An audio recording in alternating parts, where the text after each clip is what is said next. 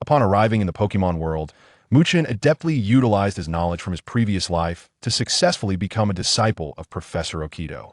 He stumbled upon an egg, which hatched into a dazzling champion-qualified Ralts. As he embarked on his journey, the professor gifted him a champion-qualified Froakie, which perched atop his head while the Ralts stood proudly on his shoulder. Is the beginning synonymous with the peak? No, this is merely the prologue of a legendary saga. A serendipitous encounter with the deity Suicune ensues. He is directly bestowed with a divine essence, further enhancing his potential and evolving into a Greninja, awakening a new ability. Outnumbered? Apologies, the advantage lies with me. Allow me to introduce Water Shuriken. A single slash? Nay, I refer to it as Vortex Waterblade. A legendary beast, you say? I regret to inform you that I shall simply overpower you. Daegu. His combat aesthetics imbue the steel type with warmth. Mikoli. I believe his shiny Gardevoir was born for magnificent battles. Wataru. His Greninja wields 2 ice shuriken and relentlessly strikes my Dragonite. Dan Emperor. He is a formidable opponent. I cannot compare. Years later, when a Bond evolution beam illuminates the Quartz Plateau, Gardevoir's hem is adorned with cherry blossoms from their first meeting, while Greninja's water shurikens are etched with the names of all his comrades. A champion, after all, is never merely a solitary fighter.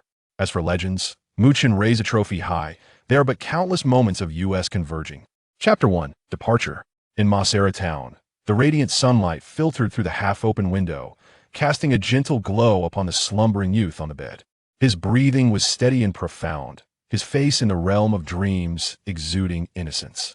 However, abruptly, the jarring sound of an alarm clock shattered the tranquility, rousing him from his deep slumber. The boy, rubbing his eyes in discomfort, groggily sat up. He glanced at the blue figure beside him, who was softly murmuring in her dreams, and gently shook her awake. Ralts, it is time to rise. Today marks the day of our journey. With the boy's gentle shaking, Ralts slowly opened her eyes. She beheld the young lad before her, sensing his excitement, and responded with a joyful smile. Ralts, yes, I have eagerly awaited this moment. Let us go find Professor Okido. With that, the boy donned his attire and cradled Ralts as he proceeded to freshen up. After completing his routine, he first made his way to the neighboring house and knocked on the door. Shortly thereafter, a woman with chestnut hair, exuding a gentle demeanor, opened the door. Hello, Hanako Ani. I am here to see Satoshi. The boy greeted her before stating his purpose. It is Chen. I apologize. Satoshi has yet to awaken. Hanako regarded the boy before her as though he were her own child. Chen, having arrived in this world at the tender age of 3, had now lived here for 13 years. His parents had encountered an accident while conducting research when he was 5 years old. Given that their families were neighbors and his mother and Hanako were close friends, the two families enjoyed a strong bond. Is Satoshi still lazing about? Today is the day for new trainers to receive their Pokémon. Chen sighed in exasperation. Ralts. The Ralts in his arms mimicked Chen's sigh with an air of sophistication. Ralts is still as adorable as ever. Hanako chuckled softly at the sight of the blue-haired little darling in Chen's embrace. Ralts. Hearing Hanako's compliment, Ralts chirped joyfully. Chen affectionately patted Ralts's blue head before bidding farewell to Hanako. Then, Ani Hanako, I shall take my leave to find Professor Okido. Upon arriving at the Okido Research Institute, Chen knocked on the ajar door and then lamented to the person inside, Professor Okido, are you once again preparing instant noodles in a beaker? The individual called upon shuddered slightly before slowly turning around, scratching his head in embarrassment. Chen, isn't this merely for convenience? Professor Okido initially offered an explanation before swiftly shifting the topic. By the way, the matter you previously asked me to assist with has been resolved. Come with me. Chen followed Professor Okido into the hall. The professor produced a Pokeball and handed it to Chen. This is the Pokemon you requested, the one with the best potential that I could procure from the league. Thank you, Professor Okido. Chen accepted the Pokeball with gratitude and eagerly released the Pokemon contained within. A flash of red light illuminated the space, revealing a blue figure adorned with frothy bubbles around its neck. Froakie. The Froakie regarded Chen with a hint of confusion. Greetings, Froakie. I am Chen, and this is Ralts. From this day forth, we shall be partners. Chen crouched down to explain to Froakie. Ralts. The Ralts in his arms also greeted Froakie. Sensing the warmth from Chen and Ralts, Froakie joyfully nodded in acknowledgement. Once they had acquainted themselves, Professor Okido interjected. Mu-Chun, have you truly considered continuing your Pokemon research under my guidance? The reason for his inquiry stemmed from the fact that Mu-Chun had been assisting him in Pokemon research since the age of 10. Utilizing his knowledge from a past life, Mu-Chun had aided Professor Okido in uncovering several new evolutions for the Fairy type and EV. This was also why Professor Okido had gone to such lengths to help Mu-Chun secure this Froakie from the league. No, Dr. Oki, I have firmly decided to embark on a journey. Mu-Chun shook his head. Upon hearing his words, Dr. Oki did not insist further and handed over the Pokédex and Pokeballs placed on the table. These are your Pokédex and Pokeballs. Remember not to misplace them, for the Pokédex is irreplaceable. Mu-Chun placed the Ralts cradled in his arms atop his head and graciously accepted them with words of thanks. Understood, Dr. Oki. I shall take my leave now. After bidding farewell to Dr. Oki, Mu-Chun was about to depart when a voice resonated from the doorway. Good morning, Mu-Chun. Are you preparing to leave? Upon hearing the voice and turning around, Mu-Chun recognized the visitor. Ah, it's Shigeru. Good morning. I was just about to set off, Mu-Chun replied, as he and Shigeru had cultivated a particularly close relationship through frequent visits to assist. Shigeru approached Mu-Chun's side, first greeting the blue-haired little girl perched on Mu-Chun's head, and then inquired about Satoshi's well-being. Satoshi hasn't risen yet, has he? Mu-Chun shrugged his shoulders, exuding a sense of helplessness. You guessed correctly. I went to rouse him this morning, but he is still in slumber. Shigeru nodded knowingly. I knew it. He truly is the last one to rise. All right then. I shall take my leave. Until we meet at the Indigo League. With resolute eyes, Mu-Chun gazed at Shigeru and extended his fist. Indeed, until we meet at the Indigo League. Their fists collided, producing a crisp sound. It was a simple fist bump, yet it brimmed with the promise and determination shared between them. After departing from Dr. Oki's abode, Mu-Chun arrived at the outskirts of the Viridian Forest. He released his Froakie. Froakie, accompanied by a flash of red light, a blue frog materialized on the ground. Subsequently, Mu-Chun directed his gaze towards Froakie and activated the system, which had manifested when he was but 5 years old. Besides granting a superpower from the Novice Gift Pack, it also bestowed the power of Viridian. In addition to the Novice Gift Pack, the system inherently possessed an exploration function. As a transparent screen emerged, Froakie's information became visible. Name, Froakie. Gender, level 10. Ability, Protean. Skills, Pound, Growl, Lick, Water Gun, Quick Attack, Water Pulse, Ice Beam. Held item, none. Potential, Champion. Upon observing the information before him, Mu-Chun's eyes sparkled with delight. Protean and a champion potential? Dr. Oki has truly invested great effort into this. Mu-Chun's gratitude towards Dr. Oki deepened significantly. I have resolved to diligently oversee Dr. Oki's dietary habits henceforth. Mu-Chun contemplated internally. Intra-level, 1 to 10. Ordinary, 11 to 20. Senior, 21 to 30. Elite, 31 to 40. Gym leader, 41 to 50. Semi-champion, 51 to 60.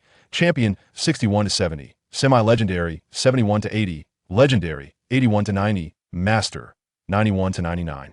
Beyond lie those legendary Pokemon endowed with divine roles. Of course, potential merely signifies the hope of reaching such heights. Effort and resources are both indispensable. Chapter 2. The City of Tokiwa. After a moment of contemplation, Mu-Chun began to impart his wisdom to the frolicking Froakie. Froakie, do you aspire to grow stronger? Froakie tilted its head for a moment before resolutely responding with a cheerful Froakie. Observing the little creature before him, Mu-Chun smiled warmly. Excellent. Then let us embark on this journey of strength together. He then crouched down to affectionately pat Froakie's head. Ralts. Came a gentle tug on Mu-Chun's hair from the Ralts perched atop his head. Acknowledging the sensation, Mu-Chun replied with a smile. Of course, Ralts, you too. Upon hearing Mu-Chun's words, Ralts joyfully wiggled its little legs in delight. After soothing Ralts, Mu-Chun stood up, with Ralts on his head and Froakie at his feet, and made his way towards the forest. As they entered the woods, Mu-Chun felt as though he had stepped into a verdant paradise. The fresh air was laced with the fragrance of the trees, and sunlight filtered through the leaves, casting dappled shadows on the ground. Even the power of Tokiwa within him began to stir with vitality. As he walked, Mu-Chun strategized with his companions. There are numerous bug-type Pokemon like Caterpie here. You shall challenge them shortly. Froakie, you will be our primary attacker, while Ralts will provide support. If you encounter an opponent that proves too formidable, teleport away with Froakie. After Mu-Chun outlined his plan, Both Pokémon nodded and dashed towards a patch of grass. Froakie Water Pulse. Upon uttering the command, a sphere of water energy surged forth, striking a Caterpie and incapacitating it. Well done, Froakie. Chen praised as he approached the fallen Caterpie. Placing his hand upon it, a gentle green light enveloped the creature, restoring its vitality. Thank you, Caterpie, he said, offering it some Pokémon food. Delighted, the Caterpie accepted the food and scuttled back into the underbrush. After bidding farewell to the Caterpie, Chen turned to his resting companions and said, "You both have worked hard. Let us take a brief respite before we continue." Froakie, Ralts, they replied in unison. During their break, Chen utilized the system to inspect his Pokémon. Name, Froakie. Gender, level, 13. Ability, Torrent moves, Pound, Growl, Lick, Water Gun. Quick Attack, Water Pulse, Ice Beam. Item, None. Potential. Champion name, Ralts, Shiny. Gender, level, 21, previously level 20. Ability, Trace moves, Energy Ball, Charm, Double Team, Telekinesis, Hypnosis. Draining Kiss, Teleport, Confusion. Item, None. Potential. Champion contemplating the now level 21 Ralts, Chen fell into deep thought. It seemed that evolution at this stage was not particularly advantageous. He had found Ralts a year prior while accompanying Professor Oak on an expedition. At that time, it was merely an almost lifeless egg. After bringing it back to the lab, it soon hatched. Thanks to Chen's own psychic abilities and the power of Tokiwa, coupled with the tender care he provided during those initial days, Ralts had developed an unusually strong bond with him. Observing this connection, Professor Oak had encouraged Chen to officially capture Ralts. After a brief respite, Chen stood, dusting himself off. Ralts imitated him with charming precision. Froakie. Ralts, time is of the essence. Let us set forth. Ralts, Froakie, they responded in unison. Ralts adeptly teleported to Chen's head, while Froakie hopped onto his shoulder. Upon entering the city of Tokiwa, Chen recalled Ralts and Froakie into their Pokeballs. Looking back at the Tokiwa forest, he pondered. It is hard to believe that such a navigable forest could lead anyone astray. Suddenly, a police officer on a bike, accompanied by a Houndoom, approached Chen. Recognizing Officer Junsha, Chen promptly presented his Pokédex. "Hello, Officer Junsha, here is my Pokémon Dex." Officer Junsha paused momentarily before accepting the Dex and fiddling with it for a moment. The voice of Professor Oak emanated from the device. "This Pokémon Dex is a gift to Chen. Strive on, Pokémon Trainer. Furthermore, if this Dex is lost, it cannot be replaced, so please take care of it." After reviewing the information, Officer Junsha returned the Dex to Chen. "It is getting late. Would you like me to escort you to the Pokémon Center?" Chen, not wishing to be overly formal, replied, "That would be most kind of you, Officer Junsha." Once Chen was settled on the bike, Officer Junsha said, "Hold on tight. We're accelerating." With that, she revved the engine and sped off. At the Pokémon Center, after disembarking and bidding farewell to Officer Junsha, Chen experienced a moment of trepidation, patting his chest. Officer Junsha drives quite fearlessly. After regaining his composure, he entered the Pokémon Center and first reported his safe arrival to Professor Oak. Just as he was about to rest, the roar of an engine caught his attention at the entrance. Turning around, he witnessed a motorcycle drifting into the Pokémon Center, piloted by none other than Officer Junsha.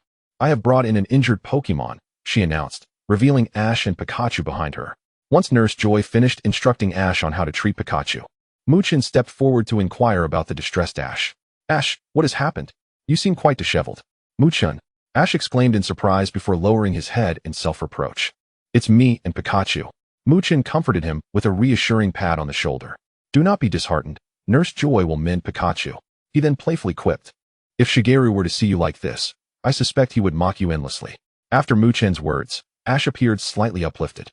"Perhaps I should inform Aunt Hanako that I am safe," he suggested, feeling that it was indeed necessary to reassure his mother.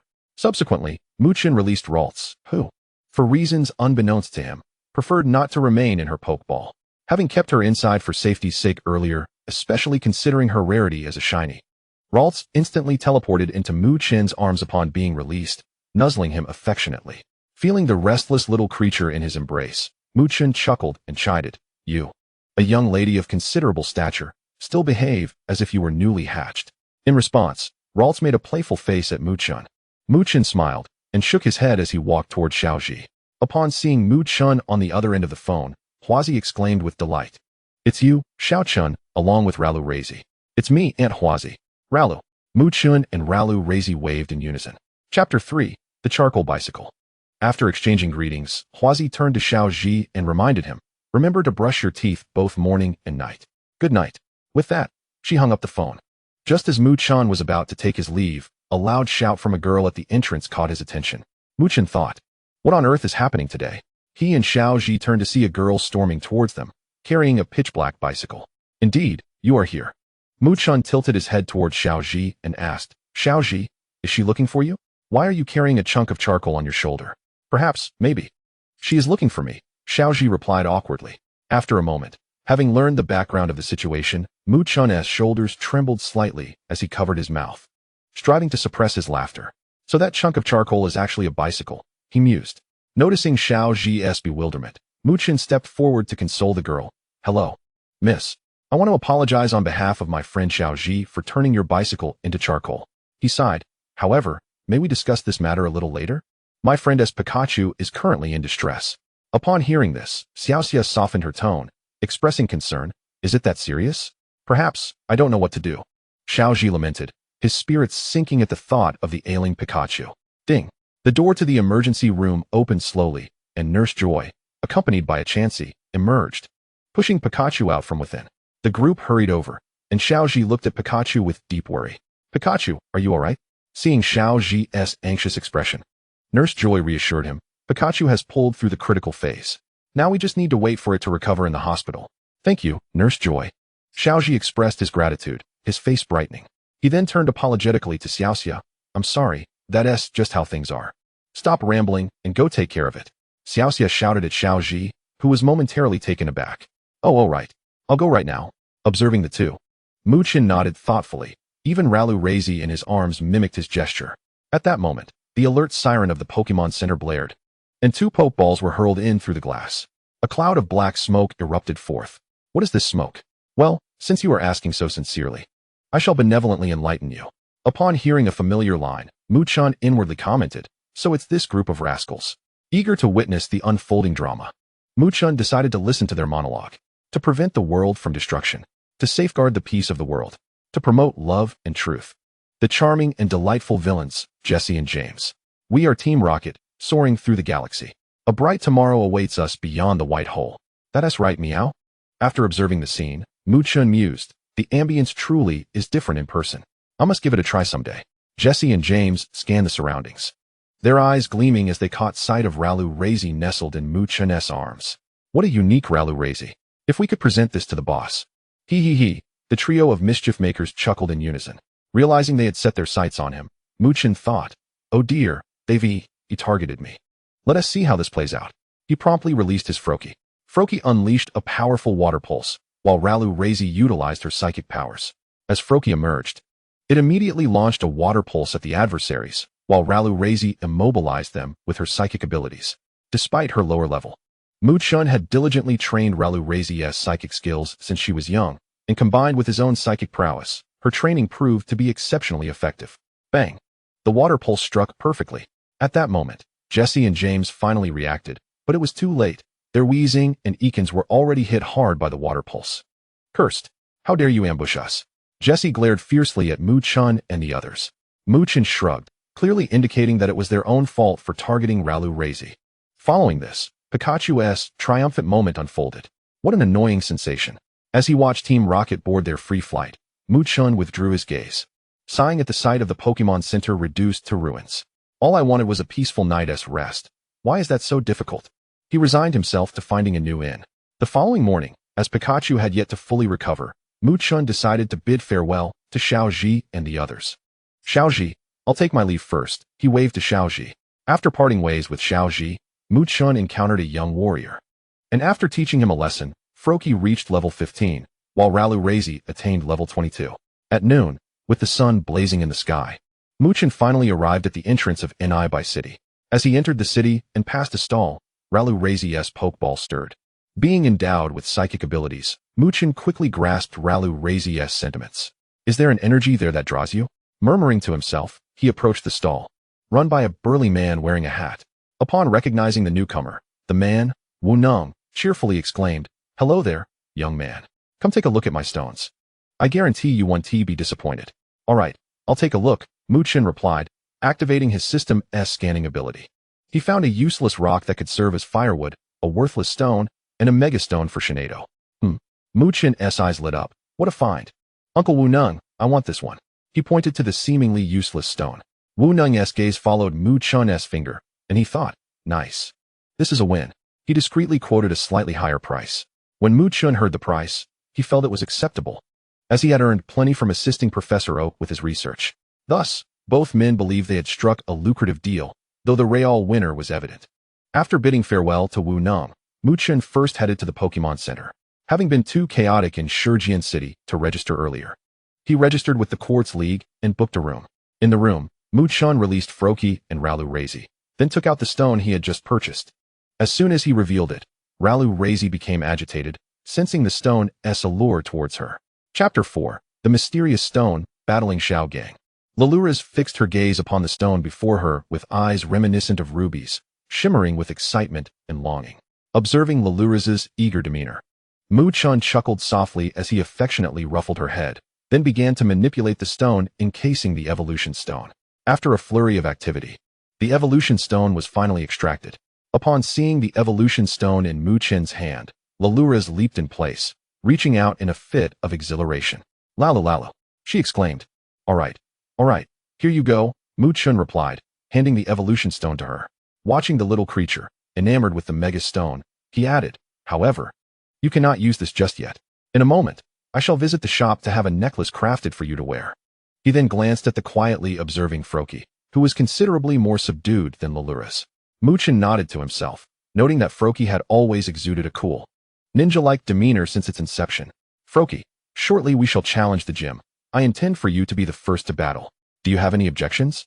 Froak, came the resolute reply. Mu-Chen felt a surge of joy at Froakie's enthusiasm. Turning back to his backpack, he retrieved energy cubes suited for both Pokemon. Perhaps due to the influence of the system, Mu-Chen possessed an extraordinary capacity for learning, and his memory, enhanced by his psychic abilities, enabled him to recall information with ease. Thus, his endeavors yielded remarkable results, and the energy cubes were crafted from his recollections of a previous life. However, he had no intention of relinquishing his techniques too soon, as fine tools were best utilized by oneself first. As he approached the entrance of the Nibi Gym, the grand doors were adorned with stones of considerable antiquity. Outside, Mu-Chen communicated with Laluras, who remained in her Pokeball, saying, let us first challenge the gym before we arrange your necklace. Receiving a mental affirmation, he confidently pushed the door open and stepped inside the gym. The corridor of the Nibi Gym was shrouded in darkness, only illuminated after a brief pause in the main hall. Suddenly, the lights flickered on, revealing a bespectacled man seated before him with narrowed eyes. Who goes there? He inquired. Mu-Chen scrutinized him, recognizing this as Brock. He seems rather serious now.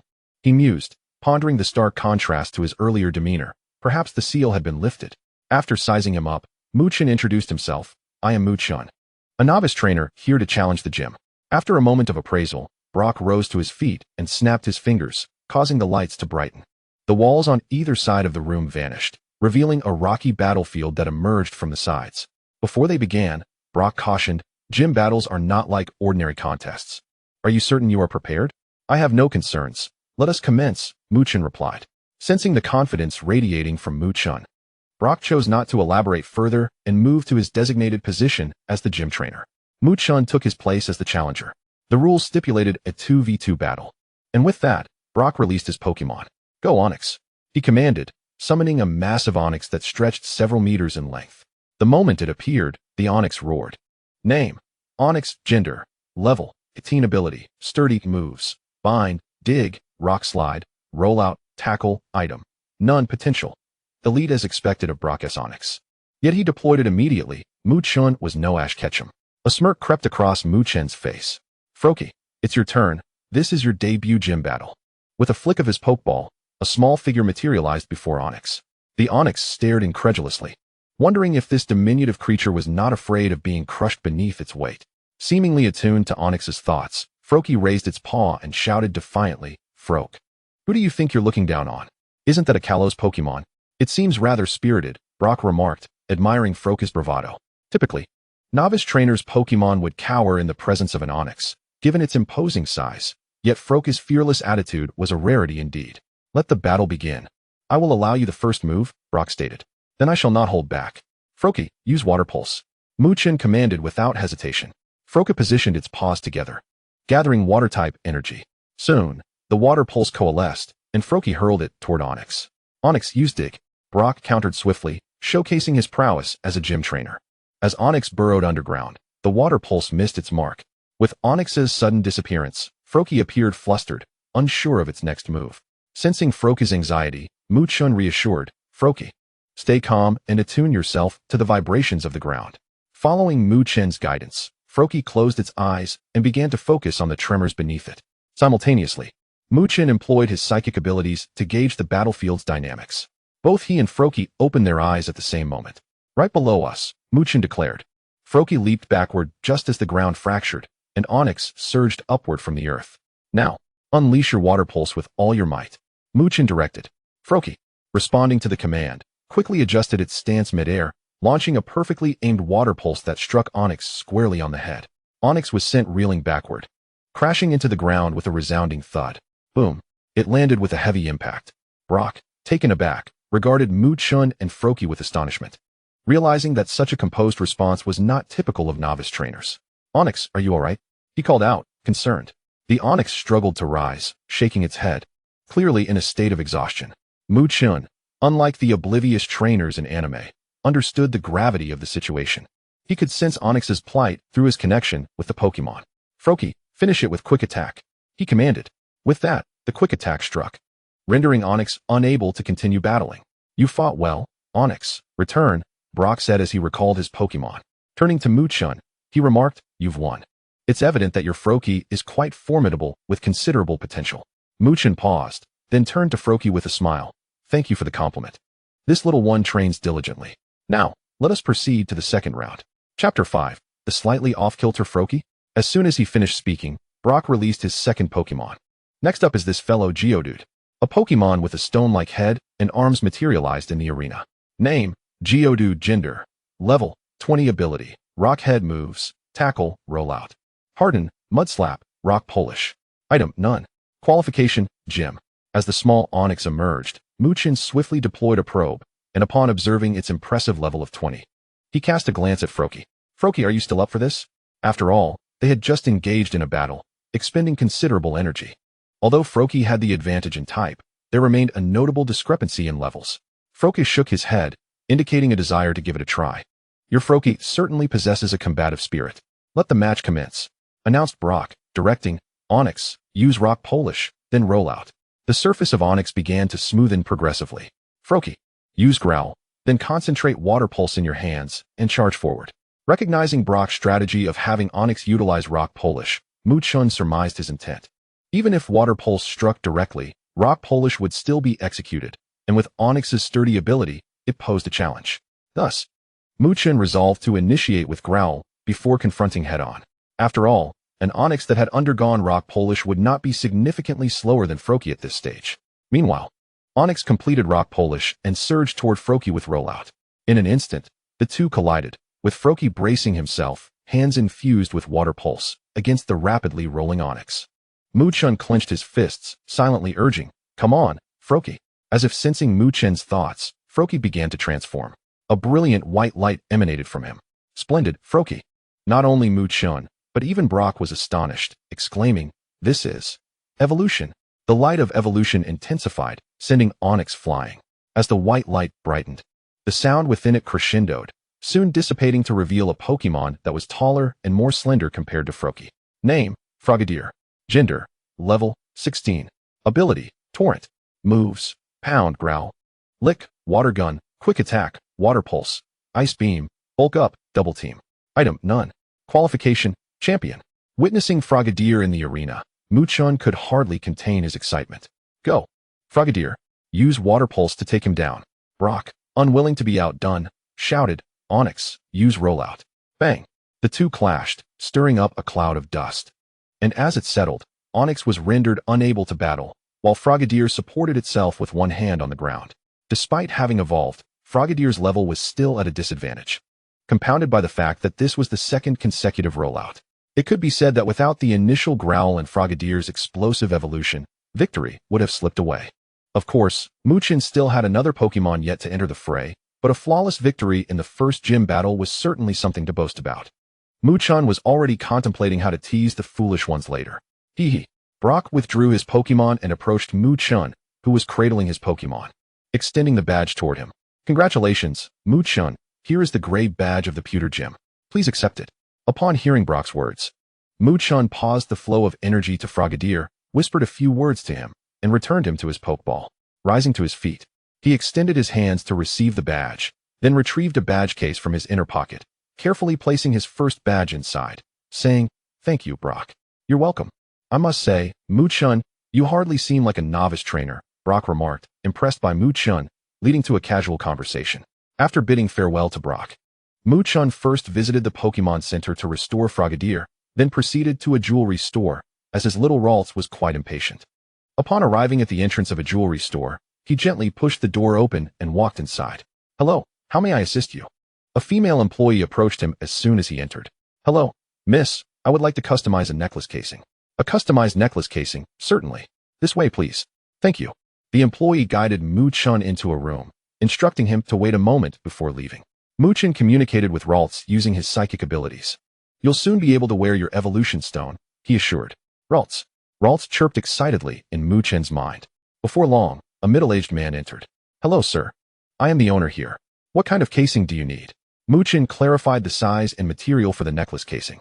After discussing the price with the employee and confirming it would be ready for pickup tomorrow, Mu-chan paid a deposit.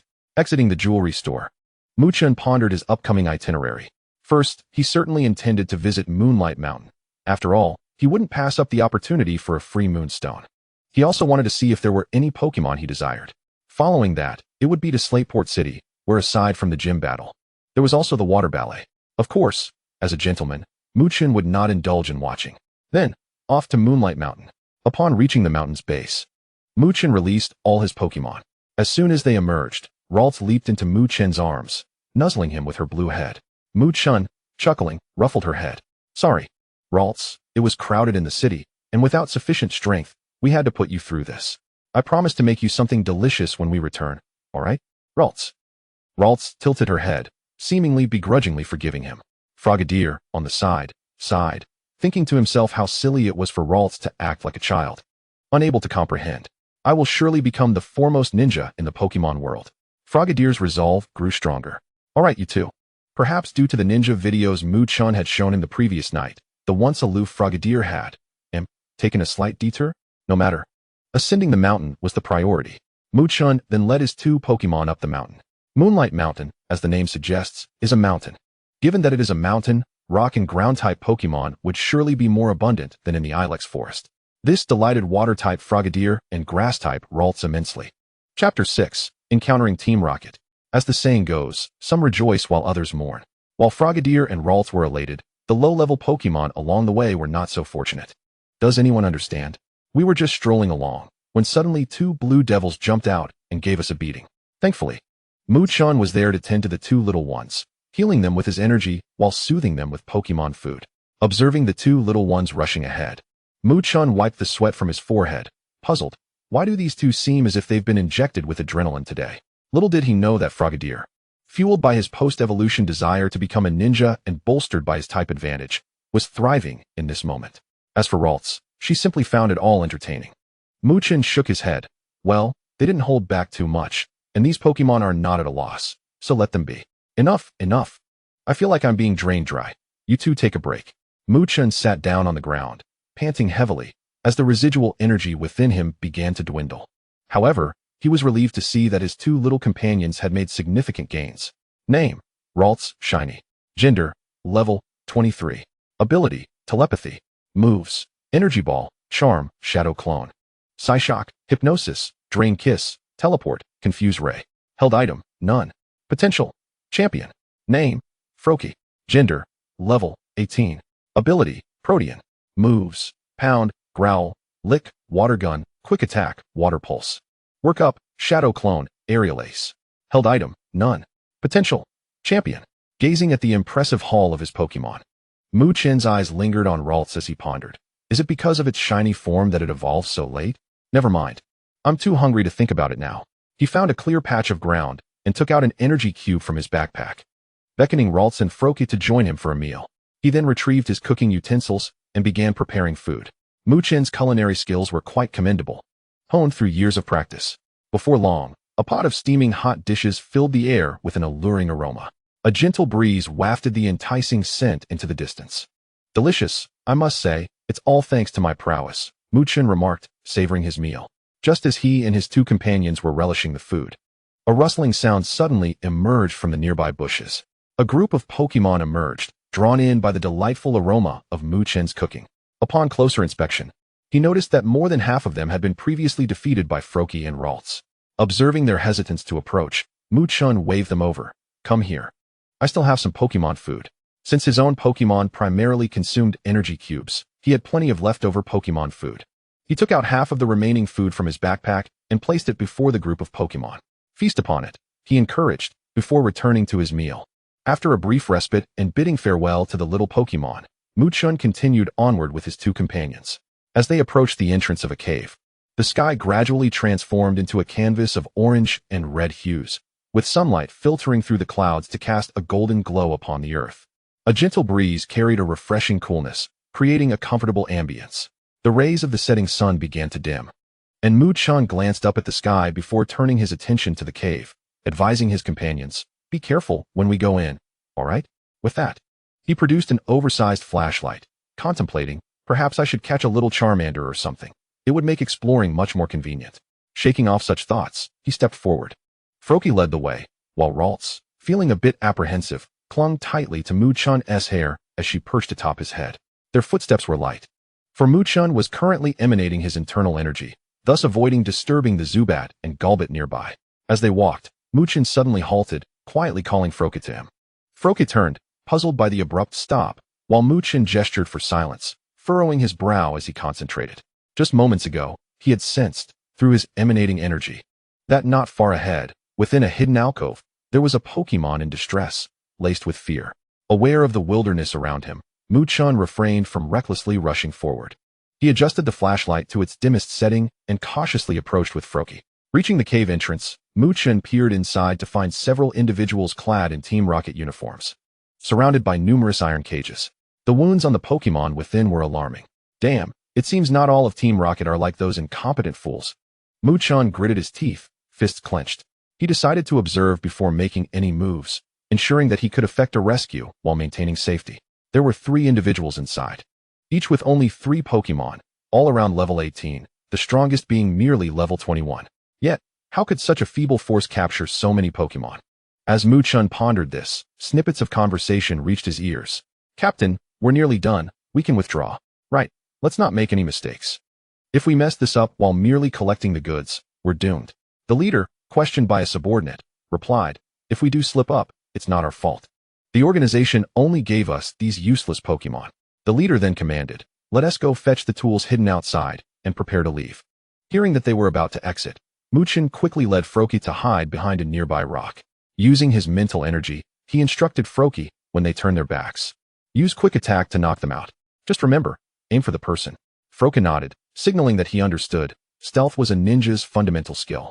In the dimly lit cave, the footsteps grew closer, and Chen dared not breathe, for he had never had to worry about such matters while assisting Professor Oak with research. After all, Professor Oak was formidable. Who would dare to trouble him? The trio passed by the rock where Chen was concealed, and seizing the moment, Froakie made his move. Chapter 7. Torturing Team Rocket, New Members. The leader reacted swiftly. After his subordinate was knocked out, he turned and raised his arms in defense. Yet he was still sent flying against the wall, his face paling instantly, as the impact evidently inflicted severe injury. Seeing this, Chen stepped out from behind the rock, his silhouette strikingly prominent in the dim cavern. His gaze was calm yet resolute, as if everything lay within his control.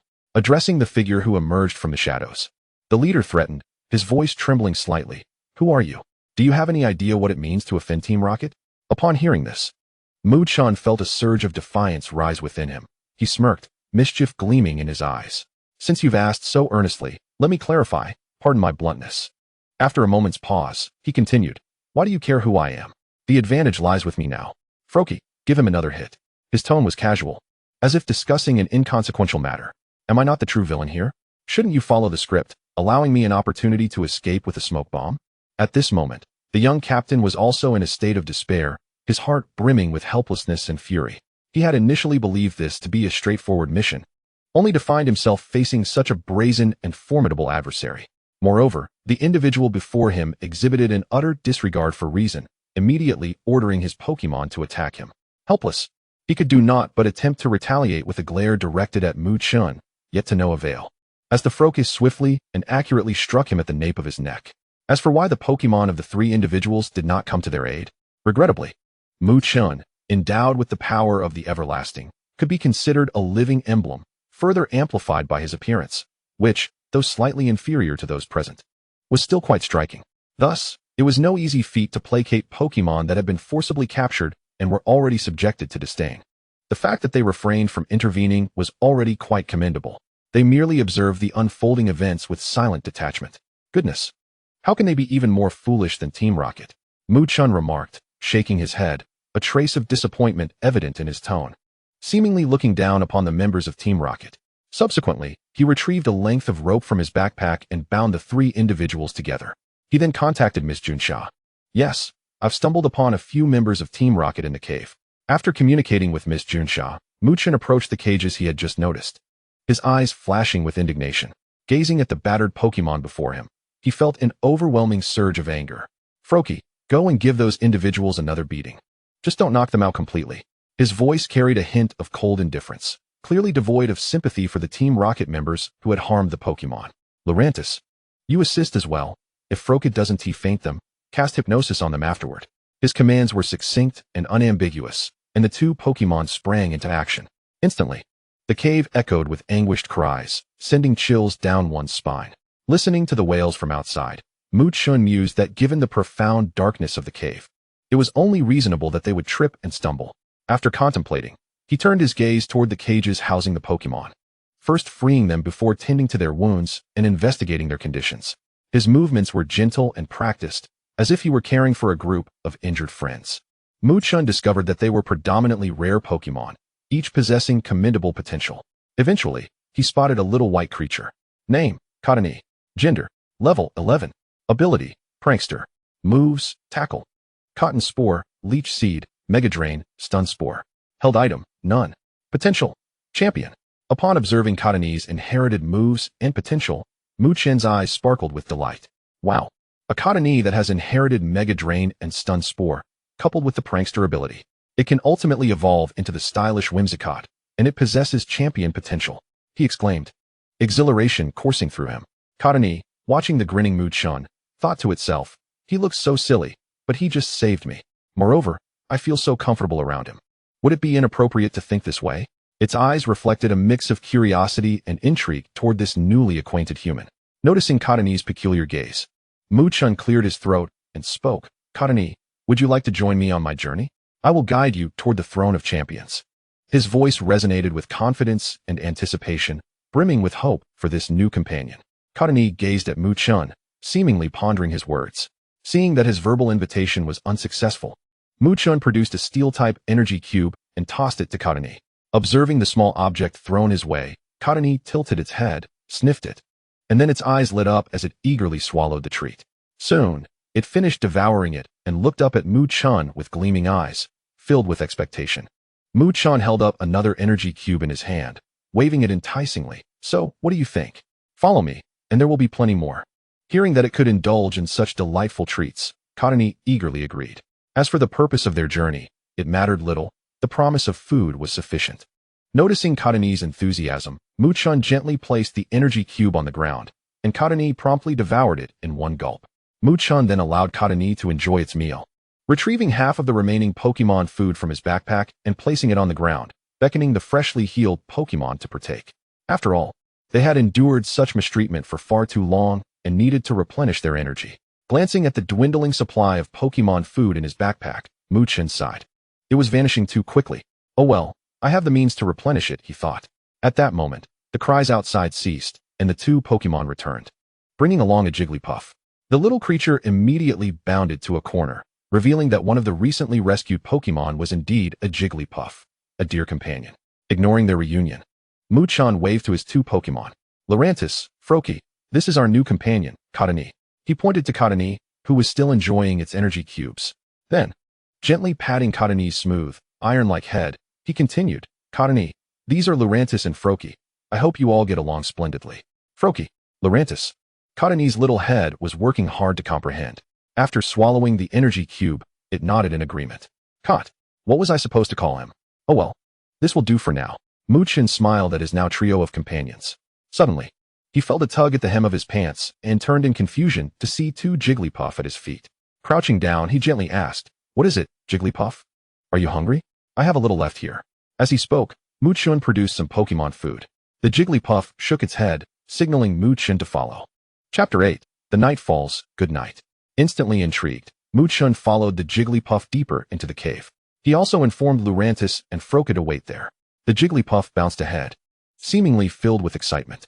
Chen's footsteps echoed softly against the rocky floor of the cave, the sound reverberating through the deep cavern. As his eyes adjusted to the dim light, he began to notice the smooth rocks polished by the passage of time, along with the occasional scent of moist earth wafting through the crevices. The Jigglypuff hopped ahead, its fur shimmering with a pink luster in the faint light, resembling a tiny star leading Chen through the darkness.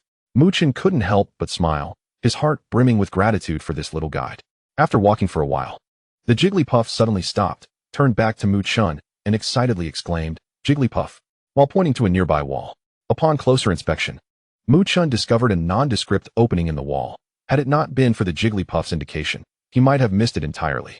It was difficult to discern the secret within without careful observation. "What is this?" Chen wondered, gazing at the dark opening, unable to see anything clearly. He then looked back at the Jigglypuff, who was bouncing with enthusiasm, as if urging him to explore. After a moment of contemplation, Chen decided to venture inside.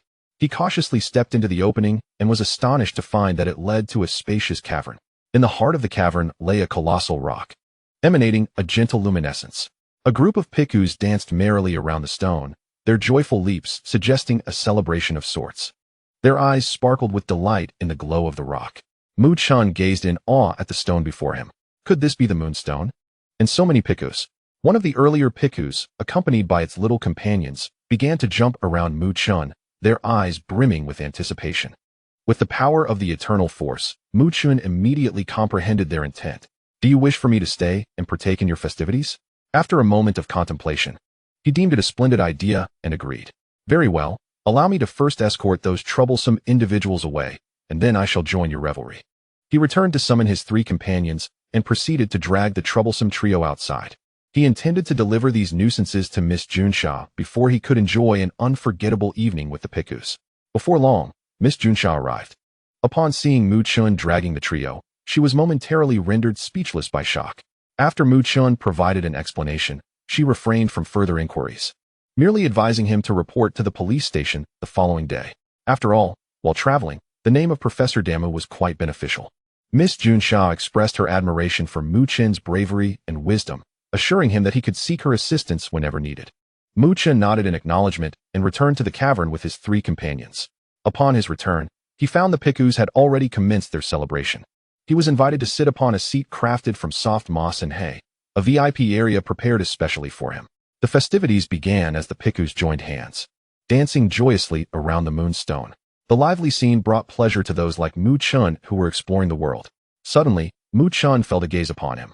Turning his head, he discovered Lurantis watching him with eager eyes.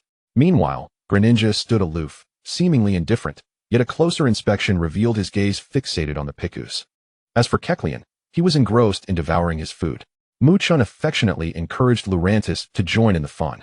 He then turned to Greninja, stating sternly, "Entertainment is also a form of training for a ninja." "Greninja, understood," replied Greninja, promptly joining the festivities. Chen chuckled to himself as Greninja departed and reached out to pat Kecleon's head, who was still focused on his meal. Kecleon tilted his head in confusion, as if struck by inspiration, and nudged the half-eaten fruit towards Chen. "Here, have some. Enjoy, this is for you. If it's not enough, there's more, take your time."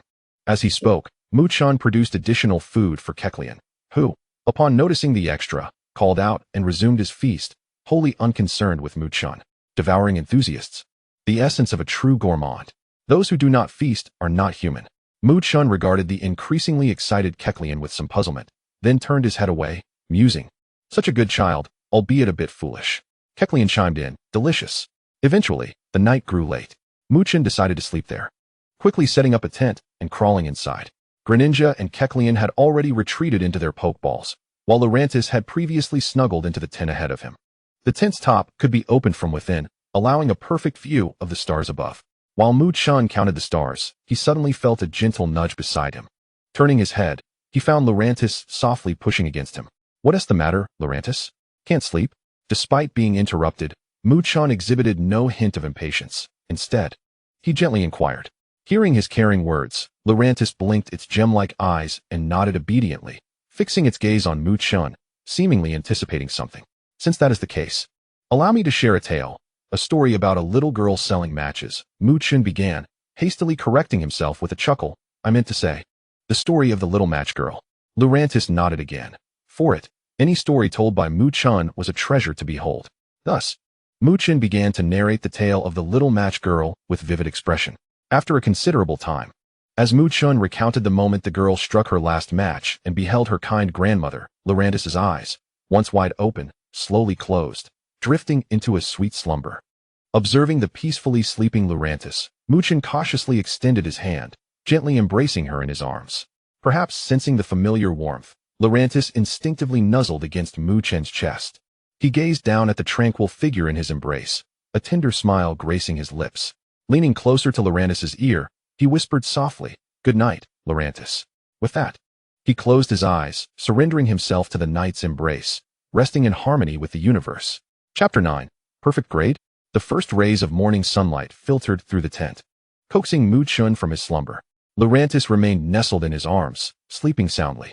He carefully extracted his arm, wary of waking her. Stepping out of the tent, he stretched and observed the Picus, who were just waking, lazily grooming each other. Chen approached the moonstone from the previous night, now radiating a unique brilliance under the sunlight. At that moment, Lurantis awoke and floated above Chen's head. He released Greninja and Kecleon from their pokeballs, then retrieved some food from his backpack to share with Lurantis and the other little Pokémon. After their meal, Chen prepared to depart. The Picus gathered around his feet, reluctant to see him go, and the Piku who had previously led him presented him with a sparkling little stone as a keepsake. Chen appraised the stone, and its information materialized before him. Item: Moonstone. Grade: Perfect. Item levels: Ordinary, Excellent, Perfect, Legendary. Chen scrutinized the details of the stone, his eyes brightening with realization. He understood that the evolution stones circulating in the market were mostly of ordinary grade. Excellent grade evolution stones were already exorbitantly priced, while perfect grade stones were exceedingly rare. As for legendary grade stones, they were said to harbor the essence of divine beasts, making them extraordinarily precious. The value of this stone before him was, without question, significant. The rarity of these evolution stones lay in their remarkable ability to enhance a Pokémon's potential during the evolution process. This effect was especially pronounced for those Pokémon with relatively lower innate potential. When aided by a high-grade evolution stone, the results were even more striking. After expressing his gratitude to the charming Picus, Chen set off, with Lurantis perched atop his head, accompanied by Greninja and Kecleon. As he journeyed onward, Chen found himself perpetually engrossed in contemplations regarding the precious moonstone in his possession. He pondered silently. I am not particularly lacking in funds at present, thus, selling the moonstone outright would be decidedly unwise. Instead, it would be far more advantageous to harness this moonstone to capture a sprite that could prove useful. Yet, he was beset by uncertainty regarding the type of sprite he should endeavor to capture.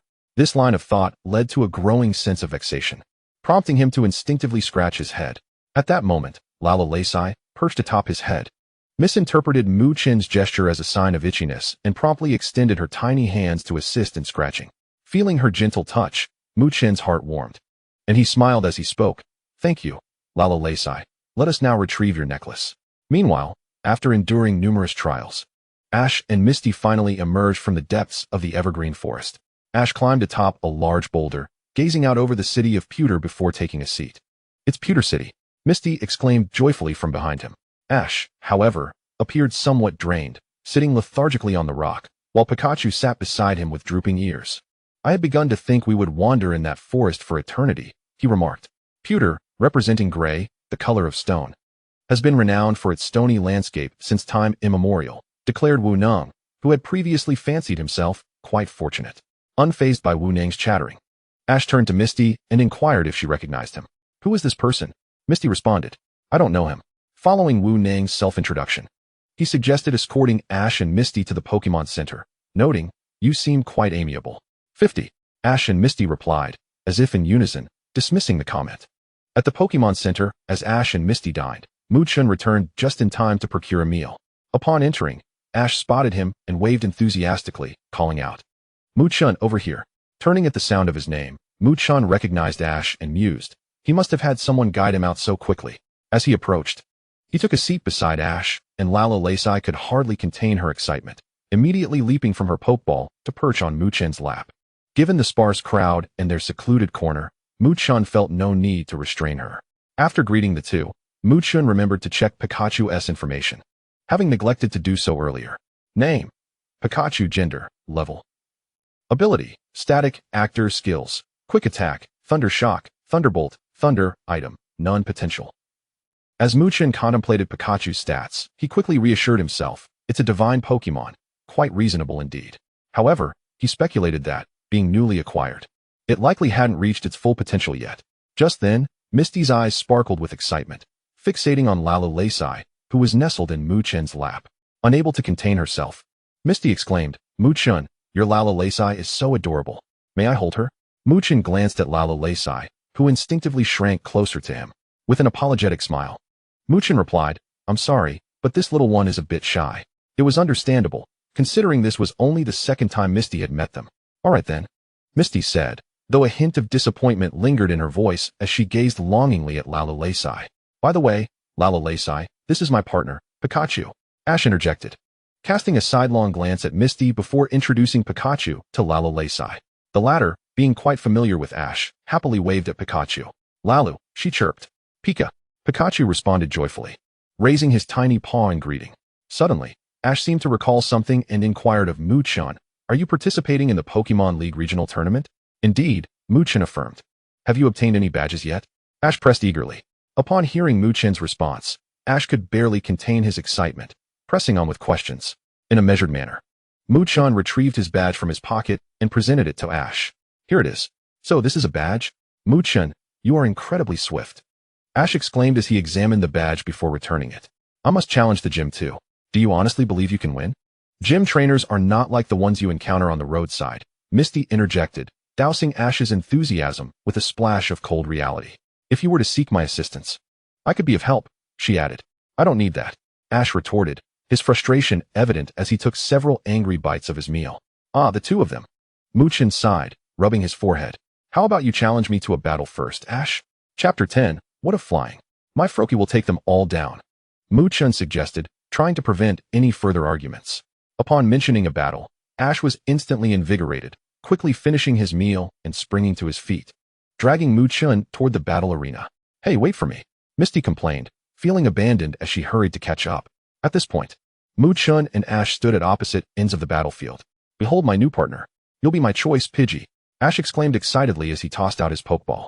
Name: Pidgey. Gender: level 20. Ability: keen eye. Skills: quick attack, gust, tackle, sand attack, item, none potential.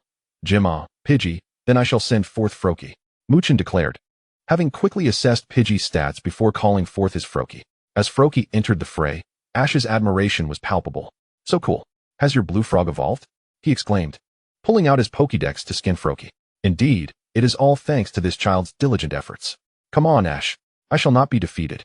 Pidgey, use quick attack, Ash commanded, waving his hand. Pidgey spread its wings wide, transforming into a streak of silver lightning that sliced through the air, hurtling toward Chen's Froakie. Evade it. Then strike with a slice. Chen responded swiftly. He had confidence in Froakie's speed and reflexes. After all, how could one claim to be the strongest ninja if they could not even outpace their opponents? Froakie crouched low, its azure form poised and sharp-eyed. In the instant Pidgey was about to collide, Froakie's legs propelled it sideways with the force of a spring, gracefully dodging the swift silver streak. Following this, a sharp aquamarine glow emanated from the edge of its right paw, as it spun through the air, unleashing a devastating slash toward Pidgey. Though Pidgey's speed was remarkable, Froakie's movements were executed with such precision that the slicing edge nearly grazed its feathers. Ash furrowed his brow and swiftly commanded, Pidgeotto, ascend rapidly. With a sudden flap of its wings, Pidgeotto soared upward, narrowly evading the lethal strike. Ash clenched his fists, his gaze intense as he contemplated his next strategy. Meanwhile, Chen remained composed, arms crossed, exuding an air of confidence. Pidgeotto, strike again with Thunderbolt, this time from the flank. Ash issued another order. Pidgeotto deftly adjusted its position, transforming once more into a gleaming silver streak, its trajectory now more cunning as it approached from the side. Chen smiled slightly and calmly instructed, Frogadier, use double team. Instantly, Frogadier created several vivid clones mid-air, causing Pidgeotto's Thunderbolt to lose its target and disrupt its assault completely. Ash gritted his teeth, sensing the precarious situation. Yet he quickly regained his composure and shouted, Pidgeotto, don't panic. Use Hurricane. At his command, Pidgeotto spread its wings wide, generating a powerful gust that shattered the clones of Frogadier. However, the swirling sand obscured Ash's vision. Waves of water. Frogadier swiftly brought its hands together, forming a swirling water sphere that burst forth from the rising sand. Ash's pupils dilated as he reacted. Pidgeotto dodged quickly.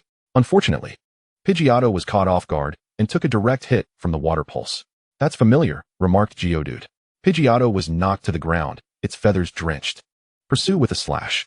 As Pidgeotto struggled to rise, it was struck again, casting a defiant glance at Frogadier. You lack martial ethics, it seemed to think.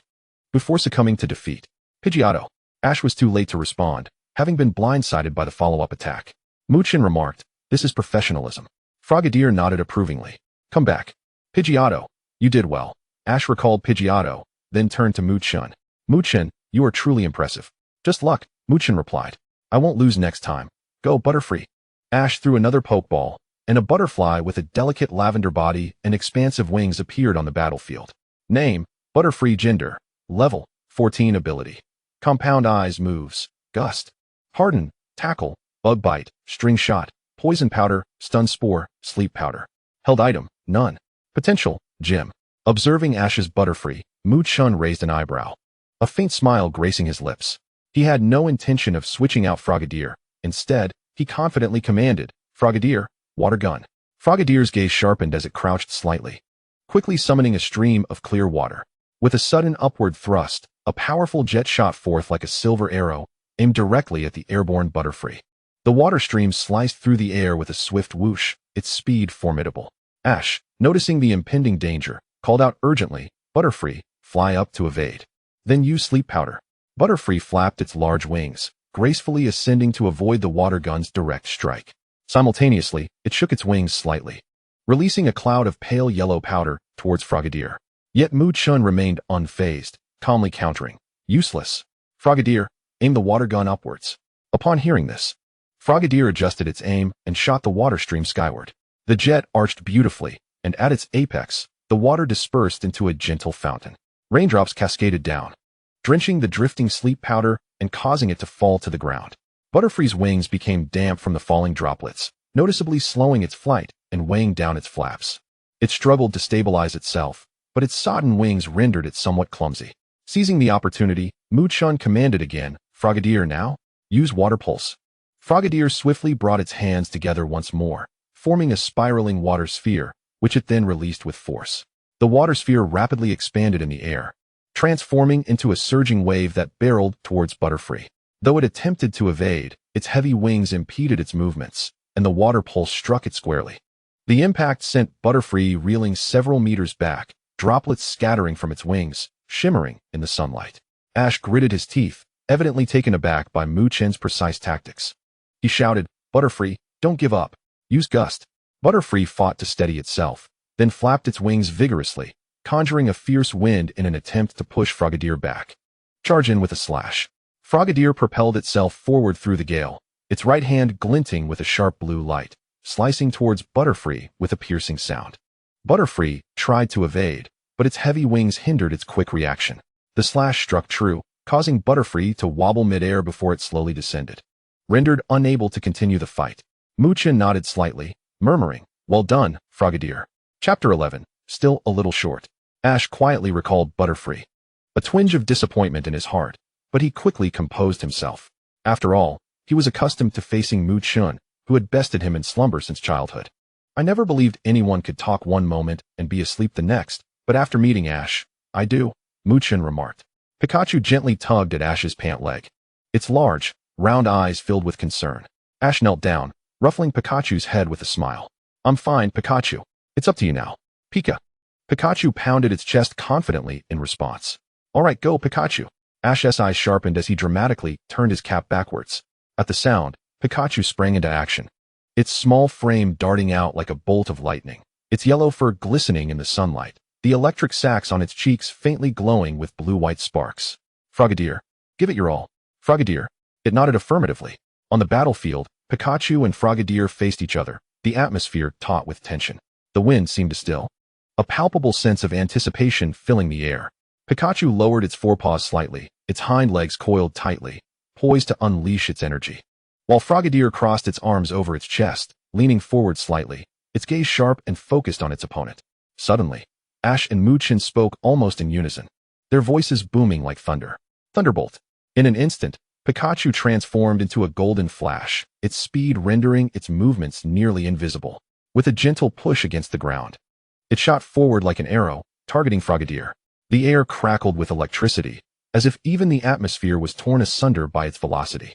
However, Frogadier's response was equally swift.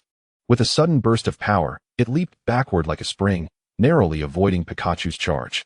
Meanwhile, its arms swiftly unfurled, coalescing a faint blue sphere of water within its palms, which gleamed with a crystalline luster under the sun. Wave of water. Moochen's voice was cold and resolute. Without hesitation, the Froakie hurled the water sphere, which traced an elegant arc through the air, hurtling towards Pikachu. Just as Pikachu touched down, still adjusting its posture, the water sphere closed in. It swiftly rolled to the side, narrowly evading the sphere as it crashed to the ground, sending a splash of water into the air. Pikachu, unleash another quick attack. Pika. Pikachu sprang forward, propelling itself off the ground with a fierce push, transforming into a spectral blur as it dashed towards Froakie.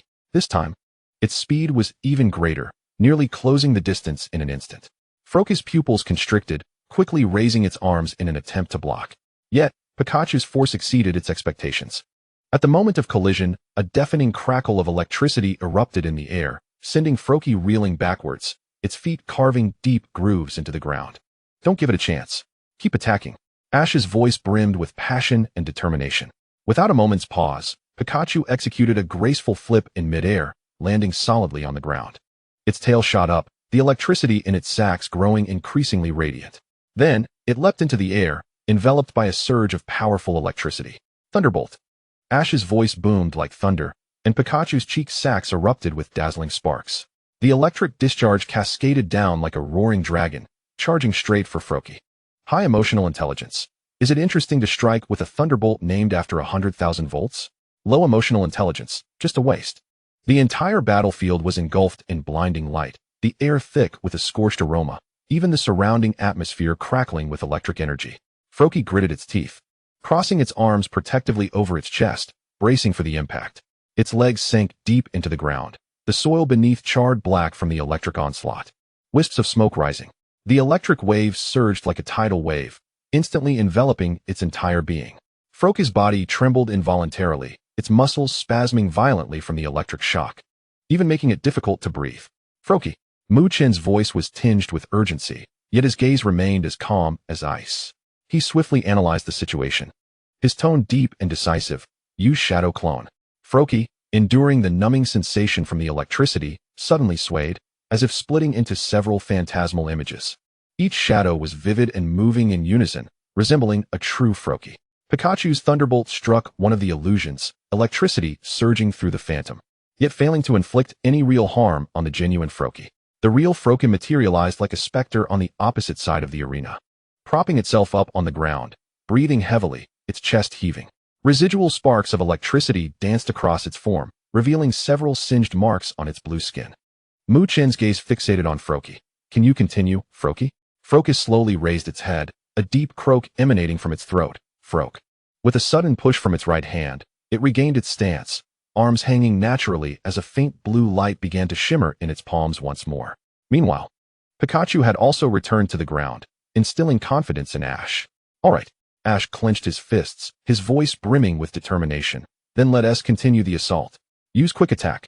Responding to the command, Pikachu became a golden streak of lightning, its speed so swift that it was nearly imperceptible. With a gentle push from its limbs against the ground, it flickered with electric sparks, charging towards Froakie. Mu-Chen's eyes sharpened, reacting swiftly. Froakie, execute Leaf Blade. Froakie crafted white shurikens between its palms, gripping them tightly as it charged towards its opponent, braving the tingling sensation from the residual electricity. The two forces collided midair, erupting in a brilliant flash of light. The shockwave kicked up a cloud of dust, enveloping the arena in a haze. Ash clenched his fists tightly, anxiously observing the battlefield. Mu-Chen murmured, "Is it still not enough?" As the dust settled, Pikachu and Froakie remained locked in a stalemate, both panting heavily yet exuding unwavering resolve. Suddenly, Froakie's body began to sway, the shurikens in its hands cracking like breaking glass. Eventually, the shurikens dissipated, and its body lurched forward like a mechanical doll deprived of power. Froakie has lost the ability to battle. Chapter 12, Acquisition. Mu-Chen approached the center of the battlefield, and as he reached Froakie's side, he gently knelt down. His movements tender. He extended his hand, softly placing it atop Froakie's head, warmth radiating from his palm as the power of the everlasting surged gently, flowing down his arm into Froakie. This comforting energy gradually mended the injuries inflicted by the electric shock. Moments later, Mu-Chen retrieved a Pokeball from his waist, pressing it gently to recall Froakie. "You did well, Froakie. We'll surely prevail next time." He gazed down at the Pokeball, a slight smile gracing his lips. Mu-Chen secured the Pokeball back to his waist, then lifted his wrist to check the time. Raising his gaze, he directed it towards Ash, his tone laced with apology. "Ash, let us conclude the battle here." "Huh, not continuing?" Ash replied, slightly taken aback, a hint of disappointment flickering across his face. He scratched his head, feeling reluctant, yet ultimately respecting Mu-Chen's decision. Turning to Pikachu, he said, "All right, come back, Pikachu." Upon hearing Ash's call, Pikachu's ears perked up, and it quickly hopped back onto Ash's shoulder. "I'm sorry, Ash. I have a prior engagement to attend to, and time is running short," Mu-Chen explained, a hint of regret in his voice. In truth, the urgency of time was only one reason. The other was that Mu-Chen was acutely aware that if the battle continued, sending out Kakuna would result in an inevitable loss, essentially handing over points for free. Conversely, deploying Ralts would seem overly unfair, considering Pikachu had just completed a battle and was nearly depleted of energy. Rather than allow the confrontation to become inequitable, it was better to conclude it here, leaving both sides with a pleasant memory. "What? You say Froakie has already battled twice? Apologies. But the future strongest ninja frog merely considers this a warm-up." "Froakie, no worries." Although Ash felt a twinge of regret, he nodded with an understanding smile. "All right. Then we'll have a proper match next time." Mu-Chen smiled faintly, nodding. "Absolutely. Hurry and recuperate.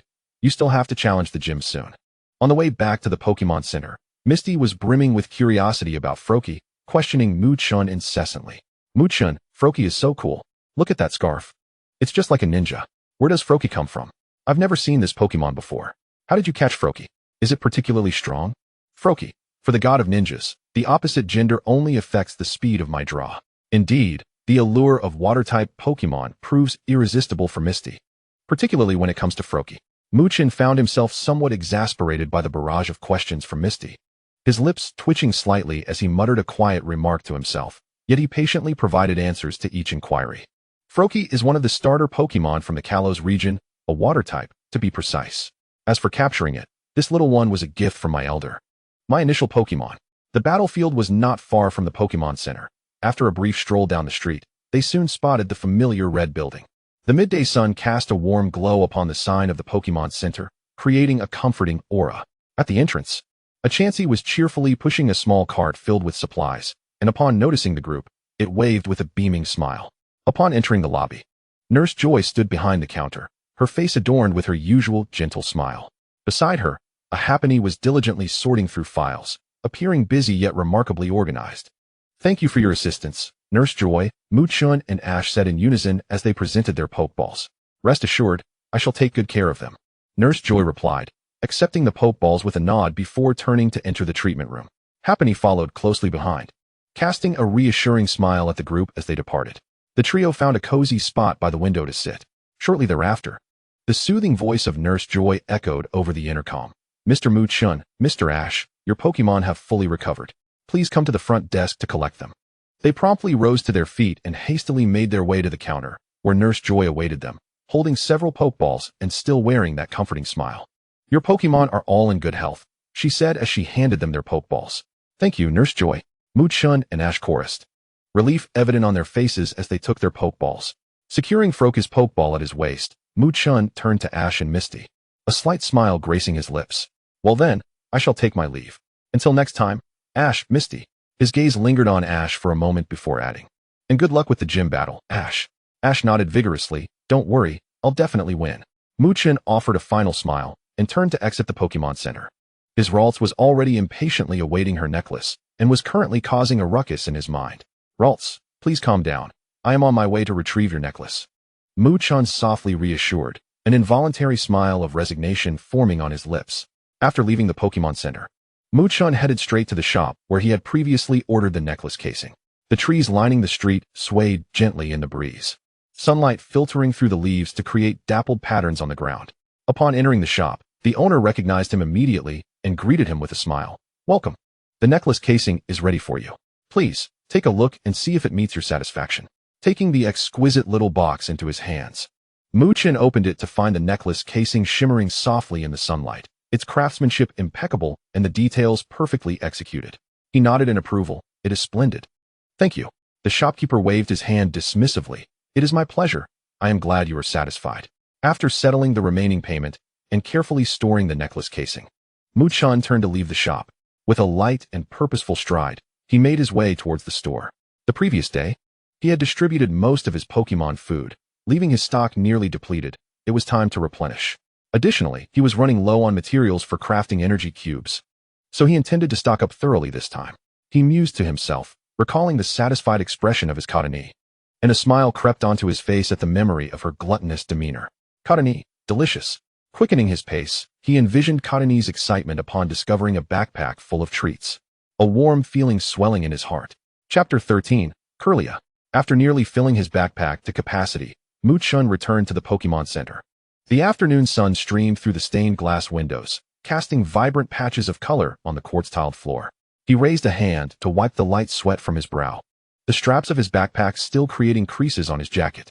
Not seeing Ash and the others upon his return, he surmised they had already gone to challenge the gym. Without pausing, he entered his room and released his three little companions. As the rainbow light from the Pokeballs dissipated, Ralts' blue tips appeared before him. The little one skillfully climbed up his arm, her cool hands resting on his nape, sending a sweet, nectar-like joy through their psychic bond. Ralts. The psychic-type Pokemon chirped like a clear spring, curling into a fluffy ball in Chen's embrace, her horn tickling his chin. Froakie had made its way to the television. Engrossed in a ninja technique show, the masked ninja on the LCD screen was performing hand seals, his deep blue silhouette vanishing in a puff of white smoke. Froakie's webbed claws hovered in the air, mimicking the intricate gestures. As for Cottonee, Chen had to search a bit before locating him. His steel-clad tail was wedged between the bed's underframe, swaying back and forth, producing a screeching sound as metal scraped against the floor.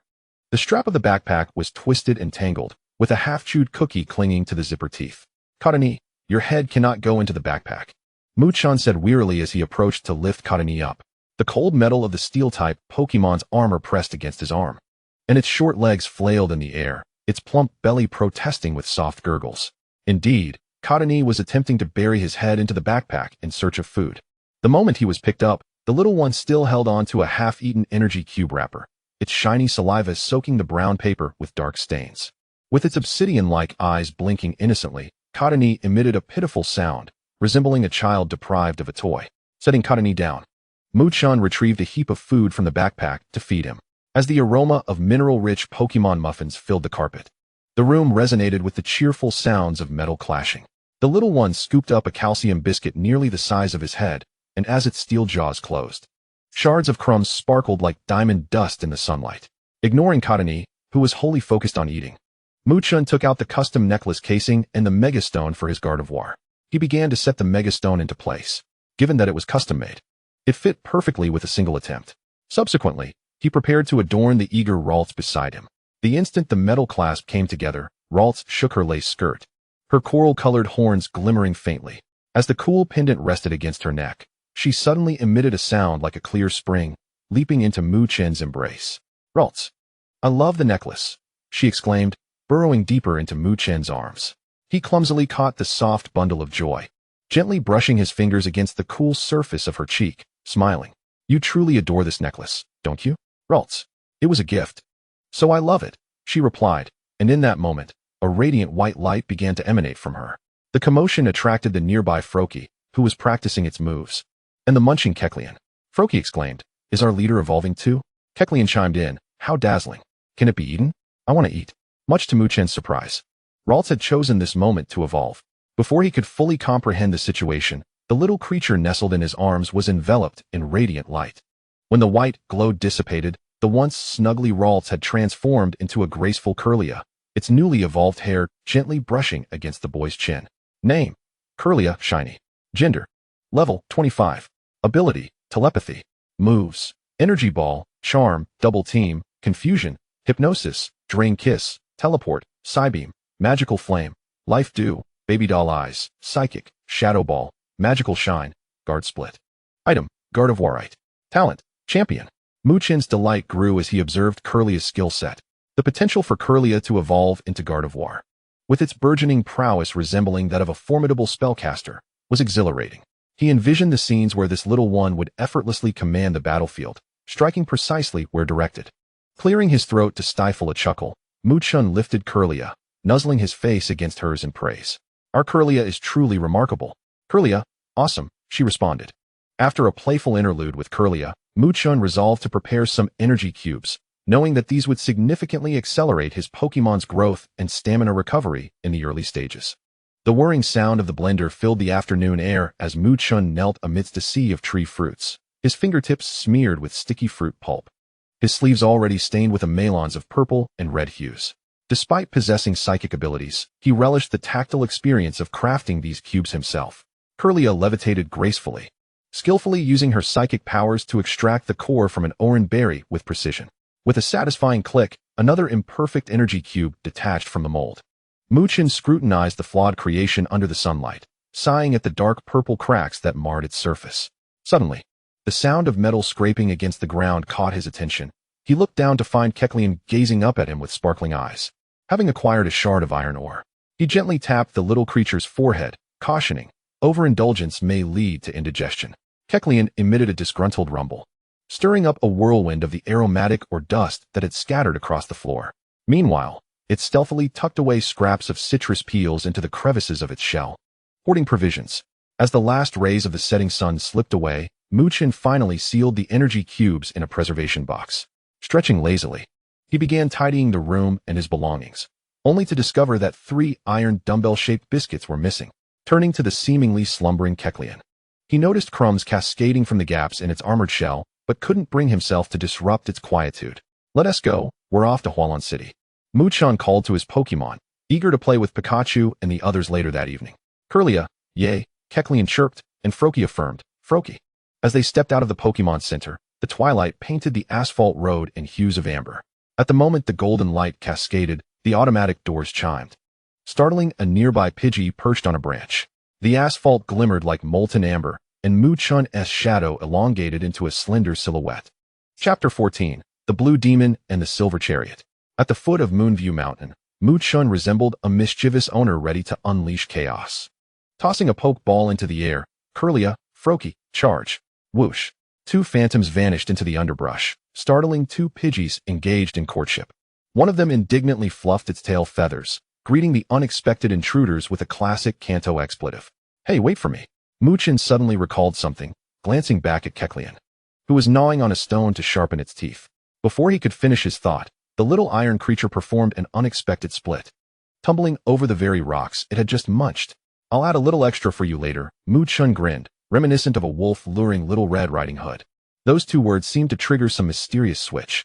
In an instant, Kecleon, previously battling gravity, entered a frenzied state. Its 4 short legs flailed like a cartoon character, carving a fiery path along the mountain trail. Nothing to worry about. It's just my pet, Muchen reassured himself with a smile, chasing after them.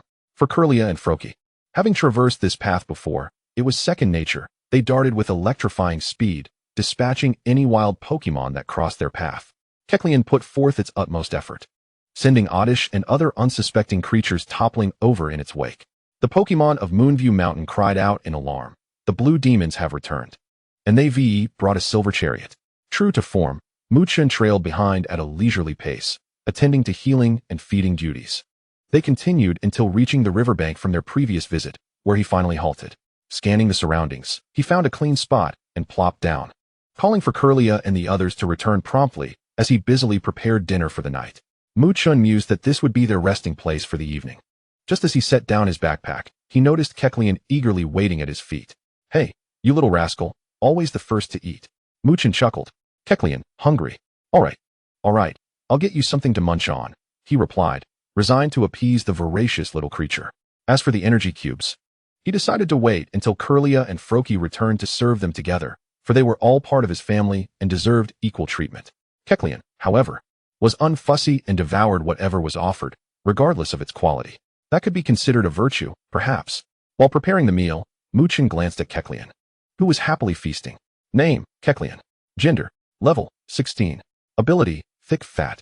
Moves, tackle, harden, metal claw, dragon rush, headbutt, roar, head smash, rock tomb. Item, none. Talent, elite. Chen was not the least bit surprised that Kecleon had reached level 16. Ever since he had caught it, its mouth had scarcely rested. Moreover, the Pokémon he had treated the most were Oddish and Rattata, all thanks to this little one's antics. How did Chen know all this? It stemmed from the countless little Pokémon that had come to him, crying about a silver creature that had caused them trouble. Nothing on the ground was spared from Kecleon's mischief. Bending down, Chen gently patted Kecleon's small head and added another half bowl of food to its serving. Then, he continued happily preparing his own meal. Before long, Kirlia and Froakie bounced back, ready for the next adventure. The evolved Kirlia could no longer teleport directly onto Chen's head as effortlessly as before. Yet, this posed no challenge for her clever mind. With a swift flicker of her eyes, she discovered a new, delightful perch, Chen's back. In an instant, she teleported there, comfortably nestling herself, resting her chin upon his shoulder. Behind them, Frogadier observed Kirlia's antics with a contemplative gaze. Frogadier mused, "If only my speed could rival that of my sister's teleportation." In just half an hour, Chen had completed his culinary masterpiece, the delicious aroma wafting invitingly through the air. He quickly retrieved an enormous blanket and a petite table, arranging bowls neatly.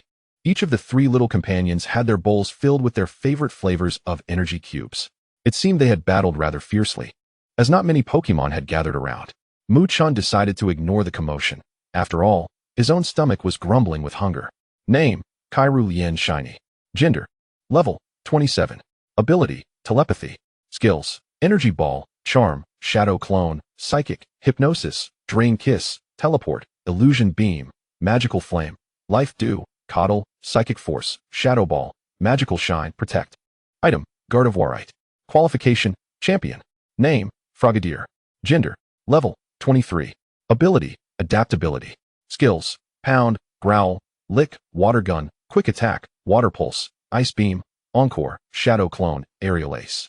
Item, none. Qualification, champion. While dining, Chen utilized the system to inspect Kirlia and Frogadier, discovering that Frogadier was rapidly catching up to Kirlia. Due to Chen's penchant for battles, he often sent Frogadier into the fray, seldom allowing Kirlia to participate. It wasn't that he forbade her, rather, she simply didn't enjoy battling as much. Chen had no choice but to indulge her, for Frogadier thrived in combat. As the last rays of the sun quietly slipped away, dusk enveloped the sky in inky hues. Chen and his Pokémon reclined on the blanket, gazing up at the stars. In moments of stillness, one often seeks to occupy themselves, and Chen was no exception. At that moment, Kirlia approached him, levitating something with her psychic abilities. "Kirlia, what brings you to fetch the guitar?" Chen inquired, propping up his arm to observe the wooden instrument suspended in a soft blue aura. The little one gently placed the guitar on his lap. Squinting her eyes and softly giggling, "Kiru, I want to listen." "Very well," Chen replied with an amused smile, lightly strumming the strings to tune it. Soon, a melodious tune began to flow forth. Blue sky limit, wind and fortune. Kirlia lay quietly beside him, her eyes filled with rapture, her ears slightly twitching as if keeping time with the rhythm. Frogadier watched with wide eyes, intrigued by Chen's singing, having never heard him perform before. Cottonee paused its munching, its tiny frame seemingly immersed in the enchanting music. Bravery limit, dreams must leaf, as Chen sang with increasing fervor. His voice resonated with reflections of their journey and affection for his Pokémon. Hey, step out. Beyond the crimson horizon, tomorrow, Notes reverberated through the valley of Moonview Mountain, as if awakening the slumbering powers of Pokémon within. Flickers of light occasionally danced through the grass, revealing the lively forms of small Pokémon drawn in by the melody. They cautiously approached, hesitant to intrude, yet unable to resist the allure. Who what? You guard. You guard. Wow wow wow. Calling the end of the world. Chapter 15. An encounter with Small Mew. The following day, as dawn broke and the eastern sky began to blush with pale light, the morning mist lingered, saturating the air with a refreshing dampness. Chen had prepared his belongings early and set forth on the road to Hualan City. True to his routine, he allowed the three little companions the freedom to roam. The Blue Devil and the Silver Chariot are coming. Little Pokémon, hide well. Chen called out playfully, his tone laced with mischief. He followed closely behind, ready to tend to any little Pokémon that might not find a suitable hiding spot. As he strolled, taking in the scenery, a familiar roar of an engine suddenly reached his ears. He looked up to see a red sports car approaching slowly. Behind the wheel sat a familiar figure. It was Small Mew. Small Mew, are you heading to Hualan City? Chen exclaimed, his heart racing with excitement as he called out, his voice echoing clearly in the crisp morning air. Small Mew, initially focused on driving, instinctively turned upon hearing his name. Upon recognizing Chen, a surprised smile broke across his face. He gently pressed the brakes, pulling the car to the side of the road, and stepped out. Chen, what a coincidence! Small Mew exclaimed, his tone filled with surprise and delight. Indeed, I never expected to run into you here, Chen replied, stepping forward and ignoring the presence of Small Mew's female companions, patting him on the shoulder with a grin. Are you off to challenge the Hualan Gym? Absolutely. The Hualan Gym is a must for me. And you? Are you also challenging the gym? Small Mew nodded. Chen chuckled, gesturing to the three little ones frolicking behind him. Yes, I'm training them along the way before tackling the gym. Small Mew burst into laughter, giving Chen a friendly pat on the shoulder. Then let's see what unfolds. But before that, shall we have a warm-up battle? Sure, that sounds perfect. Chen readily agreed. They exchanged smiles before stepping back a few paces, preparing for a long-awaited showdown. The morning sun bathed them in light, illuminating their determined figures. Go! Nidorino. Small Mew was the first to toss his Pokeball, releasing Nidorino onto the field. Name, Nidorino. Gender, level, 20. Ability, Poison Point. Skills, Leer, Poison Sting, Peck. Focus Energy, Fury Attack, Double Kick, Horn Attack. Item, Poison Barbs. Qualification, Elite. Chen quickly assessed Nidorino's stats, formulating a strategy in his mind. With a slight smile, he called out to his Pokémon behind him. Go, Cottonee. Victory means extra treats. In an instant, Cottonee dashed onto the battlefield. Its body shimmered with a metallic sheen in the morning light, exuding an air of majesty. Cottonee, prepare for battle. Chen clenched his fist, his gaze unwavering as he faced Small Mew. Small Mew's lips curled into a smirk, a glint of excitement in his eyes. Interesting. Let me see just how strong your Cottonee is. Nidorino, use Poison Sting. Nidoking reacted swiftly, its spines on the back erecting with sudden ferocity as several venomous quills shot towards Kecleon. Dodge, Kecleon. Use your headbutt. Chen commanded calmly. This isn't merely a game. Ordinarily, the poison needles would inflict damage, albeit not excessively. Kecleon adeptly sidestepped the oncoming quills, then surged forward, its head shimmering with a metallic luster, crashing fiercely into Nidoking. Noticing Kecleon's approach, Nidoking lowered its body in a desperate attempt to evade the formidable blow. However, Kecleon's speed far exceeded its expectations, and the iron head technique struck precisely at its flank. Nidoking staggered back with a low growl, clearly suffering significant harm. Well done, Kecleon. Chen clenched his fist, a flicker of approval in his eyes. Kecleon was solely focused on the notion of a reward, oblivious to Chen's words. Xiao Mao furrowed his brow, seemingly surprised by Kecleon's remarkable speed, but quickly regained his composure. A smirk crept onto his lips, tinged with challenge. Impressive. But don't think that LL make it easy to win against me. Nidoking, use Charge Beam. Steadying itself, Nidoking took a deep breath, its gaze sharpening. Under the influence of Charge Beam, its attack power and accuracy steadily rose, exuding a formidable aura.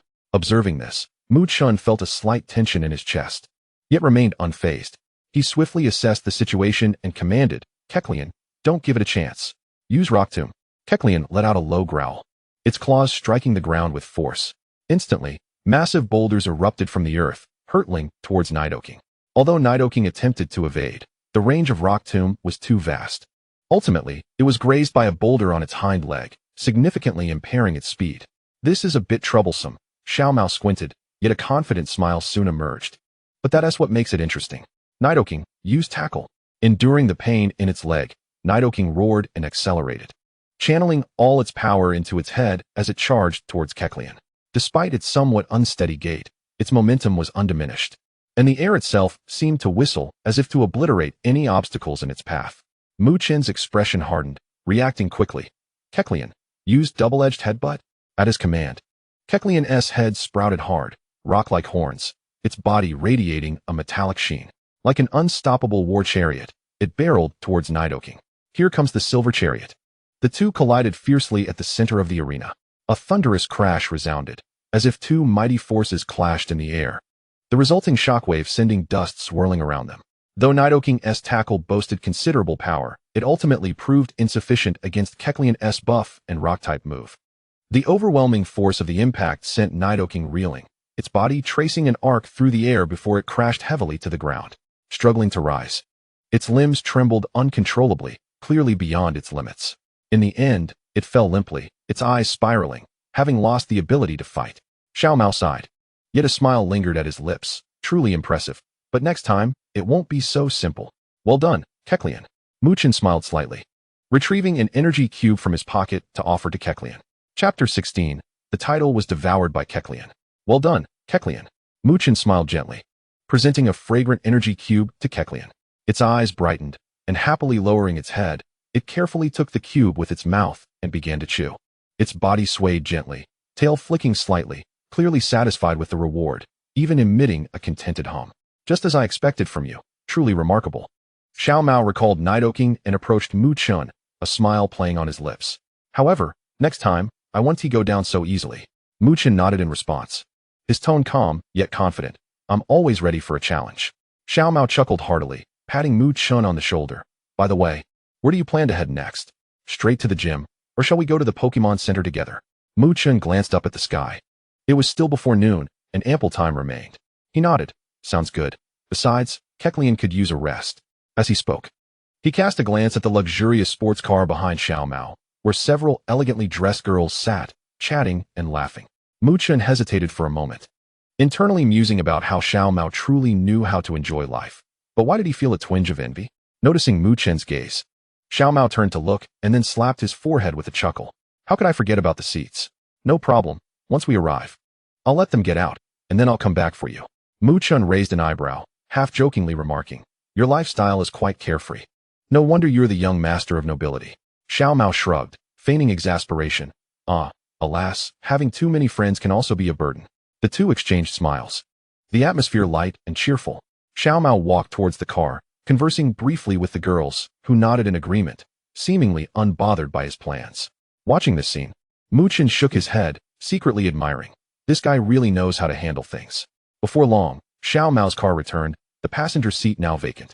Xiao Mao emerged from the driver's seat, a mischievous smile on his face, addressing Chen. Hold on a moment, Chen. I'm leaving something amusing for Ash.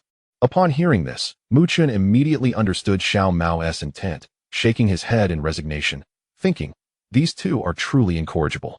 Xiao Mao retrieved a sign and a pin from the trunk, striding towards the fork in the road. He crouched down, firmly planting the sign into the ground, then began doodling on it, occasionally chuckling to himself, clearly pleased with his handiwork. All done. After adding the final touches, Xiao Mao clapped his hands, admiring his creation before returning to the car. Once inside, he fastened his seatbelt, smiling at the already seated Chen in the passenger seat. What do you think Ash will look like when he sees this? Chen imagined the scene, envisioning Ash's exasperated expression, and couldn't help but chuckle. He'll definitely be hopping mad, probably scolding you for ages. Xiao Mao burst into laughter, starting the car. That is precisely what makes it entertaining. I just love seeing him flustered, haha. In Hualan City, after Xiao Mao parked the car, the two made their way towards the Pokémon Center. Along the way, Chen and Xiao Mao strolled side by side, sharing laughter and conversation, the atmosphere light and joyous. Sunlight bathed them, and a gentle breeze brought a refreshing touch. Before they knew it, they arrived at the Pokémon Center. As they pushed open the door, the familiar scent of disinfectant filled the air, accompanied by Nurse Joy's warm smile. Chen and Xiao Mao approached the counter, each retrieving their Pokeballs from their waists and gently placing them on the surface. Miss Joy, Thank you for your assistance, they said in unison. Rest assured. I'll take care of it, Miss Joy replied, deftly collecting the Pokeballs and placing them into a tray before turning to enter the treatment room. After watching her depart, the two surveyed their surroundings, noting the bustling activity in the hall, which appeared somewhat crowded. They sought a tranquil spot, devoid of many people, to sit and rest. It seemed Xiao Mao's group of girlfriends was nowhere to be seen, presumably out shopping. As they sat facing each other, they engaged in casual conversation. Suddenly, Mu Chen's expression brightened, a hint of mischief glimmering in his eyes. Hey, Xiao Mao, he began, his tone imbued with mystery. I have something remarkable I'd like to show you. Interested? Xiao Mao raised an eyebrow, his interest piqued. Leaning slightly forward, he clasped his hands on the table, fixated on Mu Chen as if he awaited an exciting revelation. Oh, what is this remarkable thing? Xiao Mao inquired, his voice laced with curiosity and anticipation. Clearly intrigued by Mu Chen's words. Instead of answering immediately, Mu Chen smiled mysteriously and reached into his pocket, retrieving a small, unassuming box. Although the box appeared ordinary, Mu Chen handled it with utmost care, as if it contained a precious treasure. Xiao Mao's gaze was riveted on the box, his brow furrowing slightly in speculation about its contents. He tapped his fingers lightly on the table, betraying his impatience. Stop teasing, just open it, Xiao Mao urged, his tone tinged with eagerness. With a smile, Mu Chen slowly opened the box.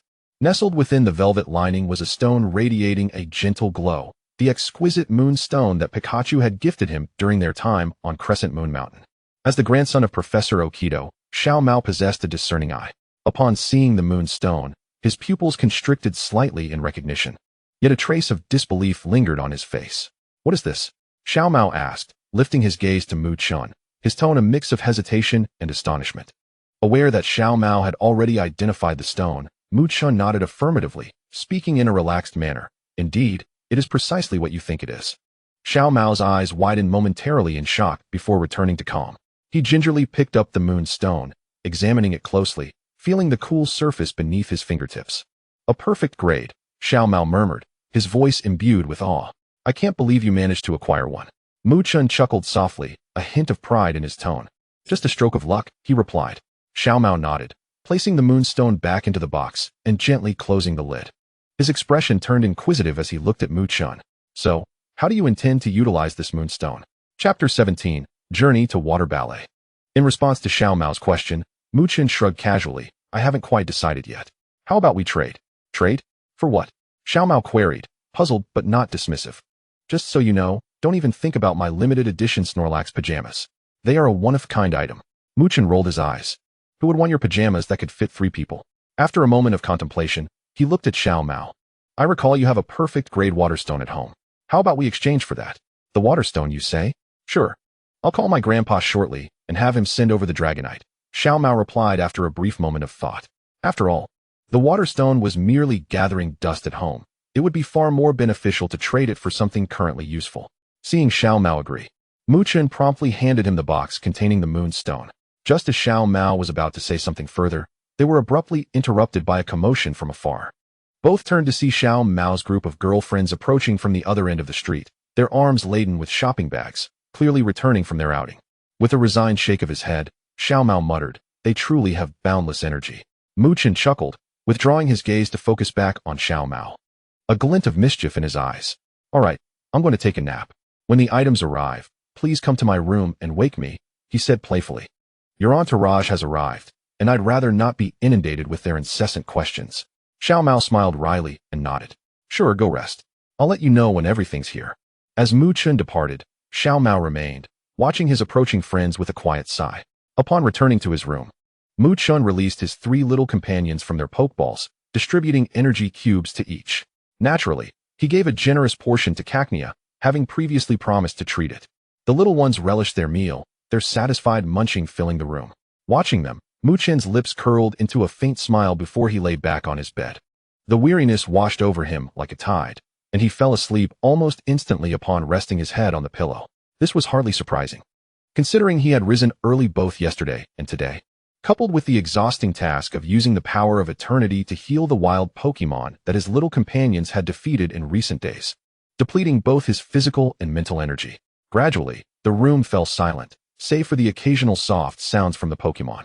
Sunlight streamed through the window, illuminating Mu Chen's peaceful face in slumber, creating an atmosphere of serene tranquility.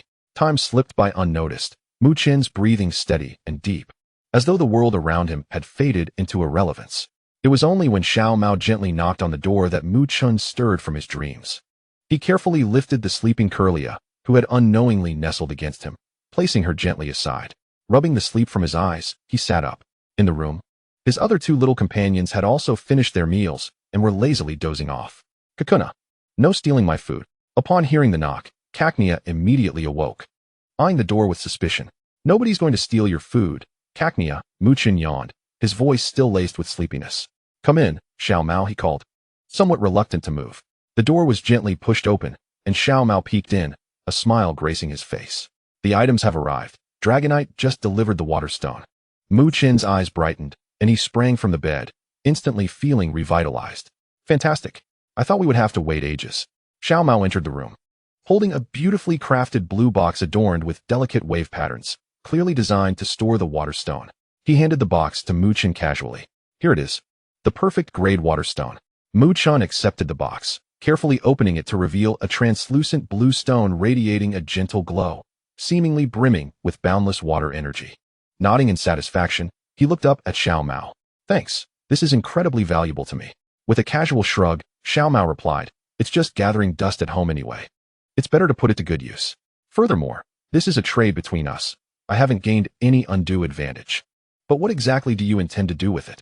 Are you perhaps planning to evolve a water-type Pokémon?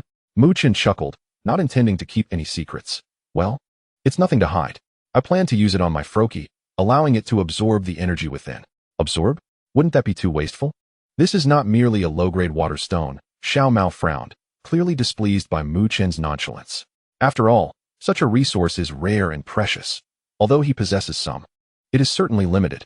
While absorption has its merits, using it for evolution would be far more beneficial. Expand your horizons, Mu Chen exclaimed, spreading his arms wide as he glanced at Froakie. Do you understand the meaning of proving one's worth through strength? Once my Froakie masters water duplicates, our gym battles will leave our opponents trembling. Just how many peculiar comics have you been reading lately? Xiao Mao retorted, a complex expression flashing across his eyes. He understood Mu Chen's ambition. What trainer wouldn't desire their Pokémon to reach greater heights? However, the rarity of such resources necessitated careful consideration, even for him. You truly are generous. Xiao Mao sighed, a hint of admiration mingled with resignation in his tone. But since you've made your decision, I shall refrain from further objections. He paused, seemingly recalling something, then turned to Mu Chen. By the way, there's that water ballet performance later. Are you going? Water ballet? The one at the Hualan Gym? Mu Chen initially looked puzzled before enlightenment dawned, interest sparking in his eyes. You know about it, so will you attend? Xiao Mao raised an eyebrow, a teasing lilt in his voice. Of course. Why wouldn't I? After the performance, I can challenge the gym. It's the perfect opportunity to excel in both culture and competition. Mu Chen grinned, swiftly grabbing his jacket and recalling his resting Pokémon into their Pokeballs with remarkable efficiency. Xiao Mao couldn't help but chuckle. You really are a man of action. Naturally, such opportunities are rare, Mu Chen remarked as he hurried to keep pace with Xiao Mao. The two walked side by side out of the Pokémon Center, heading towards the Hualan Gym. Chapter 18. The gluttonous Cacnea devours the title. Outside the Hualan Gym, Mu Chen gazed at the long queue and exclaimed, wow, there are so many people. Xiao Mao, how will we get in? Must we queue? Of course, we'll use the VIP entrance. When have you ever seen me waiting in line? Xiao Mao rolled his eyes. I knew it. I truly detest you wealthy folks, Mu Chen pouted. Upon hearing Mu Chen's words, Xiao Mao grew indignant. It's one thing for others to say that, but how dare you? It was worth noting that over the years, Mu Chen had assisted his grandfather with research, earning a considerable sum in rewards, money he could scarcely spend.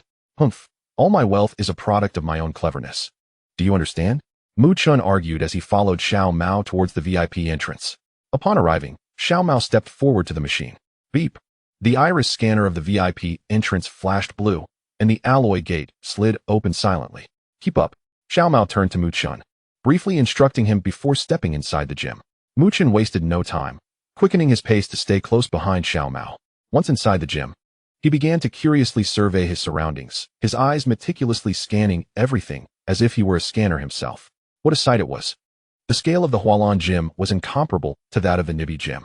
Oh, poor Brock. Mu Chen sighed inwardly, reflecting on the absence of his mother. The departure of his father, his younger siblings in need, and his own shattered self. Following Xiao Mao, they settled in a prime viewing spot, eagerly awaiting the show to commence. After the performance, Mu Chun remained entranced, marveling at its beauty and length. Such an uncultured fellow, Xiao Mao scoffed, casting a sidelong glance at Mu Chun. Humph, you think I'm like you? Mu Chun replied nonchalantly. Let us go, time for the gym battle. With that, Mu Chun strode towards the backstage area. Upon arrival, he spotted 3 young women clad in swimsuits, playfully frolicking while wrapped in towels. They noticed Mu Chun and Xiao Mao's presence. Excuse us, but we are here to challenge the Hualan Gym, Mu Chun quickly clarified, hoping to avoid being mistaken for a creep. Upon hearing this, the trio's expressions soured. Another challenger? With Misty absent, we've already faced so many defeats. The eldest sister, Sakura, with her flowing golden hair, stepped forward. Are you both here to challenge the gym? They nodded in unison. Sakura sighed in resignation. All right, please follow me. She led them to the poolside, clapping her hands as a small sea lion emerged from the water, its tongue bearing 2 blue badges. Receiving the blue badges, Sakura explained. The rules of the match are one-on-one. Who will go first? Mu Chun and Xiao Mao exchanged glances, and ultimately, Mu Chun stepped forward. I shall go first. Sakura nodded and tossed out a pokeball. A flash of red light revealed a Magikarp in the center of the pool. Name, Magikarp. Gender, male. Level, 13. Ability, Swift Swim. Moves, Splash, Water Pulse, Tackle, Water Gun. Item, none. Potential, intermediate. Observing the gracefully swimming Magikarp, Mu Chun couldn't help but twitch his lips. The fish's scales shimmered with a pearlescent glow, its tail adorned with glimmering jewels, clearly a well-groomed specimen. Is this truly a gym battle? It resembles an exhibition instead, he murmured, hesitating as his fingers hovered over the pokeballs at his waist. In the end, he decided on Froakie. Go, Froakie. The pokeball traced a beautiful arc before the blue and white figure landed gracefully. Once settled, Froakie cautiously surveyed its surroundings before locking its gaze on Magikarp. Its pupils dilated slightly, then turned to Mu Chun with a look of disbelief. Froakie, what is the plan? Are we attacking it? Understanding Froakie's expression, Mu Chun sighed, scratching his nose. Unable to express it directly, he discreetly activated his telepathic abilities, establishing a mental connection. Listen, Froakie, take it easy. After all, it's the gym leader. This Magikarp, well, you get the idea.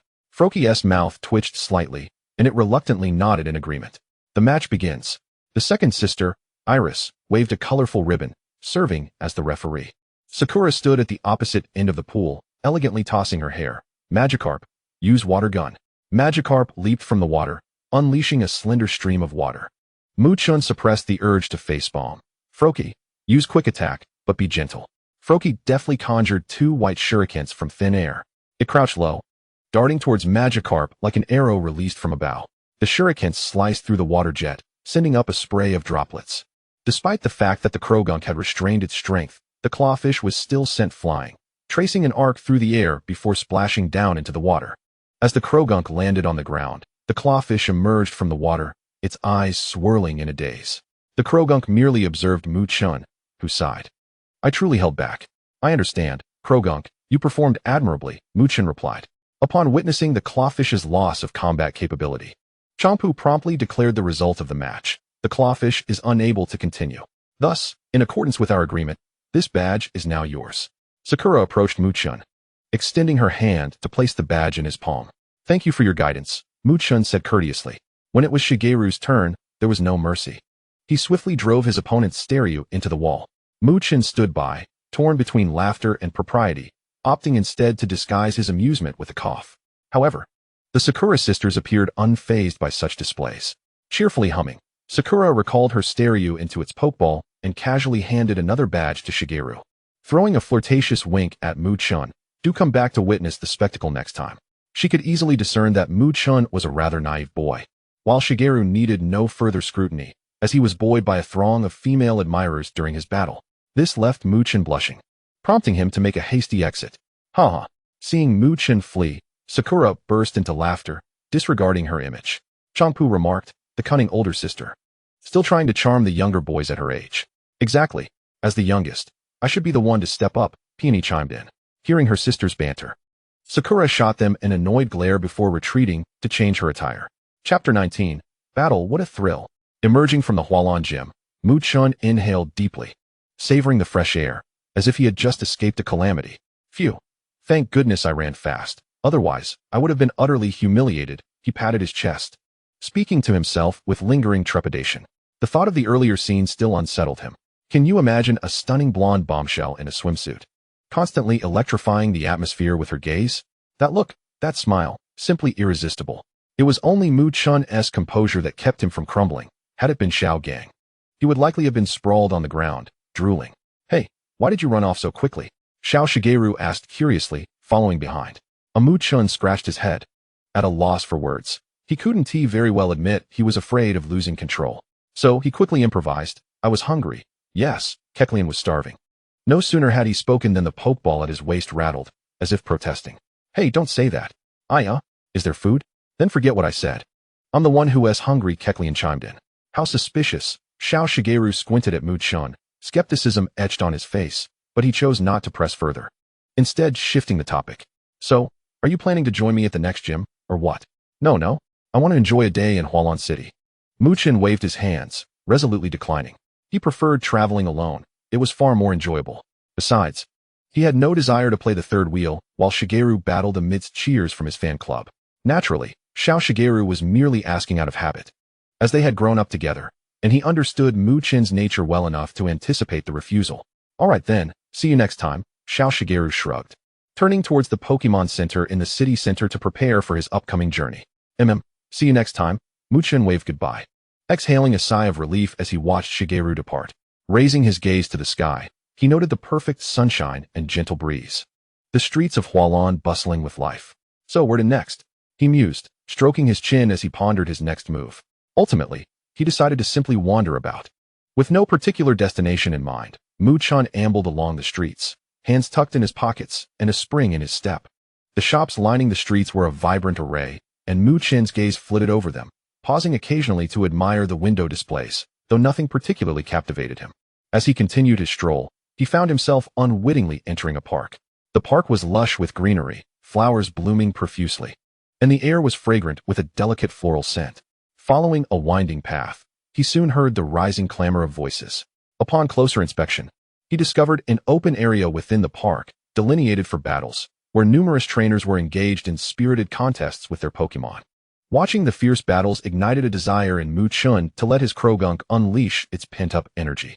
Scanning the vicinity, he noticed a relatively vacant area shaded by a few large trees, perfectly suited for a match. He approached, standing at the center of the arena, and retrieved a Pokeball from his waist, tossing it lightly into the air. Come forth, Krogunk. A flash of light revealed Krogunk's agile form on the battlefield. It surveyed its surroundings, a hint of confusion in its eyes, but soon grasped Mu Chun's intent and assumed a battle stance. Clearing his throat, Mu Chun proclaimed loudly, "Defeat me, and you shall be rewarded with 2,000. Level cap is 30, and it's a one-on-one battle. Simply defeat my Krogunk." His voice echoed throughout the park, swiftly drawing the attention of many. A reward of 2,000 was no trifling sum for ordinary folk, especially in the costly realm of Pokémon training. Before long, a throng gathered, their faces alight with excitement and eagerness. "Is it true that defeating you earns us 2,000? A cap-wearing boy eagerly inquired, tightly clutching a Pokeball, his eyes brimming with anticipation. Mu Chun nodded. "Indeed, the rules are one-on-one, level 30 and below. Simply defeat my Krogunk." The crowd erupted in excitement at Mu Chun's confirmation. I'm in. A girl clad in a red jacket pushed to the forefront, brandishing her Pokeball. "Let me go first." A sturdy boy, equally eager, shouted his agreement. The scene quickly devolved into a chaotic scramble as everyone clamored to be the first to battle. Seeing the commotion, Mu Chun raised his hands to quiet the crowd. "Hold on, everyone, one at a time. I'll be here all afternoon, and you'll all have your chance." As they heeded his words, the crowd gradually settled into an orderly queue. Mu Chun assessed the line, contemplating. Although a gauntlet may be somewhat taxing for Krogunk, very few here are aware of its capabilities. Coupled with my healing power, we should prevail. Battle, what a thrill! Krogunk exclaimed. "All right, who is first?" Mu Chun inquired, locking eyes with the boy at the front of the line. "It's me," the boy declared with enthusiasm, stepping forward, his Pokeball clutched tightly. "I'm Xiao Kai, and this is my partner, Geodude." "Very well, Xiao Kai. The rules are simple, one-on-one, under level 30. Just defeat my Krogunk." Mu Chun reiterated the rules before stepping aside to allow Xiao Kai and Krogunk to take their places. "Geodude, let us go." Xiao Kai threw his Pokeball, summoning a round and plump Geodude onto the field. Let the battle begin, Chen announced. Geodude, use rollout. Kai initiated the first attack. The small Rockruff swiftly curled into a spherical shape, rolling rapidly towards the Froakie, gaining momentum as if it were a cannonball hurtling toward its target. Froakie, evade and use Water Pulse, Chen commanded calmly. Froakie nimbly sidestepped, evading the rolling assault of Rockruff. In the next moment, it conjured a sphere of water with its hands and hurled it fiercely towards Rockruff. Rockruff, dodge, Kai shouted in haste. However, Rockruff found it challenging to alter its direction while rolling, and the water pulse struck it with precision. The water balloon burst, sending Rockruff tumbling backward until it finally collapsed onto the ground. Rockruff, Kai rushed over to assess the situation. Rockruff struggled to rise, but clearly had lost its fighting capability. I lost, Kai said, his head hanging low in disappointment, but he quickly lifted it again, revealing a smile. But your Froakie is truly formidable. Your Rockruff is impressive as well, Chen replied with a smile, patting Kai's shoulder. Let us strive harder next time. Kai nodded, retreating to the side with Rockruff. Chen turned to the group and called out, next. For the next several hours, Chen and Froakie faced off against numerous trainers, most of whom wielded Pokémon such as Rattata and Caterpie. Froakie, use quick attack, Chen ordered once more. Froakie dashed swiftly towards the Pidgey, which, caught off guard, lost its balance and fell to the ground, unable to continue battling. I lost, the opposing trainer sighed. Yet there was little trace of frustration on his face. Your Froakie is truly impressive. Thank you, Chen smiled, glancing at Froakie. Well done, Froakie. Froakie, it exclaimed, filled with the thrill of battle. Chapter 20, Cocodora, I eat, eat, eat, eat, eat. The twilight painted the skyline in molten amber hues, while the evening breeze carried the fragrant essence of fresh grass past Chen's garments. The park's visitors began to disperse gradually. Checking the time, Chen realized much time had elapsed. He stretched, every joint in his body emitting subtle popping sounds, as if narrating the fatigue of the day. Yet compared to the exhaustion he felt while healing injured wild Pokémon in the forest, this fatigue seemed negligible. After all, his Pokémon could swiftly replenish their energy with energy cubes at any time. Rising, Chen cast his gaze toward the distant horizon, now tinted amber by the setting sun. The sky appeared ablaze, a fiery orange intertwining with surrounding blues and purples, creating a breathtaking tableau. Every sunset is unique yet familiar. One can never tire of it. He murmured softly. Right, Chikorita, Froakie, and Cocodora? Just as the words left his lips, a Pokeball suddenly glimmered with light. Chikorita appeared behind him, and Chen deftly lifted her onto his shoulder. Froakie stood quietly at his left side, still damp from the recent battle, while Cocodora, unable to resist the allure of food during Froakie's fight, stood at his right side. Upon hearing Chen's voice, Cocodora raised its head. The setting sun elongated their shadows until they overlapped. Meanwhile, darn you, Gary, Ash exclaimed, standing on a road, glaring at the sign before him in frustration. The sign read, Tailgating Ash, enjoy the exhaust fumes from behind me, haha, with a mischievous face drawn beside Gary's name. Indeed, it was the sign that Gary had placed after deliberately slowing down. Just seeing those words made Ash envision Gary's smug expression. Gritting his teeth, Ash declared, You wait, Gary. I will defeat you. And then, Pikachu, observing his trainer's antics, facepalmed in exasperation. After the battles, Chen did not rush back to the Pokémon Center, but instead strolled toward the street. The vibrant lights of Hualan City flickered in the twilight, and the sweet aroma of desserts wafted from the stalls lining the riverbank. As Chen stepped into the neon-lit commercial street, he felt a familiar tug at the hem of his pants. Cocodora, you really can't eat that. Chen crouched down, gently prying the little creature away from the fire hydrant it had been gnawing on. Cocodora emitted a disgruntled gurgle, its shiny metallic shell reflecting the sizzle of the metal plates at a nearby teppanyaki stall. Not long after, Chikorita, hovering in front of the takoyaki stall, poked Chen's neck with its psychic abilities. The reason for letting Chikorita out was that Chen had bought her a large hat, rendering her less recognizable. Perhaps. I really am a genius, Chen mused. Following her gaze, he saw Cocodora attempting to gnaw on the coin slot of a vending machine, the coins jingling in its mouth. How about we trade this? Chen approached, pulling out a fragment of metal foil he always carried. Just as Cocodora was about to engage in a petty theft, it froze, its obsidian eyes swirling with the glimmering silver-gray piece, drool pooling at the corner of its mouth. Suddenly, a splash echoed from the riverbank. A massive scyther emerged, pushing a food cart to the surface, its neon sign flashing, steel-type limited silver-plated muffins. In an instant, Cocodora transformed into a silver-gray projectile, dashing forward. Chen barely managed to grasp its hot tail tip. 2 portions of meteorite mineral sugar frosting, please. He pinned the flailing Cocodora on his knee, glancing at the cart, which sported a sign reading, requires feeding magnemite for power. Chikorita, perched on his shoulder, raised a spoon, retrieving a battery from Chen's backpack. As the starry, metallic powder-dusted muffins were presented before him, Cocodora suddenly quieted down. It carefully cradled the iron plate with its forepaws, delicately nibbling on the edge of the chrome berry, as if handling a fragile item. The night breeze rustled its steel armor, revealing its twinkling eyes. The clock tower on the opposite bank chimed 7 times. Chen noticed that Cocodora had indeed pilfered screws from the vending machine. As a fine rain began to fall from the night sky, droplets landed on Cocodora's sizzling steel armor, creating a misty vapor. The entire street was infused with the delightful scent of rust and caramel. The neon signs blurred into soft orbs of light in the rain. Just as Chen was about to wipe the steel shavings and frosting from Cocodora's mouth, a familiar shout echoed from the end of the street. Pikachu, look! A steel-type Pokémon we've never seen before. Ash, soaked to the bone, skidded to a halt in front of the food cart, water streaks marking the stone path beneath his sneakers. Following closely behind, Brock carried a steaming paper bag. Upon noticing someone before it, Cocodora instinctively shielded the remaining half of its muffin, its steel armor emitting more vapor in the rain. Oh, it's Ash. You came to Hualon City too. Chen remarked in surprise, not expecting Ash to arrive so quickly.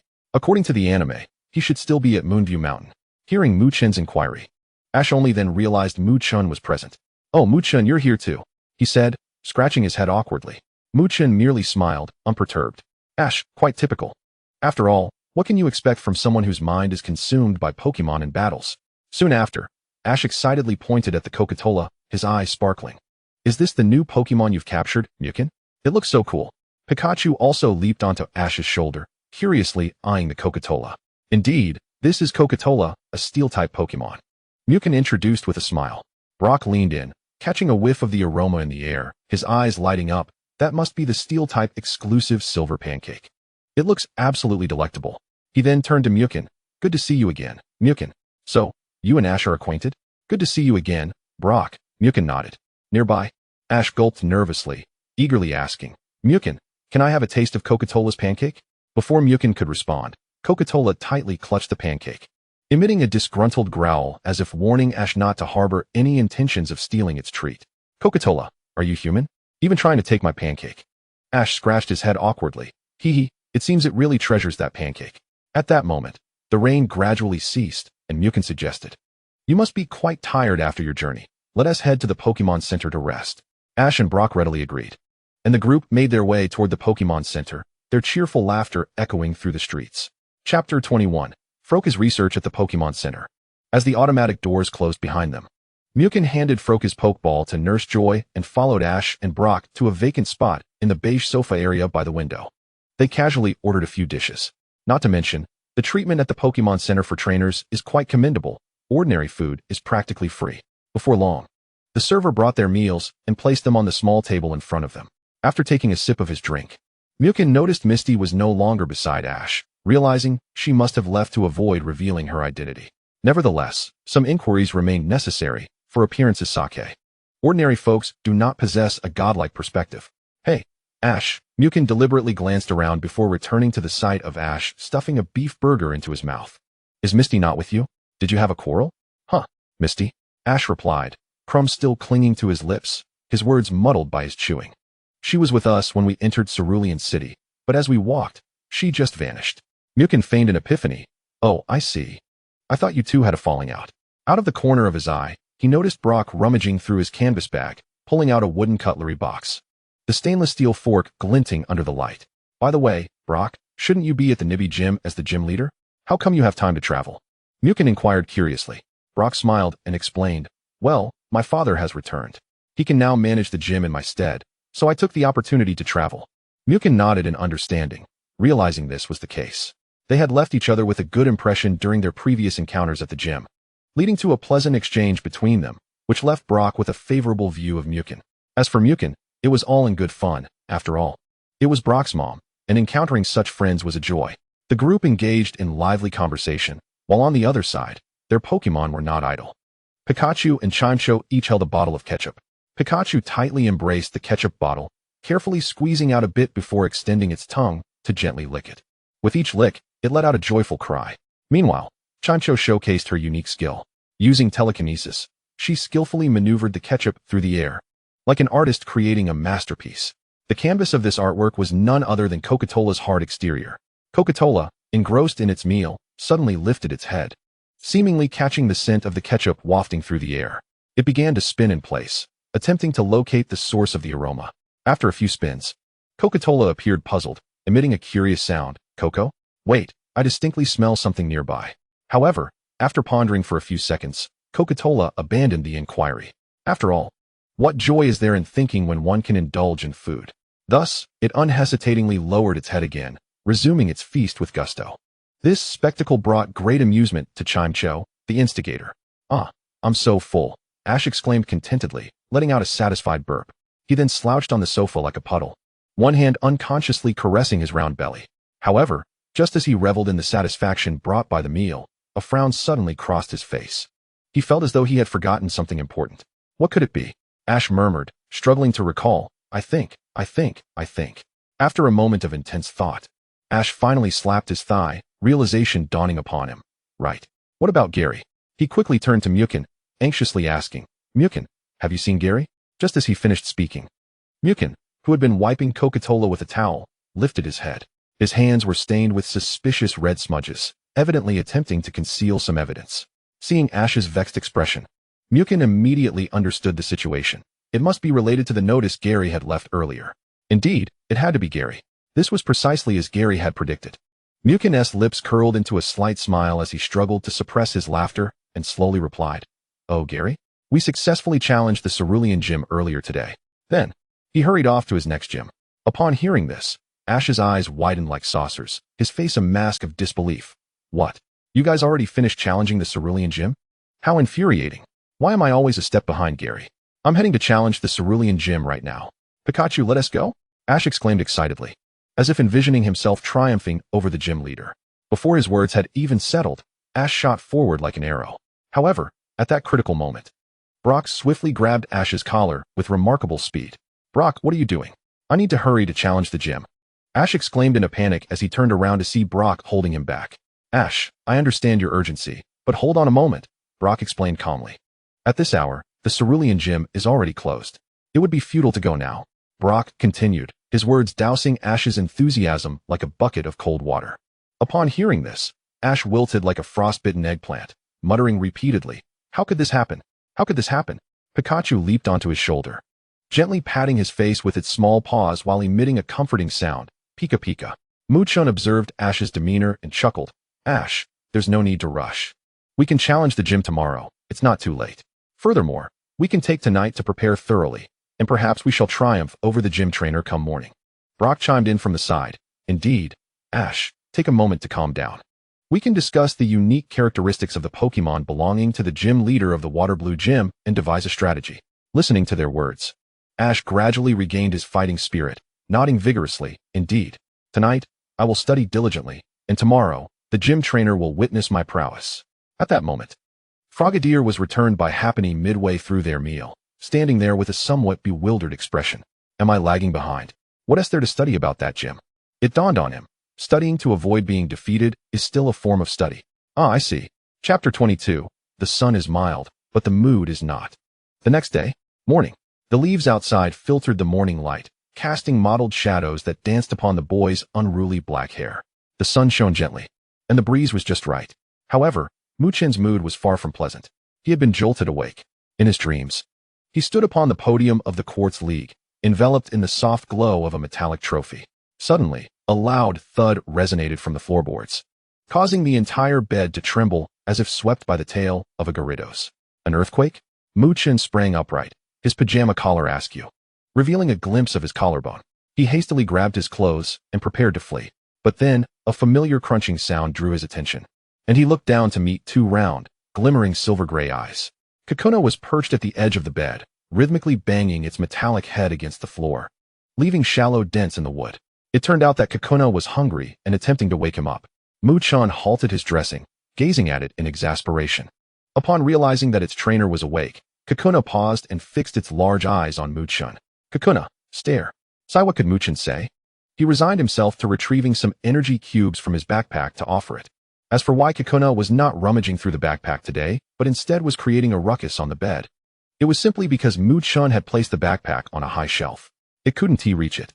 Go ahead and eat, Moochun said as he handed over the energy cubes before heading off to wash up. Now that he was awake, he might as well get up. Kakuna, upon receiving the energy cubes, began to devour them with enthusiasm. At the wash basin, Moochun splashed cold water on his face to invigorate himself a bit. Today's special training plan. He mumbled through a mouthful of toothpaste, with bubbles dripping onto a patterned towel. Last night, after casually mentioning some details about the water blue gym to Ash, Moochun returned to his room with his little companions. In truth, rather than sharing information about the gym with Ash, he ended up recounting the scene of the aquatic ballet to Brock. Of course, as a gentleman, Moochun would not shy away from initiating such discussions. Rather, it was Brock's incessant questioning that had prompted him. Indeed, that was the case. After completing his grooming, Moochun, feeling refreshed, returned to his room. Upon opening the door, he was met with a rather amusing sight. Kirlia was using its psychic powers to lift Kakuna high into the air, while Kakuna remained unresponsive, its mouth still busy munching away. Moochun approached to inspect the scene. It was merely some minerals. But hadn't he placed those in his backpack? A glance at Kirlia revealed it smiling back at him. The mystery was solved. It was Kirlia who had retrieved them for Kakuna. No wonder the cooperation was seamless. Kakuna, just the right flavor, delicious and brain-friendly. Frogadier was doing push-ups nearby. Ever since it had seen Moochun exercising with push-ups one day, it had taken to imitating him every morning. All right, we are ready to set off, he announced. Kirlia, Frogadier, the morning mist had yet to fully dissipate, and the entrance to the Pokémon Center in Waterblue City was enveloped in a soft golden sunlight. Moochun, fully prepared, leaned against the ornate iron railing, his fingertips unconsciously caressing the platinum card that glimmered with metallic sheen. The embossed image of Gyarados at the center of the card shimmered with iridescence in the morning light. It was a precious item entrusted to him by Shigeru before his departure. Here you go, Ash. Moochun straightened up, extending the card towards the boy who was squatting down to tie his shoelaces. This is the VIP card for the Waterblue Gym that Shigeru asked me to pass on. It grants you priority access and a seat in the special section. A VIP card? Ash exclaimed, abruptly raising his head, nearly dislodging his red and white cap as a passing Pidgey fluttered by. As he accepted the card, Pikachu curiously climbed onto his shoulder, its cheek pouches crackling with electricity. Are there really so many challengers at the Waterblue Gym? Do we need to wait in line? Wasn't it said yesterday that the gym was sparsely attended? It seemed Ash had conveniently forgotten. Moochun facepalmed in resignation, just as Brock interjected. Special seating. Brock's voice suddenly trembled, and his deep brown eyes widened in shock. The usually composed former gym leader of Pewter City was thrown into a frenzy, clutching Moochun's shoulder tightly as if struck by a thunderbolt. Did you just say special seating? The kind where one can catch a whiff of Starmie's perfume and receive rainbow shells tossed by the beloved Lapras. Most importantly, can one witness the Waterblue sisters up close from that special seating? Moochun felt a bit dizzy from the fervor. It was then that he noticed Brock's attire was unusually meticulous today. His dark gray mountaineering outfit was crisply pressed, and even his typically unruly hair had been slicked down with a layer of glossy gel. Pikachu perked up its ears as a suspicious crunching sound emanated from Brock's backpack.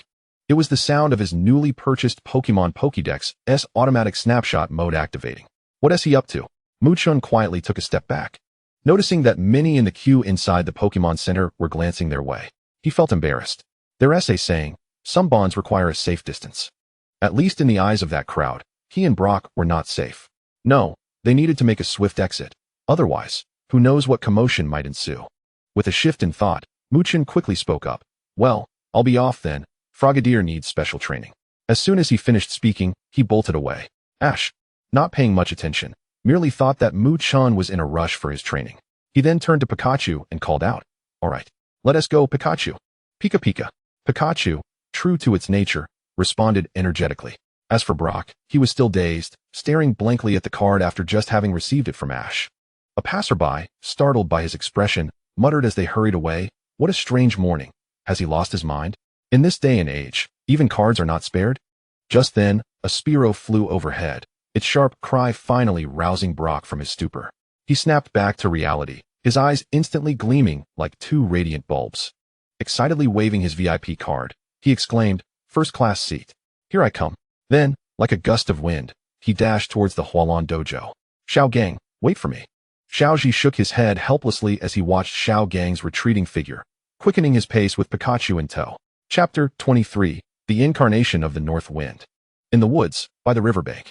"Frogadier, use hydro pump." Mu-Chen's shouts startled the banana leaves by the lakeside, causing them to rustle. At the moment the leaves fell onto the surface of the lake, a cerulean figure shot forth like an arrow released from a bow.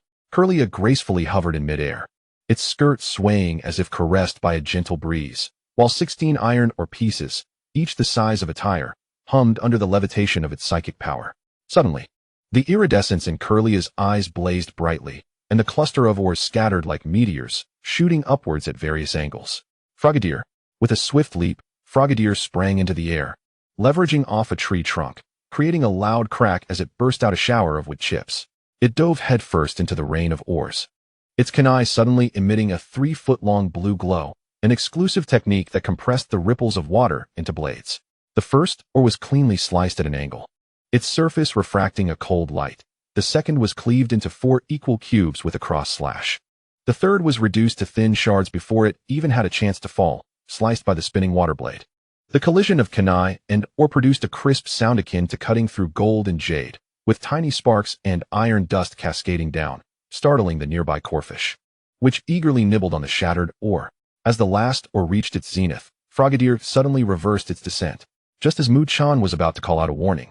It swiftly thrust out its right palm, launching a minuscule, compressed sphere of water energy that accurately pierced the ascending core of the ore. The penetrated chunk exploded midair, transforming into a flurry of metallic snowflakes with sharp edges. With a soft thud, its water-laden foot gently landed back on the slate, and the kunai Frogadier had gripped was still dripping with iron-gray liquid, within a 30-meter fan-shaped area behind it. Hundreds of meticulously cut metal fragments were evenly spread across the ferns. The farthest were as thin as a cicada's wings, while the closer ones retained the original crystalline patterns of the ore, glowing with a purplish-red halo under the setting sun. Kirlia floated down onto Mu-Chen's shoulder, the strain of psychic overload causing beads of sweat to form on its brow, yet its mouth curled into a delighted smile. Mu-Chen crouched down to pick up a trembling hexagonal iron piece, catching a glimpse of the cross/slash marks left in its dark patterns. He smiled, "Starting tomorrow, I'll label each piece of ore with battle numbers." Indeed, this was the special training method Mu-Chen had conceived earlier that morning while grooming himself. Kirlia would use its psychic power to hurl a multitude of stones into the air, and Frogadier would employ its water blades and kunai to slice through them. This not only sharpened Frogadier's cutting precision, but also heightened its reaction speed. Though it sounded simple, putting it into practice proved quite challenging. The stones used were the oversized ores he had previously purchased for corfish. This exercise was a trifecta of benefits. It trained Kirlia's psychic abilities while helping corfish reduce the ores to manageable sizes. Mu-Chen glanced at the time and realized it was well past noon. Indeed, when one becomes engrossed in an activity, time tends to slip away unnoticed. "All right, let's take a break and have some lunch," he called out to everyone. He strolled over to the riverbank to wash his hands, then retrieved energy cubes and berries prepared for the group from his backpack. He opted for a simple piece of bread for himself. Convenient. Frogadier swiftly dashed over, plopping down on the ground and devouring the energy cubes, its cheeks puffing up like 2 balloons. Kirlia elegantly floated nearby, taking dainty pecks of the berries, looking exceedingly adorable. Corfish waddled over with its short legs, slowly approaching, its big eyes eagerly fixed on the neatly cut ores. Mu-Chen chuckled as he tossed a few small pieces to it. Corfish chirped happily and began to gnaw at them. Next stop is the dry leaf city. We should let Corfish indulge a bit before moving, Mu-Chen thought contentedly as he finished his meal and flopped onto the ground like a pile of mud. With his eyes half closed, he began contemplating the next participants for the gym battle. Just as he immersed himself in thought, Frogadier, who had been quietly resting nearby, suddenly sprang to its feet as if jolted by electricity, its body tense. It swiftly conjured a kunai in its right hand, gripping it tightly, its eyes sharp and vigilant. Fixated on the distance across the river, Mu-Chen was startled by Frogadier's sudden movement and promptly opened his eyes, following Frogadier's gaze. He saw a wisp of mist on the shimmering river surface, and a hazy figure slowly emerged. As the mist dissipated like delicate gauze, the originally indistinct silhouette gradually became clearer. Chen's pupils constricted momentarily, as if struck by something profound. He focused intently, and the figure revealed itself to be none other than the incarnation of the North Wind, Suicune. Chen hastily accessed the system for information. Name: Suicune, Divine Purification, Gender. Level 2 Deity, Traits, Psychic Power, Aura of Oppression Skills, Absolute 0, Mist, Icy Wind, Blizzard, Agility, Water Gun, Divine Power. Rain Dance, Meditation, Wind Generation, Tailwind, Roar, Guardian. Carried items. Qualification, Level 2 Deity. Goodness, I merely stepped out for training and encountered a Suicune. Chen exclaimed in astonishment, muttering to himself, and this Suicune even possesses divine attributes. At that moment, Suicune walked steadily across the water's surface as if traversing solid ground, approaching Chen step by step. With each step, the lake rippled, and wherever it passed, the water became exceptionally clear. There was no need to deliberately release energy. Its very presence influenced the environment. This was the essence of divinity. Chen internally lamented, completely at a loss as to Suicune's intentions. Was it to express gratitude?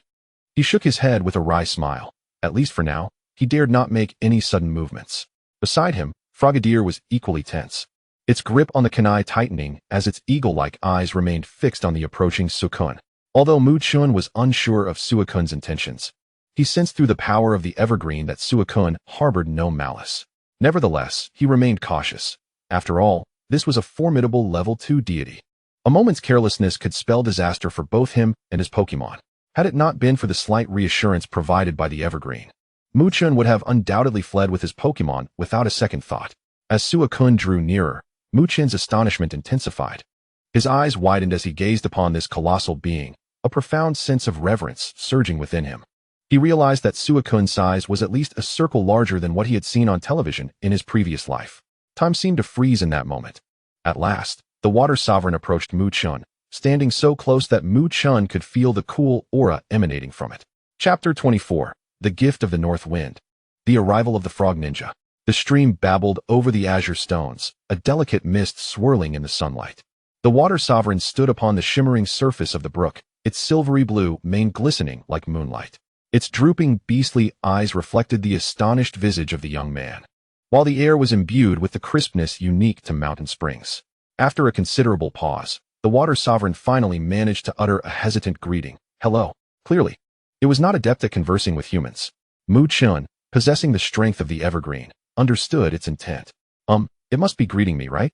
He hesitated for a moment before responding, that hello?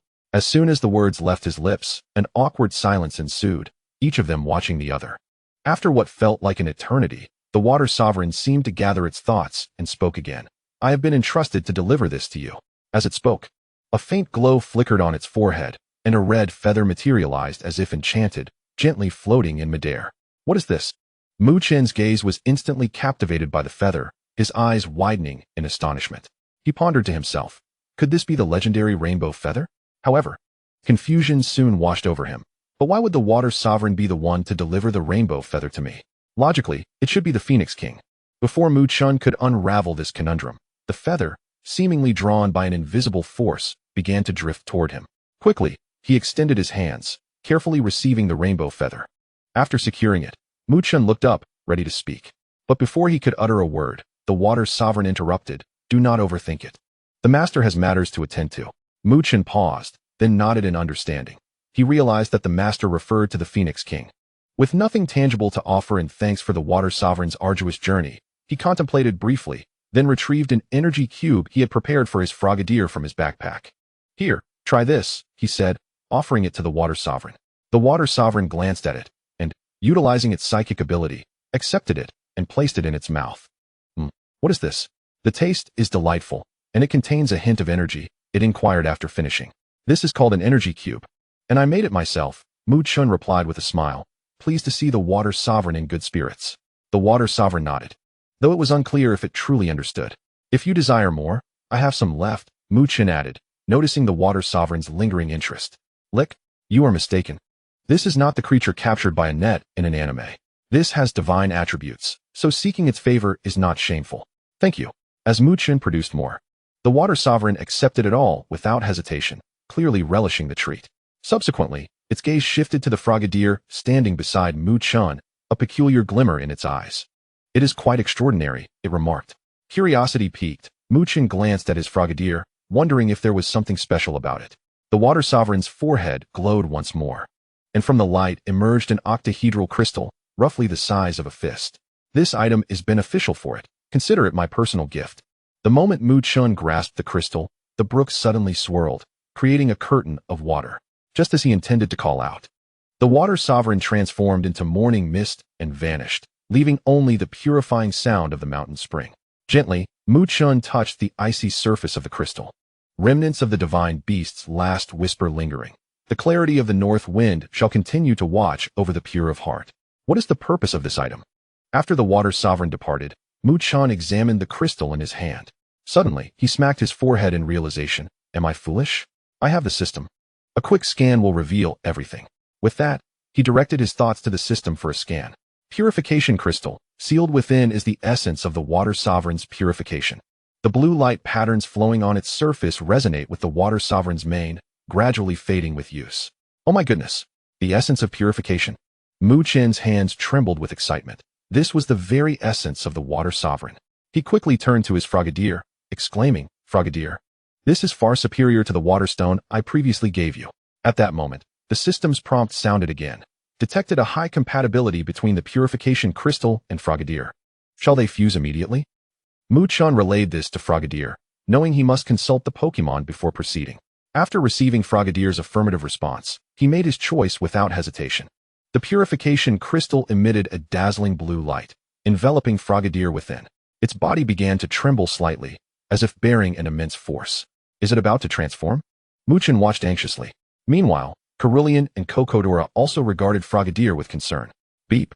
Please also incorporate the water stone for unexpected effects." Upon hearing this, Chen hurriedly retrieved the wooden box from his backpack.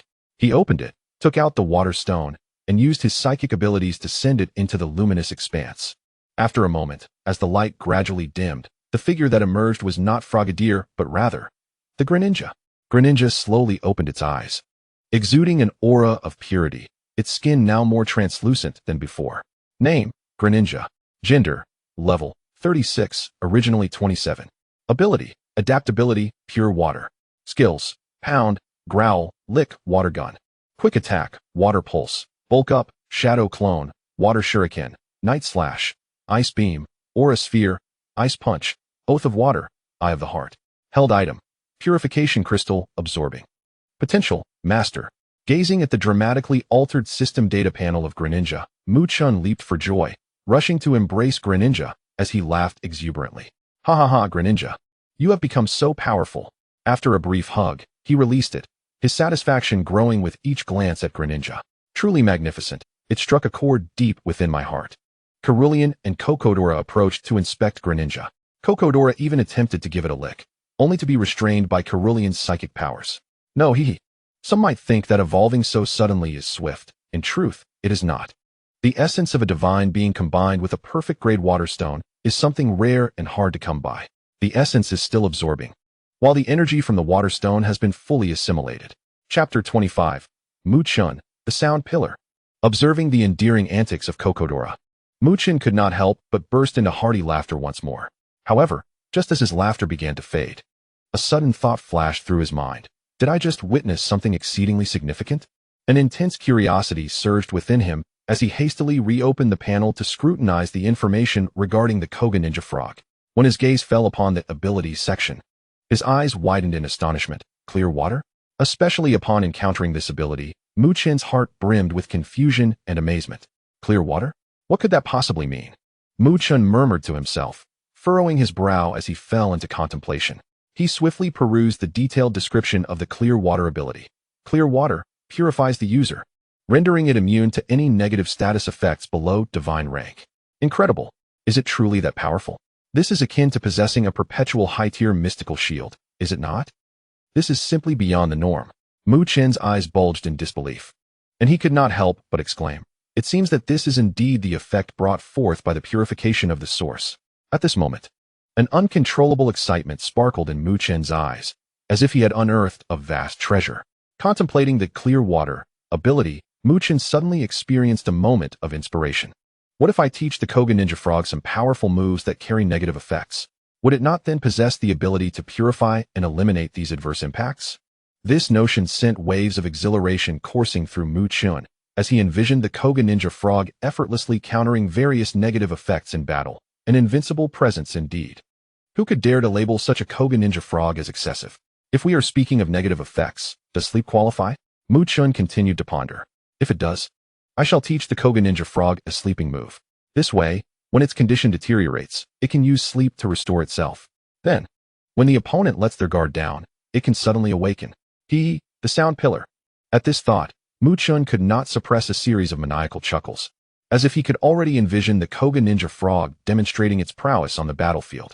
However, Kokodora, witnessing Mu-chun's bizarre laughter, was taken aback. Observing her trainer's frenzied demeanor, she could not help but wonder, what has happened to my trainer? Has he lost his mind? If he has, will he forget to feed me in the future? The more Kokodora contemplated, the more frightened she became at the prospect of going hungry. Without hesitation, she propelled herself forward like a cannonball, colliding directly with the cackling Mu-chun. Cackling woe. Mu-chun's laughter was abruptly cut off, replaced by a startled yelp. As he was lost in thought about the potential of a sleeping move disrupting the light with infinite strikes, he found himself in an intimate encounter with the ground. His startled cry sent the nearby Spearows and Pidgeys fluttering into the air. Ouch, ouch, ouch! Mu-chun groaned, clutching the point of impact, exclaiming in agony. How infuriating! You, rogue, chose to ambush this mature fellow while I was distracted. Upon witnessing Mu-chun's display of pain, Kokodora's worries dissipated instantaneously. If he feels pain, then he should be all right. Kokodora sighed in relief, thinking to herself, today I have accomplished something monumental. I successfully saved my trainer. With this thought, Kokodora's spirits lifted, and she began to ponder how to request a reward from her trainer. After all, she had rendered significant service. Hee. A sly smile crept across Kokodora's face as visions of delectable energy cubes danced in her mind. Regaining his composure, Mu-chun glanced at the eagerly expectant Kokodora, feeling a mix of amusement and exasperation. You little rascal, you nearly knocked me to pieces, and yet you still harbor expectations. In truth, Kokodora had not exerted excessive force, for she was aware of when to hold back. Kokodora continued to gaze intently at Mu-chun. Staring, Mu-chun felt a bit unnerved under Kokodora's unwavering gaze. He opened his mouth, intending to speak, but the words caught in his throat. Finally, he sighed in resignation, saying, You and I, alas. Seeing Mu-chun's dejected expression, akin to a frost-bitten eggplant, Kairu Lulian could no longer contain herself and burst into laughter. She quickly covered her mouth, fearing that her mirth would draw Mu-chun's attention. Meanwhile, the Koga Ninja Frog merely cast a casual glance at the amusing antics between Mu-chun and Kokodora before returning to focus intently on its shurikens. The Koga Ninja Frog diligently adjusted its weapon, muttering to itself, Yes, just a little tweak here. Perfect. I am indeed the god of ninjas. Kokodora, deliver the final blow, finish him off. Mu-chun commanded. Hearing the command, Kokodora charged forth with determination. Bang! The sound of collision echoed as Rattata was sent flying, collapsing on the ground, unable to continue battling. Return, Rattata. Its trainer recalled Rattata, stepping forward to retrieve 200 league coins from his pocket and handed them to Mu-chun. Here, you were phenomenal. Thank you. Adhering to the principle that even the smallest mosquito is still meat, Mu-chun did not dismiss this trifling sum as some affluent individuals might. After all, this was an arrangement made prior to the battle, and he certainly would not relinquish it easily. Moreover, Mu-chun had his own calculations in mind. Although he did not particularly need the money, it could be used to treat Kokodora to some snacks. After all, that little one was a veritable glutton. Her mouth hardly ever ceased its chatter. At times, Mu-chun even suspected that beneath Kokodora's exterior lay a Snorlax in disguise. Thus, Mu-chun had negotiated with Kokodora. Should they win a battle, she would receive a fruit as a reward. This proposal elated Kokodora, her eyes sparkling with delight. After emerging from the woods, Mu-chun and Kokodora set forth on the road to Withered Leaf City. Along the way, they encountered numerous wild Pokémon and trainers, with Kokodora demonstrating astonishing combat prowess. Having engaged in over a dozen battles without a single defeat, Mu-chun mused once more, perhaps I truly am a genius. Chapter 26. The Beast Tamer, Xiaoming. After handing over the league coins, Rattata's trainer turned and departed without a backward glance, as if resolutely determined. Was he resolved to train Rattata more diligently, or was he contemplating giving up on it? Perhaps it is best to abandon this line of thought. What resolution? Simply a manifestation of displeasure at losing money. After all, trainers who select Rattata as their initial Pokémon typically do not possess robust economic means. Certainly, it cannot be ruled out that some trainers possess extraordinary enhancements, but those are indeed the exception rather than the rule. Coco. Cocodora urged Chen impatiently. Keep track, continue. Today I must push myself to the limit. Bang. Chen gazed at the eager Cocodora and accessed the system. Name, Cocodora. Gender, level, 20. Ability, hard head. Skills, tackle, harden, metal claw, dragon dive, head smash, roar, headbutt, rock block, iron head, protect. Item, none. Qualification, champion. Cocodora still had a considerable distance to cover before evolving. In mere seconds, Chen had devised a training regimen for Cocodora, 3 days of leveling up and 5 days until evolution. Just as Cocodora was excitedly urging Chen to continue to the next match, it suddenly felt a chill run down its back, as if someone were coveting its snacks. Let us go, Cocodora set off towards the next battle. Coco. After several intense encounters, Chen and Cocodora arrived before an unusual structure. The building appeared peculiar, prompting Chen to curiously examine it, pondering to himself, what on earth is this? Upon closer inspection, he noticed an electronic screen suspended above the entrance, prominently displaying the words Pokémon League Unofficial Gym. A careful glance revealed a smaller line of text beneath. Consecutive wins, 95.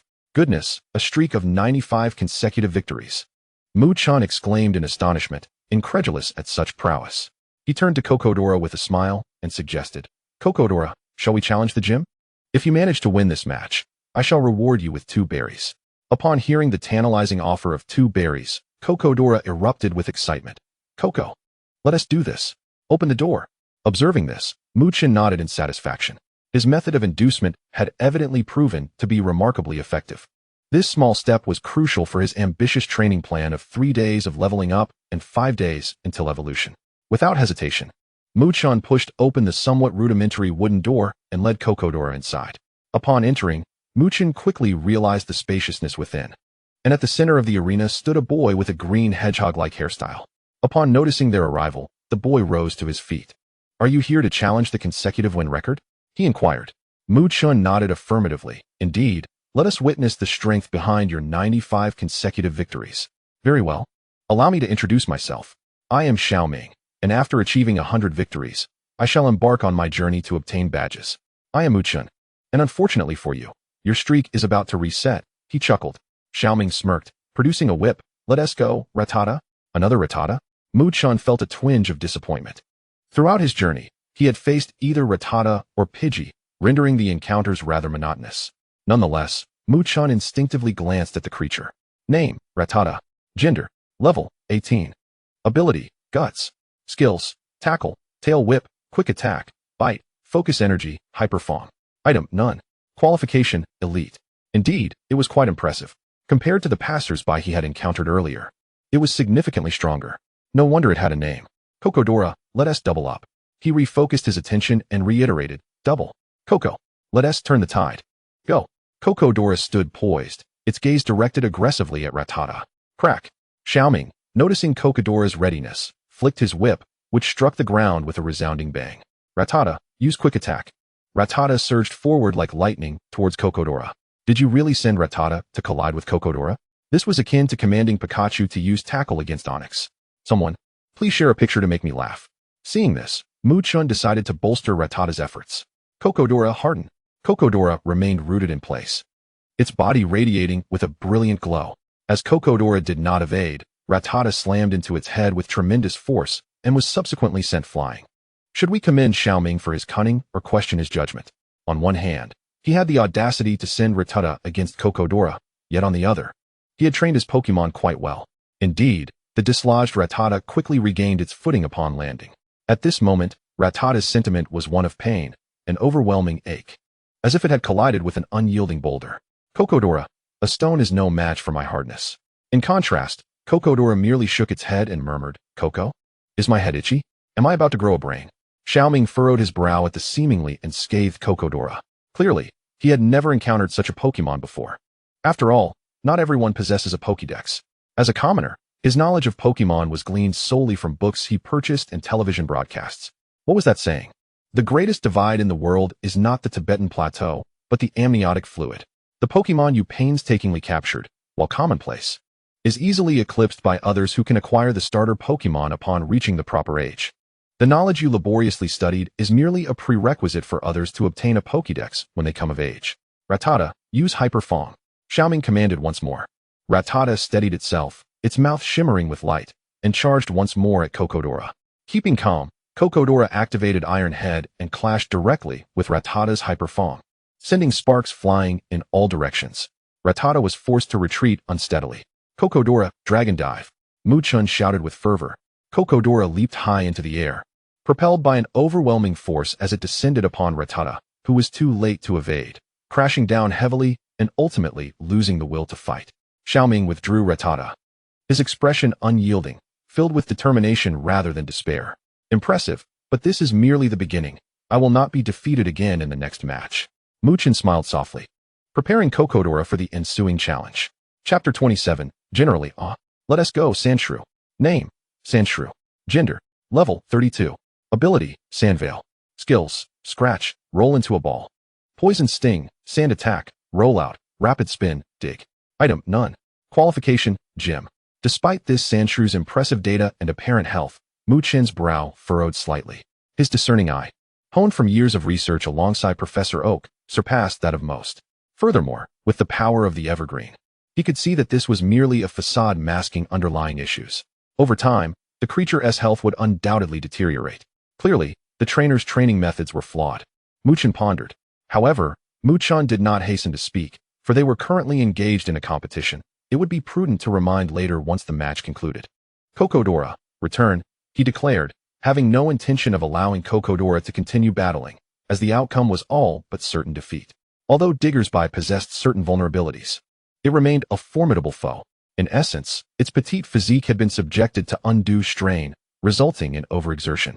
Chen was not an advocate for such training methods. In his view, training should be balanced, striking a harmonious equilibrium between effort and rest. After all, excess can be detrimental in various aspects. Cocodora? Cocodora. The creature tilted its head in confusion, and then, as if struck by a thought, appeared somewhat anxious. Aren't we continuing? Don't you want me to earn rewards? Chen sighed, pondering whether such reasoning was befitting for a Pokémon. Oh well, upon your return, you shall still receive double the rewards, he added, feeling somewhat exasperated. Cocodora obediently returned, its thoughts racing. See? Good thing I'm clever, otherwise, the rewards would be lost. Chen, of course, possessed no telepathic powers and remained oblivious to Cocodora's musings. Had he known, he would likely have been even more exasperated. Once Cocodora was back, Chen reached for the Pokeball at his waist. Now, it's your turn, Greninja. With his call, a flash of white light erupted, revealing Greninja on the battlefield. Cool. Greninja crossed its arms, intently gazing at the opposing Diggersby. What kind of Pokemon is this? Why does he always have such peculiar creatures? Xiaoming pondered, bewildered by the sight. Diggersby attack. Without hesitation, Diggersby curled its body tightly, transforming into a compact sphere before hurtling towards Greninja like a cannonball. Greninja, Water Shuriken. Greninja swiftly crossed its arms, clenching its fists with determination. In an instant, a pair of shimmering blue shurikens materialized in its hands. Not composed of ordinary energy, but forged from Greninja's potent water energy. Ever since absorbing the essence of purification and a precious perfect-grade water stone, Greninja's mastery over water energy had reached unprecedented heights. It could not only manipulate water energy at will, but also transmute certain moves belonging to other types into forms infused with water energy. As exemplified now, it had successfully transformed the shurikens from the normal type move into special shurikens imbued with water energy. This enhancement in ability was perhaps attributed to Greninja's remarkable adaptability. The previous attempt to compress the water waves into blades was unstable, making it unsuitable for frequent use. Such a skillful transition between different energy types enabled Greninja to execute breathtaking techniques. Although it could currently only transform into water-type moves, the potential for further mastery was not far off. Imagine, no matter your type, I could strike you down with shurikens that exploit your weaknesses. This scene was undeniably ominous, more foreboding than still waters. Diggersby, akin to a rolling boulder, charged fiercely towards Greninja. Unfazed, Greninja brandished the water shuriken with lightning speed, striking decisively at Diggersby. In a heartbeat, The two clashed with a resounding impact, each refusing to yield, resulting in a stalemate. However, Greninja, with its superior skill, suddenly exerted force, propelling Diggersby away with overwhelming strength. Seeing this, Xiaoming hastily gestured with his whip, commanding, Diggersby, use dig. Though recently battered, Diggersby reacted swiftly, burrowing into the ground and vanishing in an instant. Greninja, listen closely. Chen refrained from employing his own energy to assist Greninja, harboring a different plan in mind. He aimed to enhance Greninja's reaction and judgment skills through this training. Greninja seemingly grasped Chen's intentions, nodding before closing its eyes, focusing intently on the sounds of the ground around it. With a crack, the whip cracked through the air, and Diggersby abruptly burst forth from underground. Its sharp claws slashed through the air, glinting ominously, clearly set on launching a surprise attack on Greninja. Yet, Greninja appeared to have anticipated Diggersby's strategy. As Diggersby erupted from the earth, Greninja leaped with astonishing swiftness, akin to a graceful swallow.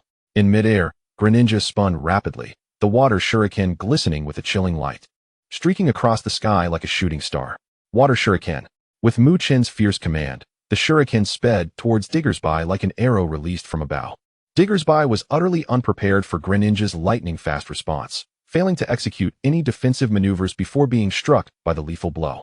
Bang! Diggersby was sent flying like a cannonball, crashing against a distant wall before sliding down, rendered motionless. Greninja landed gracefully, standing firm on the ground, its arms once again crossed over its chest. The cool detachment in its expression seemed to declare the outcome of the battle was already predetermined. Greninja, just a warm-up, nothing more, it remarked nonchalantly. Chen approached Xiaoming, who was seated on the ground, his expression one of despair. Diggersby had long since been recalled. Xiaoming sat with his head bowed, an aura of defeat surrounding him.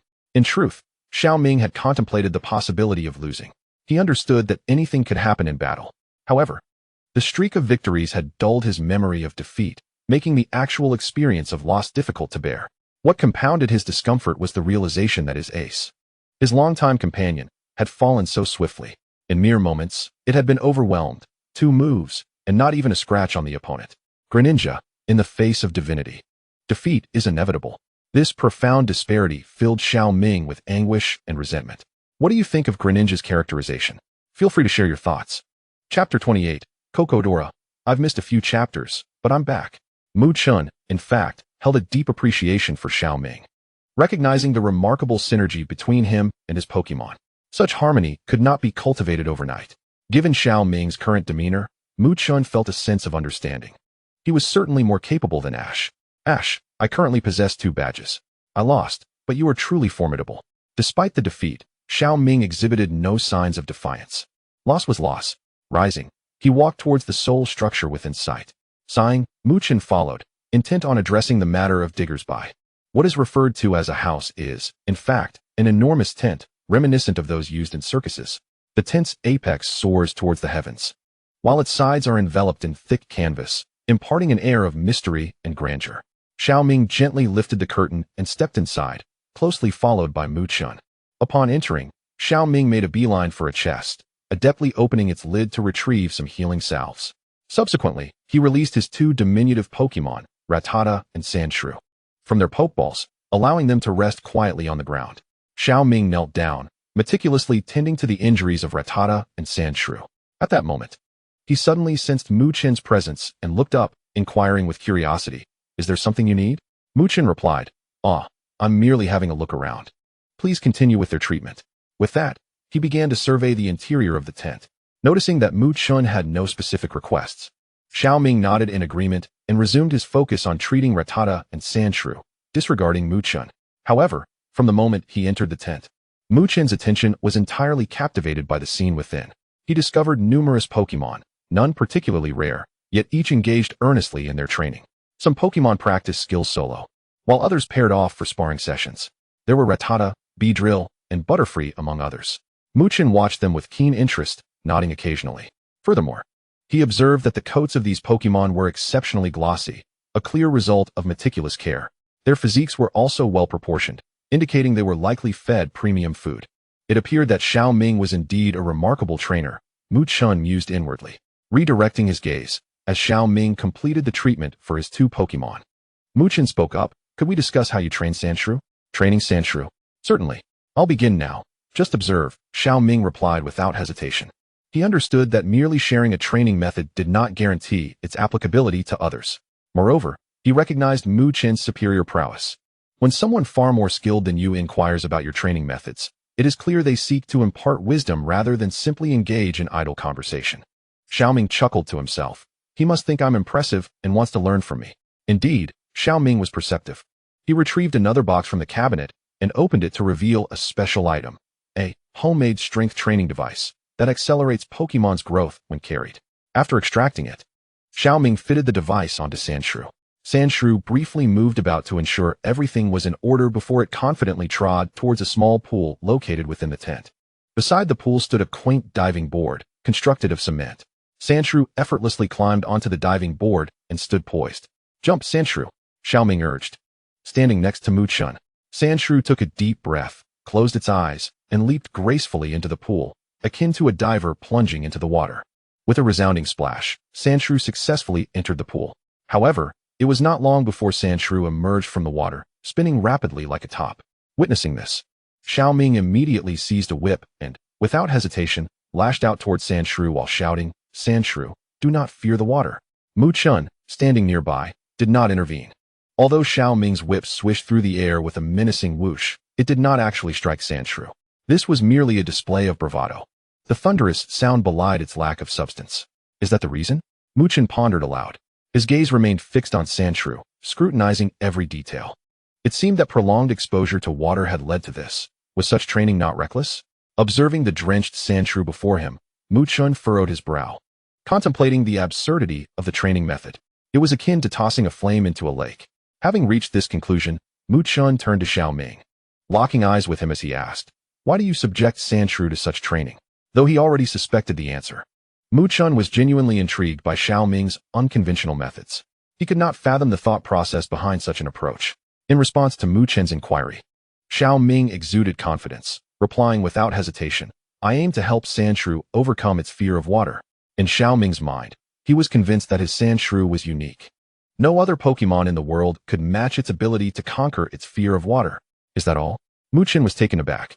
You continuously immerse Sandshrew because it fears water? Of course. Xiao Ming responded, as if it were the most obvious thing. Seeing Xiao Ming's unwavering certainty, Mu Chen spoke slowly. "Firstly, I do not oppose your initial intention, as overcoming one's fears is a noble pursuit." As he spoke, he crouched beside Sandshrew. However, consider this. Sandshrew is a ground-type Pokemon, which inherently dislikes damp environments. Look here, feel its skin. Mu Chun pointed to a specific area on Sandshrew's body, encouraging Xiao Ming to touch it. Xiao Ming obliged, feeling the texture and asking, "What's wrong?" "It feels quite firm." "Now, gently pinch it," Mu Chun continued. Xiao Ming, perplexed, did as instructed. The moment he pinched a part of Sandshrew's body, it let out a pained cry. Sandshrew. The name it called in the anime is unintelligible to me. Xiao Ming was startled, his brow furrowed with concern as he exclaimed, "Sandshrew, what's wrong?" Chapter 29. If you want to help, then help. Sandshrew, what's wrong? Xiao Ming's face was etched with worry, beads of sweat trickling down his cheeks, and his voice trembled.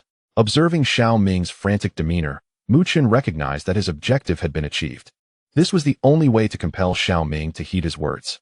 With an unhurried demeanor, he stated, "This is the consequence of your training method for Sandshrew."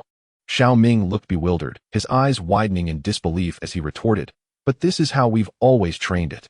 Mu Chen glanced at Xiao Ming and patiently elaborated, "It is precisely because you have trained it this way that it has come to this."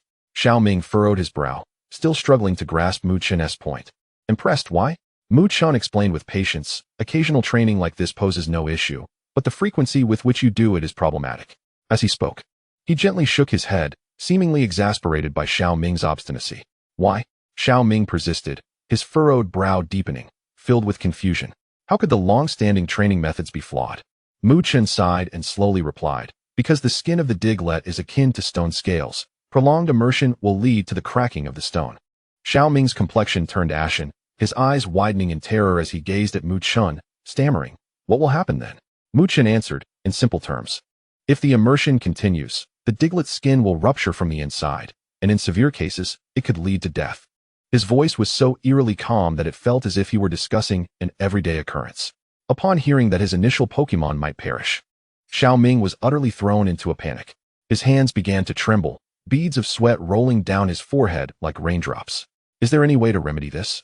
Xiaoming asked anxiously. Yes, my friend, there is indeed a way to remedy it, Mu Chun reassured him. He then elaborated, from now on, you must reduce the frequency of this training as much as possible. Ideally, cease it altogether. This will allow the body ample time to recover and recuperate. Xiaoming nodded in understanding, continuing to look at Mu Chun, awaiting further guidance. Mu Chun continued, additionally, ensure you rest well and pay attention to your diet and nutritional intake. You should be familiar with this, as I can see you have been taking good care of your other Pokémon. Finally, Mu Chun suggested, if treatment is necessary, I recommend a visit to the Pokémon Center. The doctors there are professionals. They can certainly provide a better treatment plan. After meticulously recording all of Mu Chun's advice, Xiaoming felt a surge of gratitude. He looked up, sincerity shining in his eyes as he said, I truly appreciate your help, Mu Chun. With that, Xiaoming bowed deeply, expressing his respect and thanks. Straightening up, he continued, I don't possess anything particularly special to repay you, but I do have some handmade trinkets that might be of some use to you. He then led Mu Chun to what appeared to be an ordinary storage room. He asked Mu Chun to wait for a moment, gently pushing the door open and stepping inside. After a brief interval, Xiaoming emerged, cradling a wooden box in his arms. The box looked somewhat antiquated but had been polished to a sheen. This is for you, a token of my appreciation, Xiaoming smiled, extending the box towards Mu Chun, his eyes brimming with anticipation. Mu Chun accepted the box, examining it with curiosity.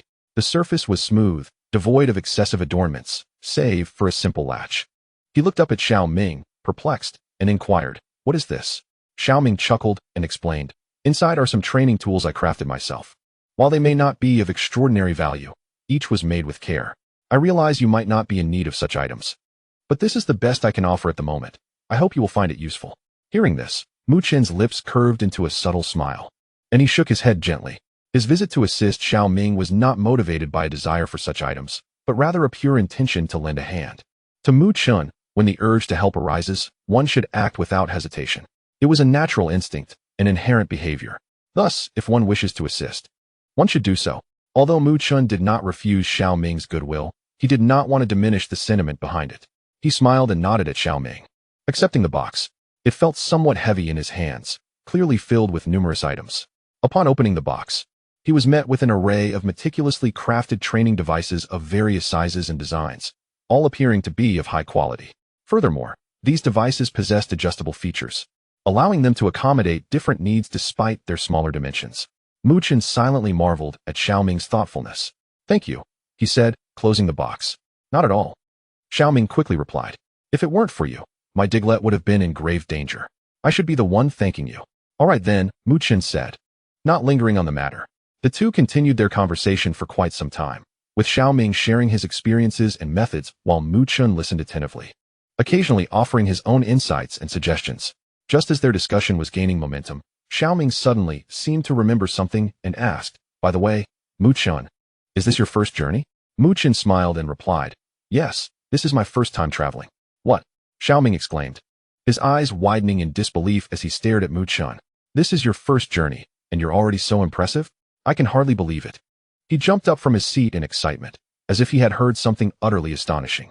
Mu Chun was taken aback by Xiaoming's reaction, quickly waving his hand and saying, oh, it's nothing, really, I'm just fortunate. However, Xiaoming was unconvinced, convinced that Mu Chun was merely being modest. Don't be humble. I can tell you must have some secret. Please, tell me about it. Xiaoming urged eagerly. Seeing Xiaoming's enthusiasm, Mu Chun could only smile helplessly and say, there's nothing particularly special about it. It's just that my elders taught me well. Deep down, Mu Chun reflected that Professor Oak was indeed one of his mentors. Although he appeared calm on the surface, there was a hint of sorrow hidden within. However, this fleeting sadness was quickly masked as he took a deep breath and resumed the conversation with Xiaoming. At that moment, the pokeball at Mu Chun's waist trembled slightly, as if Chikorita sensed the fluctuations in his emotions. I'm fine, Chikorita, Mu Chun communicated telepathically.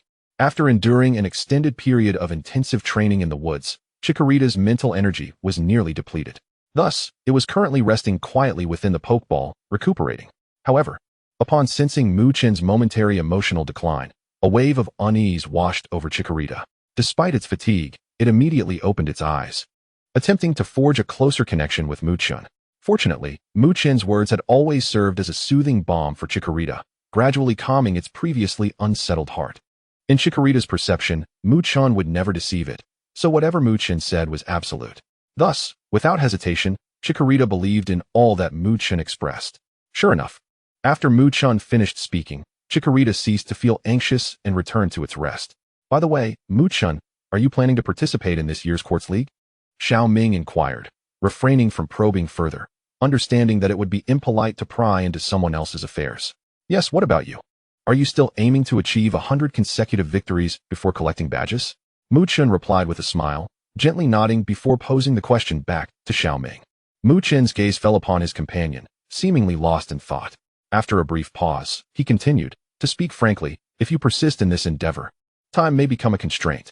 Upon hearing this, Xiao Ming displayed no hint of hesitation or doubt. He resolutely replied, I am determined to achieve 100 consecutive victories. This is a promise between my Pokémon and me, and I cannot easily abandon it. Chen nodded in understanding, expressing admiration for Xiao Ming's tenacity, while also cautioning. If time is insufficient, you might miss this competition. Nevertheless, Xiao Ming appeared unfazed, casually stating, that's all right. If time truly runs short, I can always participate in the next competition. After all, I'm not in a hurry. Chen was somewhat astonished by his carefree attitude. Yet he recognized that everyone harbors their own thoughts and choices. Thus, he smiled and said very well. I wish you success in achieving your goal of 100 consecutive victories. With that, Chen turned away, facing his companion's back, and gently patted the sandshrew beside him. In a fleeting moment unnoticed by Xiao Ming, Chen summoned the power of the Everlasting to administer a simple healing for the sandshrew. Once the treatment was complete, Chen rose, prepared to depart. He waved goodbye to Xiao Ming, saying, I shall head to Leafless City now. Best of luck to you. Huh, all right. I wish you the first place in the tournament.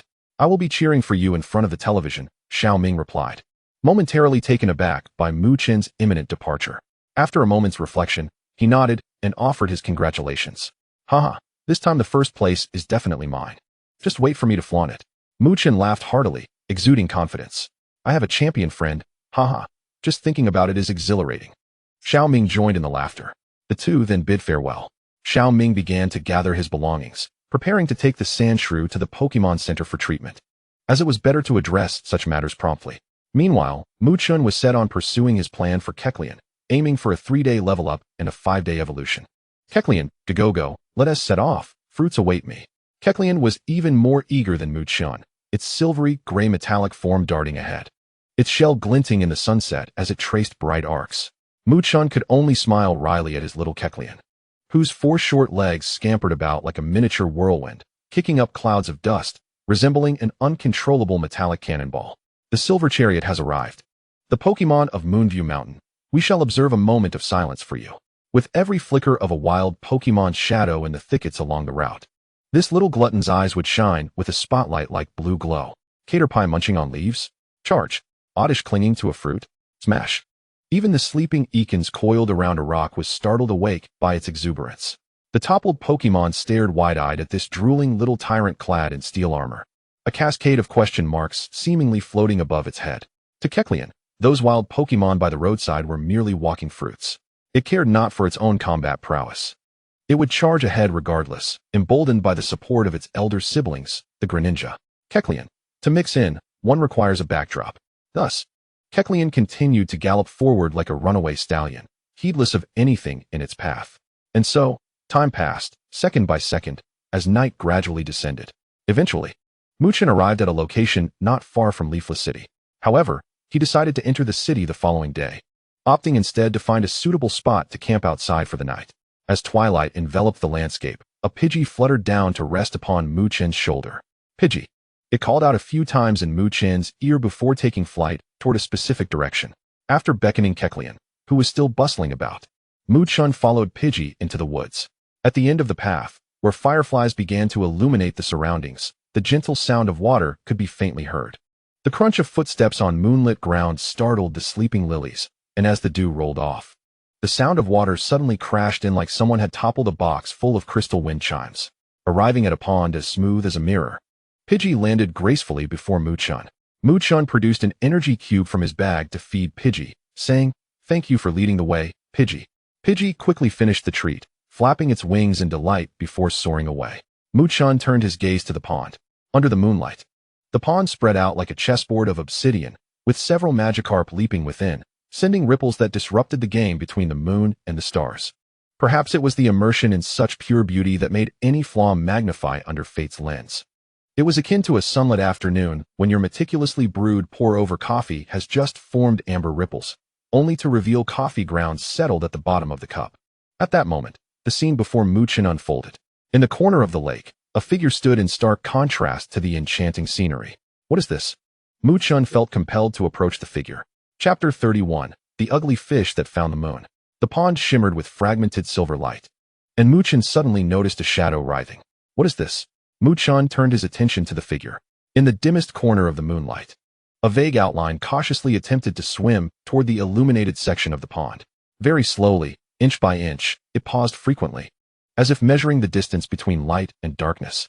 When it finally broke free from the shadows and plunged into the illuminated space, Chen was able to discern it clearly.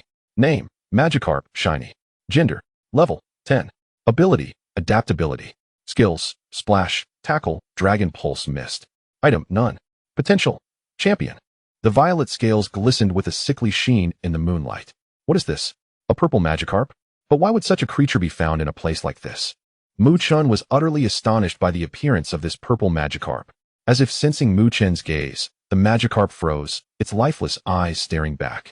Realizing it had interrupted Chen's appreciation of the scenery, it panicked and splashed its tail, hastily swimming back. Its speed was a stark contrast to its previous cautious approach.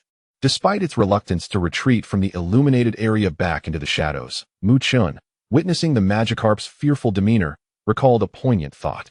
Every Magikarp yearns to transform into something beautiful, yet during their ugly phase, they are not only unattractive but also weak, resulting in no one wanting to nurture them.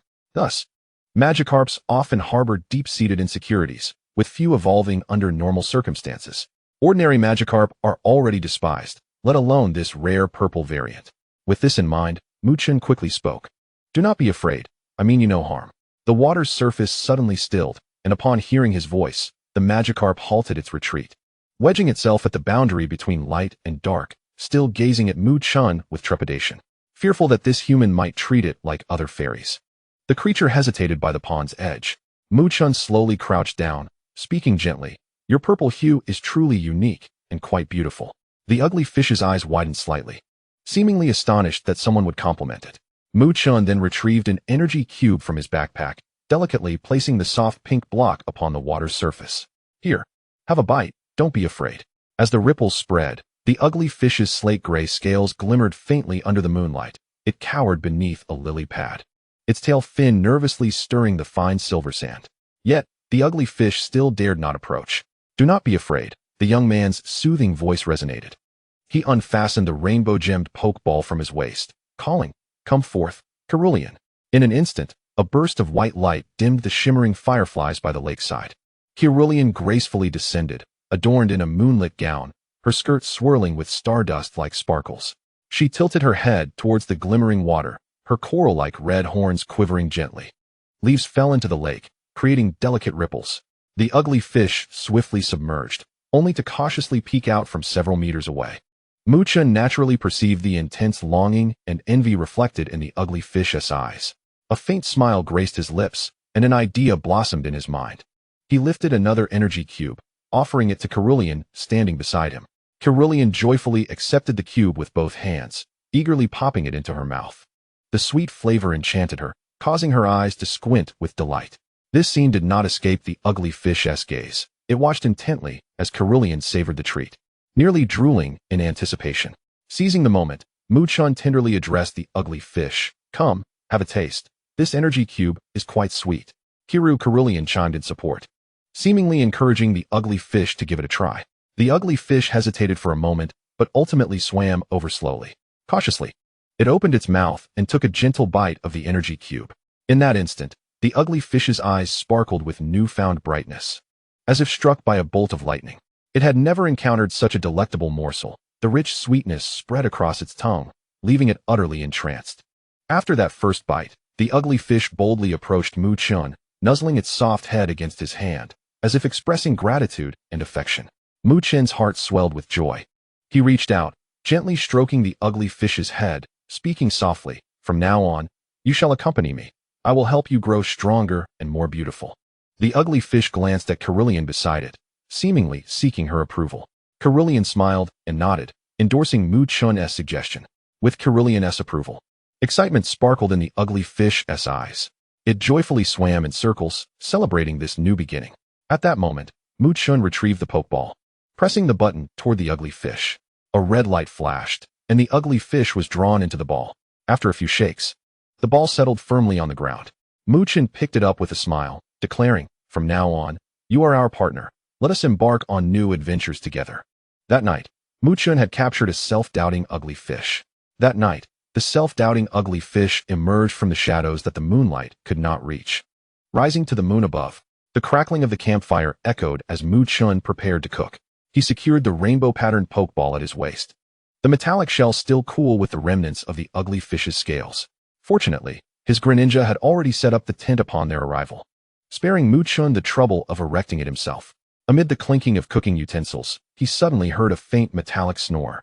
Kakadora, curled up on the moisture-resistant mat, was gnawing on a chunk of rock mineral, its silver-gray armor rising and falling with each breath, drool pooling beneath its anvil-like chin, reflecting the flickering campfire. Gently, he wiped away the shimmering iron or residue from Kakadora's mouth, noting the little one's purring akin to a forge in its dreams. It seemed today's special training had truly exhausted it. Chen draped a warm blanket over its steel frame, his voice carried away by the night breeze among the treetops. The sleeping Kakadora suddenly kicked its short legs, leaving an imprint on the mat, as if still dreaming of harvesting fruits. Chen chuckled softly, adding some firewood collected by Greninja to the campfire. Chapter 32. No Strings Attached. The starry river cascaded like satin across the sky, the evening breeze gently caressing, carrying the shimmering ripples of midsummer, slowly flowing through the coolness of the night. After a satisfying meal, Chen comfortably reclined by the campfire, gazing up at the vast expanse of stars, softly counting them. His Froakie had successfully evolved into Greninja, yet it seemed to have its own ideas. Well, let it train on its own for now, Chen mused softly. His gaze gradually shifted to Kirlia, peacefully sleeping within the tent.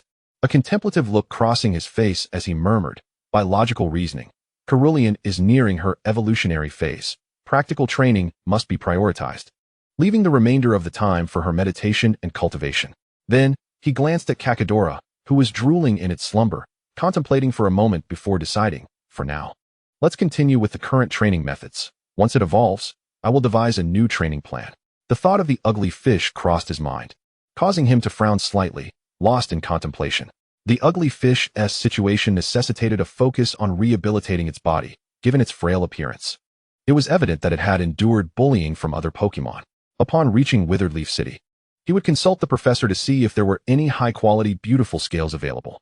Having mentally sorted through these matters, drowsiness washed over Chen like a tide. He stifled a yawn and slipped into the tent, soon succumbing to deep slumber. The following morning, gentle sunlight streamed through the tent, seams like fine threads, quietly illuminating Chen's face. He slowly awakened, stretching languidly. After preparing breakfast, Chen smiled at Kirlia and the others, saying, "You all eat first. I'll go feed the ugly fish." With that, he picked up a portion of breakfast and walked lightly towards the pond. Upon reaching the pond's edge, Chen gently crouched down, carefully releasing the ugly fish from its pokeball. The moment the ugly fish spotted Chen, it joyfully swam over, creating a flurry of sparkling droplets on the water's surface. Chen's face softened with affection as he placed the energy cube upon the water. Seeing this, the ugly fish immediately opened its small mouth, devouring the treat eagerly. Watching the ugly fish relish its meal brought an involuntary smile to Chen's lips, a look of contentment crossing his face. Seizing the opportunity while the ugly fish was eating, Chen meticulously cleaned its body. Holding a soft cloth, he gently wiped each scale of the ugly fish, as if crafting a rare treasure, ensuring every piece was pristine. Meanwhile, Chen channeled his energy, diligently healing the ugly fish's body, ensuring it bore no hidden injuries. Under the gentle and focused care of Chen, the clumsy fish comfortably squinted its eyes, as if immersed in an exquisite and delightful massage. Chen's movements were tender and meticulous, enveloping the clumsy fish in an endless embrace of affection. By the time the clumsy fish finished its breakfast, Chen had nearly completed his cleaning and treatment tasks. He rose to his feet and softly addressed the clumsy fish, saying, "Clumsy fish, we are now heading into the city to challenge the gym. Later, I will conveniently procure a large fish tank for you, making it easier for you to come out and play." The clumsy fish seemed to comprehend Chen's words, nodding with a glimmer of anticipation in its eyes. Observing this, Chen smiled as he returned the clumsy fish to its pokeball, then turned back to the dining table to swiftly finish his own breakfast. After completing his meal, Chen tidied up the waste and, accompanied by Kecleon, set off towards Leafless City. Go, let's go catch some fruits," Kecleon exclaimed. Along the way, nearby Pokémon once again fell victim to Kecleon's antics. After a series of escapades, Chen finally arrived at Leafless City. Upon entering the city, Chen instinctively made his way to the Pokémon Center first. After handing Clumsy Fish's Pokeball to Nurse Joy, he turned to the telephone, preparing to call Professor Oak. As the connection was established, the first sight that greeted him was the back of a figure clad in a white lab coat, along with a beaker boiling noodles. "Professor, I just left not long ago. Why are you cooking noodles in a beaker again? Didn't I specifically remind you that such dietary habits are unhealthy?" Chen squinted slightly, his gaze fixated on the screen. "How do you know?" Professor Oak exclaimed, astonished and confused, his embarrassment palpable. "Haha, the camera must have flipped," he chuckled, attempting to deflect the situation. However, Chen was not easily swayed and continued to scrutinize him. Sensing that Chen was not going to let it slide, Professor Oak, like a deflated balloon, resignedly stated, "All right, I understand. I will definitely go out for a meal later." With Professor Oak's agreement, Chen nodded in satisfaction. It was no wonder he was so stern. To Chen, Professor Oak was his only nominal relative, and he could not afford to be indifferent. He wished for the professor to accompany him for a longer duration. "All right, Chen, I happen to have something to discuss with you, and that's why you called." Professor Oak broke the silence. "You need me? What is it?" Chen inquired, puzzled. "Where are you currently located?" Professor Oak asked. "Leafless City." "Why do you suddenly ask this?" Chen replied truthfully. "You've reached Leafless City so quickly. Is your schedule tight?" Professor Oak continued. Chen pondered for a moment before responding. "It's all right, not particularly tight. In that case, could you please make a trip to the Pokémon School to guide the students there?" Professor Oak requested. "The Pokémon School?" Chen looked at Professor Oak with skepticism. "Isn't that the place where most people merely engage in theoretical discussions without any practical battle experience?" His brow furrowed tightly, clearly harboring a negative impression of the institution. In Chen's understanding, the students of this Pokémon school mostly hailed from affluent families. In simpler terms, it was a school for the elite, where one could enroll simply by being wealthy. To Chen, Pokémon battles were far from a simple game. It was not merely about trading blows. Battles demanded training, practical experience, and a profound understanding of Pokémon. As the saying goes, those who possess knowledge, I too possess, and not only do I possess it, but I possess it in greater abundance. Relying solely on theoretical knowledge would never lead to victory in genuine combat. Such individuals often viewed Pokémon merely as tools for achieving victory rather than true companions. Not only did they treat Pokémon as tools, but they also failed to win. Ultimately, the lack of practical experience would render them helpless in the face of unforeseen circumstances. Chen held a deep-seated disdain for such people. "Very well. I will go in a couple of days." After contemplating for a moment, Chen ultimately did not refuse Professor Oak's request. After all, to him, it was not a significant matter. Professor Oak, well aware of Chen's thoughts, hastily added, "Since it will be guidance, there will certainly be a consultation fee. If you need anything, just ask the principal. That school may lack many things, but it certainly had money. If they were uncooperative, just give me a call." Professor Oak had watched Chen grow up, and in his heart, Chen was like his own grandson. He would never allow him to suffer losses. Upon hearing this, Chen's eyes brightened, and he felt a surge of joy. This is perfect. When opportunity knocks, I shall be ready to receive it. The beautiful scales will now be within reach. Initially contemplating whether to ask Professor Oak for some beautiful scales, he now realized that simply requesting them from someone else would be even better. After all, using someone else's resources was far more pleasurable than relying on one's own. It would be a pity not to seize the opportunity. Why refuse something that is freely offered? Chapter 33, Leafless Gym. Understood, Professor Oak, you know me. I'm always shrewd and never engage in unprofitable transactions. Chen secured the communicator between his shoulder and proceeded to skillfully organize the energy cubes within his backpack. The metallic casing reflected scattered glimmers of light under the gentle caress of the sun, illuminating the mischievous smile on the young man's face. Since Professor Oak had said so, it implied. What did it imply? It implied that they were wealthy. They could ask for more without hesitation. What if they refused? Well, his Dragonite had been rather temperamental lately. If it happened to go on a rampage elsewhere, that would certainly spell trouble. As long as you understand, I can rest easy. Professor Oak noted, seeing that Chen had grasped his meaning. By the way, what did you initially call me for? Professor Oak inquired after discussing his own matters. I encountered a Pokémon, and I'm about to send you the details. With that, Chen skillfully inserted the Pokédex into the telephone. Once the photo was transmitted, Professor Oak casually glanced at it. Oh, Suicune, Chen, your luck is truly remarkable. You've only been out for a few days and have already encountered Suicune. For Professor Oak, Suicune was not particularly rare, as its numbers were not insignificant. Professor, take a closer look, Chen said with a hint of a smile. No matter how you look at it, it's just a Suicune. Professor Oak continued to examine the photo, initially speaking dismissively, but suddenly his eyes widened, and his words were abruptly cut off. This size, this aura, could it be the legendary Suicune that bears a divine duty? Professor Oak exclaimed, astonished, his voice involuntarily rising in pitch. Indeed, it is the one, Chen replied, raising an eyebrow with an expression of pride.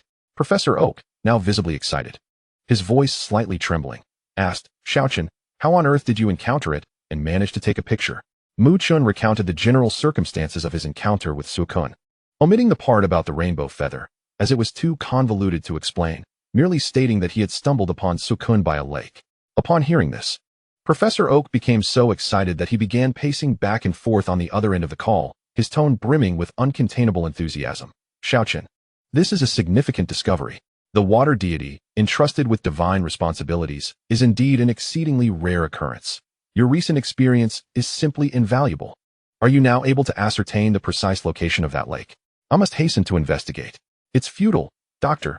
The water deity has long vanished without a trace. Chen, observing Professor Oak's fervor, couldn't help but feel a mix of amusement and exasperation. He inwardly mused, the champion of the league has transformed into a research fanatic. Could this be a distortion of human nature or a decline in morality? Clearing his throat, he redirected his thoughts. Oh, don't worry, Chen. Even if the water deity is no longer present, it's still worthwhile to examine the surrounding environment for any remarkable changes. Upon learning of the deity's departure, Professor Oak inevitably felt a twinge of melancholy. This sentiment was akin to purchasing a lottery ticket, wholly convinced that the winning number was 3, only to discover, upon claiming the prize, that the actual number was 8. With half of it obscured, resembling 3 at first glance. Although 8 could still yield a minor reward, the disparity certainly left a bitter taste in one's heart. Yet, better something than nothing. Very well, Doctor. Chen succinctly informed Professor Oak of the specific location before ending the call. With nothing pressing at the moment, Chen found a place to sit and awaited the completion of the examination for his Cho-Cho fish. In the midst of his tranquil wait, the doors of the Pokémon Center creaked open. Immediately, a voice brimming with urgency echoed. Little Rattata, you must hold on. You will surely be all right. Chen silently pondered. Am I somehow entangled with little Rattata lately? Why do I keep encountering it? Following the sound, he observed a Chansey hastily wheeling a stretcher toward the Pokémon Center, accompanied by a youth whose face was etched with anxiety, incessantly murmuring. Chen couldn't help but furrow his brow, muttering to himself, how severe are its injuries? Just then, a sweet voice came over the intercom. Mr. Chen, your Pokémon has completed its treatment. Upon hearing this, Chen rose and approached the front desk, successfully retrieving the Pokeball containing his Cho-Cho fish. Then, with a hint of confusion, he inquired of Nurse Joy. Nurse Joy, what exactly transpired here? Why are the injuries so grave? In truth, when Chen first stepped into the Pokémon Center, he had noticed another Pokémon with injuries resembling those of his own. As if on cue, another injured Rattata was brought in. Nurse Joy let out a resigned sigh, stating, this is indeed a headache. These Pokémon were unfortunate enough to be defeated and injured during their gym challenges. I see.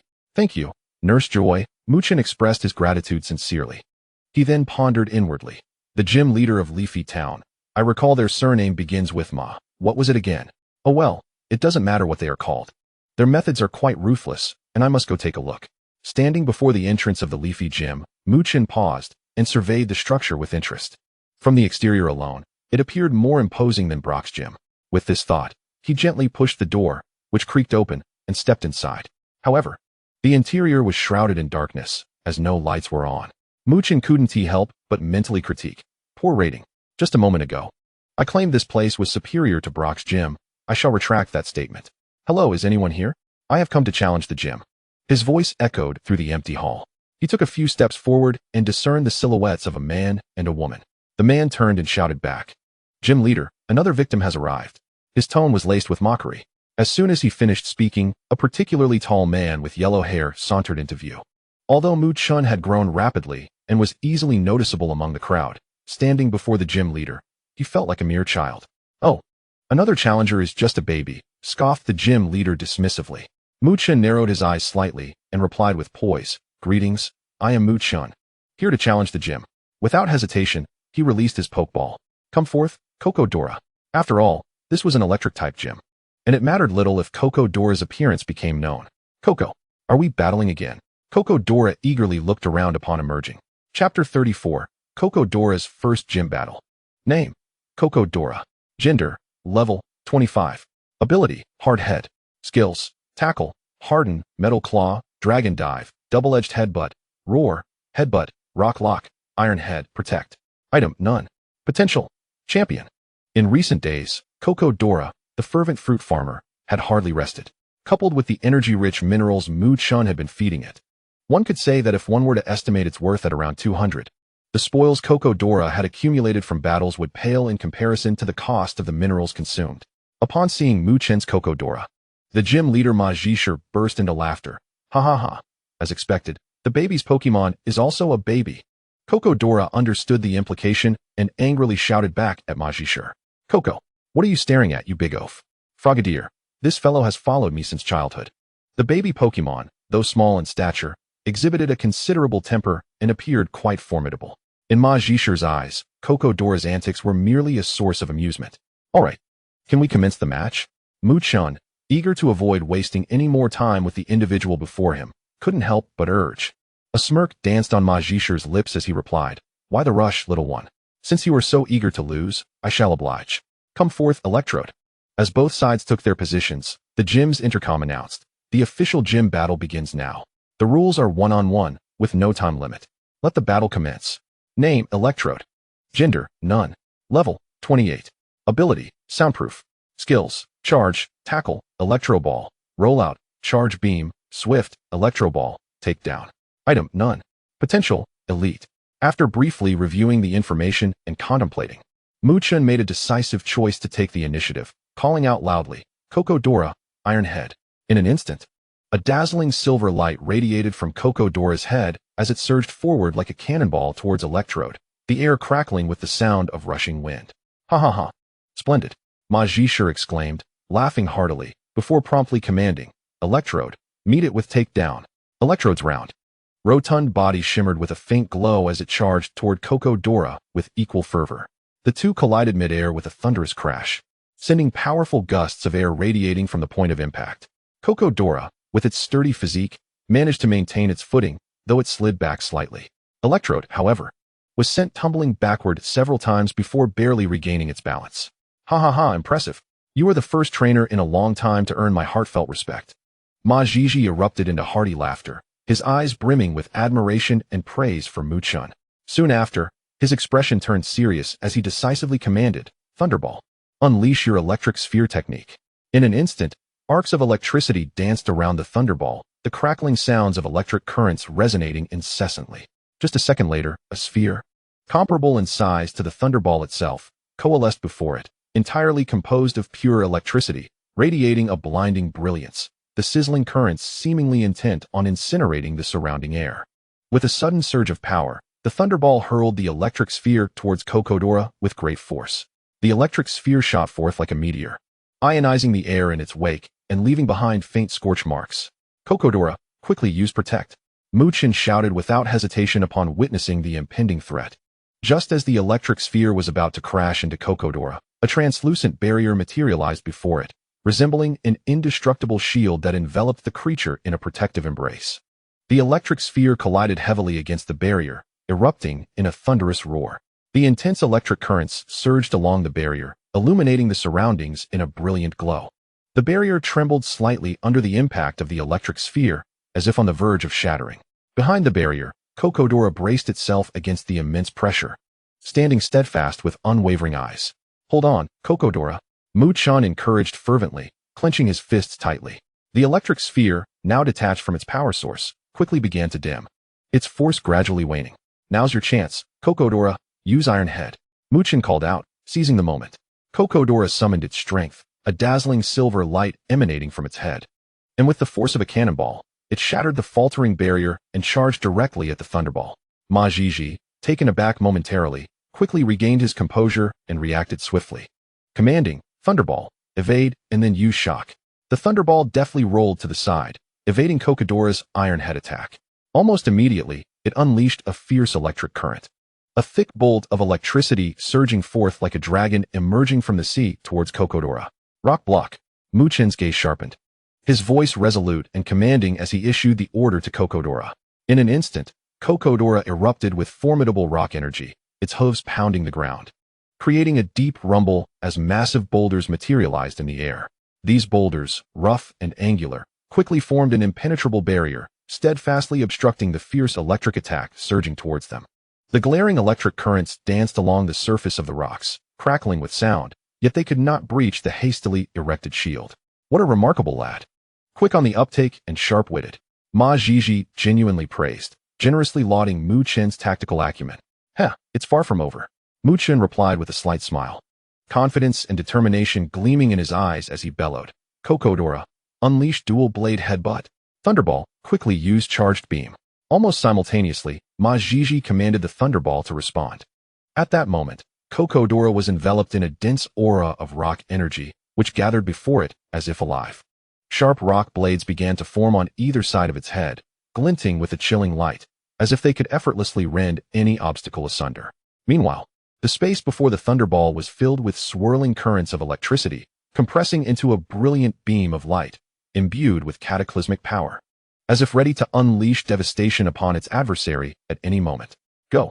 Chen and Majiji shouted in unison, their voices echoing through the dojo. Filled with tension and excitement, Cocodora surged forth like an arrow released from a bow, charging with unstoppable momentum towards the Thunderball. The Thunderball remained steady, launching the completed charged beam like a laser cannon at the oncoming Cocodora. The charged beam collided violently with Cocodora's rock blades mid-air, resulting in a dazzling display of light. As fierce gusts of air expanded wildly from the point of impact, rock fragments, accompanied by surging electric currents, shot out like hidden weapons in all directions. With unwavering will and formidable force, Cocodora pressed on, pushing through the charged beam. Although parts of its rock blades were shattered by the electric assault, the remaining blades continued to shimmer ominously as they advanced towards the Thunderball. Thunderball, hold firm, increase your energy output, Majiji urged, beads of sweat forming on his brow as he anxiously monitored the unfolding battle. Upon hearing his command, the Thunderball quivered vigorously, the already radiant charged beam growing even thicker, its brilliance nearly illuminating the entire dojo. Cocodora's advance was significantly hindered, its pace slowing considerably. Go for it, Cocodora, this time we're winning by a landslide. Cocodora. A landslide victory. Cocodora's eyes sparkled with determination, and its speed surged, breaking through the barrier of the charged beam and crashing into the Thunderball with its rock blades. With a thunderous crash, the Thunderball was sent soaring into the air before crashing heavily to the ground, stirring up a cloud of dust. From within the dust cloud, the Thunderball struggled to rise, but its form had dimmed, clearly gravely injured and unable to continue the fight. The Thunderball is unable to battle. Cocodora is the victor, the referee announced at the side. Well done, Cocodora. I knew you could do it. Chen exclaimed, rushing forward to embrace Cocodora tightly. Cocodora affectionately nuzzled against Chen, its eyes sparkling with the light of victory. A landslide victory. Majiji approached with an appreciative smile, extending his hand towards Chen. You are indeed quite formidable. This battle has left a lasting impression on me. Congratulations on successfully overcoming the challenge of the Withered Leaf Gym. This is the orange badge you rightfully earned. With that, he produced a badge from his pocket and handed it to Chen. Chen accepted the badge, his eyes shining with joy. Thank you, Gym Leader Majiji. This battle has been immensely rewarding for me as well. After stowing the badge, Chen returned Cocodora to its Pokeball and continued, Gym Leader Majiji. I came to challenge the gym not only to obtain a badge, but also to inquire about a matter. I've noticed that many trainers' Pokémon have been severely injured after challenging the gym. Could you shed some light on this? That matter. Ma Jiji replied with a gentle smile, his demeanor exuding calmness. Sustaining injuries in my gym is certainly preferable to facing dangers in the wild, wouldn't you agree? Here, they can receive timely treatment, but in the wild, the circumstances could be dire. He raised an eyebrow playfully. What is this? Are you here to accuse me on their behalf? Mu Chun, recognizing the misunderstanding, quickly shook his head, a humble smile gracing his face. Not at all, gym leader. I'm merely curious. He found the words of Master Ma to be quite reasonable. The wilderness is fraught with complexities and uncertainties, should a Pokémon sustain injuries. The lack of timely medical attention could very well lead it to a dire predicament. In contrast, the healing facilities available within the gym are undeniably superior. Ha ha ha, my boy. You are truly to my taste. I presume you intend to participate in the upcoming Indigo League, yes? Allow me to extend my heartfelt wishes for your resounding victory. Master Ma chuckled heartily, his words brimming with confidence in Mu Chun. Thank you for your kind words, Master Ma. Mu Chun replied, his smile radiant as he felt immense gratitude for the blessing. The two then conversed on various topics for quite some time, and with each exchange, Master Ma felt an increasing affinity for him. No, the more we talk, the more I find you to my liking. Here, allow me to gift you something as a token of our newfound friendship, Master Ma said, as he dramatically produced a small orb from his pocket and presented it to Mu Chun. Is this an Electrium Z? Mu Chun blinked in surprise, a glimmer of recognition and astonishment in his eyes. You possess quite the discerning eye. Indeed, it is an Electrium Z, and it is yours. Master Ma proclaimed with a grand gesture, exuding generosity. Since you are so gracious, I shall not refuse. Let us consider ourselves friends. However, I cannot accept such a treasure without offering something in return. Mu Chun replied, retrieving a delicate box from his backpack. These are energy cubes I crafted myself, specifically tailored for electric-type Pokémon. There are none others like them. He explained the general purpose of the energy cubes to Master Ma, who listened with wide eyes filled with astonishment. My dear brother Mu, this is truly a remarkable item. Are you certain you wish to part with it? Master Ma, now warmly addressing Mu Chun as brother, was clearly taken aback. Indeed, brother Ma, your generosity warrants no less than reciprocation on my part. Besides, I am the only one privy to the method of crafting these energy cubes, Mu Chun said with a smile, his demeanor calm and untroubled by the thought of others discovering his secret, for he had powerful allies. What do you mean? You have allies of your own? Master Ma inquired. But what about your higher-ups? If you have connections, I certainly do not. He chuckled, as it stands. I am discreetly carrying a rare scale from Professor Oak's Dragonite. This scale was no ordinary item. With a mere mental command, Dragonite could locate him from afar. However, it remained his trump card, one he would not employ unless absolutely necessary. What? You imply that if Dragonite cannot prevail, what then? Would a second-tier deity suffice? He jested. After all, Suicune had bestowed its divine essence to Greninja. Surely it would lend aid if needed. Do you truly believe that the chilling winds of the north would continue to turn a blind eye to your plight? If that were insufficient, Mu Chun would have to resort to producing the iridescent feather. All right then, I shall graciously accept your offer. Yet, I must remain vigilant at the gym today and cannot depart. When you next visit Leafy Town, do let me know, and I shall treat you to a splendid meal. Master Ma declared with enthusiastic warmth. Rest assured, brother Ma, I will not hesitate to inform you upon my return. Next time, I will make it a priority. Mu Chun replied, his face alight with joy as he responded decisively. With that, Mu Chun waved farewell to Master Ma and exited the gym. The sunlight bathed him in warmth, accentuating the spirited silhouette of youth as he strode forth, adorned with the badge of victory and the newly acquired Electrium Z. His steps lively as he embarked on the next leg of his journey. Chapter 36. Shopping. The moment Mu Chun stepped out of the leafy gym, the sunlight cascaded down, elongating his figure. Suddenly, he felt a tug at his pant leg and looked down to see his Kecleon gazing up at him, its round eyes filled with anticipation, its little paws tugging insistently at his trousers. Hold your horses. How could I forget to buy you some fruit? Mu Chun chuckled to himself at the eager display of his companion. He carefully stowed the Electrium Z gifted by Master Ma into his backpack and zipped it closed before grinning. Come along. Let us procure the delectable fruits you have been yearning for. Upon hearing this, Kecleon emitted an excited chirp, its short legs bouncing alongside Mu Chun. The duo wove through the bustling streets of Leafy Town, making their way towards the market renowned for selling rare Pokémon fruits. The air was filled with the sounds of hawkers and the clamor of bargaining.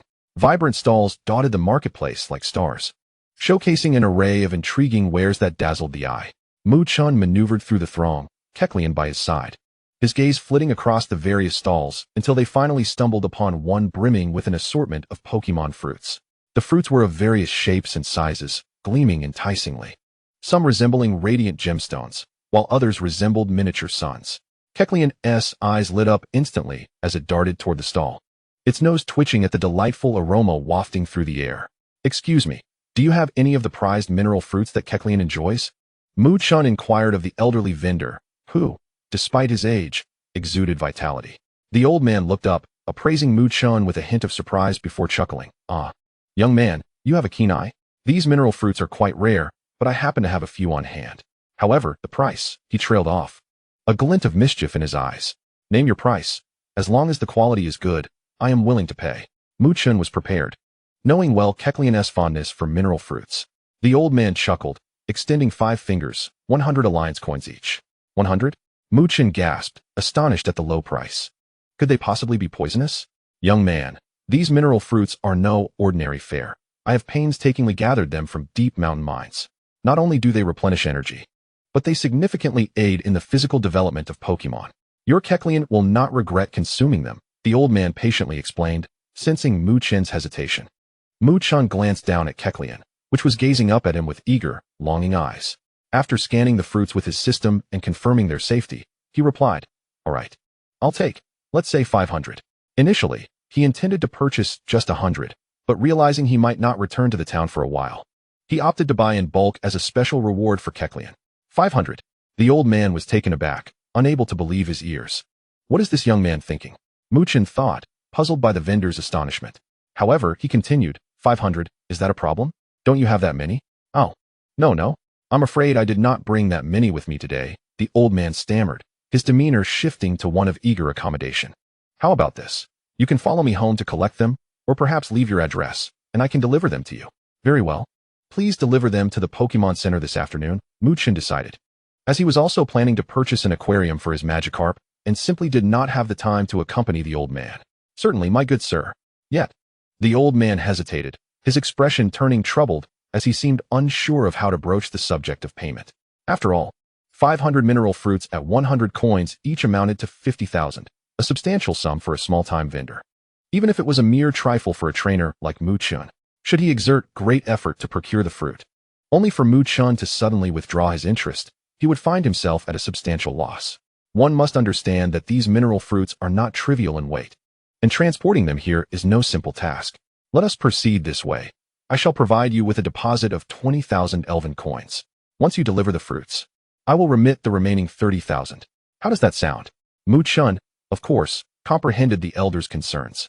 He was not like the bizarre characters in certain online tales, where a man wishes to purchase a large quantity of goods, and upon the elder requesting a deposit, the man erupts in a tirade. What? Do you look down upon me? Chen deemed such behavior utterly nonsensical. Thank you, sir. Rest assured, I will surely deliver it to the Pokémon Center this afternoon. The elder's face beamed with joy as he hurriedly expressed his gratitude, his eyes brimming with appreciation and delight. Consider these a gift for you. The elder gathered several mineral fruits from his stall into a box and handed it to Chen. Chen nodded slightly, accepting the offering, and subsequently handed over the deposit to the elder. Well then, I appreciate your efforts. With that, Chen turned to leave, accompanied by Dora. The market remained bustling with activity, throngs of people ebbing and flowing. As Chen navigated through the crowd, he sought out a shop selling aquarium lights. Dora merrily trailed at his side, munching on the mineral fruit just received. Before long, Chen arrived in a section dedicated to aquatic supplies, where an array of aquariums of various materials was displayed: sparkling glass tanks, sturdy stone containers, and lightweight, yet durable resin aquariums. Chen's gaze flitted between the tanks as he meticulously selected one. Suddenly, a large, transparent rectangular aquarium caught his eye. Its simple yet elegant design shone brightly, standing out among the other tanks. Intrigued, Chen approached the stall housing the aquarium, intending to inquire with the owner. The proprietor, a shrewd businessman, immediately recognized Chen's interest and greeted him with enthusiasm. "Ah, esteemed customer, you possess remarkable discernment. This aquarium is quite extraordinary." As he spoke, the owner expertly elaborated on its features. Once charged, it could automatically perform water changes and filtration, requiring no effort on your part. A perfect choice for nurturing water-type Pokémon. Upon hearing this, a glimmer of excitement flickered in Chen's eyes. This was indeed the ideal tank. Without hesitation, he made the purchase, swiping his card without even glancing at the price. Please take care on your way out. The proprietor beamed, warmly bidding farewell as he slightly bowed, gesturing for Chen to leave.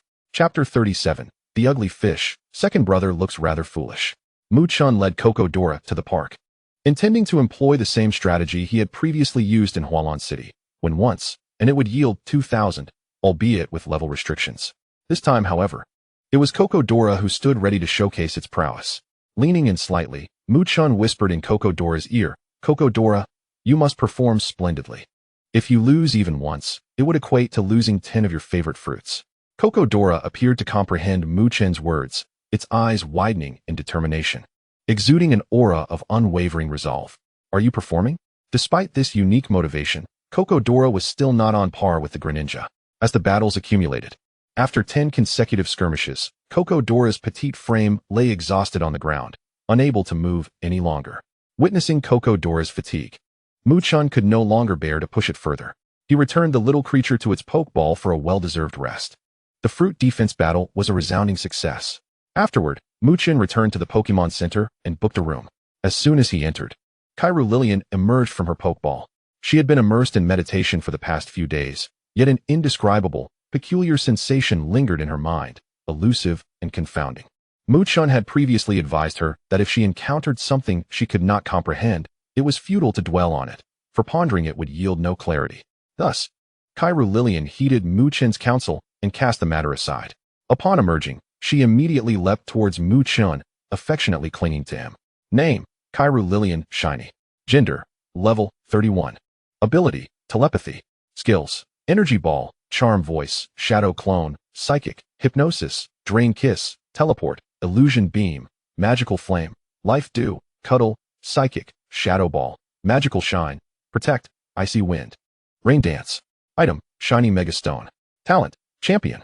After setting Lillian down, Chen gazed at the level 31 Lillian, who had yet to evolve into a shiny Gardevoir, pondering. It appears that leveling up for her may not be feasible. Perhaps I should seek out some psychic enhancing items. They might facilitate her evolution more effectively. Unable to decipher the reason behind it, he chose not to dwell on it further. Chen released Greninja, instructing it to turn on the television and left it to its own devices. Ninja, activate. He then retrieved the aquarium, powered it on, and turned to Lillian, saying, Lillian, use your rain dance skill on the aquarium. Lillian complied, and as she wielded her power, a small patch of dark clouds began to gather above the aquarium, and rain began to fall gently. As the water in the tank neared capacity, Chen continued. Now use Life Dew on the water in the aquarium. Before Lillian, water elements began to coalesce, and soon, a droplet brimming with life energy took shape. Lillian guided the drop carefully into the aquarium, where it fell into the water, creating a gentle ripple. Excellent. Chen praised, ruffling Lillian's head. This compliment resonated deeply with her. Taking out the Pokeball belonging to the ugly fish, he pointed it at the aquarium. Come forth, ugly fish. As the ugly fish emerged in the aquarium, it joyfully swam around, evidently pleased with its new home. It seems you truly enjoy this aquarium, ugly fish. Seeing the ugly fish's happiness, Chen couldn't help but smile. Lillian, sensing a connection, used her psychic abilities to gracefully float closer to the aquarium, scrutinizing the ugly fish within. Previously, she had not had the chance to observe it so closely. Filled with curiosity, she recalled Chen's words about how the ugly fish had often been bullied by other Pokémon. But from now on, everything will be different. Lillian vowed silently, promising to protect the ugly fish at all costs. Should anyone dare to bully this poor little creature again, she would unleash her ace, Greninja, to teach them a lesson. The ugly fish blissfully blew bubbles, its bright eyes fixed on Lillian, filled with delight as it thought. So this is the legendary Big Sister. She is truly stunning. All right, Lillian, don't frighten the ugly fish. Chen jested with a smile. Chilu, the little fish clearly adores me. It's you who frightens it. Lillian huffed in midair, stomping her feet and pouting. The ugly fish, seemingly in agreement, continued to gurgle and blow bubbles. All right. I can see that I scared it. Come help me cook, Chen said to Lillian. With that, he turned and retrieved several energy cubes, gently placing them into the fish tank. He addressed the ugly fish tenderly. Dear ugly fish, play by yourself for a while. I shall return shortly to keep you company. The ugly fish continued to bubble away. Then, Muchan took Kirlia into the kitchen to prepare their meal. Thanks to the additional funds, they now had a kitchen. As the sun ascended, noon arrived unawares. Cocodora, who had been in a deep slumber, suddenly awoke with a start. Its head hung low, almost touching the ground. As if searching for a hidden treasure, its eyes darting about. Moments later, it seemed to have found its mark and excitedly dashed in a particular direction. The ugly fish in the tank stared with wide eyes, observing quietly, occasionally leisurely releasing a few bubbles, pondering to itself, "Second brother, you look rather foolish." Just 3 seconds into Cocodora's sprint, a loud voice, tinged with mock anger, erupted. "Cocodora, I'm deducting your fruits." It turned out that Cocodora was racing towards the kitchen, and the voice belonged to Muchan. The scene shifted to the kitchen. There, Muchan and Cocodora stood face to face, each glaring at the other, neither willing to back down. Muchan wore a bemused yet exasperated expression, while Cocodora's face was filled with suspicion and dissatisfaction. Kirlia floated gracefully in midair, covering her mouth with her hands, unable to suppress her gleeful laughter. The cause of this commotion was that Cocodora, just awakened, caught a whiff of an enticing aroma. Its mind sparked with the assumption that Muchan had secretly devoured its prized 20-fold fruit. Thus, it rushed to the kitchen, intent on confronting Muchan, as if to catch him in the act. Chapter 38, Cocodora, this fish cannot be eaten. Looking at Cocodora's puffed-up expression, as if deeply wronged, Muchan chuckled helplessly. "Oh Cocodora, you're unjustly accusing the good-hearted. How could I ever steal your 20-fold fruit? I'm counting on you to grow stronger after eating it." Cocodora, unwilling to be easily convinced, circled Muchan several times, occasionally sniffing curiously, as if trying to detect any trace of fruit theft on him. Kirlia laughed even harder from the side, her body twisting in midair, as if witnessing the most delightful comedy. Chi-Lu. Unable to escape Cocodora's persistence, Muchan took it to where the fruits were stored, pointing to the intact 20-fold fruit and saying, "Look, it's perfectly fine. That delicious aroma was from the energy meal I prepared for everyone, not your fruit." Upon seeing its beloved fruit safe and sound, Cocodora relaxed, bashfully scratching its head and emitting a series of gurgles, seemingly apologizing for its rashness. Muchan patted Cocodora's head and feigned seriousness, saying, "I'll let you off this time, but next time, don't be so impulsive, or I might just deduct your fruit." Cocodora nodded eagerly, its obedient demeanor contrasting starkly with its earlier confrontational attitude. Kirlia floated over, playfully tapping Cocodora, teasing, "Look at how flustered you were just now." Embarrassed, Cocodora lowered its head, prompting another round of hearty laughter from Muchan and Kirlia, filling the kitchen with an atmosphere of joy. In the living room, the diligent Froakie, engrossed in the television, perked up its ears, hearing the laughter from the kitchen. Glancing briefly towards the kitchen, it turned back and resumed its rigorous training, imitating the ninjas on screen. It positioned itself on its hands, legs straight up, and began performing inverted push-ups, its serious demeanor reflecting a determination to master the essence of the television ninjas. Meanwhile, the commotion in the kitchen subsided, and Muchan's lunch was nearly complete after all the fuss. Kirlia gracefully utilized her psychic powers, lifting the prepared dishes as if by invisible hands, gently placing them on the low table Muchan had prepared. Froakie and Cocodora eagerly gathered around the table, eyes fixated on the food, barely able to contain their drool. Once Kirlia arranged the dishes, Muchan, too, was not idle.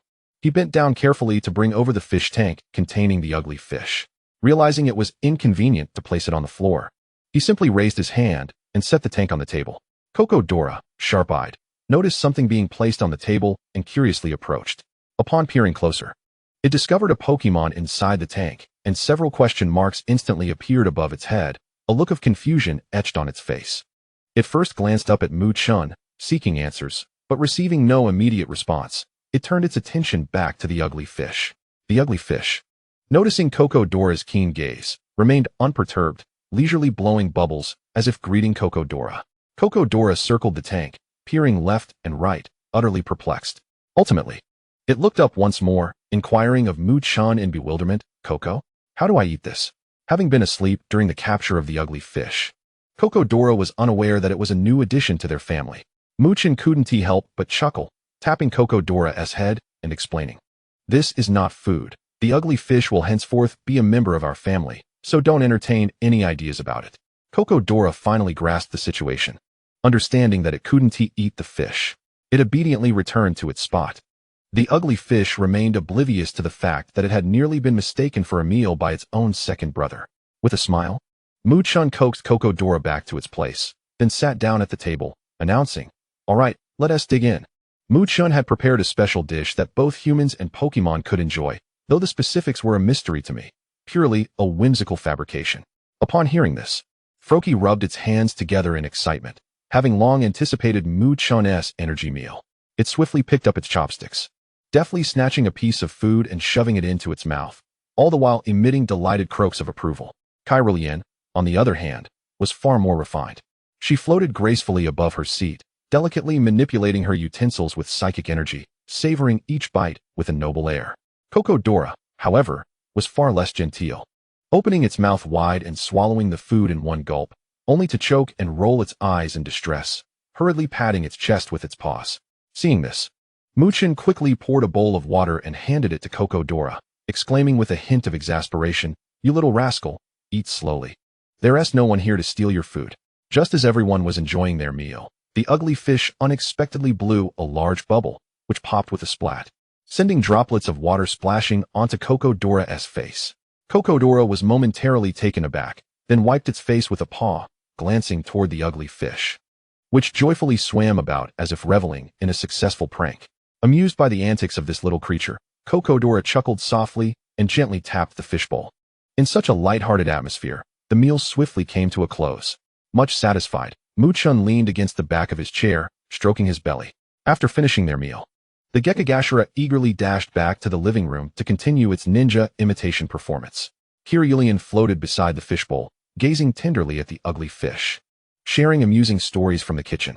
Meanwhile, Cocodora stretched languidly, finding a cozy corner to prepare for a nap. With full bellies and a moment of relaxation, they would surely thrive for a long time. Observing this harmonious scene, Chen couldn't help but smile, rising to tidy the dishes and head to the kitchen to wash them. As he quietly emerged from the kitchen, intending to see what everyone was up to, he found that, except for Gekigashara, everyone else was asleep. He noticed Kirlia lying on the bed, eyes shut, breathing softly. Cocodora, sprawled out in the very spot where its precious fruits had been stored, was sleeping soundly, occasionally smacking its lips as if savoring a delightful feast in its dreams. The ugly fish in the bowl also remained still in the water, with only the gentle flutter of its fins betraying its slumber. Amused at Cocodora's sleeping position and chosen spot, Chen couldn't help but chuckle, muttering, "Well, it seems you're still on guard against me." Though he felt a touch of helplessness, it was overshadowed by the endearing clumsiness of the little creature. Turning his gaze to the living room, he saw Gekigashara diligently performing its handstand push-ups, showing no signs of stopping. Chen approached and gently patted its shoulder, softly saying, "Gekigashara, remember to rest. Don't overexert yourself." Gekigashara let out a cool croak in acknowledgement, yet its movements continued unabated. Shaking his head with a smile, Chen made his way to the bedroom, where the warm afternoon sunlight streamed through the window onto the bed. He lay down, and before long, he gradually drifted into a peaceful slumber in the tranquil and cozy atmosphere. Gekigashara, after Chen lay down, turned off the television and took a break. Chapter 39. Cocodora's new skill? It was unclear how much time had passed, but the afternoon sun gradually dulled its brilliance, becoming softer, like a gentle veil cascading over every corner of the room. The entire space was as serene as a deep dream, with only the occasional soft sounds of breathing breaking the silence. Chen awoke leisurely, stretching widely. After a refreshing nap, he felt invigorated, his body brimming with vitality. Instinctively glancing at the time, he carefully rose and tiptoed out of the bedroom, wary of disturbing his still sleeping companions. As he stepped out, he spotted Gekigashara already awake. At that moment, Gekigashara was intently attempting a rather challenging skill transformation, trying to convert its shuriken energy into ice energy. With a focused expression, it was surrounded by swirling vapor, striving to summon the chilling force of ice. However, after several attempts, the energy that was meant to manifest as icy blades merely flickered in midair before dissipating, indicating that the attempt had not met expectations. Gekigashara had not succeeded. Seeing this, Chen called out, "Gekigashara, let us step outside." Having just woken up, he remembered that the fruit he purchased earlier in the morning should be arriving soon, and this would be a perfect opportunity to collect it. Gekigashara's ears perked up upon hearing Chen's call, promptly ceasing its current endeavor and coming to Chen's side, dismissing the failure of the skill attempt. After all, The Mu family had a long-standing tradition of avoiding internal strife. If this attempt did not succeed, there would always be next time. It was no big deal. Outside the Pokémon Center, a vehicle was parked steadily. The elderly vendor selling the fruits had been waiting there. Knowing Mu-chan had already paid a deposit, so he was confident that Mu-chan would arrive. Shortly after, Mu-chan and Gekigashira appeared. The elderly man hurriedly approached with a beaming smile, respectfully saying, "Sir, please take a look. These 500 fruits are all accounted for. Moreover, I have a few extra as a small gesture of goodwill. I hope you won't mind." Upon hearing this, Mu-chan squatted down to carefully inspect the fruits. He examined each one, assessing their color, size, and the smoothness of their skin, ensuring that everything was in perfect condition before nodding in satisfaction and saying, "Thank you for your hard work." With that, Mu-chan and Gekigashira began packing the fruits. Gekigashira passed them to him, and he packed them away. Though they seemed to be placed in an ordinary backpack, they were actually discreetly stored in a system space, adding a system space. Or else Kokodora's appetite might exceed the capacity of an ordinary bag. "Oh, you're too kind. This is all part of my duty," the elderly man replied. His smile growing ever brighter, his wrinkles bunching together, while he pondered the size of Mu-chan's space bag and the vast capacity it must hold. Before long, the 500 fruits were packed away. Mu-chan stood up, brushed off non-existent dust from his clothes, and said, "I shall take my leave now. If I need anything else next time, I'll surely come back to you." The fruits sold by this elderly man not only boasted excellent quality, but were also remarkably affordable. Thus, if there was a future need, he would certainly return to this vendor.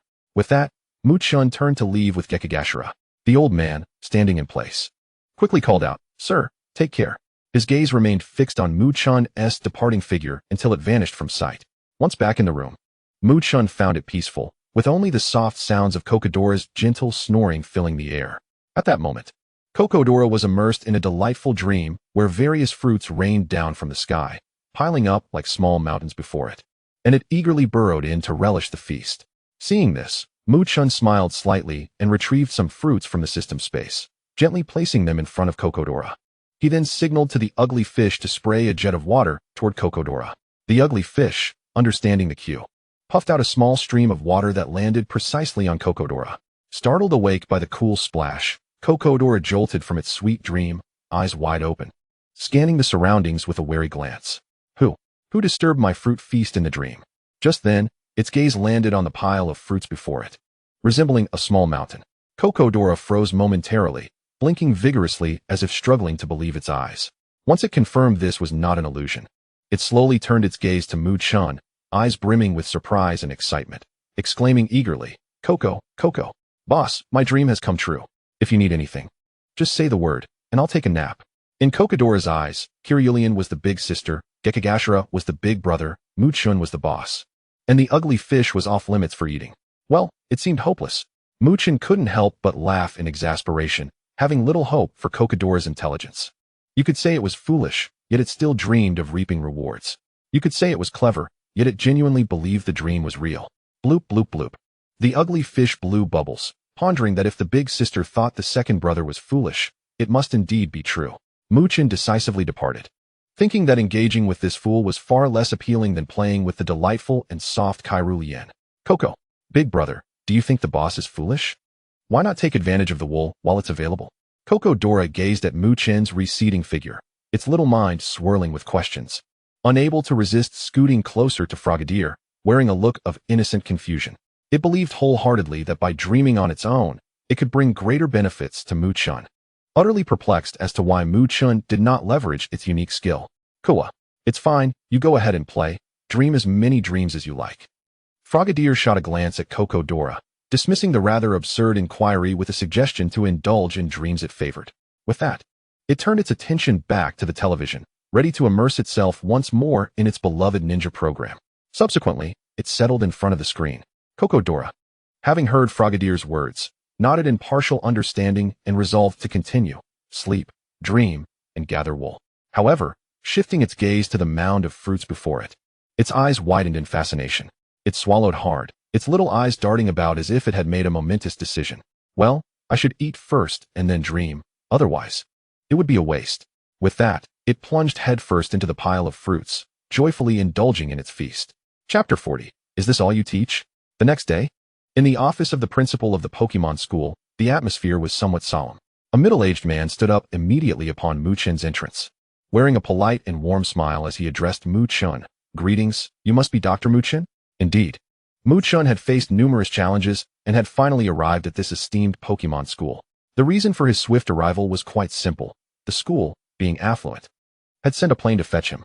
Upon hearing himself referred to as a doctor, Mu Chen momentarily hesitated, quickly shaking his head and responding, "Doctor? I am merely a researcher for now." As he spoke, a flicker of doubt arose within him, pondering whether Professor Oak had informed the principal in advance. Mu Chen was aware that his previous collaboration with Professor Oak had yielded remarkable research outcomes, and in terms of actual contributions, the title of doctor was practically within his grasp. However, due to his youth, his doctoral status had yet to be formally announced. Nevertheless, although he had not yet been officially recognized, in practical terms, his treatment was not much different from that of a true doctor, as evidenced by the number of Pokémon he possessed, which had long surpassed the usual limit of 6. Yet, Mu Chen recalled that knowledge of this matter was extremely limited, confined to the higher echelons of the league and various regional professors. After some contemplation, he surmised that it was likely information disclosed by Professor Oak. After all, no matter how renowned and powerful Professor Oak was, he remained just that, Professor Oak, not Mu Chen. However, if Mu Chen were to possess the title of doctor as well, the situation would be entirely different. The mere change in status would render Mu Chen's guidance invaluable, for the mentorship of a doctor was indeed a rare treasure. Reflecting on this, Mu Chen couldn't help but mutter to himself, indeed, the higher one's status, the more cunning one becomes. Professor Oak's seemingly casual gesture was, in fact, augmenting Mu Chen's negotiating power with the school, bordering on extortion. "Alas, Dr. Mu Chen is too modest," the principal chuckled. "Allow me to introduce myself. My name is Kojiro Yudo, and I am the principal of this Pokemon Research School." "So this institution is called the Pokemon Research School," Mu Chen mused internally. He then replied, "Hello, Principal Yudo. I am Mu Chen, summoned by Professor Oak to guide the students of your school." They exchanged introductions. Although they were already familiar with each other's backgrounds, this step was essential for courtesy and decorum. "Since you have been recommended by Professor Oak, I naturally have complete confidence in your abilities. However, I am curious about how you intend to guide our students," Principal Yudo inquired, his gaze filled with anticipation.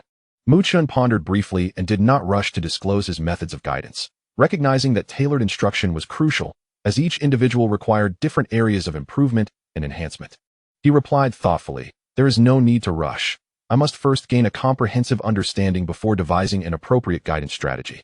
I understand. To be frank, Dr. Mu Chen, Principal Yudo sighed slightly, a hint of helplessness crossing his face. "This school is merely one of my many enterprises. My daily affairs keep me exceedingly busy, leaving little energy for management. The curriculum is rather haphazard, and the students mostly learn at their own pace. To be candid, even the recent lessons have been overseen by my daughter." With a touch of pride, he added, "By the way, my daughter's name is Yudo Miko." While they were engaged in conversation, Mu Chen inadvertently caught sight of several figures in the open space outside the window. Upon closer inspection, he recognized them as Ash and his companions, who had lost their way. What are Ash and the others doing here? Mu Chen wondered, a hint of curiosity bubbling within him. He then thought to himself, surely Professor Oak did not inform Ash as well? That was inconceivable. Ash was nothing more than a hot-blooded fool, the kind who once dared to send a cater pie to challenge a Pidgey, shaking his head vigorously, as if to dispel the absurd thought from his mind. Noticing Mu Chen's gaze directed out the window, Principal Yudo quickly moved to the window and pointed towards a girl surrounded by a throng of admirers, beaming with delight as he introduced, "Dr. Mu Chen, look, that is my daughter, Yudo Miko." Following the direction of the principal's gesture, Mu Chen observed that Yudo Miko was indeed beautiful and charming, her youthful visage radiating a lively energy, and he imagined that as she matured, she would undoubtedly become even more enchanting. "Well then, Principal Yudo, I shall take my leave now, for I see my friends over there," Mu Chen politely stated. Principal Yudo, intrigued, inquired, "Friends? May I ask who they are?" Mu Chen pointed in the direction of the group, replying, "The 3 individuals standing across from that crowd." "Very well, I have numerous documents to attend to, so I want to see you off," Principal Yudo said. Mu Chen nodded and departed. "So, you intentionally brought a water-reverse Pokemon to battle, didn't you?" Misty crouched down, tightly embracing her Starmie, glaring angrily at Yudo Miko. Yudo Miko, however, remained calm and unhurried, responding, "Of course. Pokemon can only grow stronger through meticulous nurturing." She paused for a moment, a glimmer of confidence shining in her eyes, and continued, even if a Pokémon is naturally averse to water, as long as its level is sufficiently high, it can still achieve victory. This, my dear, is strategy. Just then, Pikachu, who had been quietly resting by Ash's side, seemed to suddenly sense something. Its keen ears perked up, and it abruptly turned its head in one direction, its dark, shiny eyes fixed intently. Then, as if having spotted something extraordinary, it dashed away on its little legs. Meanwhile, Ash and his companions, fiercely engaged in their standoff with Udomiko, were completely oblivious to Pikachu's series of actions. The key factors determining a Pokémon's victory are not solely based on attributes. Level also plays a crucial role. The exemplary student turned around and continued speaking to the several students behind him, adopting the demeanor of a teacher. He asserted that mastering precise calculations was the sole pathway to becoming a world-class Pokémon trainer. Just as Ash was about to voice a rebuttal, a familiar voice interrupted. So, is this all your school teaches? It was Chen, confidently cradling Pikachu, who was holding a bottle of ketchup. Jigglypuff floated quietly beside him, casually making her way towards the group while speaking. Chapter 41. Greninja, are you after my sister? So, is this really all your school imparts? Chen inquired calmly, his tone measured. Although the exemplary student's statements were theoretically sound, the issue lay in the fact that they remained purely theoretical. Theory, after all, is merely theory. Ash served as a prime example. Was the master of inverse attributes jesting with him? Upon hearing that familiar voice, Ash and his companions turned in unison. Chen, what brings you here? Have you gotten lost as well? Ash exclaimed, his eyes lighting up with surprise and joy at their unexpected reunion. I'm not lost. I specifically came here, Chen replied with a hint of exasperation, a few dark lines appearing on his forehead as he returned Pikachu to Ash and hurriedly clarified. Jigglypuff, observing Chen's exasperation, couldn't help but chuckle softly, her body vibrating with laughter. Pikachu shook his head in resignation, letting out a sigh. Pika, is there a problem? And who exactly are you? The exemplary student furrowed her brow slightly, her gaze scrutinizing as she inquired. My name is Chen. As for the question, he paused briefly, producing a pokeball from his waist and shaking it in his hand. How about a battle instead? He was acutely aware that for individuals like the exemplary student, engaging in lengthy theoretical debates was futile. Their minds had long been solidified by so-called theories.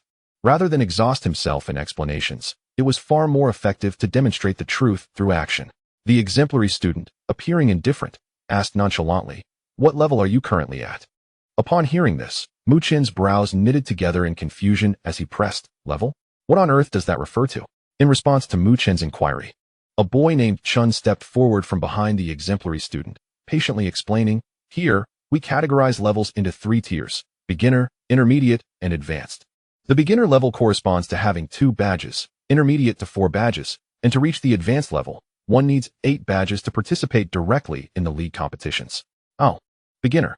So, do you want to battle or not? Chen, finding these peculiar regulations rather absurd, lost interest in pursuing the matter further.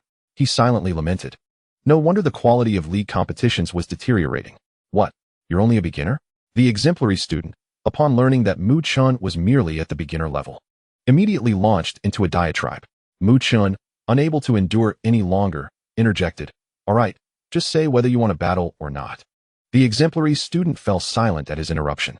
However, her gaze shifted to Jigglypuff, who was floating beside Chen, her eyes lighting up as she exclaimed, "Wow.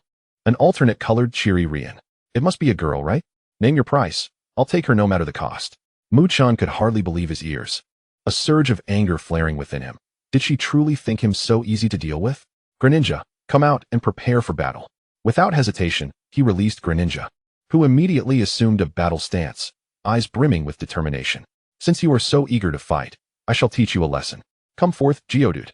The exemplary student laughed, realizing Chen had no intention of parting with Jigglypuff, and she threw out a pokeball. Name, Geodude. Gender, level, 45. Ability, sturdy. Moves, heavy slam, tackle, rollout. Rock polish, sandstorm, rollout, harden, rock slide, stealth rock, rock blast, earthquake, protect. Held item, none. Qualification, gym. Chen speculated that this Geodude was likely procured for her through her father's connections. The level of this Geodude was indeed high, significantly surpassing that of Greninja. Yet, she dared to pit Geodude against Greninja? That was akin to lighting a lantern in a restroom, inviting disaster. Upon seeing the opponent, Greninja became instantly excited. its eyes gleaming with anticipation, feeling a surge of eagerness. "Cheery," it urged. "Take him down, little frog. She just tried to pull a fast one on me." "What?" Greninja roared in fury, flames igniting in its eyes. The anger within it surged forth like a wildfire. "You're finished. You've truly provoked an entity destined to become a Pokémon master." With that, it crouched low, ready to launch an attack, exuding an intense battle spirit. "Let the battle commence." A referee-like figure hurriedly announced in the center of the arena, their voice resonating clearly throughout the surroundings. "Greninja, water shuriken." Chen's gaze locked onto Geodude, decisively issuing commands. In an instant, Greninja darted forward like a bolt of lightning, its hands moving swiftly to unleash a barrage of water shurikens that glimmered in the sunlight, resembling a flurry of miniature blue flying discs, propelled with fierce momentum toward Geodude. "Geodude, protect." The exemplary student responded calmly, maintaining her composure. Geodude's massive form trembled slightly as a transparent shield materialized before it, solidifying into a crystalline barrier that enveloped it completely. The water shurikens crashed against the shield, producing a series of sharp sounds, sending splashes of water flying, yet failing to breach the defense. "Charge in, water pulse." Chen called out without hesitation. Greninja, receiving the command, propelled itself off the ground, soaring toward Geodude with the speed of an arrow. As it neared Geodude, it formed a deep blue water pulse in its palm, targeting Geodude's back.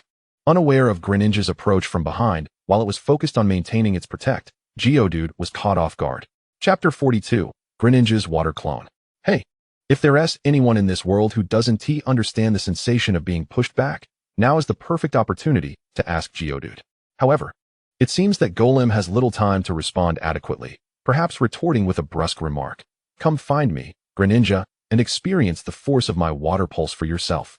At this moment, confronted by the relentless onslaught of Greninja's ghostly swift attacks, Golem is unable to pay heed to its rear and can only brace itself, using its sturdy form to absorb the impact of Greninja's water pulse. In an instant, the surging wave crashes against Golem like a cannonball, sending up a tremendous spray of water that spirals around its entire back. The superior prodigy is momentarily taken aback, her eyes widening in disbelief. Can it really be played like this? She ponders. In that fleeting moment of distraction, Greninja seizes the opportunity, unleashing another water pulse. This time, Greninja adeptly alters its angle, directing the pulse with pinpoint precision towards the crown of Golem's head, delivering a resounding blow. "Your Pokémon is being struck. Why are you standing there in a daze?" Chen calls out, his voice rising in urgency. One must understand that losing focus amidst a heated battle is not the hallmark of a competent trainer. "Damn it. Don't get too cocky. Golem, use rollout." The superior prodigy seethes, her teeth clenched, her face flushed with anger. Dazed from the recent blow, Golem struggles to rise from the ground upon hearing the command. It promptly retracts its head and limbs into its body, transforming into a colossal stone sphere, racing towards Greninja like a wild stallion. The ground trembles beneath its passage, clouds of dust rising in its wake. This oddly familiar scene suddenly evokes memories for Greninja, reminiscent of its first gym battle against Geodude, when Geodude had also charged at it using the rollout technique. Lost in nostalgia, Greninja feels its blood surge. Without thinking, it begins to gather 2 orbs of deep blue water energy in its hands. "Enough, Greninja. Use double team followed by water shuriken." Chen perceives Greninja's intentions at once and hastily interjects, quelling its eager impulse. "This isn't Geodude. You think rollout is so easy to counter? Its weight is several times yours." Upon hearing Chen's directive, Greninja reluctantly disperses the water energy it had just conjured. It raises one hand confidently before its chest while lifting the other high above its head, radiating an unusual luminescence. In an instant, the battlefield is transformed as numerous shadows of Greninja materialize, initially appearing ethereal but soon solidifying, as if each were a genuine Greninja. In the blink of an eye, dozens of Greninja encircle Golem. The suddenness of this spectacle leaves Golem in a daze, its massive stone sphere spinning aimlessly, utterly bewildered about which target to strike. "Golem, hit that one." "No, wait, that one is real." The prodigy exclaims in frustration, her anxiety mounting. How can it be so difficult to discern? Isn't double team supposed to increase evasion? The superior prodigy is in a flurry, anxiously directing Golem to attack, yet each time she points to a Greninja, it turns out to be a mere illusion. Just as Golem charges again towards what appears to be the authentic Greninja, Chen seizes the moment, shouting, "Now, Greninja!" Instantaneously, All remaining Greninja seemed to synchronize, placing their hands at their sides, swiftly pinching their fingers together, producing flashes of blue light as water shurikens materialize in each of their hands. They then launched these shurikens in perfect unison towards Golem. The multitude of shurikens carved graceful arcs through the air, resembling a flock of azure birds, hurtling towards Golem with fierce momentum. Golem, quickly use Protect. The prodigy realizes the gravity of the situation and urgently commands. At this point, Golem, having exhausted itself from the previous onslaught, is panting heavily. Yet it musters the strength to respond to its trainer's command. A faint glow envelopes it as it conjures a transparent barrier before itself, attempting to shield against the deluge of incoming shurikens. In an instant, the shurikens collide with the barrier, producing a series of sharp sounds as they strike. However, to the astonishment of the prodigy and the onlookers, each impact feels like a genuine attack, revealing that these shurikens, cast from Greninja's shadows, possess formidable power. What is happening? Shouldn't the copies be mere illusions? How are they capable of inflicting damage? Ash exclaims, bewildered, turning to Misty and Brock for clarification. Both Misty and Brock share expressions of confusion, shaking their heads in uncertainty. After a moment of contemplation, Brock speculates, this must be a unique technique exclusive to Mu-chan. In truth, Mu-chan was equally astonished by Greninja's ability. It harkens back to when Mu-chan had asked Greninja to help him craft certain items. Greninja had created a shadow to assist while it watched television. To describe it in terms from a certain film, it could be regarded as a water clone. Moreover, Greninja is now capable of short-distance teleportation between itself and its water clone. Undoubtedly, this remarkable feat is facilitated by the purification crystal bestowed by the Water King. This enchanted crystal significantly amplifies the water energy within Greninja, granting it the strength and precise control over the water element necessary to master and utilize this extraordinary water clone technique. Without the enhancement provided by the purification crystal, Greninja would have required extensive training and experimentation to acquire such skill. Thus, the Water King's earlier remark about Greninja being extraordinary holds true. Chapter 43. My name is Mu-chan, your temporary instructor. As the water shurikens rain down upon Golem with relentless intensity, each impact resonates with a crisp sound, sending sprays of blue water cascading from its shield. The once transparent and sturdy barrier begins to show signs of strain, with fine cracks appearing as if a spider's web were radiating from the points of contact with the shurikens. Seeing this, the prodigy's heart races, beads of sweat forming on her brow. She bites her lip, her eyes filled with anxiety as she cries out, Golem, hold on. You must endure. Yet, Golem is already at the end of its rope. The earlier bursts of energy have thoroughly drained its stamina, and in the face of this relentless barrage of water shurikens, it finds itself overwhelmed.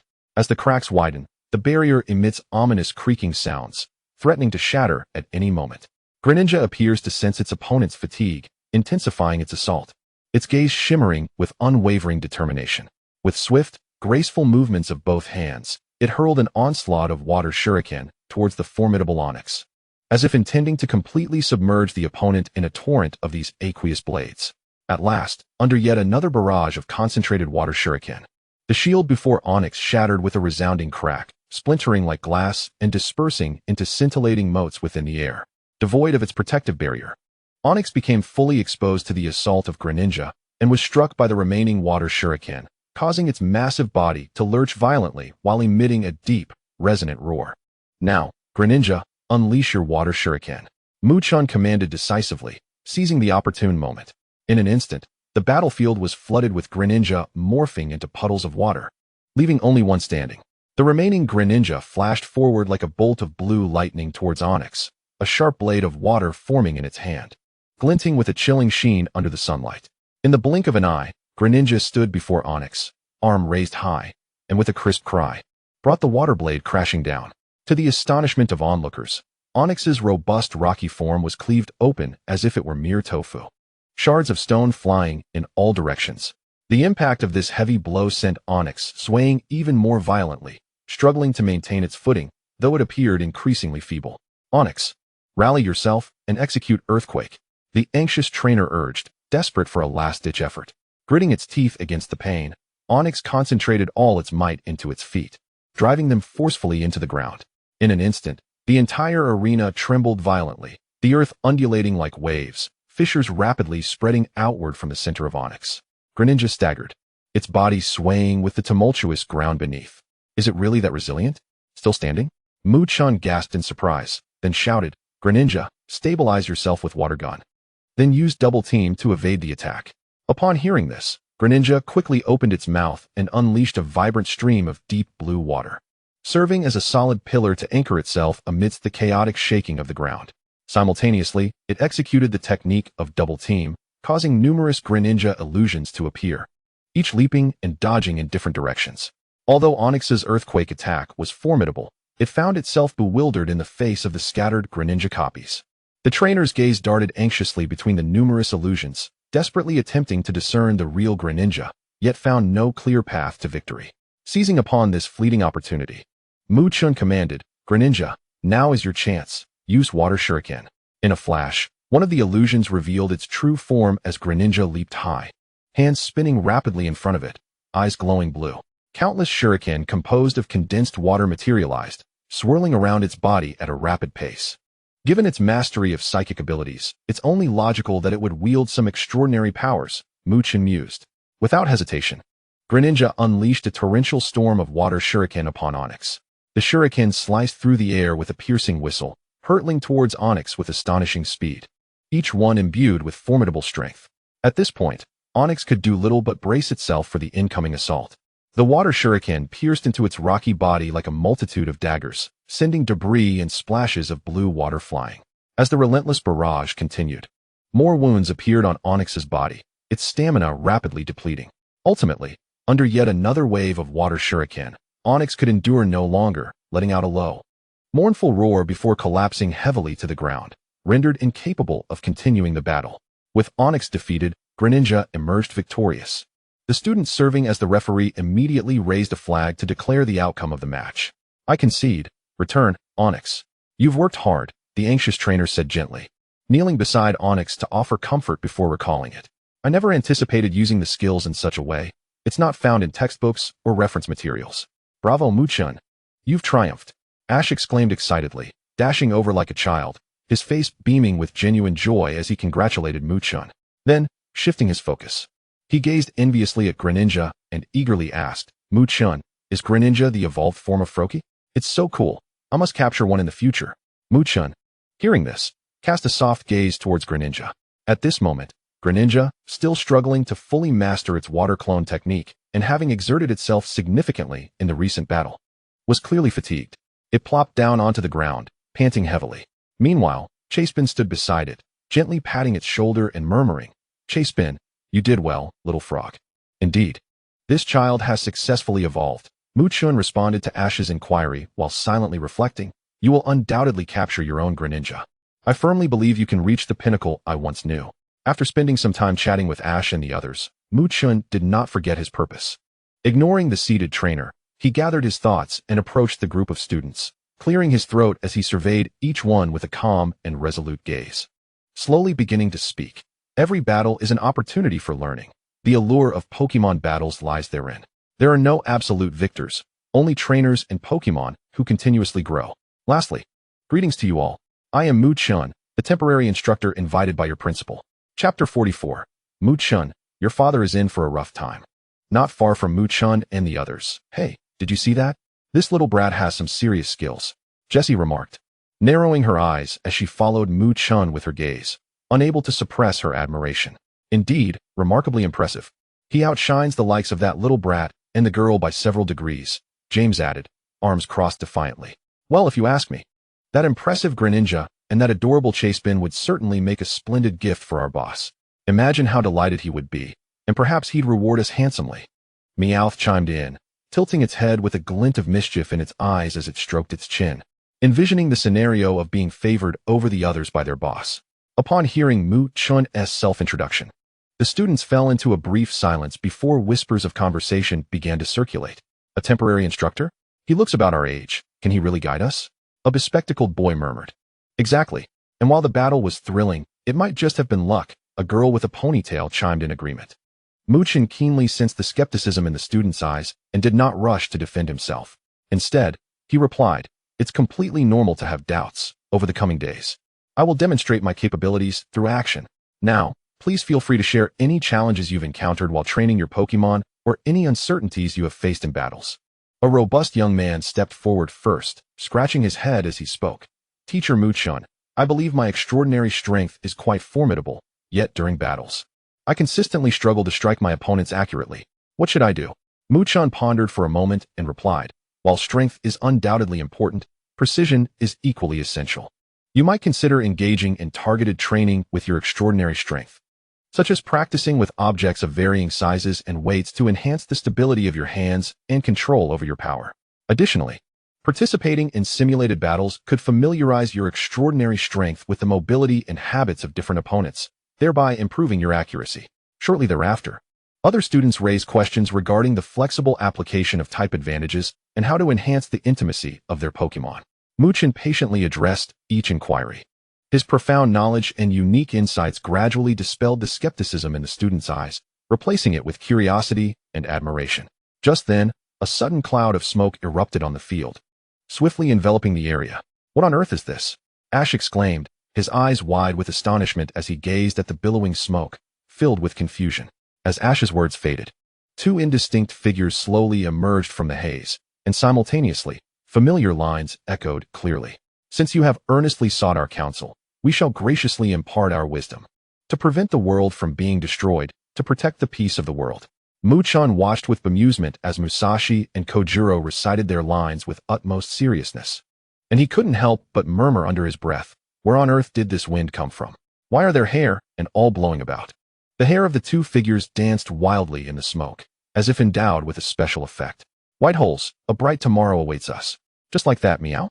With Meowth's concluding phrase, Team Rocket's iconic opening lines finally came to an end. Mu-chan observed the spectacle with great interest, refraining from interrupting, having not witnessed such a scene in quite some time. However, he found himself puzzled, uncertain if the others were somehow entranced or merely caught off guard. They all stood rooted in place, seemingly in a daze. At that moment, the top-performing student, who had been kneeling on the ground, gradually rose to her feet. Emboldened by the fact that she was on her father's turf, she fixed her determined gaze on Team Rocket and boldly proclaimed, "You are Team Rocket, right? I have heard all about the misdeeds you have committed." After a brief pause, she retrieved a pokeball from her waist and continued, "You villains have always resorted to unscrupulous means. There are indeed rules in this world that cannot be violated, aren't there?" As her words concluded, the group of students behind her seemed to be inspired by some unseen force, each drawing forth their own pokeballs, readying themselves for confrontation. "Are all of you going to fight us?" The sight before Musashi and Kojiro filled them with trepidation, as Musashi's voice trembled involuntarily, her eyes wide with fear. Kojiro nervously echoed, "Isn't it supposed to be a one-on-one battle according to the rules?"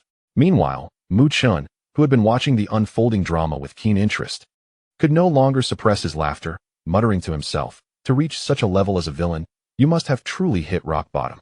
The top-performing student raised her pokeball high and hurled it with force, shouting, "All right, everyone, let us all go together and defeat these villains." The other students, upon receiving her command, unhesitatingly threw their pokeballs toward Team Rocket. In an instant, the pokeballs rained down like a deluge upon the trio. In this chaotic scene, those unaware of the situation could hardly discern who the true villains were. To add to the absurdity, the Pokémon within the pokeballs had yet to make their entrance. Merely the barrage of pokeballs, flying like missiles, sent Team Rocket into a panic, causing them to flee in disarray, covering their heads and disappearing from view in the blink of an eye. After Team Rocket's retreat, the top-performing student sincerely approached Mu-chan, bowing respectfully. "Teacher Mu-chan, I sincerely apologize for my earlier disrespect towards your Kirlia. Could you find it in your heart to forgive me this once?" The student had been so enamored with Kirlia upon seeing it that she momentarily failed to consider her words. After all, she came from a wealthy family, accustomed to having her desires fulfilled with money since childhood. Mu-chan, however, did not immediately relent. Instead, he replied leisurely, "Well, this matter. We shall see about it later." It was important to note that the act of apologizing was her responsibility, and whether he chose to accept it was entirely up to him.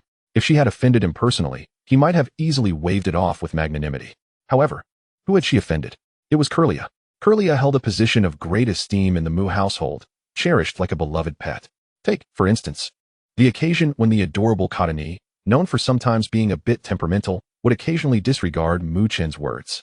There was a time when Cottonee demanded more food after having eaten its fill, and Mu-chan, concerned about overindulgence, urged it not to eat more. Yet Cottonee, stubborn as it was, refused to listen, engaging in a battle of wills with Chen. In contrast, when Kirlia merely uttered a word, Cottonee immediately complied and obediently scampered off to sleep, as if under a spell. Earlier, when Kirlia had insisted that the top-performing student had designs on it, Greninja's temper flared, and it seemed ready to dismantle the opposing Onix into mere stepping stones. Nevertheless, Chen saw no need to stoop to the level of the top-performing student, considering he was their temporary instructor, and moreover, he held the esteemed title of doctor bestowed upon him by Professor Oak. Given his status, engaging in petty disputes would only serve to belittle himself. However, just because he chose not to confront the top-performing student did not mean the matter would simply be forgotten. Indeed, her father, the distinguished Kojiro, would soon face the consequences. After all, it was only fitting to seek some compensation for Kirlia's emotional distress. At that moment, Kojiro, engrossed in his work at the office and sighing over a pile of documents, suddenly felt an inexplicable chill creep down his back, as though someone had blown a cold breeze upon him. He couldn't help but shiver, inwardly questioning, "What is happening? Why do I feel as though I am about to incur a loss? My eyelids are twitching. Could something unfortunate be on the horizon?" Chapter 45. Here comes the compensation. The top-performing student gazed hopefully at Chen, realizing from his demeanor that he had no intention of forgiving her easily. She couldn't help but let out a deep sigh. Alas, at this juncture, who could she blame? It was her own thoughtlessness that had led to such an embarrassing predicament, and now she was reaping the consequences of her own words. She lowered her head slightly, her face filled with regret, contemplating how difficult it would be to earn Chen's forgiveness. Thus, Chen devoted himself wholeheartedly to guiding his students, and time slipped away in the tense yet fulfilling atmosphere of training, unknowingly leading into the afternoon. Throughout this period, he had not even paused for lunch. Entirely focused on aiding his students in honing their Pokémon battle skills, he traversed the training ground with unyielding vigor, at times pausing to guide his students in refining their Pokémon's tactical maneuvers, and at other moments patiently addressing their inquiries regarding type advantages and skill combinations. Notably, Chen did not differentiate in his treatment of the top student, despite her prior transgressions. In his heart, he upheld the principle of separating public duty from private matters. Having accepted the remuneration for his role as an instructor, he was committed to dedicating himself fully to each student, ensuring that personal grievances would not encroach upon his teaching responsibilities. Thus, throughout the guidance process, Chen's attention to the top student was meticulous, no less than that afforded to his other pupils. Initially apprehensive that Chen might harbor some bias against her due to the incident, she was moved by his unwaveringly professional demeanor. This inspired her to immerse herself more earnestly in her training, aspiring not only to elevate her own and her Pokémon's prowess, but also to gradually alter Chen's perception of her. As the afternoon training session drew to a close, students gathered around, expressing their heartfelt gratitude. "Thank you so much, Teacher Chen. My Pokémon has made tremendous progress," exclaimed one. "Indeed, your methods have proven invaluable. I feel like I have gained a fresh understanding of Pokémon battles," chimed in another, their faces aglow with the joy of newfound knowledge. Observing this vibrant group of students, Chen smiled and replied, "There's no need for such formality. Witnessing your progress brings me great joy as well. We shall conclude today's training here. Remember to reflect on what you have learned and allow your Pokémon some well-deserved rest. Lastly, let me emphasize that Pokémon are our companions, not mere tools for achieving victory." The students nodded in agreement before dispersing. The top student hesitated for a moment, mustering her courage to approach Chen. "Thank you for your guidance today, Teacher Chen. I will train even harder from now on," she said softly. Chen met her gaze, nodding in encouragement. "Yes, keep it up. I believe you will reap the rewards of your efforts." After her departure, Ash, Misty, and Brock approached. Ash, with admiration evident on his face, gave a thumbs up and said, "Chen, your prowess as a teacher is truly remarkable. I learned so much just by observing you instruct those students." Chen's lips curled into a slight smirk, teasingly responding, "Oh really? Then let us see if you've truly learned. Recite the type advantage chart for me and demonstrate your grasp of the material." Upon hearing this, Ash's expression faltered, his gaze drifting as he stammered, Well, look at how big the moon is today, haha." He exaggeratedly pointed at the sky. The moon seemed to respond, "I haven't even risen yet. How would you know?" Misty, unable to contain her laughter at Ash's antics, chimed in, "Indeed, Chen. Not only do you teach exceptionally well, but your dedication is commendable. You even forego lunch." Brock added with a playful grin, "At this rate, Chen, you might just become a permanent instructor before long." Chen chuckled, waving his hand modestly. Please, no more flattery. To be honest, I have little interest in being a teacher. If it weren't for Professor Oak's request, I would likely be on my way to the next gym by now. The next gym? Ash exclaimed, his eyes widening in disbelief. He eagerly inquired, Mu-chun, how many badges have you collected so far? 3, Mu-chun replied nonchalantly. 3. You mean to say you've already reached Viridian City and completed the gym challenge? Ash could hardly fathom the disparity in their journeys, both having departed from Pallet Town. Mu-chun, bemused by Ash's astonishment, quipped, if you could manage to get lost less often, you might also advance swiftly. Oh. Ash's penchant for getting lost was indeed a source of amusement. He seemed to spend nearly half of his journey searching for directions. It was peculiar. Though one might label him a hopeless navigator, he invariably stumbled upon his intended destination, regardless of how many detours he took. Yet, one could not deny his tendency to inexplicably veer off course, as if drawn by some mysterious force. Enough of this, Mu-chun said, let's grab a bite to eat.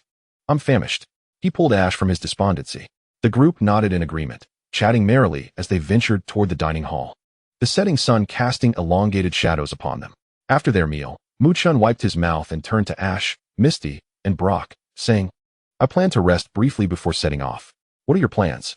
Ash eagerly chimed in. We should be heading out too.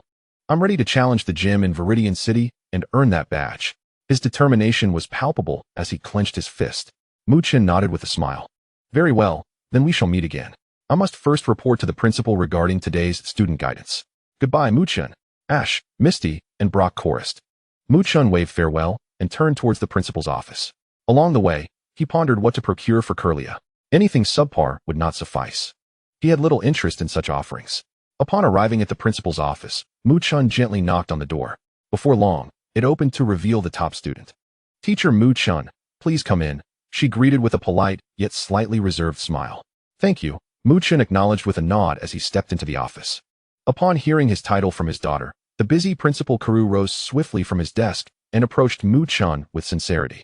Teacher Mu, I sincerely apologize for my daughter's earlier offense towards you and your Pokémon.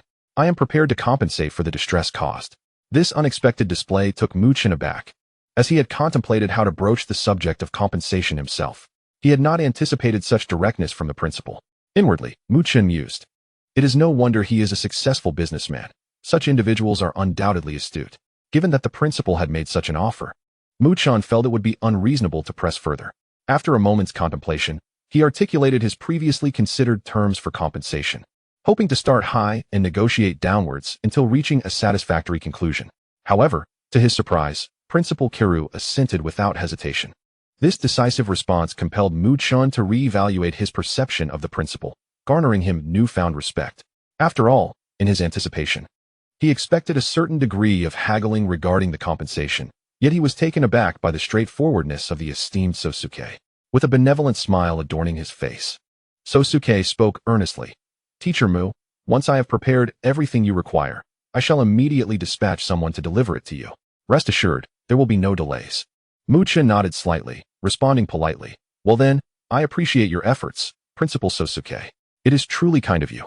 With that, Sosuke turned and retrieved an exquisite box from a nearby cabinet, presenting it to Mu-chun as he said, Teacher Mu, this is the remuneration we agreed upon earlier. Please have a look. Mu-chun accepted the box, gently opening it.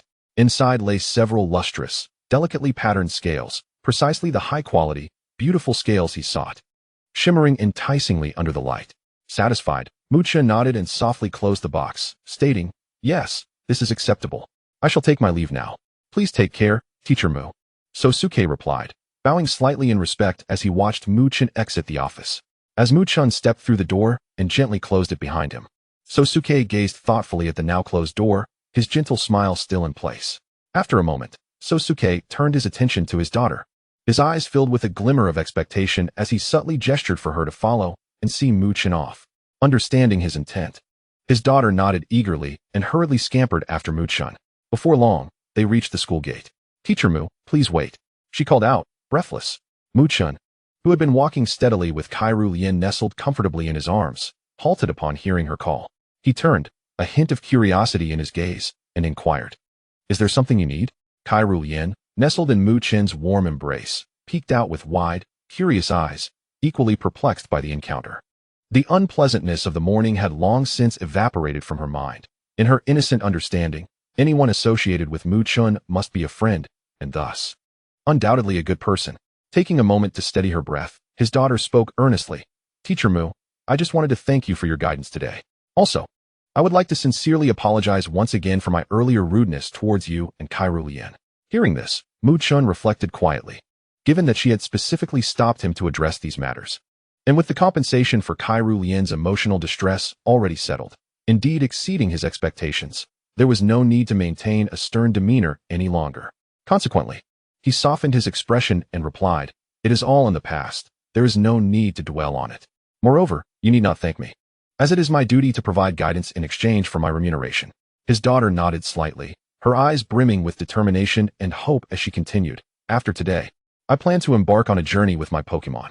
I hope to receive your guidance as I strive for the Quartz League in the future. I will do my best."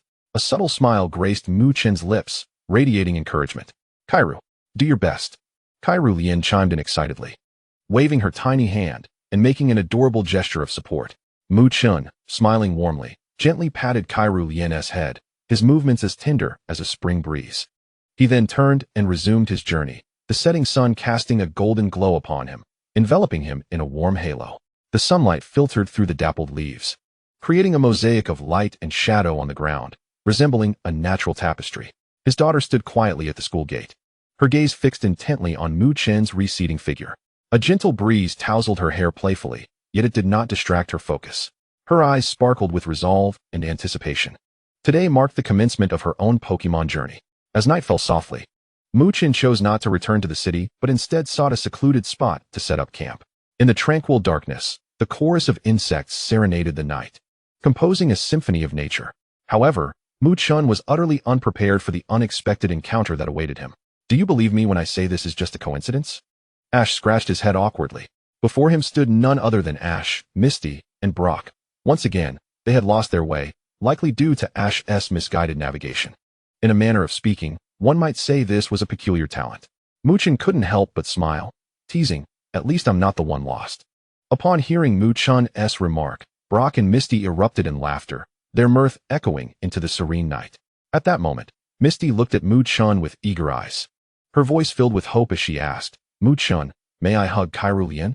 Chen instinctively glanced at Kirlia, who, after several encounters, showed no signs of shyness this time. In her innocent perception, anyone in Chen's company must be a friend, and thereby, undoubtedly a good person. Chapter 47, An Egg? A new companion. Kirlia flew to Misty, circling around her in delight. Misty, her face aglow with anticipation, extended her arms, her eyes sparkling with longing. Yet, Kirlia continued to frolic playfully with Misty, occasionally waving her tiny arms and emitting cheerful sounds, but never allowing Misty to embrace her. What intentions this little creature harbored remained a mystery, as she maintained a teasing distance that left Misty both enamored and exasperated. "By the way, would you all like some late-night snacks? I was just pondering preparing some," Chen said with a smile, turning to Ash and Brock. "Late-night snacks? Wow, that sounds amazing." Yes, Ash exclaimed, his eyes lighting up like two bright lanterns, his excitement palpable, as if he could already scent the delectable aromas wafting through the air. Pika. Pikachu, who had been perched on Ash's shoulder, joined in with a joyful cry, waving its tiny paws in the air, clearly as eager for the late-night feast. "I'll help," Brock said with a grin, rising eagerly, ready to assist. "All right, I was waiting for that." Chen nodded in satisfaction, then turned to call out to his Greninja, who was absorbed in feeding a Magikarp energy cubes. "Greninja, could you please gather some firewood from around here? We'll need it to start a fire shortly." Upon receiving the command, Greninja promptly set down the energy cubes, nodded at Chen, and with a swift motion, vanished into the night. It was only then that Ash noticed the Magikarp and approached it, his eyes widening in surprise. "Wow, what kind of Pokémon is this? It looks quite unique." He quickly pulled out his Pokédex to check. Brock adjusted his glasses and began to explain earnestly, "This is Magikarp. Though it may not seem impressive now, once it evolves, it becomes Gyarados, renowned for its beauty, with an extraordinarily elegant form and captivating appearance, beloved by trainers everywhere." "Is that true?" Ash wore an expression of disbelief as he scrutinized the Feebas once more, seemingly attempting to glean hints of its future evolution. As time slowly passed, the Greninja had yet to return, which stirred a sense of unease in Chen, prompting him to furrow his brows and remark, "It's peculiar. Greninja has been gone for quite a while now. Logically, It should have returned by now. I wonder if something has happened. I must go search for it. With that, he rose to his feet, preparing to head in the direction from whence Greninja had departed. Just as Chen was about to embark on his quest to find Greninja, the familiar silhouette finally emerged from the shadows. Greninja hurried back, cradling a substantial bundle of firewood in its arms. Astonishingly, one of its clones also appeared, carefully holding an egg. The collective gaze of the group was instantly drawn to them, curiosity etched upon their faces. Greninja approached, gently setting down the firewood, then pointed at the egg, taking the time to elucidate the situation to Chen. It turned out that while searching for firewood, Greninja had inadvertently stumbled upon the egg. It had discovered the solitary egg nestled within the grass, with no Pokémon in sight to guard it. Driven by curiosity and compassion, Greninja decided to bring the egg back, which accounted for its delayed return. Ash's eyes widened in astonishment as he leaned closer to the egg, inspecting it from various angles and murmuring, "Wow, what kind of egg is this? How did it end up here?" Pikachu, having jumped down from Ash's shoulder, circled the egg, occasionally tapping it with its tiny paws, emitting inquisitive sounds. Brock adjusted his glasses, crouched down, and examined the egg closely, analyzing, judging by the texture and luster of this egg. It resembles that of a rare Pokémon. Misty, who had just finished playing with her Chikorita, approached with a hint of concern, stating, "But is it truly wise to simply take it back like this? What if its mother is nearby searching for it? It must be quite anxious." Chen pondered for a moment before responding. "Misty raises a valid point. Let us wait around here for a while. Perhaps we might catch a glimpse of its family." The others nodded in agreement. Thus, they gathered around the egg, awaiting the arrival of its rightful owner while continuing to prepare for their supper.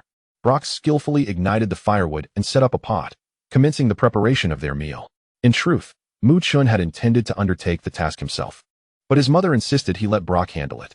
Reluctantly, he acquiesced. I'll get to taste Brock's cooking, he thought. Before long, the pot began to emit a tantalizing aroma, causing their stomachs to rumble in anticipation. However, after waiting for an extended period, no Pokémon had appeared to reclaim the egg. Ash grew restless, glancing at Chen and asking, "Chen, it's been so long and still no one has come. What should we do?" Chen, feeling somewhat helpless, stared at the egg and contemplated before saying, "It seems we have no choice. We can't remain here indefinitely. How about we take care of it ourselves?" The group found this suggestion agreeable and decided to proceed accordingly. Ash and the others believed that since Greninja had found it, it rightfully belonged to Chen. Chen had no objections. If he could care for a cacnea, what was there to fear? He had the means. Let us raise it. With the supper now ready, they temporarily set aside their curiosity about the egg and began to enjoy the delightful meal. After finishing their supper, the conversation flowed freely. "Hey, Ash, I have something special for you," Chen announced, rummaging through his backpack. "What is it?" Ash inquired eagerly, his eyes fixed on Chen's backpack, unable to contain his excitement. Chen produced a finely crafted box from his bag and tossed it gently towards Ash. Quick as a flash, Ash caught the box securely. At that moment, Brock and Misty were also drawn over, gathering around Ash. Ash opened the box to reveal a small orb emanating a faint electrical glow, the very electric gem that Ma Zhisher had gifted to Chen. "What is this?" Ash scratched his head, a puzzled expression on his face. While Ash was unfamiliar with it, Brock and Misty, hailing from families that ran gyms, recognized its significance. Brock adjusted his glasses, a glimmer of excitement in his eyes. "This is indeed a rare treasure. It's called an electric gem." Misty nodded in agreement, adding, "Exactly. Ash, you can give this electric gem to Pikachu. It will significantly enhance its electric-type moves." "Is it truly that effective?" "Thank you, Chen," Ash replied gratefully, not feeling the need to stand on ceremony. They had grown up together, and there was no need for formalities. After all, Chen's gesture implied that he had no use for it himself. After a bit more conversation, they decided to retire for the night. Chen placed the egg inside his tent, carefully cushioning it with soft fabric to ensure its safety. As night fell, the campsite was enveloped in a tranquil darkness, with everyone immersed in sweet slumber. The surroundings were silent, save for the occasional faint chirping of insects, reminiscent of a gentle lullaby performed by nature.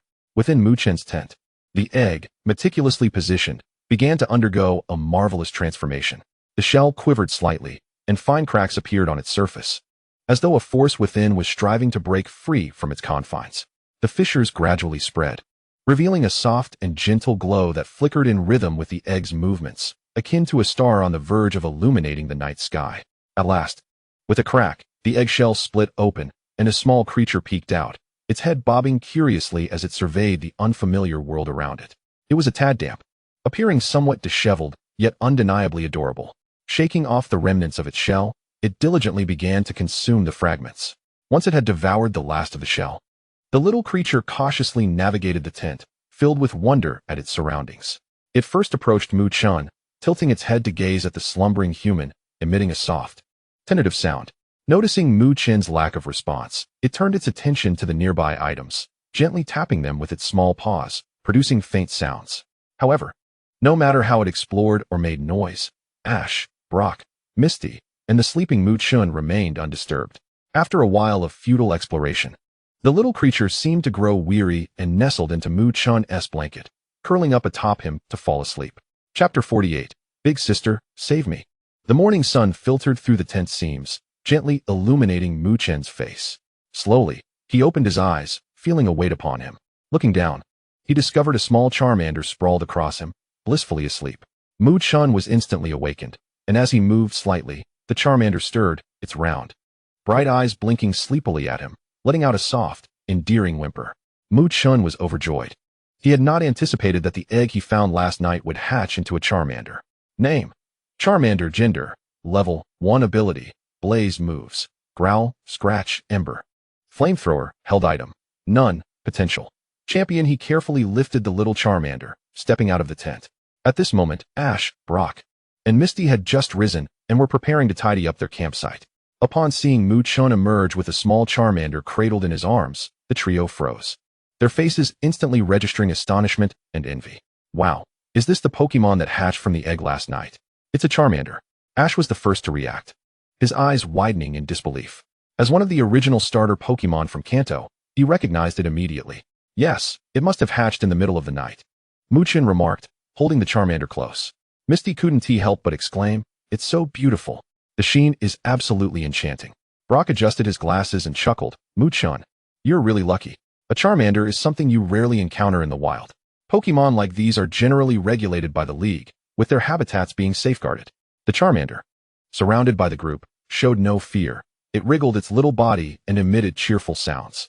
Brock furrowed his brow slightly, his gaze fixed on the Charmander in Chen's arms, and inquired, "Chen, given the current situation, what are your plans?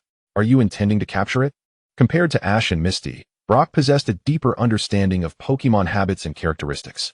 He knew well that the moment a Pokémon hatches, the first creature it sees is imprinted as its closest companion. Since this Charmander had hatched in Chen's tent, it meant that Chen was the first figure it encountered in this world.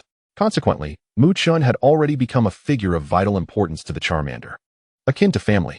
If Chen were to abandon this newly born life at this juncture, it would undoubtedly be an act of extreme cruelty. It was akin to a newborn being forsaken by its closest kin, an unfathomable pain and helplessness. Chen understood the depth of Brock's words. He gently lifted the Charmander above his head, its tiny paws flailing in the air, creating an irresistibly adorable sight. With eyes filled with warmth and anticipation, he spoke with unwavering resolve. "Now that it has hatched, from this moment forth, it shall be an indispensable companion on our journey." Observing the addition of the new member, Chen cheerfully beckoned his Pokémon to come and meet their new friend. Greninja nodded slightly, offering a rather aloof greeting. Chasepin carefully placed its Spritzee into a fish tank before joining the gathering. As for Stufful, upon catching sight of the Charmander, its gaze was immediately captivated by the unique tail, eyes brimming with curiosity as it stared intently, as if it had discovered a marvelous treasure. Chasepin gently tapped Stufful, bringing it back to reality. Stufful shook its head as if emerging from a trance and promptly trotted over to Chen, extending its little paw to nudge his leg while looking up, signaling Chen to place the Charmander down. Though Chen was uncertain of what was going through Stufful's mind, he gently set the Charmander on the ground. Stufful excitedly called out to the Charmander, which was considerably smaller than it, exuding the enthusiasm of a child who had found a new playmate. After this, it signaled the Charmander to hop onto its back. The newly hatched Charmander, still small and adorable, was quite a sight. In contrast, Stufful had grown considerably due to its insatiable appetite, now larger than the average Stufful. Although it was still smaller than its evolved form, it was more than capable of carrying the Charmander. Reflecting on it, Chen realized he hadn't seen Stufful collide with him in quite some time. The Charmander blinked its round eyes, looking perplexed but obediently complied with Stufful's suggestion and climbed onto its back. Once Stufful felt the Charmander had settled in, without a moment's hesitation, it bolted forward, exuberantly eager to explore the world with its new companion. Chen watched this scene unfold, his heart swelling with pride. After a moment of reflection, he turned to bid farewell to Ash and the others. Chen, Stufful seems to be rummaging through your bag, Ash cautiously pointed out, his expression betraying his hesitation. Bag? What bag? Chen momentarily failed to grasp the situation, turning around with a confused look. Stufful. The sight left Chen unable to contain his exclamation. It turned out that Stufful had already scattered numerous berries from his bag, thoroughly engrossed in its task. It gestured for the Charmander to extend its tail, and the unsuspecting Charmander complied, innocently offering its tail. Stufful, without hesitation, placed the berries upon the Charmander's tail and began roasting them. Once cooked, it promptly offered the first berry to the Charmander, as if showcasing its unique way of welcoming a new friend. Woo! The Charmander joyfully called out, clearly delighted by the roasted berry. As its mood lifted, the flame flickering at the end of its tail seemed to swell slightly, shimmering with an even brighter glow. Stufful, delicious, right? Next time. Stufful was about to share something with the Charmander when suddenly, Chen's loud shout interrupted. Busted! Stufful internally panicked, realizing it had been discovered, and in a frenzy, hastily stuffed all remaining berries into its mouth, whether they were perfectly roasted and emitting an enticing aroma, partially cooked, or even those that hadn't been cooked at all. Without waiting to see if the Charmander had processed what was happening, it hoisted the little creature onto its back and dashed toward Chasebin, calling out indistinctly, Big sis, save me. Chapter 49, The Awakening, The Glimmer.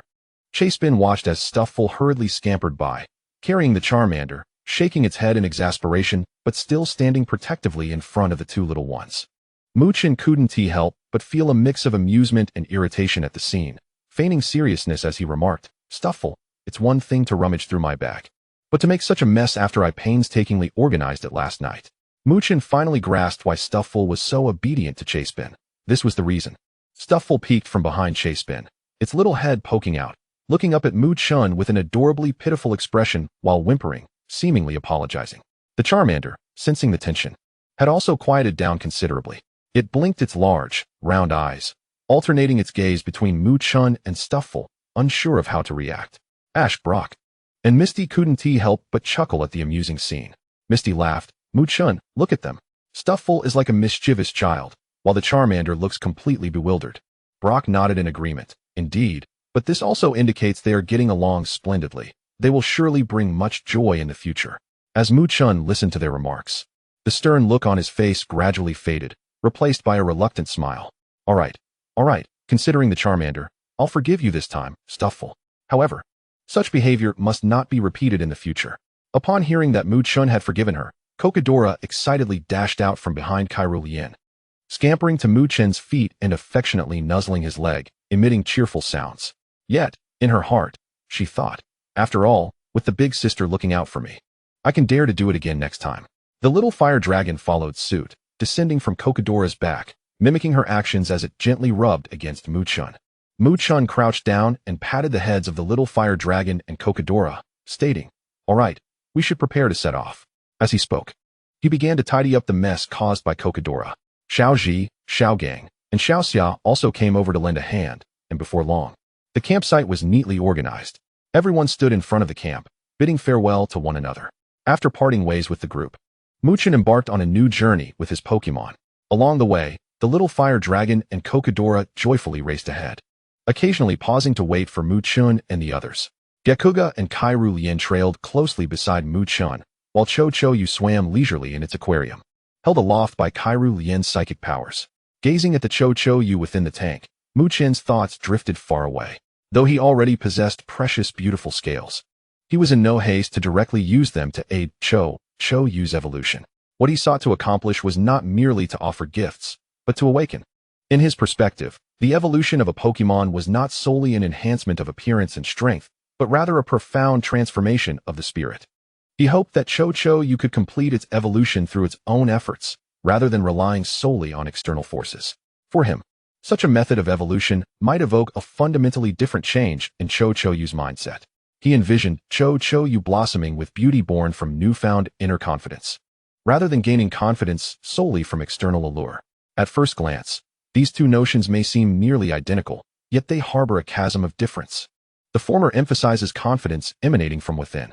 This confidence arises from personal growth and breakthroughs, representing a profound and stable psychological state. Conversely, the latter is merely superficial confidence derived from external changes, lacking internal support and likely to be fleeting. Chen firmly believes that through this unique approach, you will undergo evolution in a more profound and resilient manner, embracing a new self. For true beauty has never been a bestowed crown, but rather the enduring glimmer of a warrior that never extinguishes in the night. Time flies swiftly. On this day, Chen set up a reclining chair. Comfortably lounging by the beach, donning a pair of sunglasses on his nose, his gaze lazily directed towards the boundless ocean. And he couldn't help but exclaim, "Occasionally relaxing like this truly lifts my spirits." He turned his head to glance at Kirlia, who was also reclining beside him, and cheerfully asked, "Right, Kirlia?" "Kairu." Happily, Kirlia replied with a melodious tone, appearing to thoroughly enjoy herself. She mimicked Chen adorably. Wearing a pair of petite sunglasses, holding a cup of juice that Chen had personally prepared for her, and sipping it leisurely. Not far away, Yu was frolicking in the sea. Having never encountered such vast waters, the endless expanse of the ocean appeared to it as an entirely new and wondrous realm. Gekuga kept a watchful eye on Yu, maintaining a respectful distance while being vigilant of their surroundings. This area was frequented by many visitors. And as the saying goes, in a large forest, one can find all sorts of birds. There was no telling whether someone might catch sight of Yu and utter disparaging remarks. Chen had previously cautioned Gekuga, instructing it to be unreserved in dealing with such individuals, to confront them directly. Afterward, if they felt dissatisfied, he would handle the matter. Gekuga would simply focus on subduing their Pokémon, ensuring a clear and efficient division of labor. Meanwhile, Kokidora and the little fire dragon seemed to have formed an inseparable duo, with Kokidora frequently taking the little fire dragon on joyous escapades, though at this moment, they had wandered off to who knows where. Nevertheless, Chen had prepared in advance, equipping Kokidora with a communication locator to easily ascertain its whereabouts. Furthermore, he handed it a card, instructing that if it craved something while out, it could simply present the card to the vendor. In truth, all the funds on the card were earned by Kokidora itself, with each victory earning 200, and occasionally, Chen would even double it, all accumulated onto this card. It was likely that there were already several thousand on it, sufficient for the two Pokémon to indulge in their escapades. As for concerns about encountering unscrupulous vendors, that would be underestimating Kokidora. Chen had already spent some time in this place, and many of the local vendors were quite familiar with the duo of Kokidora and the little fire dragon. Most of the proprietors were rather amiable, though there would always be a few exceptions. Let us return to the moment when Chen first arrived here. This duo of silver dragon and fire was venturing out for the first time and had the misfortune of encountering a vendor selling rotten fruit. Perhaps the proprietor, seeing Kokidora and the little fire dragon as mere Pokémon, harbored ill intentions and pretended ignorance. Kokidora, filled with joy, selected the best fruit and handed over the card given by Chen, then stood there to enjoy her treat. However, upon taking a bite, she immediately sensed something was amiss. The sour and spoiled taste made her frown in an instant. She then indignantly called out to the vendor. To her surprise, the vendor not only ignored Kokidora's protests, but also impatiently yelled at her to get lost. This utterly infuriated Kokidora. To her, being deceived with rotten fruit felt akin to an insult. Moreover, refusing to exchange it for something fresh was no different from a physical assault. After all, she was out with the third one. Wasn't this a slap in the face? The flames of anger ignited within Kokidora. Kokidora, I've had enough, no more tolerance. Actually, I had a strong desire to change certain aspects that many readers guessed about EV, but the subsequent chapters were completed a few days ago, making alterations difficult. If I were to change it, I would have to revise multiple chapters, and I apologize for that. Therefore, I will include the capture of EV in the plans. Chapter 50, Kokidora, Third One, Unleash the Flames. Kokidora, I've had enough, no more tolerance. Third One, Unleash the Flames. Thus, unable to contain herself any longer, Kokidora commanded the little fire dragon to unleash its fire. The little fire dragon, unhesitant and ready to follow the second brother, complied without hesitation. It opened its mouth wide, and a torrent of scorching flames surged towards the unscrupulous vendor's face. Naturally, in the Pokémon world, people's physical qualities generally exceed those of ordinary humans. Additionally, the little fire dragon had only recently hatched and had yet to unleash its full power. Therefore, This attack merely left the vendor's head charred and disheveled. The little fire dragon, quick and agile, seized the opportunity while the vendor was dazed from the flames, leaping forward to snatch back the card that Chen had given, before swiftly returning to Kokodora's back. Once the little fire dragon was securely seated, Kokodora wasted no time and turned to dash towards Chen's direction with all her might. If one assumes she was fearful after engaging in a confrontation, one would be mistaken. No, she was eager to return and report to Chen, denouncing that someone had dared to sell her rotten fruit. Perhaps some might argue, it's just rotten fruit, not fake. But in Kokodora's understanding, as long as it was unpalatable, it was no different from being counterfeit. Within its heart, it was conjuring a clever scheme, contemplating how to feign misfortune upon returning, perhaps eliciting pity from Chen, who might then reward it with extra provisions. The mere thought of this made Kokodora feel like a veritable genius. Despite the constant jabs from the ugly fish that it was foolish, Kokodora was convinced of its own cleverness, often outsmarting others. The more it pondered, the more exhilarated it became, its feet quickening in pace as it dashed faster. The little fire dragon, sensing Kokodora's increasing speed, could not help but marvel. Truly, the second brother is remarkable. The admiration and trust in its tone were palpable. Kokodora and the little fire dragon hurried back to Chen, eagerly recounting their ordeal. Upon hearing their tale, Chen furrowed his brow, his heart brimming with indignation. He promptly dialed Miss Junsha's number. Once connected, Chen spoke with gravity. Miss Junsha, I wish to report an individual who blatantly disregards food safety by selling spoiled products. Furthermore, upon my Pokémon discovering the issue, this person not only showed no remorse but also insulted my Pokémon, leading to a significant decline in its spirits, bordering on depression. At that moment, Kokodora and the little fire dragon, engrossed in devouring their snacks, froze at the mention of depression, exchanging bewildered glances and simultaneously pondering. What is depression? Chen continued. I am a student of Professor Oak, and such unscrupulous behavior from vendors is utterly unacceptable. I hope for an appropriate resolution. Hearing this, Miss Junsha's tone turned resolute. Rest assured, I shall verify the situation and promptly bring the relevant parties to account. In reality, this verification merely entailed a cursory inquiry among nearby vendors to ascertain whether the individual in question frequently sold rotten fruit. After all, in this region, Professor Oak's name carried considerable weight, and as a student, Chen was afforded significant attention. This privilege granted by his status often facilitated more efficient and smooth resolutions to various matters. Before long, Miss Junsha arrived with the unscrupulous vendor before Chen. The vendor, sporting a disheveled hairstyle, appeared reluctant, muttering, Isn't it just a bit of spoiled fruit? Why such a fuss? Miss Junsha shot him a stern glance, reprimanding. Food safety concerns the health of every trainer and Pokémon. There is no room for negligence, especially when you have insulted another's Pokémon. This is a grave offense. Chen regarded the unrepentant individual coldly. Your actions have not only harmed my Pokémon, but also disrupted market order. If every vendor behaved as you do, how could we expect harmonious development? The unscrupulous vendor remained obstinate. Humph, those two Pokémon wouldn't even know what spoiled means. Perhaps they are just looking to cause trouble. Kokodora, incensed by this remark, let out a furious cry, while the little fire dragon waved its tiny paws, visibly agitated. The little fire dragon exclaimed, Second brother, I wish to unleash my flames. Miss Junsha frowned at the vendor. The evidence is clear, and you still dare to argue. I must now impose legal penalties upon you. Your shop will be closed for a week, and you will incur a corresponding fine. I hope you learn from this experience and conduct your business with integrity in the future.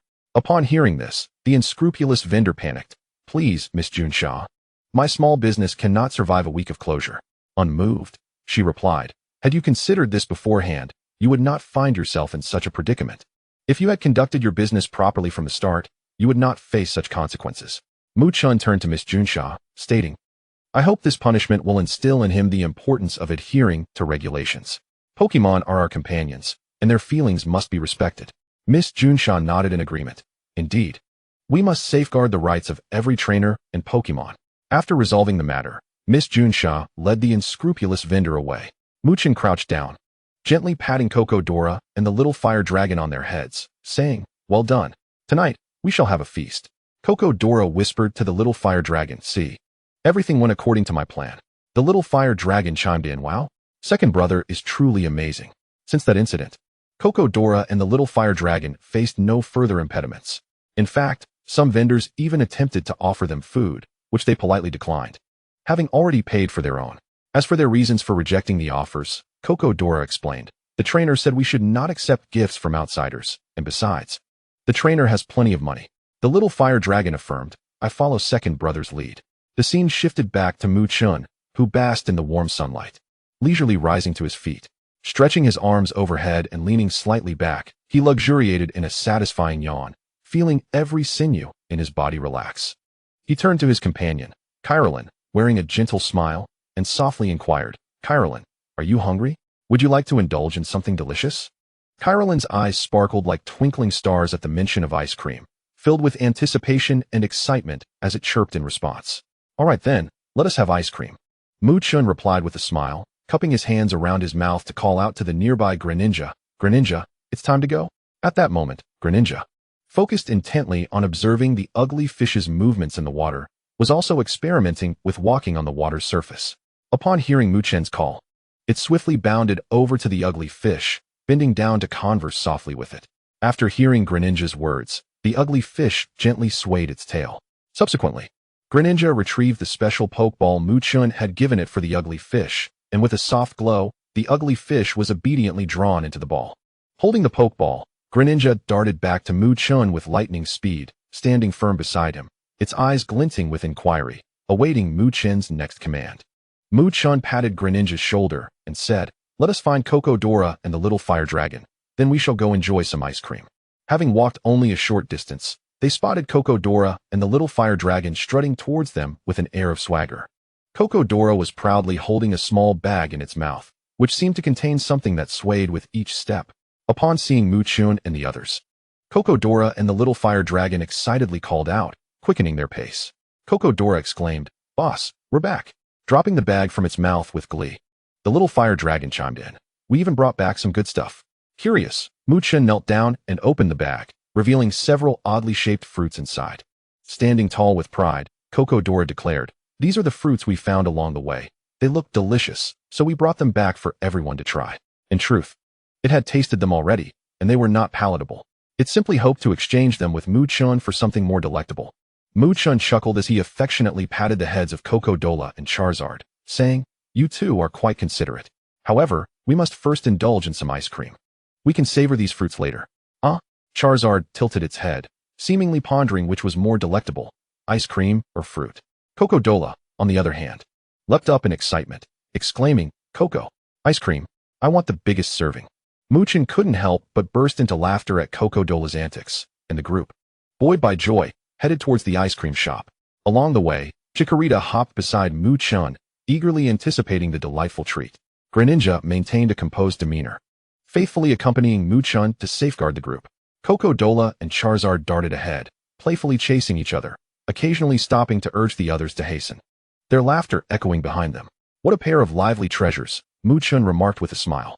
Your ice cream, all set. Chun beamed as he handed over the meticulously crafted ice cream to the awaiting customer, speaking softly. At that moment, standing behind the ice cream cart, Chun had transformed into an impromptu vendor. The reason for his transition from a mere ice cream buyer to a seller was due to Chikorita finding the process utterly fascinating. Upon witnessing the glimmer of curiosity and anticipation in Chikorita's eyes, Chun, without hesitation, strode towards the ice cream stall and generously purchased the entire cart filled with ice cream. Not only that, he also paid extra to the vendor, negotiating to borrow the cart for a while, promising to return it in pristine condition. Initially, they approached this endeavor with a playful spirit, not anticipating that this makeshift stall would attract quite a crowd. Among the customers eager for ice cream, most were young women, undoubtedly drawn in by the enchanting duo of Chun and Chikorita. With Chun's striking charisma and Chikorita's adorable charm, they formed a captivating sight that was hard to look away from. As the stream of customers grew, Chun found himself increasingly occupied, his movements becoming more hurried. Yet, Chikorita was fully immersed in the experience, reveling in the joy of assisting. She occasionally passed spoons or curiously observed Chun as he crafted the ice cream, her eyes sparkling with wonder and delight. When Chun handed the ice cream to customers, he never forgot to bow graciously. After seeing off the last customer, Chun wiped the light sweat from his brow and, gazing at the reflection of the setting sun on the cart's glass, suddenly burst into laughter. Chikorita tilted her head at him, her shimmering hair dancing gently with the movement, resembling a sprinkle of tiny stars. "Well done," he said, ruffling Chikorita's head, her soft fur eliciting a contented hum from her. Greninja silently offered a water bottle, but Coco-Dola suddenly leapt up, using its forepaws to cling to the edge of the cart, its nose pressing eagerly against an empty box. "Coco, why didn't you leave any for us?" Charizard sat on the ground, its tail flame dimmed, looking up at Chen with a pitiful expression. "Don't fret," Chen winked, suddenly lifting the lower curtain of the cart to reveal 10 neatly arranged paper boxes of ice cream, still exuding a chill. "This is specially reserved for you. Go ahead and enjoy." Coco-Dola's eyes sparkled like bells as it dashed forward, nearly colliding with Charizard. Greninja swiftly steadied the cart, leaving a thin layer of frost on the metallic edge with its icy touch. Chikorita clapped her hands, twirling in delight, the breeze from her skirt carrying the sweet aroma of the ice cream, startling a Pidgey perched on the eaves. "Slow down." Chen chuckled as he began to portion out the ice cream, only to pause while tearing open the packaging. The evening sun's rays filtered through the chocolate coating of the ice cream, casting delicate golden flecks on the vanilla beneath, resembling the appearance of a Magikarp dusted in gold. Suddenly, he recalled that the Pokeball containing Magikarp was still quietly resting in his pocket. His fingers unconsciously brushed over the spherical shell as he called out to Coco-Dola, who was competing for the last chocolate chip. "How about a stroll by the lake after you finish? Let Magikarp get some fresh air." Charizard's tail ignited with a burst of flame. Coco-Dola, with its mouth full of ice cream, mumbled indistinctly, Coco, yay? I want to see Big Brother run on the water." Greninja playfully placed a paper bowl on its head, the icy energy gathering silently in its palms. Crystalline ice lotuses beginning to form atop the bowl. Chapter 52. We will be the best in the world. Chen distributed the last box of ice cream to Chikorita, brushing off the cream on his fingers. The streets, bathed in twilight, were perfumed with the sweet aroma of milk, and as he gazed at the distant rolling hills, he suddenly recalled a spectacular viewpoint nearby. "Come, I shall take you to a wonderful place," he beckoned to the Pokémon. Greninja nodded coolly. Coco-Dola and Charizard twirled around him in excitement, while Chikorita stood on her tiptoes, curiously tugging at his clothing. After returning the cart, Chen led his companions along a winding path. The setting sun elongated their shadows. Throughout the journey, the Pokémon were filled with laughter, with Coco-Dola and Charizard chattering about the delicious ice cream. Chikorita, meanwhile, curiously observed the flowers and grass along the way, occasionally using her psychic abilities to lift and play with falling petals. After traversing a dense thicket, an exquisite cliff emerged before them. Ancient pine trees grew at the edge, their canopies swaying gently in the breeze. Below lay a tranquil lake, its clear waters reflecting the vibrant hues of the evening sky. In the distance, the city lights began to twinkle, resembling scattered stars that mirrored in the lake, creating a dreamlike tableau. Greninja was the first to leap to the lake's edge, icy energy coalescing beneath its feet, instantly forming a thin layer of ice across the surface. With a frozen beam and a slicing move, it swiftly sculpted numerous ice lotuses in the lake. Charizard joyfully dashed along the shore, its tail flame dancing merrily with its movements. Coco-Dola squatted on the ground, devouring the remaining ice cream, occasionally glancing up with satisfied sounds. Chikorita elegantly approached Chen, grasping his arm with an expression filled with anticipation. Chen gently tossed Magikarp's Pokeball, and as the soft glow faded, the gold-dusted Magikarp swam gracefully among the ice lotuses, its scales sparkling as they caught the moonlight. The golden powder, which Chen had ground from the beautiful scales, served as a skincare treatment. After all, if it could be used, why not? It's time to unveil the secret weapon. Chen suddenly grinned mysteriously, retrieving a long tube wrapped in black cloth from the depths of his backpack. Coco-Dola immediately leaned in closer, its nose nearly poking the fabric. "Coco, is this something delicious?" Charizard curiously pawed at it, but was startled by the sudden unveiling of the firework tube, causing its tail flame to flare up dramatically. "Watch closely." Chen carefully set the firework tube on the ice, while Chikorita clasped her hands in excitement, and Greninja had already leapt to the highest ice lotus, the moonlight casting a cool silver edge upon it. With a sharp crack, the first firework burst forth into the night sky. In the moment of bloom, the fiery sparks of crimson gold cascaded upon the lake's surface like a celestial rain, startling the unsightly fish into leaping from the water, tracing a shimmering arc adorned with golden dust through the air. Coco-Dola, filled with excitement, pranced upon the icy expanse, causing the ice lotus to tremble with a delicate sound. Coco, more resplendent than bursting berries. The little fire dragon followed suit, calling out with an enthusiastic awoo-awoo, rhythmically thumping its tail against the ground, sending fine ice crystals scattering. Kirlia gently rose onto her toes, her hair's luminous points dancing in harmony with the fireworks, as if the entire galaxy had been woven into the hem of her gown. Chen gazed at the rising and falling fireworks, suddenly noticing the unsightly fish quietly resting beside the nearest ice lotus. Its eyes sparkled in the firelight, the previously dull purple spots now outlined in gold dust, creating flowing patterns that quivered gently with the flickering of the fireworks. "So, you enjoy this too?" Chen mused, reaching out to touch the water's surface. The unsightly fish affectionately nudged his fingertips, the splashes of water glistening with the remnants of the pyrotechnics. As the final firework transformed into a shooting star amidst the night sky, the Froakie suddenly formed a hand seal, and icy energy surged over the lake like a tide. In an instant, hundreds of ice lotuses illuminated with a ghostly blue glow, intertwining with the fading embers of the fireworks, transfiguring the lakeshore into a dreamscape of shifting light and shadow. Cocodola's claws tapped out a rhythmic beat on the ice surface. The little fire dragon flung shards of ice crystal towards Kirlia, which she gently caught with her telekinesis, forming a glowing wind chime at her fingertips. The unsightly fish suddenly flicked its tail, adorned with shimmering gold dust, causing the splashes to hover in midair as delicate spots of light, like a sprinkle of luminous scale powder.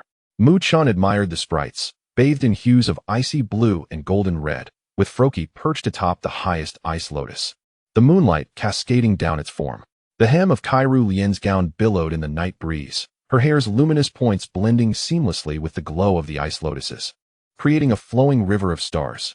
The little fire dragon was busy drawing crooked stars upon the ice, while Cocodola leaned in to add a clumsy smile, both little ones' heads adorned with melting ice cream. The unsightly fish leaped from the water, its golden dust tracing a galaxy-like trajectory in midair, landing perfectly in Chen's palm. He stood up, surrounded by the sprites, as if immersed in stardust, and suddenly opened his arms wide, not in the manner of a trainer, but as if to embrace his companions, welcoming the light and breath before him. "We shall traverse snow-capped mountains, wade through molten lava, and capture the tail of lightning amidst the tempestuous night." His voice softened, yet ignited tiny sparks of light in the eyes of each sprite. But most importantly, Kirlia suddenly rose onto her toes, using telekinesis to elevate his palm toward the night sky, adorned with the glow of ice lotuses. Froakie had, unbeknownst to him, approached from behind, its cool palm gently resting on the nape of his neck. This was the unique way of comfort exhibited by this proud sprite. "We will be the first." Chen gazed at the flickering flames upon the little fire dragon's tail, the glimmering gold dust reflecting off Cocodola's shell, and the shimmering trails left by the unsightly fish as it glided between the ice lotuses. Suddenly, he smiled, a smile reminiscent of a child making a vow beneath the starry sky. Not the first on a champion's trophy, but a promise that every passing wind and every falling petal would remember how fiercely we once burned together. The world's foremost. Before the words had fully escaped his lips, the blue glow of the ice lotuses surged dramatically. The flames of the little fire dragon, Cocodola's steel claws, Kirlia's points of telekinesis, and the tiny ice shards coalescing at Froakie's fingertips all gently ascended towards the night sky, now awash with the remnants of fireworks. The unsightly fish splashed its tail against the water's surface, forming a slanting line of droplets in midair, which the night wind soon dispersed into more radiant stardust. That night, the lake reflected not only the fireworks and the ice lotuses, but also 6 figures, 4 bipeds, and 2 sprites. Oh no, 5 sprites and their trainer. By the lakeside shimmering with the lights of countless homes, quietly sowing the vow of being the world's best into the heart of each melting ice lotus. Chapter 53, Froakie, a 1-against-7 advantage. Froakie unleashed the quick attack. With Chen's command, his gaze fixed intently on the battlefield. Froakie darted forth like a bolt of lightning, transforming into a shadow that left only an afterimage in the air. In the blink of an eye, it was before the opponent, executing a swift, quick attack akin to a silver lightning strike, hitting the target with remarkable speed and precision. As Froakie's attack concluded flawlessly, the opposing Pokémon collapsed onto the ground, rendered incapable of continuing the battle. The opponent sighed in resignation, recalling their Pidgeot into its Pokeball, before stepping forward to exchange a few words with Chen, then turning to leave. Since that day when Chen vowed to become the world's best in front of everyone, several days had quietly slipped by. In this time, the atmosphere within the team had subtly shifted. With the exception of the unsightly fish, the other sprites seemed to be invigorated by an unseen force, wholeheartedly immersing themselves in rigorous training. Even the little fire dragon had begun its training with admirable enthusiasm. Among the training sessions, the most remarkable progress was evident in Froakie. With its tenacious spirit and keen understanding of battle, its strength had surged dramatically, now firmly in the realm of gym-level Pokémon, an undeniable testament to its diligent training. Name: Froakie. Gender: male. Level: 41. Ability: Torrent, Rain Dish. Moves: Pound, Growl, Lick, Water Gun, Quick Attack, Water Pulse, Bulk Up, Shadow Clone, Quick Attack, Aerial Ace, Water Shuriken, Night Slash. Ice Beam, Psychic, Ice Punch, Water Oath, Mind's Eye. Item held: Purifying Crystal, Absorbing. Talent: Master. Froakie, what do you think Professor Oak wants me to wait for him here? After the Pidgeot's trainer departed, Chen spoke to Froakie. Indeed, Chen hadn't left. He remained in this coastal city. Froakie shook its head, feeling that while battling was fine, pondering such matters was better suited for the leader. Chen held no expectation that Froakie would provide any insight, continuing. Do you need a rest, or shall we seek the next opponent? Froakie had already participated in several matches, all against foes at least 5 levels above. Moreover, as trainers progressed in level, they no longer maintained the naivety of their earlier days. In short, winning required considerable effort. Cuckoo, I can continue, Froakie asserted. Very well then, one more battle, and then we shall find Kirlia and the others. It's time for lunch, Chen replied. Indeed. The remaining sprites had finished training and had gone off to play. Coco-Dola was with the little fire dragon, while Kirlia had accompanied the unsightly fish by a river in the woods. Someone's ahead. Froakie suddenly halted. Following Froakie's indication, Chen glanced in the direction it pointed, spotting 3 Team Rocket members lurking nearby. They were busy transporting Pokémon, those imprisoned in specialized cages. Their eyes filled with fear and helplessness. Chen furrowed his brow and murmured, Team Rocket is up to their mischief again. Froakie, what do you say? Are you up for a fight? Froakie's expression grew serious, nodding vigorously. I dare. The fire of battle ignited in its eyes. Upon closer observation, Chen realized that this group of Team Rocket members was not particularly strong. The most formidable among them barely reached the level of an early gym challenger. And there was only one such Pokémon. The remaining 6 Pokémon are all at approximately levels 25 to 30. Greninja, employing Shadow Clone to confound them, seeks an opportune moment to unleash Water Shuriken, targeting their weapons and the cages containing the captured Pokémon. Chen swiftly formulates a strategy. In an instant, Greninja transforms into multiple figures, launching towards Team Rocket from various directions. Upon witnessing this, the members of Team Rocket are thrown into disarray. Who dares to disrupt our plans? Bellows one of the apparent leaders. In their moment of confusion, Greninja seizes the opportunity, launching several water shurikens like blades, accurately striking the weapons in the hands of Team Rocket members, causing them to shatter and fall. Simultaneously, some cages are also destroyed, liberating the Pokémon inside, which scatter in all directions. Damn it, capture them. Don't let those Pokémon escape. And deal with that pesky creature. The leader, infuriated, shouts, pointing at Greninja. The Team Rocket members command their Pokémon to besiege Greninja. Greninja, use Water Clone, Chen instructs, seeing that all of Team Rocket's weapons have been disarmed. The previously created clones that were used to confuse the enemy quickly surround all 7 Pokémon of Team Rocket. Then, they dissipate into puddles of water, vanishing from sight. Following this, Greninja claps its hands together, forming a seal.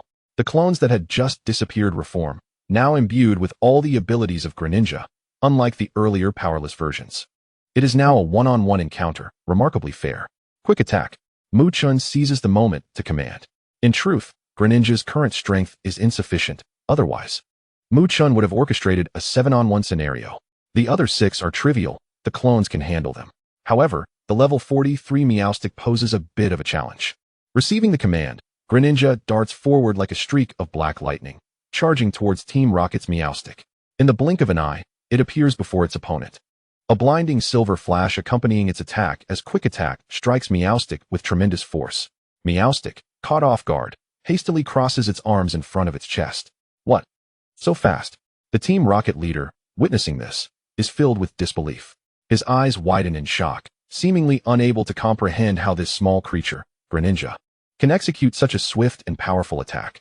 Though Meowstic manages to block part of the assault with its arms, it is still propelled backward by the overwhelming impact, leaving deep gouges in the ground beneath. As it stabilizes, a fierce glint appears in its eyes, and with a roar, it lunges towards Greninja, claws glinting ominously, attempting to deliver a deadly counterstrike. Greninja, unfazed, elegantly sidesteps the attack, effortlessly evading Meowstic's strike. Seizing the opening created by Meowstic's miss, Greninja swiftly turns and launches another water shuriken at Meowstic. Meowstic reacts with remarkable speed, dodging most of the water shurikens, but still gets grazed by one, leaving a shallow wound on its shoulder. Humph, you have some skill, but this is where it ends. Meowstic, use Shadow Claw. The Team Rocket leader, incensed, commands. Chapter 54. A complete victory in a 7-on-1 battle, the Oath of Water. Humph, you have some skill, but this is where it ends. Meowstic, use Shadow Claw. The Team Rocket leader, furious, barks the order. Meowstic is enveloped in a dark mist, its claws sharpening and shimmering with an eerie glow. As it charges once more at Greninja. You think you can intimidate me? Vortex Water Blade. Greninja confronts Meowstic, wielding a Vortex Water Blade formed from compressed water waves, emanating an intense chill and powerful water energy. The two forces collide instantaneously, producing a cacophony of violent clashes. Meowstic's Shadow Claw meets Greninja's Vortex Water Blade, each collision sending forth bursts of black mist and splashing water. The potent energy waves radiate outward, stirring up dust and debris in the surrounding area. Meowstic, nimble in its movements, continuously alters its angle of attack, its claws striking like a torrential storm in an attempt to find an opening in Greninja's defense. Meanwhile, Greninja skillfully evades Meowstic's assaults with its exceptional combat prowess and agility, waiting for the perfect moment to counterattack with the Vortex Water Blade. For a time, they exchange blows, neither side yielding, the skirmish escalating in intensity. The battlefield is marred with craters from their encounters, and nearby trees shed their leaves under the pressure of the conflict. As Greninja gradually deciphers Meowstic's attack rhythm, it anticipates a brief opening after one of Meowstic's strikes. With a powerful leap forward, it raises the Vortex Water Blade high, channeling the force of its descent into a devastating strike aimed at Meowstic. Realizing the impending threat, Meowstic attempts to evade, but it is too late, raising its claws once more to defend. With a thunderous crash, the Vortex Water Blade lands heavily upon Meowstic's outstretched claws, the force of the water surging through its limbs and impacting its body. Meowstic feels an overwhelming power assail it, its feet carving deep grooves into the ground as it is propelled several meters backward by the blow. Once steadied, it trembles slightly, a flicker of fear crossing its eyes, clearly indicating the damage it has sustained. Oath of Water. Chen's gaze is intense as he commands without hesitation. Greninja, responding instantly, claps its hands together with swift determination. In that moment, a robust and mighty torrent of water erupts forth, akin to a dragon surging from the sea, charging towards Meowstic with overwhelming force.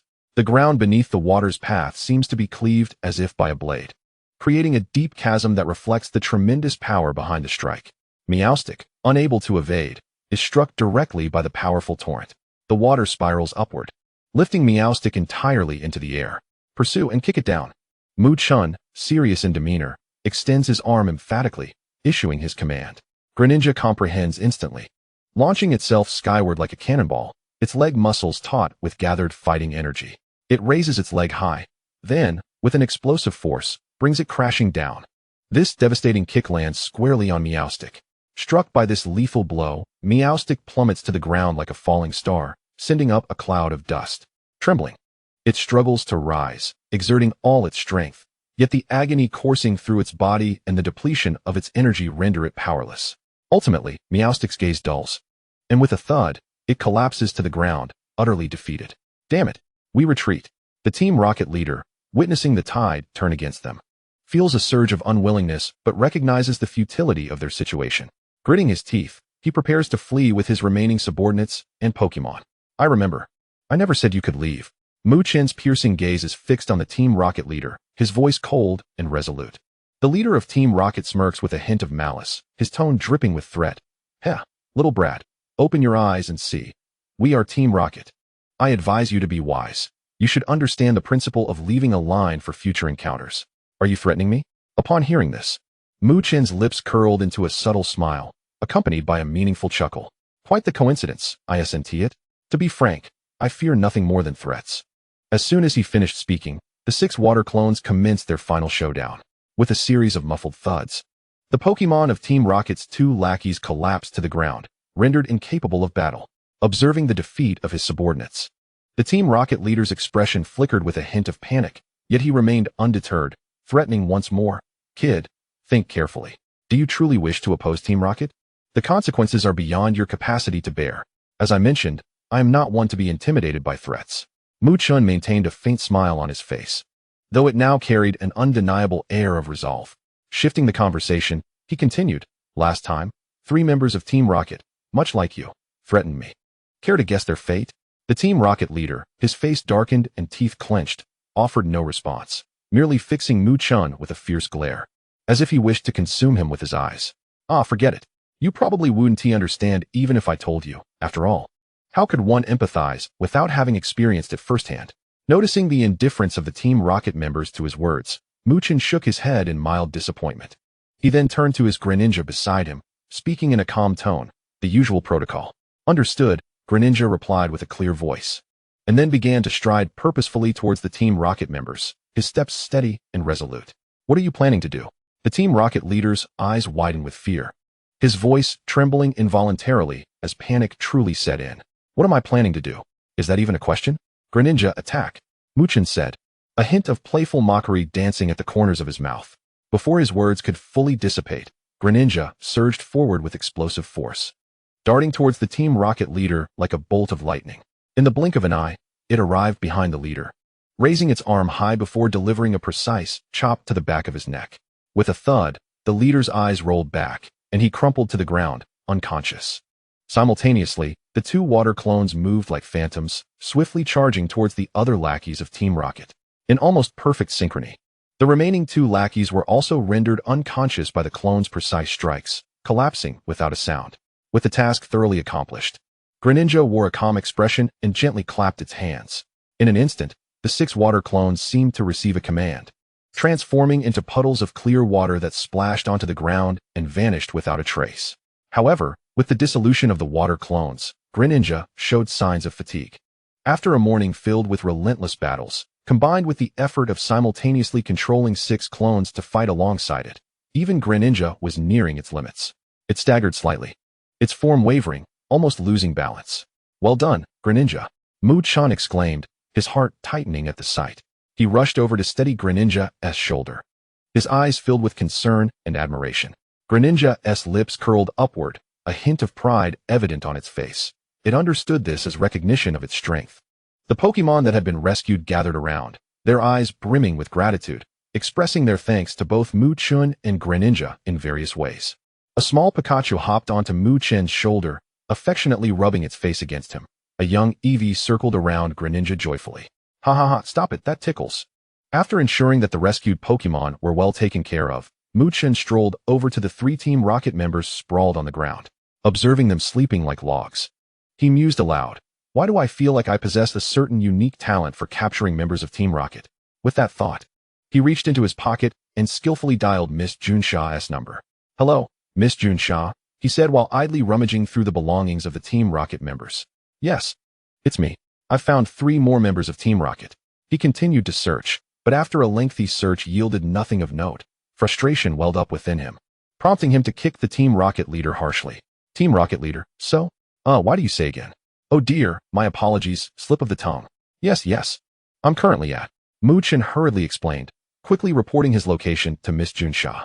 After hanging up, Chen suddenly felt a chilling gaze upon him, as if an icy stare was fixated on his back.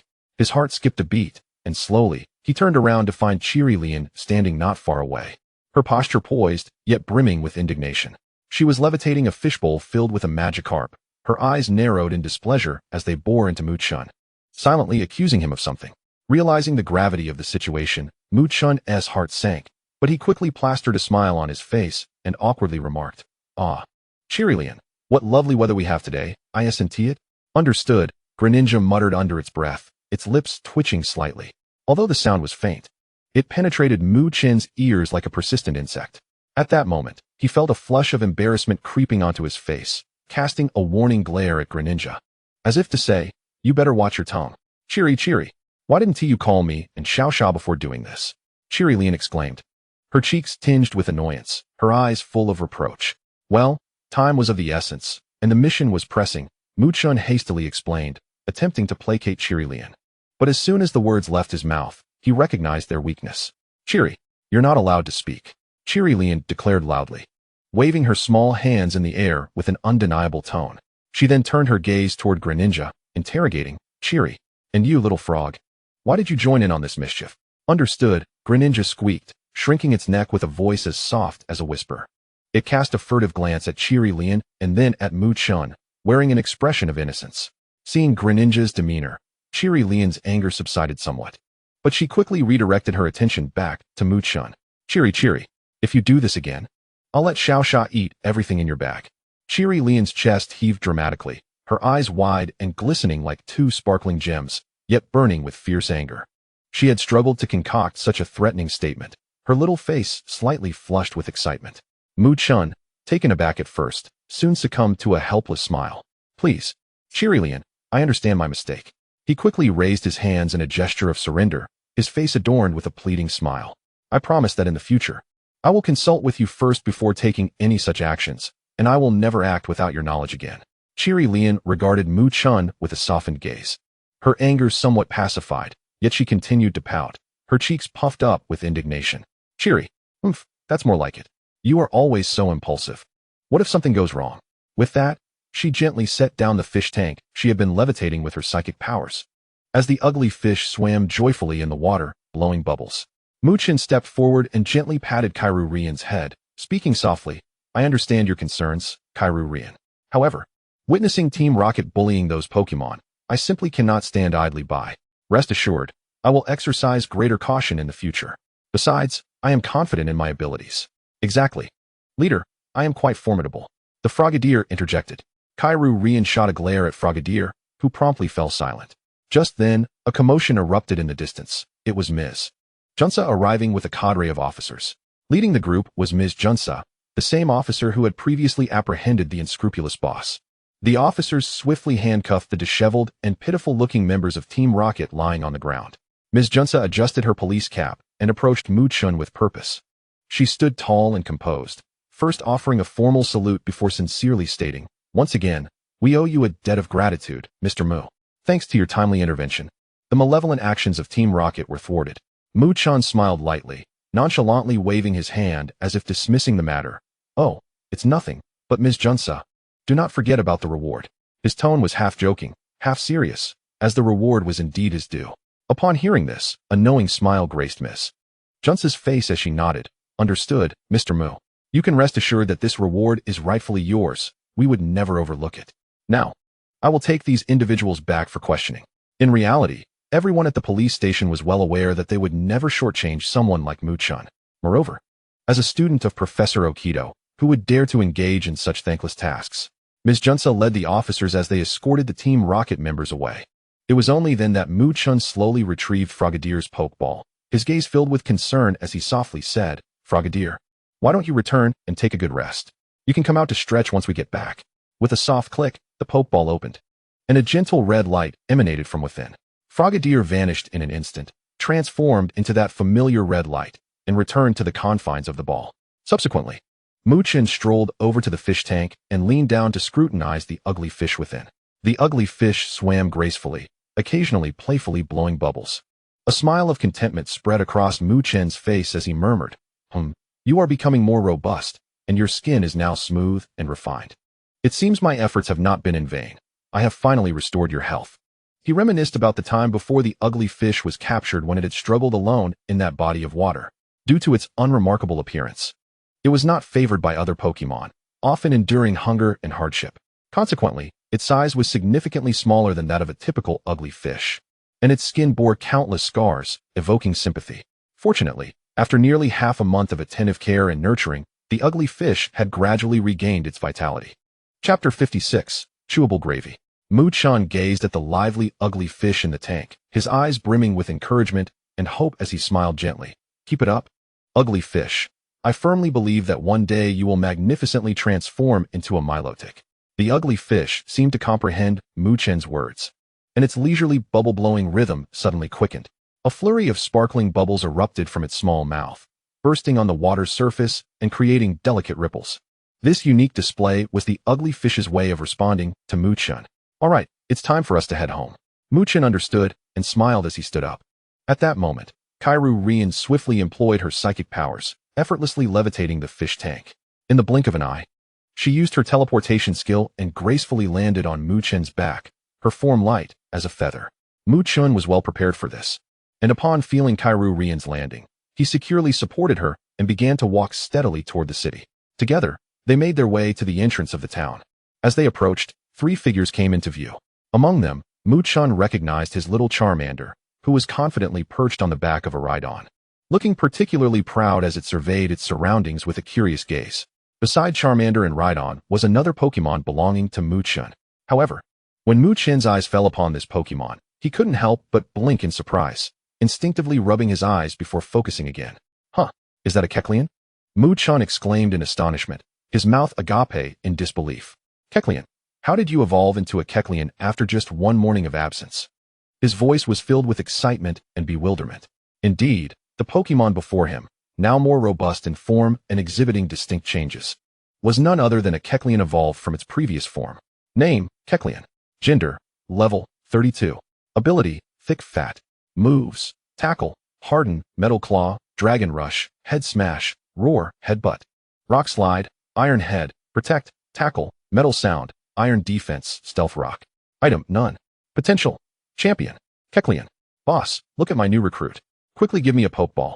I want to capture it. Kecleon exclaimed excitedly, its eyes gleaming as it pointed at the Rhydon beneath it with its claws. Its eager demeanor suggested that it feared Chen would refuse. Roar. Yeah, boss, look at the mount that second brother caught for me. I am now a bull warrior. Charmander chimed in, nodding vigorously atop the Rhydon's back, a proud expression on its face. Its demeanor was that of a valiant warrior. Chen was momentarily stunned, his eyes wide with confusion, his mind swirling with questions. How was it that after just a morning of play, not only had he returned with a Pokémon, but his own Kecleon had also evolved into a Kecleon? Now this Kecleon was straightforwardly asking him for a Pokeball to capture the Rhydon. The cascade of changes left Chen feeling utterly bewildered, as if his thoughts had been unraveled like a tangled ball of yarn, unable to keep pace with the unexpected turn of events. Wait, you need to explain to me what is happening here. Chen rubbed his temples and spoke. Roar. Boss, I will explain. Charmander, sitting atop the Rhydon's back, began. The perspective then shifted to the 2 little ones, and the timeline reverted to the morning. In a tranquil and secluded forest, sunlight streamed through the dense foliage, casting dappled shadows. Charmander sat securely on Kecleon's back, its round eyes sparkling with curiosity as it asked, Roar, second brother, are there really good things here? Upon hearing the question posed by the youngest, Cocodora continued to traverse the forest with measured steps, turning to glance at the little Charmeleon and saying, Cocodora, do you not trust your second brother? Oh woo, it's not that I don't trust him. I just think the things in the city are a bit better. The little Charmeleon hurriedly shook his head, anxiously explaining. How could he ever doubt the words of his second brother? In his heart, whatever the second brother proclaimed was undoubtedly true. If the second brother said there were good things here, then there were indeed good things. Hearing this, Cocodora nodded with satisfaction and uttered, Cocodora. The meat juice is delectable. Oh woo? What does that mean, second brother? The little Charmeleon, perplexed by this seemingly nonsensical statement, could not help but inquire. Cocodora abruptly halted, realizing that he himself did not fully grasp the precise meaning of his words. Once, while picking fruit, the eldest had taught him some unique methods. And upon his immediate comprehension, the eldest had uttered this phrase. But now, in front of the youngest, how could he admit his lack of understanding? For a moment, Cocodora's CPU whirred with intensity, as if the metallic crown atop his head might emit smoke from the fervent thinking. After a prolonged pause, he finally managed to exclaim, Cocodora, it's like the sizzling, oil-splattering skewers we smelled at the barbecue stand. The little Charmeleon's eyes instantly brightened like 2 lanterns, and with excitement. His tiny claws flailed in the air as he shouted, awoo. It's the sizzling, oil-splattering meat skewers. I understand now. At that moment, the little Charmeleon seemed to have completely forgotten that this term was originally used by Cocodora to describe himself. Seeing the little Charmeleon appear enlightened, Cocodora felt a surge of satisfaction and nodded emphatically. He then continued to carry the little Charmeleon as they sought after the so-called treasures in this dense forest. Cocodora thought to himself, the youngest is truly naive. Just then, a deep, menacing roar echoed from ahead, like thunder rumbling ominously. Following that, a massive unicorn rhinoceros burst forth from the thick underbrush like a wild stallion. Its robust body resembled a small hill, its eyes gleaming with fierce brutality, akin to two burning embers of dark red flames. The horn upon its head shimmered with an icy glint, resembling a blade capable of rending anything asunder. "Oh woo! Is this what you call a treasure, second brother?" The little Charmeleon exclaimed with excitement upon seeing this sudden colossal creature. His youthful voice brimmed with curiosity and exhilaration, completely oblivious to the imminent danger. "Cocodora, indeed. Youngest, unleash your fire," Cocodora commanded with resolute determination. "Oh woo! Understood." The little Charmeleon responded brightly. As soon as he finished speaking, he opened his mouth wide, unleashing a torrent of searing flames that roared forth like an enraged dragon, aimed directly at the unicorn rhinoceros, filling the air with a wave of scorching heat. However, the unicorn rhinoceros merely shook its head nonchalantly, effortlessly dissipating the little Charmeleon's fierce flames as though they were nothing more than a gentle breeze, inflicting no substantial harm whatsoever. "Oh woo? What do we do next, second brother?" The little Charmeleon, realizing his attack had been ineffective, began to panic slightly and turned to Cocodora for assistance. "Cocodora, you should dismount and observe your second brother," Cocodora replied steadily. As soon as the little Charmeleon landed, the unicorn rhinoceros charged forward like an arrow released from its bow, its hooves pounding the ground, causing tremors beneath their feet. Cocodora felt a surge of anger welling up within him. "How dare you charge at me?" Ever since he had joined the eldest, he had always been the one to initiate the collisions. In a fit of rage, Cocodora stood his ground and similarly propelled himself forward, like a cannonball hurtling toward the unicorn rhinoceros. In an instant, the two collided with a thunderous roar, Cocodora's iron-hard body crashing against the unicorn rhinoceros with tremendous force. The sheer impact caused the surrounding air to quiver, and leaves fluttered down like confetti.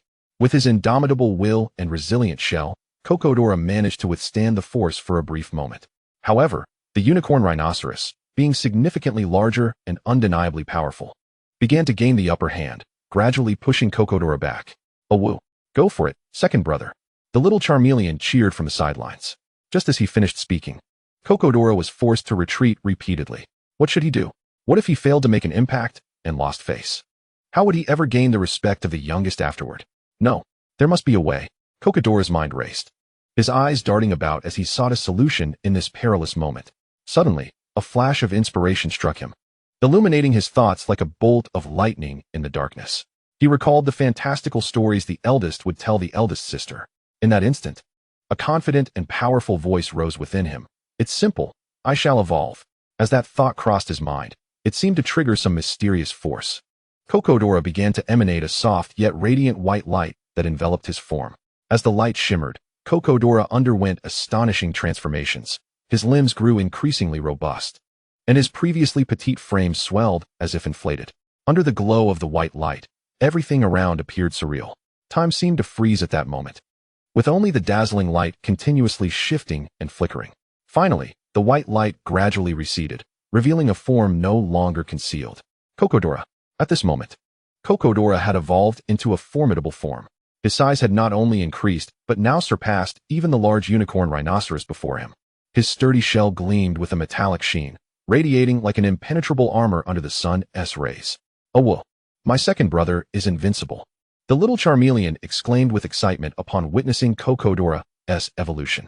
Transformed, Cocodora swiftly turned the tide, sending the unicorn rhinoceros flying. "Cocodora, that essay given," Cocodora proclaimed proudly. He then approached the unicorn rhinoceros and declared, "Cocodora, now you are my trophy." The unicorn rhinoceros, bewildered, was left with a mind full of questions. What did this creature mean by trophy? It had merely come out for a leisurely stroll, hoping to enjoy the beautiful day. Yet, unexpectedly, a seemingly foolish little dragon had appeared out of nowhere, launching an attack without provocation. What had it done to deserve this? Without any prior provocation, I was suddenly set ablaze, igniting a fierce inferno of rage within me. How could I possibly endure such an affront? Certainly, I could not. In that moment, I resolved to retaliate. I lowered my head and charged forward with all my might. To my astonishment, the foolish dragon had an accomplice. Yet, I was undeterred. Within the Unicorn Rhino clan, I held a formidable reputation, robust and powerful, and I certainly did not regard them as worthy adversaries. Consequently, I engaged with the accomplice, and we clashed in a fierce exchange, each of us pushing against the other. Initially, I was not disappointed. My strength was not mere braggadocio, and before long, I had the creature retreating in defeat. I thought to myself, is that all? They are far too green to challenge me. However, the narrative took a sudden turn. Akin to a roller coaster, transforming unexpectedly. The creature unexpectedly began to transform, as if it had activated a cheat code. Astonishingly, after its metamorphosis, it grew several sizes larger than me, its strength now overwhelming. In that instant, I found myself unable to withstand its might, and I was sent flying. Landing in a disoriented heap. I thought, well then, this is my unfortunate day. I might as well take a moment to recuperate. Just as I was about to rest, this creature swaggered over and declared that I was its prize. Wasn't this pure bullying of an innocent creature? What have I done to deserve this? I am the unicorn rhino, and I had thought today was splendid. Had I not encountered these two, I might have almost believed it. Cora? Why are you silent? Cora gazed at the prostrate unicorn rhino, pondering deeply, her face a portrait of confusion. Oh well, brother.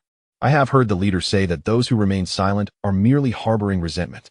The little fire dragon blinked smartly, raising its voice to address Cora. What? Resentment? Upon hearing this, Cora's temper flared instantly. Without a moment's hesitation, she leapt back, assuming a ready stance. With her eyes fixed intently on the unicorn rhino, she declared, Cora? Cora, well, you dare to remain silent, luring me closer only to ambush me. How cunning. After saying this, Cora seemed to have an epiphany. Continuing her tirade, Cora, humph, consider yourself unfortunate. Today you have crossed paths with someone as astute as me, or else your devious plan might have actually succeeded. Oh well, brother is truly amazing. The little fire dragon chimed in, eyes brimming with admiration. Meanwhile, the unicorn rhino lay there, utterly despondent, its heart filled with despair and helplessness.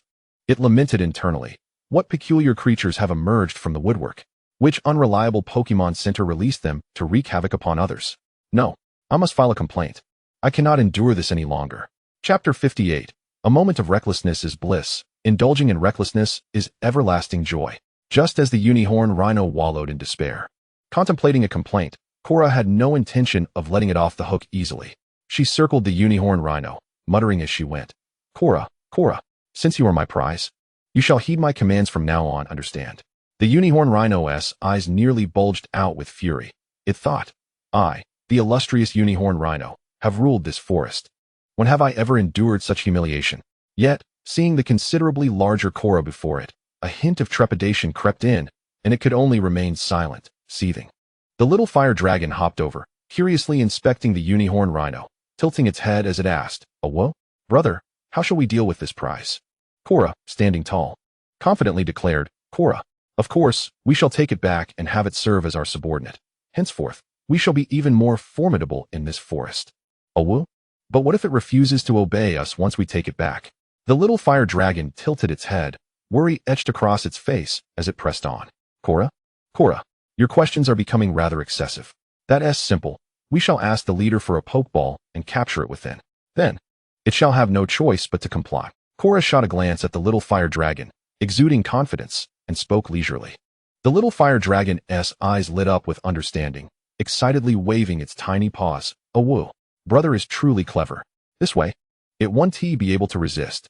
At that moment, the unicorn rhino had resigned itself to its fate, begrudgingly rising to its feet, its head hung low, obediently following Cora and the little fire dragon. It felt a deep sense of sorrow, yet saw no other option. If it did not acquiesce, it would be entangled with these two indefinitely. Thus, it decided to embrace its predicament. Therefore, when Cora instructed the little fire dragon to climb onto its back, the unicorn rhino had lost all desire to resist and quietly accepted the arrangement. So, you simply brought it back with you? Chen regarded the three before him, his expression a tapestry of incredulity, momentarily at a loss for where to begin his critique. Internally, he silently grumbled, with you two around, I am truly fortunate. Cora? What's wrong, boss? Are we impoverished? Cora looked at Chen with a bewildered expression, inquiring. Her innocent gaze was filled with confusion, as if she could not comprehend why Chen bore such a countenance. Oh woo? Right? Boss, can't we afford it? The little fire dragon echoed, blinking its big eyes. All right, I agree to your proposal, but you must at least ask if it is willing to join us. Chen replied, somewhat resigned. He then turned to the unicorn rhino and asked, do you wish to journey with us? The unicorn rhino, previously bowed low, suddenly lifted its head, glancing between Cora and the little fire dragon, and then at Chen, hesitating. It recalled its previous life in the forest, though it had ruled its domain. It often felt isolated. Yet, the morning spent with Korra and the little fire dragon, while initially filled with bullying, had gradually accustomed it to their boisterous companionship. With a heavy grunt, the unicorn rhino slowly nodded. Korra and the little fire dragon erupted in joyful cheers. Korra excitedly circled the unicorn rhino, while the little fire dragon jumped up and down beside it. Mu-chan wore a gentle smile, delicately retrieving a pokeball from his waist. He raised his hand and gently tossed the pokeball towards the unicorn rhino. In an instant, a brilliant beam of red light shot forth from the pokeball, enveloping the unicorn rhino with precision. In the blink of an eye, the unicorn rhino's form shrank rapidly, ultimately being captured within the pokeball. The pokeball landed steadily on the ground, beginning to shake vigorously, each tremor accompanied by a slight quiver. After several tense shakes, accompanied by a delightful chime, the pokeball finally settled into silence. This sound heralded the arrival of a new member. Mu-chan stepped forward, bent down to retrieve the pokeball. He applied a bit of pressure, pressing the button on the pokeball, and once again, a red light flashed, revealing the unicorn rhino before everyone. Almost simultaneously, Korra and the little fire dragon excitedly surrounded it. Korra tilted her head, curiously examining the unicorn rhino, seemingly contemplating how they would coexist in the future. The little fire dragon joyfully bounced around the unicorn rhino, emitting cheerful sounds. Mu-chan's gaze traversed over the two excited little sprites, settling upon the unicorn rhinoceros ensconced between them. Name: Unicorn Rhinoceros. Gender: female. Level: 28. Ability: Hard Head. Skills: Tackle, Knockdown, Stomp, Fury Attack, Horn Attack, Frightening Face, Stomp. Stealth Rock, Rock Slide. Held item: None. Potential: Near Champion. It turns out to be a female? Mu-chan raised an eyebrow slightly, a glimmer of surprise flickering in his eyes. With this revelation, he couldn't help but ponder internally, his gaze flitting between Ghidorah and the unicorn rhinoceros, a smile gradually appearing as he seemed to formulate a plan in his mind. Indeed, very promising, he murmured softly to himself. After a moment of contemplation, Mu-chan snapped back to reality, clapped his hands, and addressed the little sprites. All right, let us return. It's time for a meal. With that, he led the way toward their dwelling not far off. Korra, time to eat, time to eat, Ghidorah exclaimed, still retaining its previous exuberance despite having evolved. Charmeleon, perched atop the unicorn rhinoceros, shouted, "Awoo! Charge!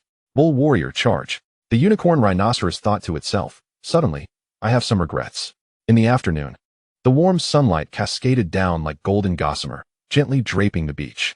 After finishing his lunch, Mu-chan languidly reclined onto a sun lounger, his posture resembling that of a languorous nobleman. The sunlight tenderly caressed his face, and he squinted contentedly, humming a little tune. Indulging in leisure was blissful. The more one luxuriated in it, the more delightful it became. Mu-chan blissfully murmured to himself, feeling as though he were in paradise, entirely oblivious to the Team Rocket and Pokémon training that had once occupied his thoughts. Chapter 59. Turtwig likes it. Turtwig gives a thumbs up. As Mu-chan reveled in his leisurely pursuits, his days were so splendid that they seemed to bubble over with joy. The warm sun felt like a spa treatment for his entire being, so soothing that he was nearly on friendly terms with the god of sleep. Life was good. Even death seemed inconsequential. Such was his mental state. Suddenly, bang! A loud noise erupted like a firecracker exploding right next to his ear, startling Mu-chan into a spring-like bounce from the sun lounger, nearly lifting him off the ground. Who sets off firecrackers during the day? Mu-chan wondered, turning his gaze towards the source of the commotion while muttering to himself, let me see what this is all about. At the dock, he saw fishing boats, elderly folk. And Ash? No, foolish child, you've crashed someone else's fishing boat. Do you even have a license to drive? If Aunt Hanako finds out, you'll be black and blue. Mu-chan suddenly recalled that Professor Oak had mentioned Aunt Hanako would be coming as well. With that thought, a mischievous grin crept onto his face. I can't help but want to see Ash get a spanking. What to do? Perhaps a little chuckle wouldn't hurt. Lost in his musings, he couldn't suppress a laugh. Mu-chan pulled his gaze away and dialed Professor Oak. Hello, Professor Oak, how long until you arrive? Tomorrow? All right. Understood. If there is nothing else, I'll hang up now. After ending the call, he began searching for Ash's whereabouts. Before long, he discovered Ash and the others had entered a shop with the elderly man, presumably to work off a debt. After exchanging a few words with Chikorita and the others, instructing them to play on their own, Mu-chan headed towards the shop with his Greninja. As for why he brought Greninja along, it was because this Pokémon trained relentlessly, as if it had a death wish, not pausing for a moment. He had no idea whom it learned that from. Youth. So, Mu-chun had no choice but to keep Greninja close to prevent it from overexerting itself in training. Speaking of which, Mu-chun found his team rather amusing. Besides Greninja, who was eager to grow stronger, the other little ones only trained when prompted by Mu-chun. Otherwise, they would simply play. Kadora, nonsense, I can eat too. Charmeleon, brother is right. However, Mu-chun did not force them to train independently. After all, it was one thing to not treat humans as humans. He certainly wouldn't treat Pokémon as anything less than Pokémon. Thus, he only provided them with appropriate training, though Kadora was an exception, as it needed to move after consuming so much. Luckily, Greninja was there for battles. Arriving at the shop's entrance, Mu-chun observed Ash and the others diligently trying to attract customers, even releasing their Pokémon to assist. Seeing Ash's Pokémon, Mu-chun muttered, all 3 starters are here. Plus Pikachu, who could possibly compete with you? As Mu-chun approached the shop, it was once again Pikachu who spotted him first. Pika, Pika. After recognizing Mu-chun, Pikachu called out excitedly and dashed toward him. Mu-chun reached out, catching Pikachu securely, then used his free hand to reach into his pocket. He pulled out a bottle of ketchup from his system space and offered it to Pikachu.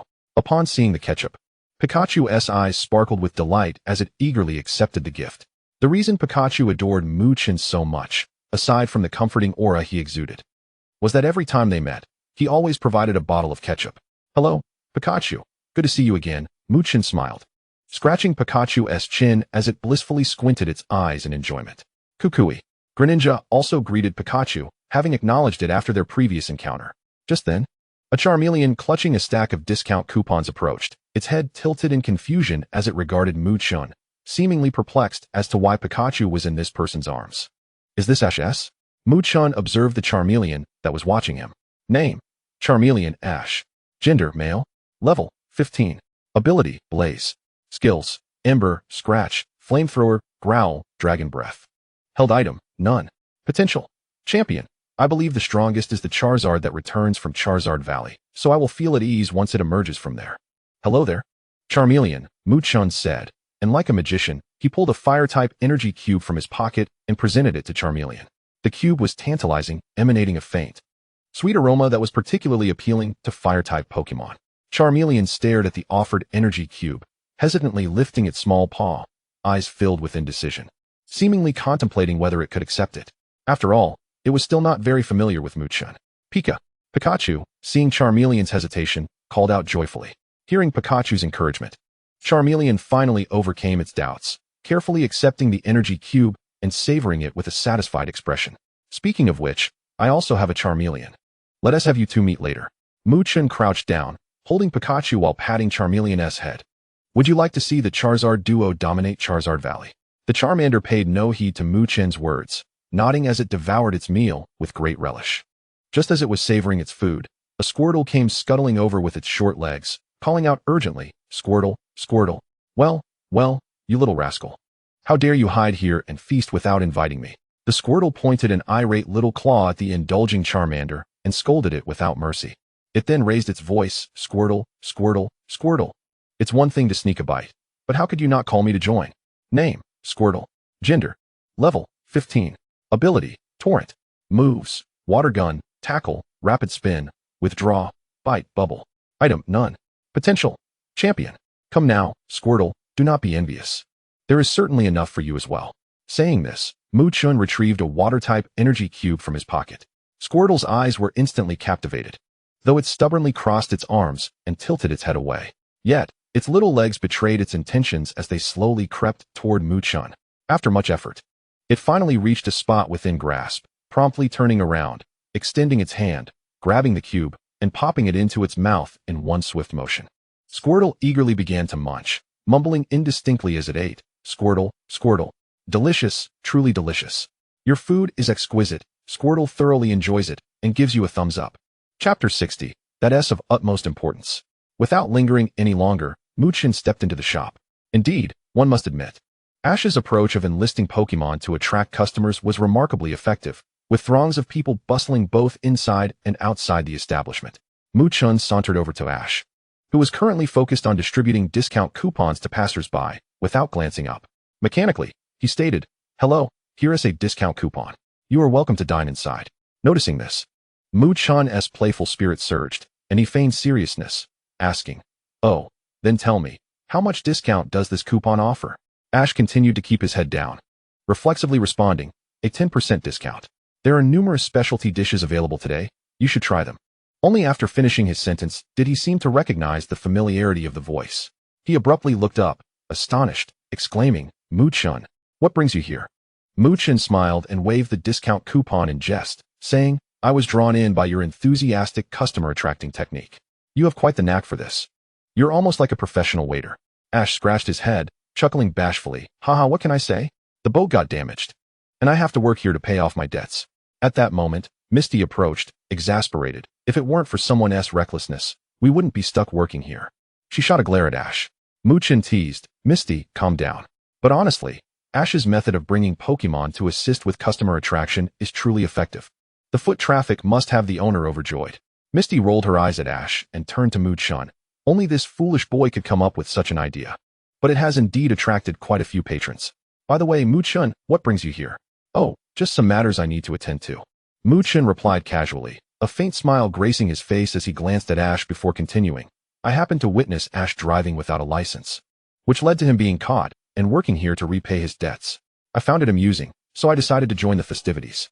Upon hearing this, Ash's face flushed crimson, and he mumbled, "It wasn't as exaggerated as you say. I was in a tight spot. Feeling rushed, were we?" Mu-chan thought, but refrained from voicing it. He chuckled, waving his hand to interrupt. All right, no need to explain. Speaking of which, how do you plan to manage this job? It might take ages to pay off your debts. I haven't really thought it through. I guess I'll take it one step at a time. But I believe that as long as I work hard with my Pokémon, I can repay it swiftly," Ash replied, scratching his head, his eyes radiating a clear yet naive determination. Just then, the shop's owner approached, patting Ash on the shoulder. "This lad works quite diligently, though he can be a bit clumsy at times." Turning to Mu-chan, he enthusiastically asked, "Since you know Ash, why not stay and help out? The pay is negotiable." Mu-chan hurriedly waved his hands, smiling. "Thank you for your kind offer, but I have yet to complete my own matters and simply cannot spare the time. Nevertheless, rest assured, Ash is reliable and will surely help you make your business thrive." The owner nodded with a smile and returned to his tasks. Mu-chan looked at Ash and teased, "Did you see that? The owner has faith in you. You better perform well and avoid causing any more trouble." Ash chuckled sheepishly. "Got it. By the way, Mu-chan, is what you're dealing with particularly significant? Do you need my assistance? Even though I'm working, if you're in trouble, I would certainly lend a hand. Indeed, it is of utmost importance. It is practically the dream of every individual." Mu-chan's heart warmed as he replied, "Rest assured, it is nothing difficult. I can manage it myself. Focus on your job and take the opportunity to train your Pokémon well. I wouldn't want you to be eliminated before encountering me at the Quartz Conference. I am determined to become a Pokémon master. There's no way I could be eliminated," Ash declared, his face flushing with zeal, fists clenched tightly as his eyes burned with unwavering resolve. Mu-chan's lips curved into a teasing yet hopeful smile. "Very well. Future Pokémon master, I shall take my leave for now, as I have some matters to attend to." With that, he casually waved his hand in farewell, turning to stride back to his lodgings. Today was the last day. He couldn't afford to waste it. As Mu-chan stepped out of the shop, he felt eyes upon him. He turned to follow the sensation and saw Jesse and James standing in a nearby shop, staring intently at him. Mu-chan's lips curled into a seemingly gentle smile, laced with a hint of mischief. Without lingering, he turned with composure and departed. Jesse and James watched Mu-chan's retreating figure, their expressions somewhat dazed. Once he was a good distance away, they exchanged glances and began to converse in hushed tones. Jesse frowned, visibly irritated. Why is it always this brat? Every encounter with him seems to spell trouble. It's truly exasperating. She stomped her foot in frustration. James sighed helplessly, his face marked with concern. Indeed, this kid is cunning, and he has that incredibly strong Greninja by his side. I sincerely hope he doesn't interfere with our plans this time. He's proven to be quite the challenge, having thwarted several of our previous attempts. Mu-chan, hey, I'm your peanut. Without me, you wouldn't even take off." Just as Team Rocket was about to bicker further over Mu-chan, they were abruptly interrupted by a sharp voice. Turning around, they found a petite old lady standing behind them, hands on her hips, glaring fiercely. "You two loafing about. Are you slacking off? Can't you see how busy the shop is? Hurry up and serve the customers." The elderly woman bellowed at the top of her lungs, her voice slicing through the previously bustling atmosphere of the shop like a sharp knife. Musashi and Kojiro were taken aback by the sudden outburst. their faces instantly adorned with ingratiating smiles as they hurriedly replied, "Yes, yes, dear lady, we shall attend to it right away." With that, the two scurried towards the patron's table, resembling startled rabbits, while inwardly lamenting their plight. Just moments ago, they had been deliberating on how to deal with Muchan. But this abrupt situation forced them to redirect their focus to the vexing task at hand. Cursed be the mischief makers. It is entirely their fault that we find ourselves in such a predicament. Chapter 61. Guarding the Flame of the Heart, Unafraid of Tempests and Downpours. The following day, as dawn broke, the first rays of sunlight struggled to penetrate the thin mist, casting the world in a dreamlike haze. Muchan awoke early from his slumber.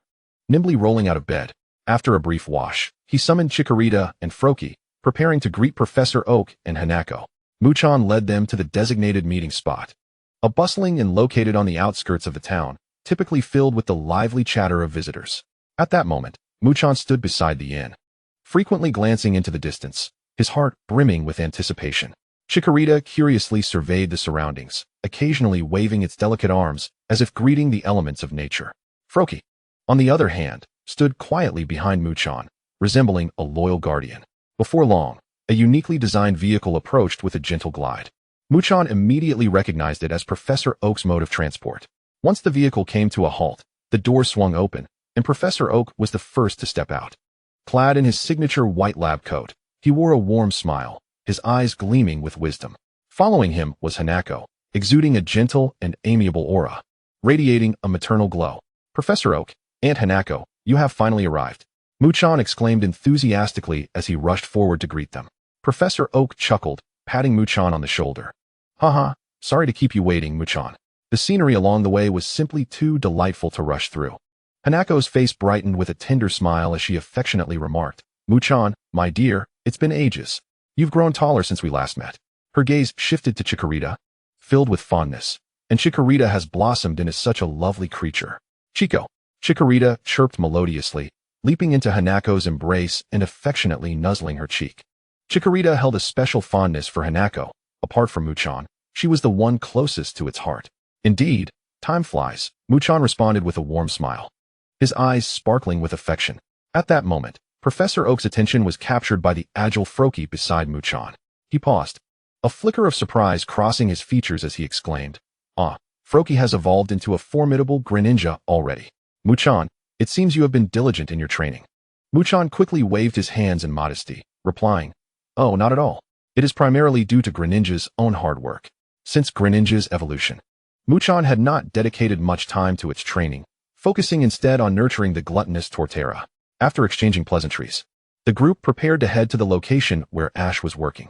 As they walked, Muchan regaled Professor Oak and Hanako with amusing tales of Ash's escapades in the area, particularly the incident involving his unlicensed boat operation, which led to him being forced into labor to repay his debts.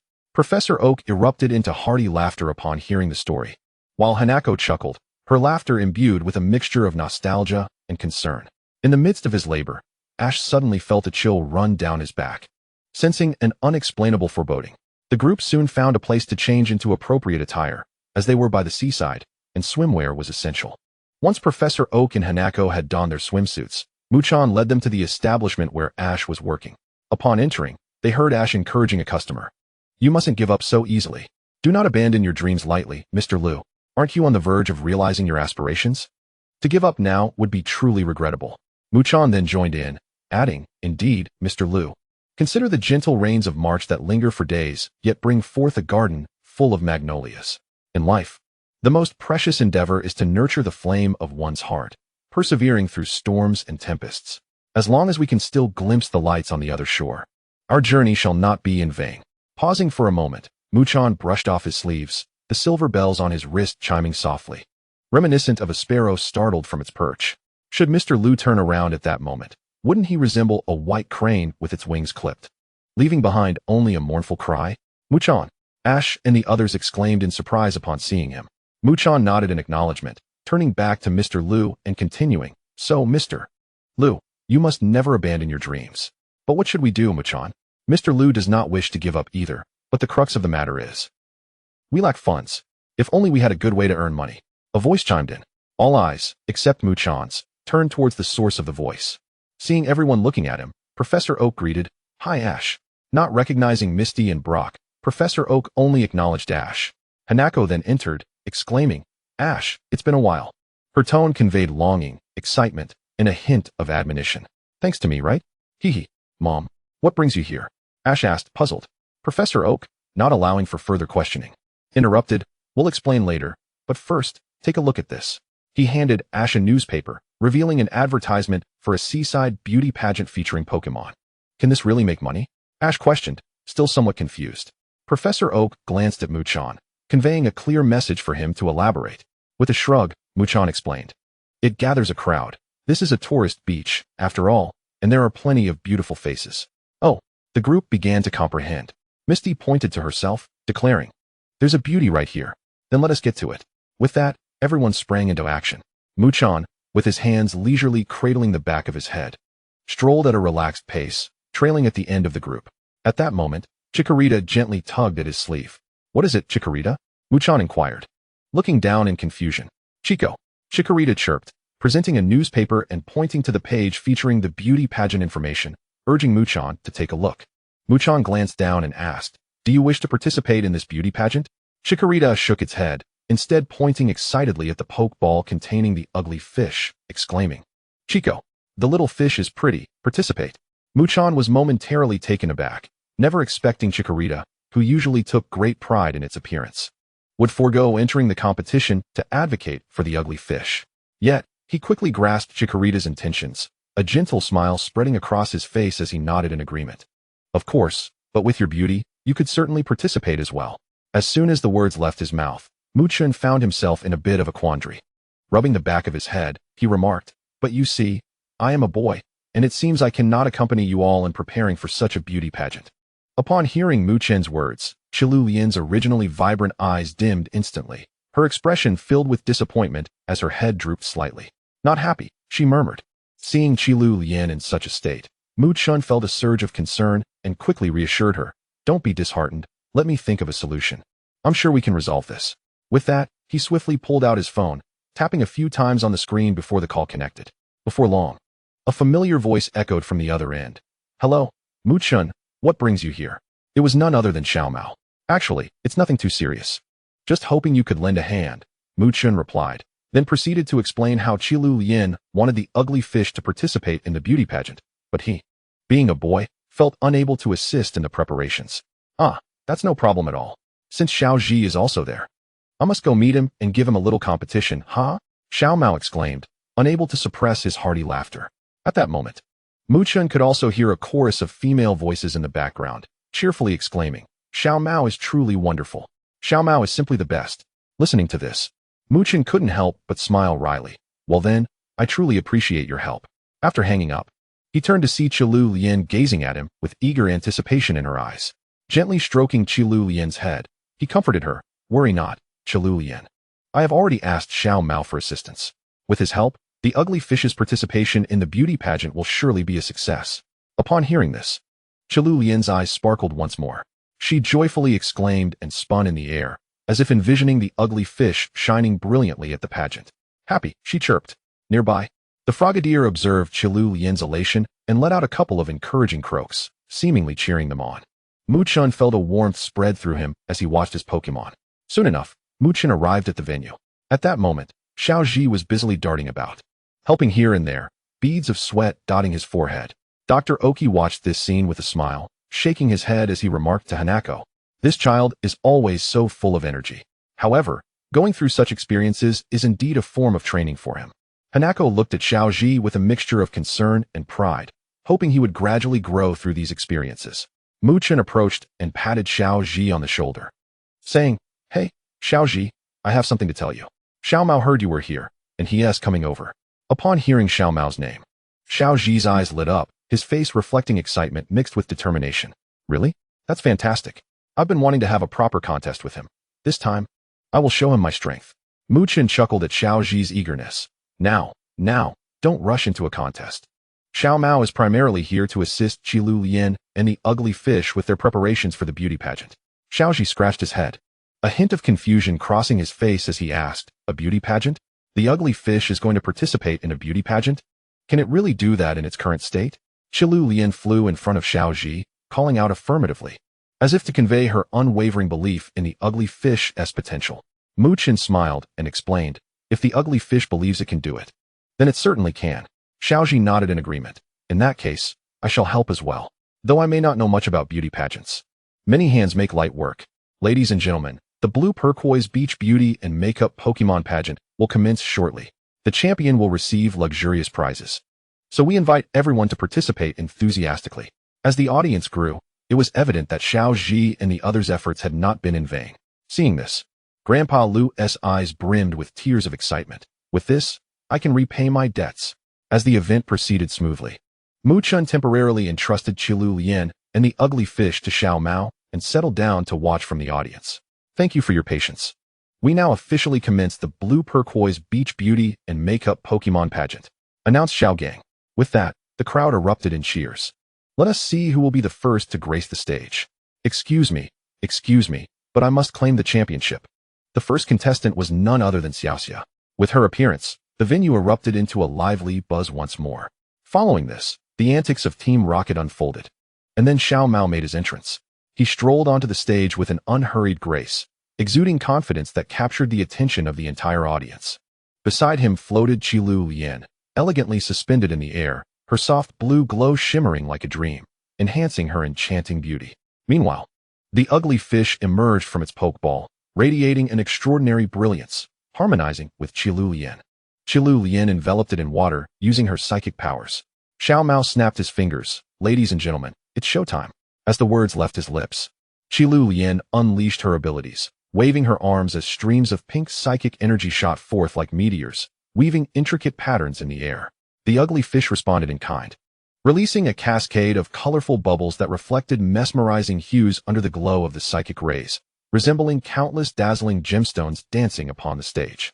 Then, Qilu Lian employed Mystical Shield, enveloping both herself and the ugly fish in a delicate veil of light, adorned with mysterious runes that shimmered like a dream.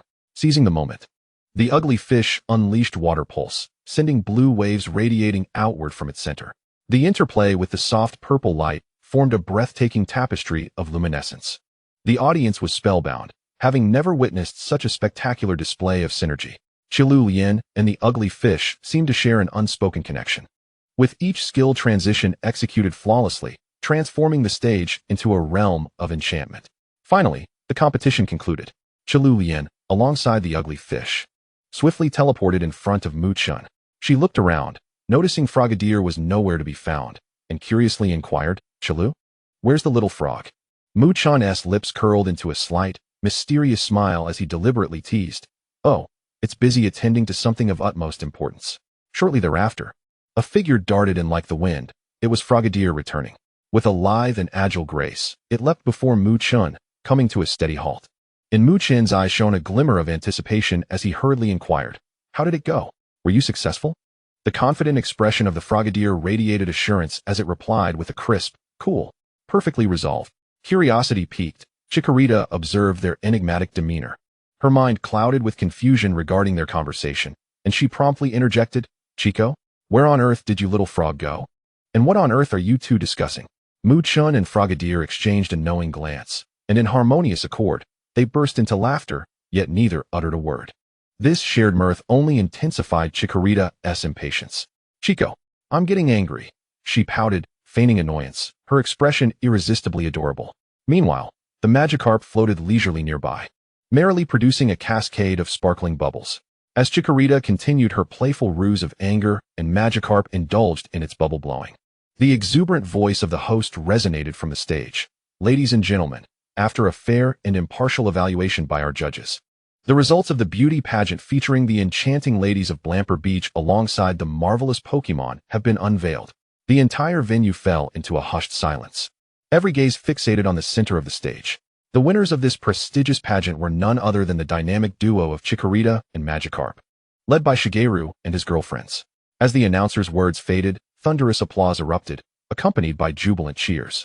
Vibrant streamers cascaded from above, enveloping the entire venue in a jubilant sea of celebration. Upon hearing the announcement, Chikorita was momentarily stunned, only for her eyes to ignite with surprise and exhilaration. With uncontainable joy, she called out, and, accompanied by Magikarp, rushed towards the stage. Mu-chan watched Chikorita's elation with a contented smile, gently nudging her as he said, "Go on, this is the honor you truly deserve." Standing on stage, Shigeru received the champion's trophy with a smile. After conferring with his companions, he turned to face Chikorita and Magikarp, presenting the trophy before them. "This trophy belongs to you, Chikorita and Magikarp." Chikorita accepted the trophy with utmost care, her joy palpable. She raised it high, showcasing it alongside Magikarp to the audience below. Magikarp swam excitedly within its bubble, seemingly expressing its delight to everyone present. Onlookers like Ash were beside themselves with excitement, flailing their arms and shouting, "Chikorita, Magikarp, you are incredible."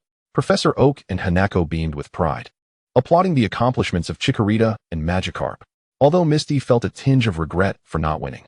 Her genuine happiness for Chikorita and the others shone through as she joined in the cheers. Mu-chan smiled at the jubilant Chikorita and Magikarp on stage. Perhaps youth ought to manifest in myriad forms, just as moonlight can illuminate a blade or tenderly blanket a lake's surface. Thus, he pondered whether he should delve into the world of grand competitions. In truth, he leaned more towards battles, as the fervor of combat ignited his passion. Perhaps within every young heart flows a molten magma of zeal. When Pokémon soar through the skies and moves collide in a dazzling display of light, the dormant wildness within awakens, revealing that youth is indeed a relentless pursuit of the wind, a battle ignited by the smoke of Pokémon confrontations, kindling an everlasting flame within the hearts of the young. Yet, since his Pokémon enjoyed it, exploring this realm could be worthwhile. It might even lead him to become the next Macaulay. As the award ceremony concluded splendidly, Chikorita fluttered with excitement like a jubilant little bird, clutching the trophy tightly and dancing before Mu-chan. Her demeanor resembled that of an innocent child eager to showcase their hard-won glory to an elder. Her sparkling eyes gleamed with joy as she occasionally glanced at the trophy before looking back at Mu-chan, seemingly conveying her pride in their victory. Chikorita exclaimed, "Look how amazing I am with little fish." Mu-chan's face radiated a smile filled with affection and adoration as he gazed at Chikorita. He reached out, gently stroking her head with a tenderness akin to a gentle breeze caressing flower petals. His hand then fell upon the frolicking Magikarp nearby, and he softly remarked, "You are all truly magnificent." His voice brimmed with praise for both Pokémon. With that, Mu-chan slightly turned his head, his gaze earnest and sincere as he addressed Shigeru. "Thank you. In the future, whenever I stumble upon something remarkable, I shall surely present it to you first, before it reaches Ash." Shigeru, upon hearing this, erupted into a hearty laugh, his mirth ringing clear and bright. "Huh, why be so polite with me? It's a deal then." His tone was straightforward and unpretentious, exuding generosity. Yet beneath Shigeru's seemingly magnanimous exterior stirred a subtle swell of pride as he mused, "Humph, look at Ash. Relegated to the bottom rung. Now even Mu-chan is ahead of him. Ha ha ha. Well then, I must take my leave." "I still have to take them out for some fun," Shigeru said, gesturing casually towards his girlfriends, who were giggling and teasing one another, their faces aglow with anticipation. "All right. I'll go find Ash and send you all off," Mu-chan replied with a smile, his eyes reflecting a sense of understanding. They bid farewell, Shigeru departing with his companions in joyous laughter, while Mu-chan turned towards their agreed meeting place. Before long, Mu-chan found himself at a port. The sun had risen high, casting its fervent rays upon the earth, draping the entire harbor in a golden veil. Ash, Professor Oak, Hanako, and others had long awaited, gathered to bid farewell to Grandpa Lu. Grandpa Lu stood by the ship, his eyes filled with gratitude and reluctance. Looking at everyone, his voice trembled slightly as he said, "I owe you all a great debt of gratitude. Without your assistance in this beauty pageant, I cannot fathom when I would have been able to repay my debts." Ash scratched his head, grinning widely. "Grandpa Lu, no need to be so formal. We're just happy to help." Misty waved her hand with a smile. "Indeed, Grandpa Lu. This is a collective effort. We hope for your future endeavors to be smooth sailing." Brock stepped forward, offering Grandpa Lu a package. "Here you go, Grandpa Lu. This is some food for the journey." Grandpa Lu accepted the package, expressing his thanks repeatedly. Slowly, he ascended the ship, standing on the deck to wave goodbye to everyone. The vessel gently departed, gradually sailing into the distance, while the group remained at the harbor, watching it vanish into the horizon where the sea met the sky. Where in life do we not encounter one another? Chapter 64, Wings Must Soar. After bidding farewell to Grandpa Lu, Misty gazed at the receding ship and suddenly burst into laughter. "It feels a bit strange. This time, Team Rocket didn't show up to cause any trouble. Isn't that the truth?" Ash mused, absent-mindedly tapping his pokeball, sensing something was amiss. Pikachu on his shoulder perked up, its round eyes reflecting agreement. Chen stepped between them, a sly smile gracing his lips. Aren't you tired of being chased all over the mountains? The absence of their chaos has become a rarity, in my opinion. He deliberately elongated his tone, perhaps having fallen prey to the Rocket Team dependency syndrome. Absolutely not. Ash and Misty almost simultaneously sprang up, one anxiously scratching his head while the other stomped her foot, her face flushed. Chen and Brock exchanged knowing glances, stifling their laughter as their shoulders trembled with suppressed mirth. The playful banter gradually faded away. Ash solemnly approached Hanako and Professor Oak, unconsciously fiddling with his pokeball. His voice unusually steady. We're leaving now, Mom. Please take care. Hanako gazed at her child with eyes sparkling with affection. In that fleeting moment of their shared glance, 1,000 unspoken words transformed into a silent exchange. Those unvoiced concerns, the unarticulated trust, all quietly conveyed through their intertwined gazes. As Ash turned to leave, his steps hesitated for a brief moment, yet he ultimately strode boldly toward the horizon with his companions. The tide surged behind them, washing over the dock where they had lingered, but it could not erase the deep impressions of their footprints in the sand. Ash looked ahead at the port gradually illuminated by lights, suddenly perceiving that dreams are akin to those flickering beacons, seemingly distant and unattainable, yet quietly closing the gap with each courageous step forward. Pikachu let out a soft cry from his shoulder, the sparks from its tail illuminating the tightly pressed corners of his mouth, an embodiment of youthful tenacity that refuses to look back, and a testament to the unwavering passion of dreamers. Observing the determined silhouette of the young boy, Professor Oak remarked, "This child leaves without a backward glance. Do you not feel sorrow?" Hanako watched the gradually diminishing figure on the horizon, suddenly recalling the first time Ash ventured out alone. His palms sweaty as he clutched his pokeball, yet he resolutely declared, "I will become a Pokémon master." A gentle smile graced her eyes. "It's all right. This is perfectly fine." The evening breeze caressed her hair, and she softly whispered within her heart, "Go on, Ash, bravely pursue your dreams. Some wings, once unfurled, are destined to soar through storms, flying toward their own skies." Chen watched Ash and his companions disappear into the distance, a surge of emotion welling up within him. Once their figures vanished from sight, he turned to Professor Oak. Squinting slightly, a smile playing at his lips, he said, "Professor Oak, I suspect you have something for me this time. After all, it can't be that you made me wait just for a visit."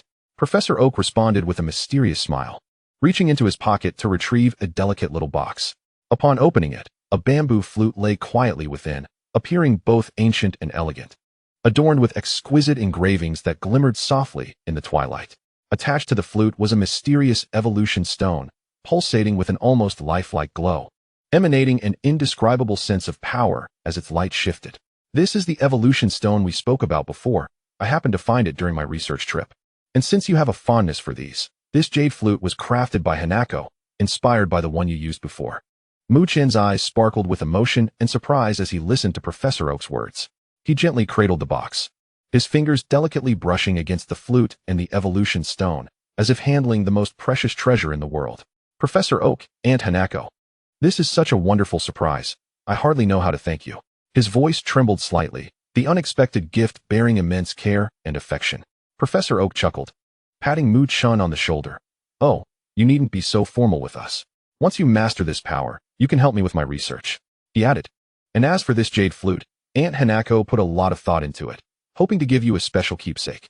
Chen lifted his gaze to Hanako, who smiled beside them, tears glistening in his eyes. "Aunt Hanako, I cannot thank you enough. I have always cherished the memory of the flute I used before." "I can't believe you remembered." In his childhood, Chen had a flute, but it was broken during one of his adventures. Hanako gently replied, "Oh, dear child, you always loved playing with your flute and your Pokémon. I have fond memories of that time. Seeing you now, so passionate about Pokémon and striving for your dreams, fills us with joy." Chen took the bamboo flute from the box and brought it to his lips, playing a gentle melody. The melodious notes danced in the evening breeze, clear and enchanting. The glow of the evolution stone grew brighter, resonating harmoniously with the music, exuding a palpable sense of power that seemed to echo through the very fabric of the world. "Chiriru, so lovely. I adore it." Chiriru floated gracefully around Chen like a spirited fairy, while the necklace around its neck shimmered with the same light. Meanwhile, Greninja gazed intently at a particular direction across the sea. Simultaneously, on a tranquil island, the Rocket Team trio found themselves comically entangled in the branches of a towering tree. Damn that Greninja! Musashi seethed, her teeth clenched, eyes blazing with indignation, as if her hatred could manifest into a tangible force to devour Greninja whole. Let us not complain for now. We should think about how to get down from this tree, Kojiru interjected helplessly. His eyes filled with urgency as he stared up at the towering tree, overwhelmed by the situation. The three of them surveyed their precarious position. The tree loomed high above, its robust branches making descent a formidable challenge. What an annoying predicament! They lamented in unison, their voices echoing through the serene forest, adding to their comical plight. If one were to inquire how they had found themselves in such a predicament, it would indeed be a lengthy tale. Their thoughts quickly returned to the raucous beauty pageant scene. Chapter 65, Hydro Cannon. The scene shifted to the competition. Amidst the crashing waves surrounding the arena, a cerulean figure stood proudly on a hexagonal ice platform crafted from energy. Greninja, arms crossed over its chest, resembled an arrow poised to take flight, its red scarf fluttering in the sea breeze. This ice crystal platform, suspended atop the waves, was a tactical stronghold that had formed using frigid air, reflecting a chilling brilliance that starkly contrasted with the commotion of the competition beyond. Not long ago, Chen's warning echoed in its ears about the potential disruption by the Rocket Team. Thus, it had taken its position outside to stand guard. When it came to the contest involving its beloved leader and the ugly fish, it would not allow any interference. With narrowed eyes, akin to a hawk's, it scanned the shimmering surface of the sea, perceptive to any unusual movements. In the damp sea breeze, its keen sense of smell detected every unfamiliar scent, ready at any moment to unleash its water shuriken against potential threats. Beneath the icy surface, currents swirled ominously, while this silent guardian wove an impenetrable line of defense with unwavering focus. At that moment, deep beneath the sea, the Rocket Team trio piloted a Gyarados submarine, stealthily approaching the competition venue. The submarine's propellers emitted a low hum, conspicuously out of place in the tranquil depths. Musashi pressed closely to the submarine's periscope, her eyes fixed intently on the activity at the competition site, muttering to herself. Left 15 degrees, distance 1,500 meters. Stay farther away, or we'll be spotted. Full speed ahead. Kojiru shouted eagerly, pedaling the footboard with all his might, as if exerting every ounce of energy in his body. However, the astute Greninja on the surface instantly sensed the unusual disturbance in the waters. With a piercing gaze, it activated its eye of the heart, and a mysterious force emanated from its being, precisely locking onto the telescope that had just surfaced. In an instant, the Greninja surged forth like a bolt of blue lightning, racing towards its target. Meanwhile, Team Rocket remained blissfully unaware of the impending danger, engrossed in their activities aboard the submarine. Musashi furrowed her brow, a hint of confusion in her tone. It seems something is approaching. What? Let me take a look.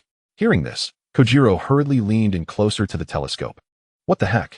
Isn't that the little rascal's Greninja? Just as Kojiru finished speaking, the Greninja closed in like a wraith. In a flash, it brandished its shuriken with a glint of cold steel, swiftly severing the submarine's telescope with a decisive snap. Fire, Meow! Meowth shrieked in a panic upon witnessing the scene. The trio of Team Rocket jolted into action, clumsily pressing a button in their frenzy. In an instant, a missile adorned with a shark motif shot forth like a wild stallion, hurtling towards Greninja, churning the sea into a tempest in its wake. With a focused gaze, Greninja swiftly dodged the sudden assault, its form a blur of agility. However, the missile seemed to possess a mind of its own, relentlessly pursuing Greninja's every movement. Useless. Meow. Once this missile locks onto a target, it will pursue until it explodes. Meowth cackled triumphantly, as if victory were assured. Faced with such a formidable predicament, Greninja remained unfazed. Its eyes narrowed slightly, a glimmer of resolve flashing within, and rather than retreating, it charged defiantly towards the missile. Gripping its shuriken tightly, Greninja struck the missile with a fierce blow.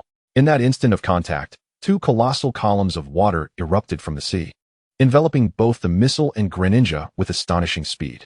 Within moments, the turbulent water coalesced into a crystalline sphere of ice. A muffled boom resonated from within the ice, and the explosion shattered it into countless particles that scattered across the ocean's surface. What in the world is happening with this Greninja? Is it attempting to self-destruct? Musashi exclaimed, her eyes wide with bewilderment. It must know it can't escape, so it's decided to go down fighting, Meowth replied, disdain evident in his tone. But I can't shake this ominous feeling, Kojiru muttered, a frown etching his brow as foreboding thoughts swirled within him. Just then, columns of water began to surge from beneath the submarine. 1, 2, 3, powerful jets of water erupted like fountains, forcefully propelling the submarine from the depths. What? The trio of Team Rocket stared in shock at the Greninja, which had leaped from the depths, its hands forcefully clapping together. It turned out that even as it charged towards the submarine, Greninja had employed its clone technique, creating a lifelike water doppelganger. The one that had appeared to sacrifice itself in the earlier encounter was indeed this water clone. Kukui. Greninja's gaze sharpened. Fixated on the submarine now thrust above the water's surface, and it emitted a resonant cry, filled with determination and authority. What is it saying? Musashi and Kojiro exchanged puzzled glances, their attention turning to Meowth in eager anticipation. It says it won't allow you to interrupt the contest of the boss. Meowth translated with practiced ease. The boss? Musashi's brow knitted in confusion. It must be that chiralium, Kojiro speculated after a moment. However, Team Rocket's reaction was of little consequence. Greninja, brimming with vigor, clapped its hands once more, summoning 2 additional clones. The central body remained steadfast, its arms extended gracefully as it traced a circle in the air. Each movement fluid and powerful. The 2 clones opened their mouths wide, rapidly gathering icy energy, the chill emanating from them seeming capable of freezing the surrounding waters. As the circle was completed, a blue circular plane materialized before the central body, its radius equivalent to that of Greninja's arm, glimmering with a mysterious sheen. Kukui. With a thunderous roar that echoed across the sea, the circular plane unleashed a torrent of water energy, as if awakening the ocean's depths, surging forth with unstoppable force. This was Greninja's formidable water-based attack, the Hydro Cannon. Simultaneously, the 2 clones had also completed their charge. 2 crystalline beams of frozen light, akin to ethereal ice serpents, spiraled around the Hydro Cannon, hurtling towards Team Rocket's submarine with tremendous force. In an instant, the waters churned violently, the brilliance illuminating the surface as the entire ocean trembled from this overwhelming onslaught. Chapter 66, Maiden's Gorge? Ghosts. The trio from Team Rocket, confronted with the impending assault infused with destructive power, felt their astonishment swiftly overshadowed by terror. It's over. We're done for. Kojiro despaired, shutting his eyes tightly, cradling his head as his body trembled uncontrollably. Musashi gritted her teeth, an unwilling roar escaping her lips. Damn it. How can we fail here? Yet even in her defiance, a trace of fear lingered. Meowth trembled in fright, incessantly muttering, "This feeling is so dreadful, meow." In the blink of an eye, the attack struck. A thunderous roar akin to a cataclysm resounded as the submarine shattered like fragile eggshells. Blinding light and a tempestuous shockwave swept forth, scattering debris in all directions. The trio from Team Rocket was flung like kites severed from their strings, propelled by the sheer force of the explosion, tracing erratic arcs through the air. This feeling is so dreadful. Their anguished cries echoed across the expanse of sea and sky as Greninja surveyed the fleeing Team Rocket. It took a moment to steady its breath before retreating. Greninja, perfect, job done. During the voyage, days later, as Chen was also heading to Golden City, fate led him to temporarily share a vessel with Ash and his companions. On board, the sea breeze gently caressed, the salty air filling their surroundings. Ash, brimming with excitement, dashed around the deck, peering over the railing at the ocean below and pointing at flying Pokémon in the sky. Pikachu dutifully perched on his shoulder, its little head bobbing with Ash's movements, occasionally emitting curious chirps. Misty sat gracefully nearby, surrounded by several water-type Pokémon as she meticulously groomed them. Occasionally glancing up at Ash's fervent antics, she shook her head in exasperation, a smile involuntarily gracing her lips. Chen stood at the ship's railing, delicately playing the jade flute crafted by Hanako. He cherished this flute, often taking it out during his free time. The melodious notes floated in the sea breeze as chiralium danced around him, its soft blue glow harmonizing beautifully with the music. In a nearby aquarium, the Magikarp swam joyfully, seemingly enchanted by the delightful melody. The serene Greninja stood quietly beside Chen, its gaze fixed upon the distant horizon of the sea, ever watchful of the surrounding movements. We're nearly at Xiaozhou Gorge, where we shall disembark, Ash remarked, observing the increasingly close harbor. The group was filled with joy, save for Brock, whose spirits were notably dampened. For the summer had faded away. This signified that the enchanting bikini-clad beauties were receding further from his reach. As the melodious announcement from the ship's intercom rang out, the vessel glided towards the shore like a bird returning to its nest. The ship gently swayed, gradually connecting with the dock, heralding the conclusion of their maritime journey. Before them lay Xiaozhou Gorge, immersed in the vibrant atmosphere unique to summer. The annual summer festival was in full swing, enveloping the entire bay in a joyous ambience. Stalls of various kinds lined the streets, colorful umbrellas swaying lightly in the breeze like blooming flowers. Vendors enthusiastically called out, showcasing an array of exquisite handicrafts, delectable delicacies, and intriguing trinkets specifically designed for Pokémon. In the distance, a stage had been erected, where performers donned resplendent costumes, dancing gracefully to lively music. The area was thronged with spectators, children weaving through the crowd, waving colorful balloons, their laughter echoing in every corner of the gorge. Mu-chun and Ash disembarked in an orderly fashion. The moment Mu-chun set foot on the dock, his gaze was inexplicably drawn to a figure in the distance. There stood a woman, her long pink hair cascading down to her waist like a waterfall, adorned with a vivid red flower that accentuated her stunning beauty. Resembling a fairy emerged from a painting. What is this? Mu-chun furrowed his brow slightly. As a psychic, he sensed an inexplicable peculiarity emanating from her presence. Beside him, Brock noticed the woman as well, his eyes transforming into hearts as he murmured, "She's breathtaking." He intended to activate his passive skill to approach her, only to be unceremoniously trampled by the throng of passengers disembarking. Undeterred by the chaos around him, Mu-chun remained fixated on the figure. Suddenly, an uncanny event transpired. The woman's form began to shimmer and fade, as if scattered by the wind. In an instant, she transformed into a Jengar, casting a playful smile at the crowd before vanishing without a trace. Witnessing this, memories long buried in the depths of Mu-chun's mind began to resurface, as if a key had unlocked a floodgate. "So it is here," Mu-chun murmured, his voice swallowed by the cacophony surrounding him. He then glanced at his system. Despite Jengar's rapid disappearance, Mu-chun managed to scan it with remarkable reflexes. Name: Jengar. Gender: Level 50. Ability: Levitate. Moves: Strange Light, Lick, Hypnosis, Nightshade, Payback, Curse. Hex: Night Daze, Shadow Sneak, Dark Pulse, Shadow Ball, Destiny Bond, Dream Eater, Protect, Sunny Day, Rain Dance, Rest, Energy Ball. Item: None. Potential: Near Champion. Mu-chun marveled at Jengar's impressive stats displayed in the system. To possess such magnificent attributes in its initial form, it nearly rivals Kirlia, he pondered. In that moment, he instinctively turned his gaze towards Greninja, who was vigilantly surveying their surroundings. Noticing its trainer's unwavering attention, Greninja tilted its head in curiosity, its clear eyes reflecting a hint of confusion. Mu-chun contemplated silently, glancing once more at the data within the system, musing. Greninja should be more than capable of handling this. There's nothing to fear. Just then, a commotion nearby interrupted his thoughts. It turned out that Brock, who had been fixated on the Jengar's transformation, had been inadvertently knocked to the ground by the hurried disembarkation of other passengers. Now, he was struggling to rise, his expression sorrowful as he gazed longingly at the spot where the woman had stood. Upon realizing she was no longer there, disappointment washed over his face, and he muttered, "She's gone." However, Ash and Misty had no inclination to listen to Brock's lamentations. Exchanging glances, they each supported one of Brock's arms, half dragging him towards the bustling festival while urging, "Stop dawdling.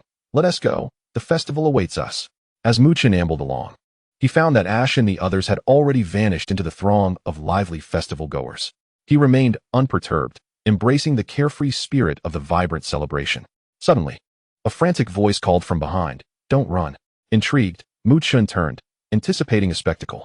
Yet, upon scanning the vicinity, he found nothing of interest. A twinge of disappointment stirring within him. With a resigned sigh, he turned to resume his exploration of the festival, only to hear the voice persist. "I'm talking about you. Don't look away." Now certain of the source, Mu-chun discovered it was an elderly lady. Wielding a magnifying glass and leaning on a cane, her gaze fixated on him with an odd intensity. "Are you speaking to me, Mayam?" Mu-chun inquired, pointing to himself. "Indeed," she affirmed, bringing the magnifying glass close to his face as she solemnly cautioned, "Remember, be wary of beautiful women." The magnifying glass nearly touched Mu-chun's face, and he instinctively leaned back, saying, "Understood, Mayam. But could you please step back a bit?" At that moment, a flicker of recognition ignited in Mu-chun's mind. The old woman seemed familiar. Unobtrusively, he scanned her with his system. Ding! The results appeared instantly, confirming that this old woman was indeed the Jengar he had just seen transform. Quite the clever one, Mu-chun thought to himself, masking his thoughts behind a neutral expression. Unbeknownst to Jengar, who remained oblivious to her exposure, she huffed. Ignoring the words of the wise can lead to misfortune. With that, the Jengar-turned-old woman leisurely turned and walked away. Watching her retreating figure, Mu-chun felt a twinge of concern. He gently probed his psychic energy into the pokeball at his waist, reaching out to Kirlia. Kirlia, do you think your psychic strength can rival hers? After all, although he was a psychic himself, he possessed a certain resistance to hypnosis. Yet, should this Jengar's psychic abilities surpass expectations, he could find himself in quite the predicament. Thus, he sought Kirlia's support. The pokeball wobbled slightly, and Kirlia's agile form materialized in Mu-chun's mind. With unwavering confidence, it called out, "Chilu, me, impressive." Upon receiving such an affirmative response from Kairu Lien, Mu-chun felt as though a weight had finally been lifted from his heart. He patted the nearby Frogadier and, accompanied by it, ventured towards the direction where Ash and his companions had departed, eager to continue his exploration of intriguing occurrences at the bustling temple fair. As Mu-chun sauntered along leisurely, he unknowingly arrived at the maiden shrine. There, he found himself amidst a throng of people, tightly packed together. In front of the shrine stood an elderly man, his stature tall and dignified, addressing the crowd with earnest fervor. "Dear friends, the painting before you is a rare treasure inherited by our maiden shrine over 2 millennia. He paused momentarily, casting a proud and reverent gaze over the assembled crowd. Before continuing, each year, during this summer fair, it is exhibited solely for your admiration. Therefore, I kindly ask all guests to quiet their minds and truly appreciate the allure of this artwork." With that, the elder reached out and drew aside a white cloth that had covered the painting. As the cloth descended slowly, the image gradually revealed itself to the audience. The painting depicted a youthful maiden standing gracefully, her delicate hands raised gently before her chest, fingers slightly curled as if in sincere prayer. Her eyes were filled with profound worry and boundless sorrow, as though they had transcended a millennium, whispering untold stories that moved all who gazed upon her. Subsequently, the elder cleared his throat and began to recount the tale of the maiden depicted in the painting. His voice was deep and resonant, imbued with the weight of time, drawing the listeners back to an era 2,000 years past. This maiden, he spoke, was a tragic figure who had perished long ago. The elder squinted slightly, a glimmer of regret in his eyes, recounting how she had once shared a deep bond with a beloved suitor, yet fate proved cruel, as he was compelled to embark on a voyage to the battlefield. At this juncture, the elder appeared to visualize the scene from that fateful day, his tone laden with emotion. The maiden stood upon the shore, her gaze unwaveringly fixed upon the vessel that carried her beloved away, until it vanished beyond the horizon of the vast sea. Tears welled in her eyes as she cried out, "I will wait. I shall wait for you forever, my dear." From that day forth, she remained in her place, day after day, year after year, waiting for his return. Her silhouette became a beacon of solitude and longing through the passage of time. Alas, whether it was the merciless nature of war or the fickleness of the human heart, the man never returned. The elder sighed softly, his voice imbued with melancholy and resignation, recounting how the maiden fell into an interminable wait. And legend has it that she ultimately transformed into a rock, silently awaiting her beloved to this very day. Once the elder had concluded his tale, Brock, filled with curiosity, inquired, "Where's that rock located now?" The elder paused, seemingly surprised that Brock was unaware of the maiden rock, yet patiently directed him. Thus, Brock and his companions set off towards the direction indicated by the elder, with Mu-chun quietly following in their wake, a flicker of curiosity igniting within him. As twilight descended, the sun hung low in the sky like a blood-red orb, casting a gentle glow upon the maiden rock. "It turns out that the sharpest blades are not those of steel," Mu-chun mused, gazing at the crevices in the statue's neck, weathered by the sea breeze. "It is the unfulfilled passage of time that transforms a person into the amber encased within stone." As dusk deepened, the tide began to caress the statue's ankles, the eroded patterns flickering in and out of visibility with the rhythm of the waves, like countless dusks scattered by wind and rain. The maiden once swallowed the word wait back into her throat at that very hour, allowing the briny taste to crystallize upon her tongue. In that moment, Mu-chun understood that some waits were no longer for reunion, but rather to preserve a fleeting moment in time, forever unfading. Just as the setting sun gilded the edges of the statue, perhaps the maiden had long since turned to dust 2 millennia ago. Yet her pose, frozen upon the reef, compelled every passerby to ponder. Did that vanished ship truly carry unspoken vows, sinking into the depths of an ever-rising tide of memory? Chapter 68. Perhaps my physique is simply robust. as everyone immersed themselves in the twilight's glow and the ambience of ancient legends. They remained oblivious to the night that had quietly crept upon them. The surroundings gradually succumbed to darkness, and Ash and Misty, unable to withstand the night's chill and solitude, contemplated departing. However, Brock seemed spellbound, fixated on the maiden rock, unwilling to budge even an inch. Ash glanced at Brock with exasperation, urging, "Brock, it's getting late. We should head back." Misty chimed in, "Indeed, it will be difficult to navigate if we linger too long." Yet Brock, as if enchanted, remained steadfast. His gaze locked onto the maiden rock, as if he intended to pierce through a millennium of waiting. After a lengthy silence, Brock turned his back to Ash and Misty, speaking with unwavering resolve, "You two go ahead. I shall return before curfew." Ash and Misty exchanged worried glances, their concern lingering. After all, the night held unknown dangers. At that moment, Chen stepped forward, offering reassurance. "You two should leave. I will stay with Brock." Ash pondered for a moment before nodding. "All right then. Just be sure to return promptly." Brock waved them off nonchalantly, declaring, "Don't worry. I'm an adult now. I can take care of myself." Once Ash and Misty departed, the area fell into profound silence, save for the gentle breeze that whispered coolly. Chen approached Brock, sitting beside him. A teasing smile played at the corners of his mouth as he quipped, "What is this? Brock, has your taste suddenly changed? Are you now infatuated with a mere rock?" Brock ignored Chen's jest, his gaze still riveted upon the maiden rock, his expression reflecting a complex swirl of emotions, as though a torrent of thoughts surged within him. After a considerable pause, he finally spoke, his voice low and tinged with sentiment. "Chen, you don't understand. When I heard this story and beheld this rock, for some reason, it felt as if I had been struck by something profound." Upon hearing Brock's words, Chen internally rolled his eyes, unable to suppress a smirk at the pretentiousness of it all. Humph, such grandiloquence for merely being enchanted by the maiden's beauty. Yet, outwardly, Chen maintained a facade, acknowledging that the ethereal maiden conjured by Gaisu was undeniably enchanting. Thus, Chen and Brock sat in quiet contemplation before the maiden rock, engaging in casual conversation. The night enveloped them like a gentle embrace, punctuated occasionally by the serenade of crickets, adding an enchanting rhythm to the tranquil atmosphere. "Let us go? Brock, it's truly getting late, and we ought to return," Chen suggested, rising slowly and brushing off the dust from his clothes, preparing to lead Brock back. "All right," Brock replied, standing in unison. Just then, an ethereal voice resonated, drifting from afar, yet clearly echoing in their ears. "I long to see you. I long to see you."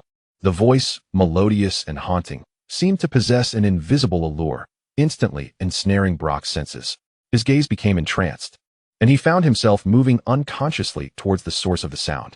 At that moment, Chen's expression froze, as if a force had gripped his consciousness. Fortunately, he reacted swiftly, awakening in an instant with the innate instincts of a supernatural being and the assistance of Kirlia, who floated beside him. He gently reached out to stroke Kirlia's head, expressing his heartfelt gratitude. "Thanks to you, Kirlia." Upon hearing Chen's praise, Kirlia beamed with joy, cheerfully calling out, "Kairu, he." As Chen observed Xiaogang's gradually receding silhouette, his gaze hardened with resolve. He took a deep breath, invigorated, and declared, "All right. Let us go and uncover what mischief is afoot." With that, he hastily followed Xiaogang's direction alongside Kirlia. The following morning, the dawn light filtered gently through the thin mist, casting a soft glow upon the earth. Ash and Misty had set out early, their expressions rife with anxiety as they searched fervently for traces of Chen and Xiaogang. The absence of the two throughout the night left them in a state of unease. As they turned a corner, they unexpectedly encountered Jessie and Meowth, both equally distressed, scanning the streets and murmuring to themselves. Ash paused in surprise, perplexed by this unforeseen encounter with two members of Team Rocket. "Humph, what a stroke of fortune to find you here." Jessie initially expressed delight, but her expression soon shifted to one of seriousness. "No, you are not the person I am looking for." Her brow furrowed, her eyes betraying a sense of urgency and impatience, clearly preoccupied with matters of greater importance. "Oh, so you are also searching for someone?" Ash realized, his face reflecting astonishment. He had assumed the disappearance was exclusive to his companions, unaware that Team Rocket faced a similar predicament. In an instant, Jessie transformed into a theatrical persona, reciting the classic Team Rocket introduction with fervor. Just as she was caught up in her performance, a familiar voice called out from behind, James's voice. Suddenly, accompanied by a cacophony of noise, James and Xiao Gang burst forth from the house behind them like kites severed from their strings, crashing heavily before the group. Everyone stood in bewilderment, staring blankly at the disheveled figures of Xiao Gang and James, unable to comprehend the sudden turn of events. Wait, we're missing someone. Where's Mu-chan? Misty was the first to regain her composure, her gaze frantically scanning the surroundings, only to find Xiao Gang without any sign of Mu-chan, prompting her to ask anxiously, "Are you looking for me?" At that moment, Mu-chan sauntered out from the house leisurely, stretching as if emerging from a refreshing slumber. "Ah, Mu-chan. You were in there too, but how come your situation is so different from theirs?" Ash questioned. Suspicion etched across his face as he compared the seemingly disoriented Mu-chan with the frantic Xiao Gang, who was clutching his own feet in a fit of delirium, and the equally disheveled James. Exactly. We deserve peanuts. This person is a cheat. We refuse to accept it." Xiao Gang and James exclaimed in unison. "Me? Perhaps my constitution is simply better," Mu-chan replied with a slight smile, unperturbed. "Is it just that simple?" He mused whimsically. Chapter 69. One should not. At least should not. Better constitution? That makes sense, Ash concluded, finding Mu-chan's explanation utterly unassailable. Having grown up alongside each other, he was well aware of Mu-chan's exceptional physical condition, so he had no doubts about this assertion. As they were speaking, an elderly lady, transformed from a Jengar, made her slow entrance. Clearing her throat, she began to explain the bizarre circumstances surrounding Xiao Gang and James. Everyone listened intently, hanging on her every word. Upon hearing that Xiao Gang and James had been possessed by a spirit, Jessie's brow furrowed into a perplexed knot as she inquired, "Then why is this little brat unscathed?" She pointed an accusatory finger at the quietly standing Mu-chan, her eyes brimming with skepticism. "Mind your own business," the elderly woman retorted, casting a disdainful glance at Jessie. Last night, Jengar experienced Mu-chan's prowess firsthand. The spirit accompanying him, with its azure locks, possessed a mental strength that left Jengar feeling woefully inadequate. In a battle of wills, it stood no chance. As for a physical confrontation, the blue frog beside him looked formidable enough to avoid such folly. Mu-chan's gaze remained fixed on the elderly woman, fully aware of her true identity, yet he refrained from exposing her at that moment. For they had reached an unspoken agreement. "Humph, if you choose not to divulge, it is of no consequence to me," Jessie scoffed, crossing her arms defiantly, turning her head elsewhere in an attempt to mask her disappointment at not receiving the answers she sought. Observing that Xiao Gang and James were about to collide, Ash quickly commanded Pikachu, Thunderbolt. Pikachu. With a swift jolt, Pikachu unleashed a Thunderbolt, awakening both of them from their stupor. Startled, Xiao Gang and James jolted awake, their eyes wide with confusion, still lingering in a state of bewilderment. Realizing their proximity to one another, both blushed crimson and recoiled instinctively. What just happened? Who am I? Where am I? Xiao Gang scratched his head, utterly bewildered, indicating he had yet to fully recover from the possession. James, equally dumbfounded, muttered, "I feel as though I just awoke from a dream." Jessie hurried to James's side, scrutinizing him anxiously. "James, are you all right? Do you feel unwell?" "I am James. From Team Rocket," he replied, completely missing the point of her concern. The elderly woman then ushered everyone inside. At this hour, male travelers often face attacks, and their energy is drained completely, akin to the skin of an orange after being squeezed dry. Seated at the highest point, the elderly woman deliberately lowered her voice, enunciating each word as if to amplify the eerie atmosphere to its peak. Ultimately, those unfortunate souls become nothing more than mummies, discovered within temples. The cause of it all, a forlorn spirit of a young girl who perished while waiting for her lover. However, would such a vivid description truly frighten Xiao Gang? The answer was unmistakably no. His eyes sparkled with wonder as he became entranced, his expression suggesting he had lost his senses, murmuring, "But if I could be with her." That expression hinted at a romantic encounter with the ghostly maiden. Mu-chan interjected, "One should not, at least should not." Then the elderly woman began to peddle her talismans, which Ash and the others eagerly purchased, plastering them everywhere. At this point, the narrative jumps ahead. As following the plot too closely would be unnecessarily slow, it is better to create one's own. By the time the midnight Jengar appeared and the morning Jengar vanished, nothing had changed at all, as the weary companions of Ash had spent the entire night awaiting the appearance of the young ghost. They were now utterly exhausted and hastily sought rest, leaving only Mu-chan alone.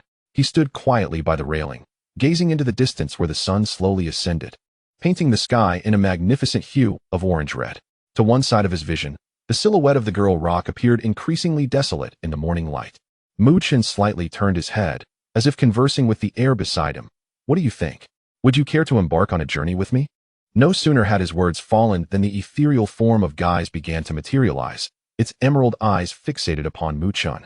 Its tone calm, yet imbued with a hint of determination. Yes. Why did Guise agree so readily? This matter traces back to the previous night. Mu-chan hurriedly pursued Kirlia and Frogadier. Although he called it a pursuit, the distance was not great. Their destination was merely the adjacent room. He approached stealthily, bending down to peer through the crack of the door, taking great care to observe within. Inside, Brock and Kazuki stood as if ensnared by a spell, their faces adorned with foolish grins. In front of them, the girl, transformed from Guise, lowered her head slightly, surveying her surroundings before murmuring to herself, "Where has one gone?" Then, as if deeming it inconsequential, she nonchalantly remarked, "No matter, two will suffice. I must ponder how to frighten them tomorrow." Guise had no intention of causing them harm. It merely sought amusement out of sheer boredom and hoped to use this opportunity to share the story of the girl with a wider audience. Guise emitted a gentle yet faintly luminous psychic wave, enveloping Brock and Kazuki. Their eyes gradually glazed over, their bodies slumping as they succumbed to a deep slumber. Having accomplished this, Guise drifted leisurely toward the entrance. Just as Guise was about to glide through the door, it creaked ominously and swung open suddenly. Mu-chan and Kirlia appeared at the threshold, both wearing exaggerated, ghostly visages. Mu-chan's eyes bulged comically, his tongue extended in a ludicrous manner, resembling a whimsical clown, while Kirlia mimicked him. Alas, Guise was startled by this unexpected scene, reverting to its original form. Ha ha! Observing this, Mu-chan could not contain his laughter, his hearty chuckles resonating within the silent room. Kirlia joined in, their bright laughter intertwining harmoniously. Frogadier stood behind, unsure of what to say. "Frogadier, I wish to speak, but fear the repercussions." Chapter 70, A Reunion Beyond Sight. The startled Guise, resembling a frazzled little specter, exclaimed in indignation, "Humans frighten ghosts, scaring them to death. Do you have any idea? It has always been I who frightens others, and now for the first time, I am the one frightened. Mother, I am no longer pure." However, Guise quickly regained composure, its emerald eyes darting. It glanced at Mu-chan, then shifted its gaze to Kirlia. Suddenly realizing why there was one less person it had captured, it was not due to a decline in its powers, but rather an encounter with a particularly extraordinary individual. "I detest cheaters." Guise felt a twinge of anxiety, fearing that Mu-chan might disrupt its plans for the morrow, a surge of impulsiveness rising within. Should I simply incapacitate them? Its eyes flickered with a hint of ferocity, but upon catching sight of Frogadier behind Mu-chan, whose fierce aura seemed to warn against rash actions, Guise deliberated. Finally, it sighed inwardly. "Ah, a wise person does not suffer immediate losses. I shall endure." Just as Guise wrestled with its thoughts, Mu-chan, seemingly perceiving its inner turmoil, suddenly spoke.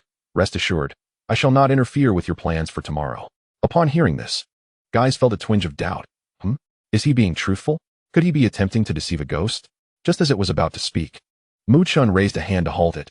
"Let us discuss this outside." With that, Mu-chan turned and strode purposefully towards the exit. Guise hesitated, pondering for a moment. Then with a resigned sigh, decided to follow. There was no alternative, it was outmatched. Once outside, the cool night breeze gently caressed them, imbued with a hint of chill. Mu-chan approached the railing, turned, and, with a serious expression, addressed Guise. "Guise, I understand that you merely seek amusement and wish to share the tale of the girl. I harbor no malicious intent. Moreover, I find your notion quite intriguing. After all, you cannot frighten me." Guise raised an eyebrow in surprise, its formless brow furrowing in confusion. "Really? Then why did you frighten me earlier?" Mu-chan chuckled softly, explaining, "Earlier, I simply observed you consistently finding ways to scare others. And on a whim, I couldn't resist teasing you a bit. It was nothing more than that.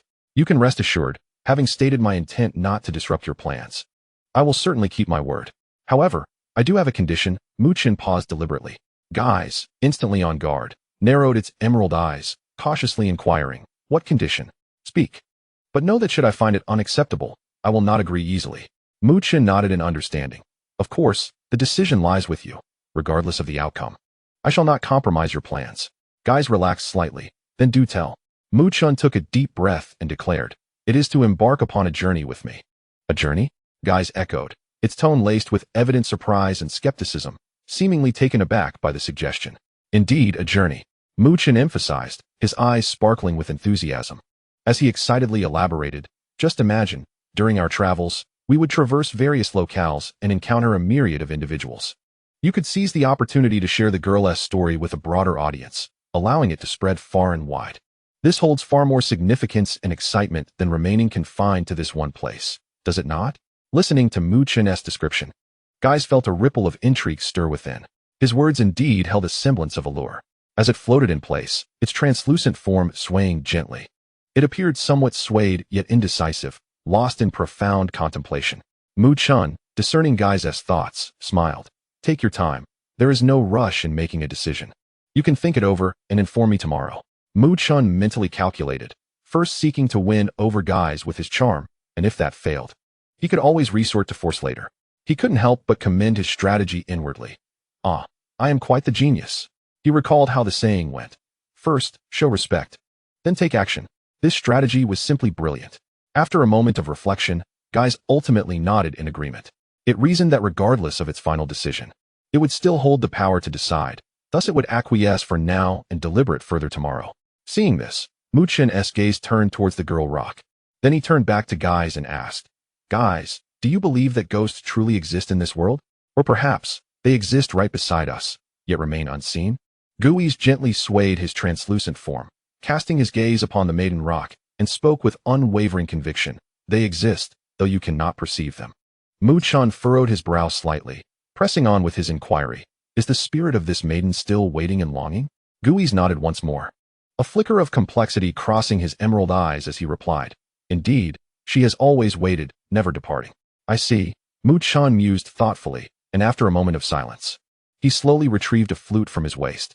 He positioned the flute at his lips with a delicate yet solemn grace, as if about to unveil a mysterious melody. As the sound of the flute rose amidst the rocks, the mist suddenly thickened.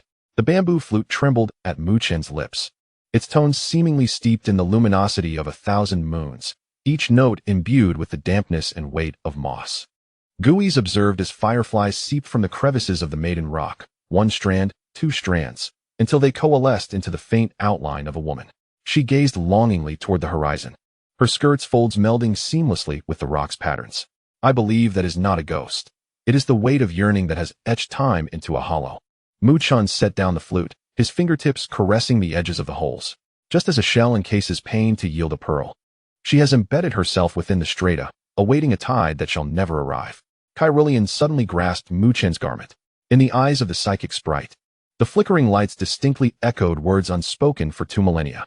Yet, as the tide recedes countless times, it always brings forth new grains of sand. Chen approached the rock face, his fingertips halting a mere half-inch from the dancing shadows. Perhaps he has transformed into the sparrow at your window, the speck on the cheek of a fisherman's child, or the first crystal of frost that falls upon your gravestone with the year's first snow. You both have long reunited in the countless cycles of passing. The moonlight suddenly grew ethereal. As the mist dissipated, fishing boats emerged upon the sea, their lights twinkling like scattered stars from the Milky Way. The maiden's silhouette began to dissolve, each shard of light morphing into translucent night cherry blossoms, rising and falling with the sound of the waves. Guis suddenly recalled images from his travels, an aged trainer caressing the gravestone of his swift hound, a newly emerged hunting butterfly perched atop the stone. It dawned upon him that the most stubborn of spirits are but reflections burned by eternity in a fleeting moment. Would you care to listen? Chen raised the bamboo flute once more. The true requiem is not a farewell, but a message to those who wait. Let the parts that should melt in spring flow into the sea. Chapter 71. Until the sea dries and the stones decay. Guis gazed at the night cherry blossoms drifting toward the ocean, ripples forming in his pupils. He recalled instances of humans burying faded letters beneath cherry trees, only for the roots to sprout weeping masks cradling love poems the following year. All unyielding longings that scatter will grow into peculiar beings through time. The flute's melody resumed. The maiden rock emitted a sound akin to cracking shells. A branch of red camellia peeked through the rock fissures, its petals layered, casting delicate glimmers, as if a bride's veil had been lifted by the sea breeze. Chen's breath mingled with the evening tide against Guis's nape. You see, the flowers born of obsession are far more beautiful than ghosts. Kirlia suddenly rose onto tiptoe. Its white gown shimmered with iridescence, as if countless threads of memory surged from the horizon. Fishermen in raincoats tightening ropes amid storms, apprentice trainers polishing worn pokeballs. and a maiden beneath the cherry tree releasing a hairpin gifted by her lover. All moments soaked in tears hung suspended in the air, like dewdrops adorning an invisible web. Is this what reincarnation is? Guise's voice was like glass shrouded in mist. Chen's fingertips brushed against the railing, where droplets of water reflected his smiling visage. What we cradle is never the same wave, yet the ocean endures. I should take my leave. See you tomorrow. Chen bid farewell. As his footsteps melded into the sound of the tide, moonlight drew a pale violet trace behind Guise. Guise gazed upon the maiden rock. The moonlight suddenly took form. Thank you, Guise. A voice as gentle as a breeze caressing petals resonated faintly in the air. An ethereal essence, imperceptible to the common folk, emerged from the maiden rock like a wisp of gossamer smoke. This figure bore an uncanny resemblance to the maiden rock, exquisite as a dream. Yet this time, she was not an illusion conjured by Guise, but the true essence of the legendary maiden. As the translucent outline seeped from the rock crevice, Guise inhaled the salty sea breeze mingled with the scent of dried violet flowers, fragrance sewn into the garments of village maidens long before the coastline retreated. The maiden's toes hovered above the tide-marked rock face, moonlight filtering through the shell-adorned flowers in her hair, casting fragmented starlight onto the reef. There's no need for such formality. Guise gently swayed, speaking softly. I merely wish to revive this tale, gradually fading through the river of time, within the memories of humankind. After a pause, Guise turned to the maiden and inquired, Are you to continue this way? He speaks true. The tides will not reverse for anyone. The maiden clasped her hands at her chest, yet she continued, But if I give up waiting, how shall I prove he once existed? A distant vessel sounded its horn as it sailed past the horizon. Guise suddenly burst into a shower of starlight, then reformed behind the rocks. So, you shall wait still? Guise contorted himself into a question mark. The spirit of the maiden began to merge into the rock veins, her voice clearer than ever, just as the moon shall rise. The tide will always bring shells at the new moon. The act of waiting itself has become our way of reunion. As the voice faded, the ghostly maiden once more melded into the maiden rock like mist. Everything returned to its former state, as if the recent scene had been but a fleeting dream. The maiden rock remained, still yearning, still hoping, as the waves lapped and the tides washed ashore. Those tide marks are the imprints of time, chronicling every moment and second of her protracted vigil. Such is the essence of the phrase, until the sea dries and the stones decay. Very well, Guise replied. Excellent. Hearing Guise's agreement, Chen's face blossomed with a radiant smile, and without hesitation, he swiftly retrieved a pokeball from his waist. With a graceful sweep of his arm, the pokeball flew through the air, tracing a beautiful arc as it headed toward Guise. The pokeball soared through the air before descending toward Guise. Guise made no attempt to evade, simply observing as the pokeball approached. When the pokeball made contact with Guise's translucent form, a gentle red light enveloped him instantly. Guise's figure struggled slightly within the glow before transforming into a beam of light, absorbed into the pokeball. The pokeball landed on the ground, vibrating softly for a moment before emitting a series of clicks. With the final crisp sound, the light on the pokeball stabilized, no longer flickering. This signified that Guise had officially become Chen's Pokémon companion. Another one captured, hooray! Chen exclaimed excitedly as he rushed over to pick up the pokeball, clutching it tightly in his hand, feeling the gentle warmth radiating from its surface. He gazed at the pokeball, his eyes filled with joy and anticipation, and said, Guise, I look forward to your guidance in the days to come. After retracting his pokeball, Chen turned and made his way towards the area where Ash and the others were resting. At this moment, the horizon was tinged with a soft light, heralding the imminent arrival of a new day. As he walked, Chen mentally mapped out his upcoming journey. He contemplated that once Ash and his companions awakened, he would embark on his own adventure. He hesitated to accompany them. After all, Ash was notorious for getting lost. Upon returning to the Pokémon Center, Chen booked a room. The Pokémon had already been fed outside, so there was no need to prepare additional meals for them. Thus, he opted to retire for the night. By midday, Chen stirred awake. After tidying himself up, he approached Ash and the others to bid them farewell. Subsequently, he set off on the road to Goldenrod City. The sun's warmth enveloped him as he turned to gaze at the Jengar floating beside him, intrigued by its fluent command of human language. Jengar, did you teach yourself to speak like this? How long did it take you? Jengar, blissfully munching on the energy cube Chen had offered, responded with a mouth full of food. I forgot. I've been able to speak for quite some time. After saying this, it mischievously made a face at the Charmander and Cottonee trailing at Chen's feet. Charmander, are we going to let it be? Chen continued. In that case, I have another question. Why haven't you evolved yet? He tilted his head slightly, curiosity evident in his gaze. Evolve? Gengar swayed nonchalantly. I'm just accustomed to my current form.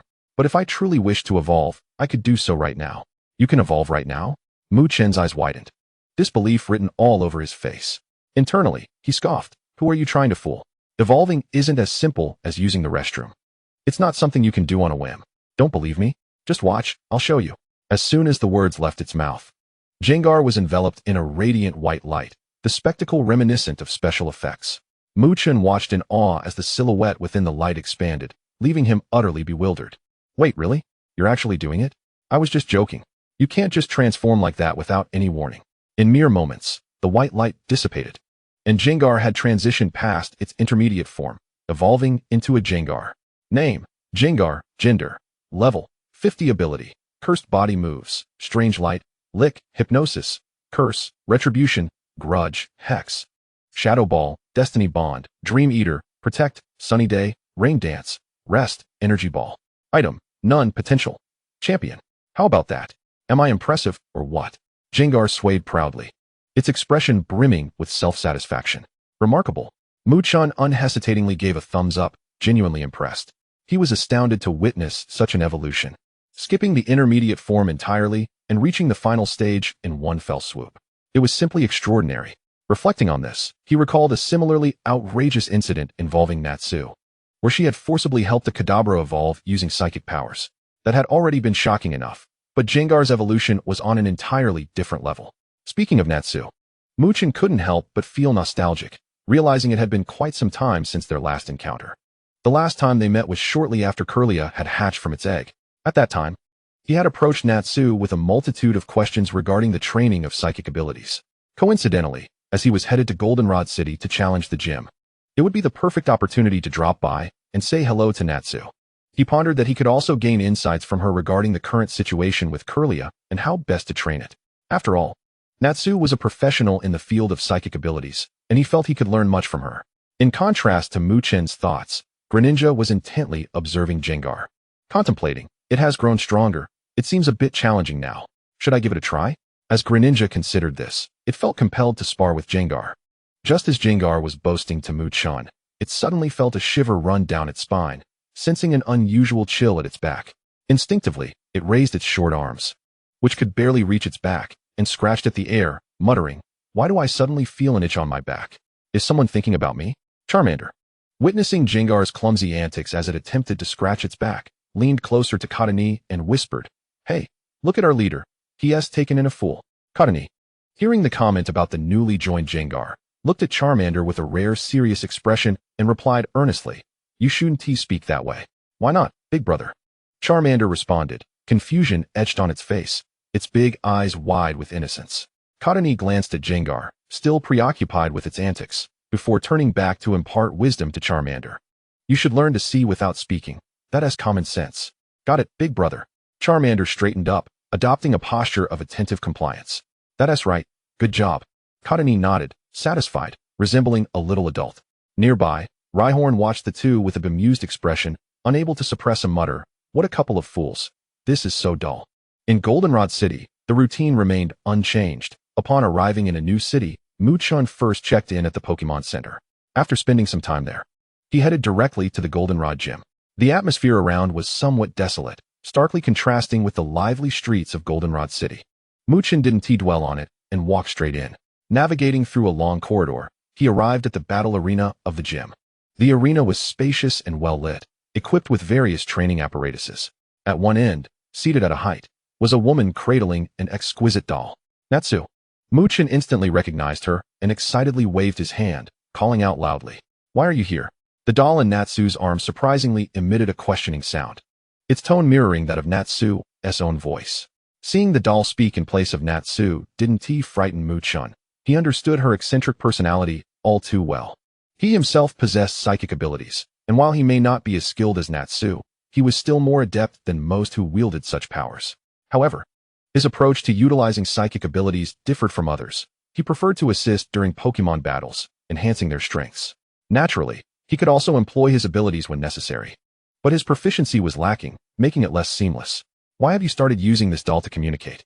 Chen inquired, his face a canvas of confusion. I like it. Natsu replied succinctly.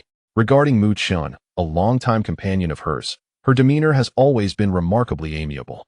Had it been anyone else who intruded upon her space with raucous shouts, they would have likely been unceremoniously ejected by her without a second thought.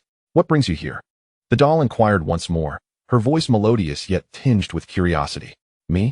Primarily to challenge the gym, and secondarily, to seek your guidance on crafting a suitable training regimen for my Kirlia, Chen elucidated with a smile as she released the Pokeball, causing Kirlia to materialize before them in an instant. Kirlia, with her graceful stature, captivated Nagi's gaze the moment she appeared. Nagi silently observed Kirlia, a tempest of emotions swirling within her. The latent psychic abilities possessed by this little Pokémon were astonishingly formidable. As an expert in the realm of psychic powers, Nagi's discerning eye quickly recognized that Kirlia's capabilities far surpassed those of other Pokémon at the same stage. Her power was both restrained and formidable, reminiscent of a dormant volcano, brimming with untapped potential. Chapter 73. Calm and steady, follow your instincts. Nagi regarded Kirlia with admiration and curiosity, and after a brief pause, she spoke. This Kirlia indeed possesses an exceptional psychic aptitude. Given time, she shall undoubtedly flourish. Chen, elated by Nagi's praise, promptly replied. That is precisely why I sought you out. Your extensive experience in training psychic Pokémon is invaluable. If the commendation were directed at Kirlia, what joy did Chen have to revel in? So tell me, is Kirlia part of my team? Answer me. Quickly assist me in devising a training plan that will enhance her strength. I feel the previous meditation sessions have been insufficient. Nagi gently stroked the doll cradled in her arms, contemplating for a moment before stating, Kirlia's foundation in psychic abilities is already quite solid. Yet further exploration and guidance are essential. First and foremost, focus on training her concentration. The precise release of psychic powers hinges upon heightened focus. Specific meditation exercises can aid in this, such as maintaining a tranquil mind in noisy environments while manipulating small objects. Chen listened attentively, nodding earnestly while mentally noting the key points Nagi articulated. Nagi continued, secondly, practical combat training is indispensable. Have her engage in battles with various types of psychic Pokémon to familiarize herself with the application of diverse abilities and counter-strategies. Moreover, the exertion of psychic powers necessitates significant physical stamina, so routine physical training should not be neglected. However, Chen mused, Kirlia seemed to exhibit little interest in battling. A glance at Kirlia confirmed her suspicion, but upon noticing Chen's gaze, Kirlia smiled back at her. Kirlia, I can do it. Nagi nodded, no need for such formality. Since you intend to challenge the gym, let us commence. Allow Kirlia to take the lead. With that, a Pokeball appeared in the air and, upon opening, revealed a robust Geodude positioned in the center of the arena, suspended in midair with keen, piercing eyes, emanating a faint psychic glow. Name, Geodude. Gender, male. Level, 30. Ability, Steadfast. Moves, Confusion, Teleport, Psybeam, Magic Coat, Psycho Cut, Recover, Psychic, Reflect, Miracle Eye, Rain Dance, Sunny Day, Shadow Ball. Item, Curved Spoon. Potential Champion. Chen's gaze swept across the Geodude in the center, musing to herself. It appears this Geodude is the Pokemon Nagi intends to cultivate and integrate into her primary team. In terms of raw battling prowess, Kirlia would undoubtedly triumph over Geodude. Yet, should Nagi personally intervene and employ her psychic abilities, the situation would become considerably more intricate. No, to be precise, there would be no need for complex analysis. Once Nagi unleashed her full power, victory would be all but assured for her side. After all, Nagi's psychic prowess rivaled that of elite-level psychic Pokémon. Kirlia Geodude. Nagi Chen. Nagi Kirlia Chen. However, Chen was acutely aware that Nagi would likely refrain from using her full psychic capabilities. Thus, she resolved to remain calm and steady, following her instincts. Let's do this. Just then, Nagi's clear voice rang out, the match begins. As soon as the words left her lips, Chen decisively commanded, Kirlia, use Shadow Ball. Kirlia's petite hands swiftly coalesced a sphere of inky black shadow energy. With a resounding chirp, the Shadow Ball shot forth like a black meteor, imbued with tremendous power. Racing towards Geodude, the air seemed to rip apart in its wake, emitting a hissing sound. Nagi maintained her composure, directing Geodude with unhurried precision. Geodude, use Teleport to evade. Then counter with Psycho Cut. In an instant, Geodude vanished from its original position like a phantom. The next moment, it reappeared just behind Kirlia, promptly conjuring several gleaming Psycho Cuts. which surged toward Kirlia like a flurry of sharp daggers. Sensing the impending attack from behind, Kirlia swiftly pivoted, enveloped in a soft pink glow, summoning a shield of psychic energy. The psycho cuts collided with the barrier, producing a series of muffled thuds, sending ripples across the shield's surface while steadfastly repelling the assault. Seizing the opportunity amid Galad's attack, Kirlia concentrated once more to form a shadow ball, this time larger and darker than before, brimming with even greater might. With a decisive thrust, Kirlia launched the shadow ball into the air, spinning rapidly and trailing a long black streak as it hurtled towards Galade. Nagi's brow furrowed slightly, a flicker of surprise crossing her features, before she quickly instructed, "Galade, use Psybeam." Galad's spoon twirled with swift elegance, unleashing a powerful beam of energy that collided with the approaching shadow ball. In an instant, the arena erupted in a blinding flash of light and energy waves, as dust and debris swirled chaotically. Before the smoke could dissipate, an even mightier shadow ball burst through, careening towards Galade. Chen recalled the family's second noble tradition, to seize the moment and press the advantage. "Psychic, send it back." Nagi's expression tightened, her lips twitching as she urgently directed Galade. Upon hearing this, Galad's eyes blazed with brilliant blue light, channeling its strength to catch the formidable shadow ball. However, the force contained within was far beyond expectations, making it no simple task to contain. Galad's form trembled slightly, visibly straining under the immense pressure. Noticing Galad's struggle, Nagi's gaze sharpened, her own eyes shimmering with the same cerulean light as Galad's. In an instant, a surge of immense and enigmatic psychic energy flowed from Nagi, coursing through an invisible mental link into Galade. Empowered by Nagi's formidable support, Galad's resolve surged, stabilizing its form as it firmly grasped the shadow ball. Then with all its might, hurled it back towards Kirlia like a cannonball. "Kirlia, let us use Psychic," Chen shouted decisively, sensing the urgency of the moment. As his words hung in the air, a brilliant azure light ignited in the eyes of both him and Kirlia, a formidable psychic force erupting from their beings. The atmosphere surrounding Kirlia seemed to be stirred by an invisible power, swirling rapidly under the influence of their psychic energy. The shadow sphere, hurled back, found its forward momentum abruptly halted by this psychic resistance, and began to laboriously inch back toward Yongji Long. "Let me observe just how much potential you, Kirlia, truly possess," Naz whispered, her eyes narrowing as she fixated intently on Kirlia. Chapter 74, Shenado, show me your potential. With that, her delicate brows furrowed, and her graceful wrist lifted, further amplifying the output of her psychic abilities. In an instant, the blue light enveloping Yongji La shone even more brilliantly, the force propelling the shadow sphere suddenly intensifying. The shadow sphere lunged once more toward Kirlia, the air tearing apart with a piercing whistle. Chen felt the weight of Naz's pressure increase dramatically, silently lamenting his plight, yet his gaze grew increasingly resolute. He understood that retreat was not an option at this moment. Gritting his teeth, he unleashed his psychic abilities without reserve, fully supporting Kirlia. Feeling the immense power transmitted from her master, Kirlia's spirit surged, the flickering blue light deepening and intensifying. Her petite body trembled as her psychic energy surged forth like a roaring tide toward the shadow sphere. In the fierce clash of psychic forces, the shadow sphere hung suspended in midair, the surrounding space seemingly warped by this overwhelming power.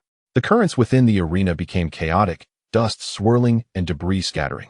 As Naz continued to intensify her efforts, Chen and Kirlia gradually sensed their strength waning.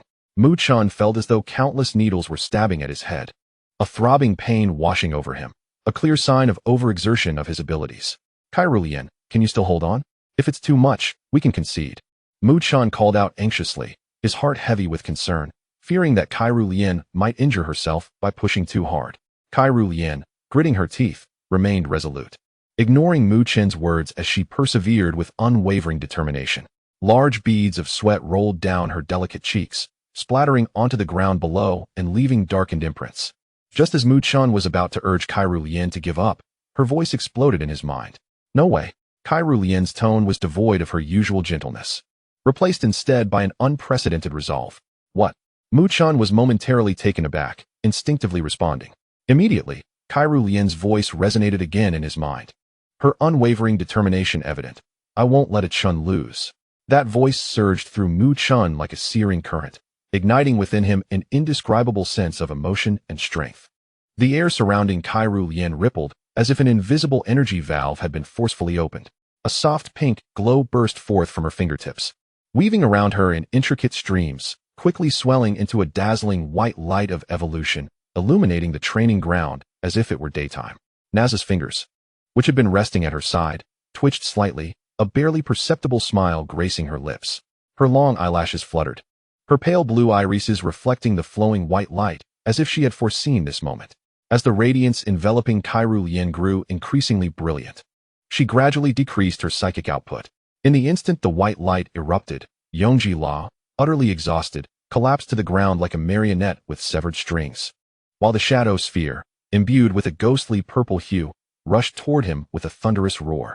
Just as the ominous shadow was about to engulf him, the space around them rippled in a wave-like distortion. Naz's fingers twitched, and a silvery light streaked across, causing Yonji-La to vanish from sight, leaving only scorching fissures on the charred ground.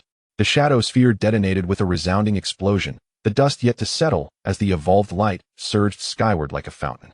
Kirulian's form unfurled within the luminous flow, her previously fragile body steadily growing taller, her skirt elongating. When the brilliance finally dissipated, Shinado stood proudly on the battlefield, adorned in a graceful white gown, her eyes shimmering with an ethereal glow. Name: Shinado, shiny. Gender: level 36. Ability: telepathy. Skills: energy ball, charming voice, shadow clone, telekinesis, hypnosis. Drain kiss, teleportation, illusion beam, magical flame, life dew, coddling, psychic force, shadow ball, magical shine, guard, future sight, thunderbolt, ice beam. Held item: Shinado Megastone. Talent: master. Kirulian had evolved. Mu Chen's eyes widened, disbelief etched across his face. Who could have imagined that Kirulian would successfully evolve into Shinado under such dire circumstances? He instinctively glanced at Naz, who remained composed, gently nodding in acknowledgement. Shifting his gaze back to the newly transformed Shinado, realization dawned upon him. So you had anticipated this outcome all along. This was all part of your design. Thank you, Naz. Let the match conclude here. I concede, he declared, presenting his gym badge. Naz's voice was calm and measured, and as she spoke, a delicately crafted badge seemed to float toward him, cradled by an unseen hand. Mu-Chen quickly reached out, securely grasping the badge, then softly called to Shinado, "Come back, Shinado." Upon hearing her master's summons, a radiant light flickered in Shinado's eyes, and in an instant, she appeared before Mu-Chen, leaping into his embrace and holding him tightly. "Shauna, we won." The exuberance and joy in Shinado's voice rang clear, her melodious tones imbued with a magical quality that dispelled fatigue, warming Mu-Chen's heart. Gently patting her back, he smiled tenderly. "Yes, we won." After concluding the gym challenge, Mu-Chen engaged in conversation with Naz. Her gaze fixed on him, Naz spoke earnestly. "Your Shinado holds potential far beyond what she has currently displayed. From the fierce battle just now, I discerned many critical elements." "Really?" "I've always believed that." Mu-Chen nodded in agreement, recognizing in his heart that every Pokémon harbors untold treasures of potential, far deeper than what meets the eye. Perceiving Mu-Chen's response as somewhat dismissive, Naz continued, "Do not take this lightly. In that recent battle, I noted that the shadow sphere she used was stronger than those produced by ghost-type Pokémon of the same level."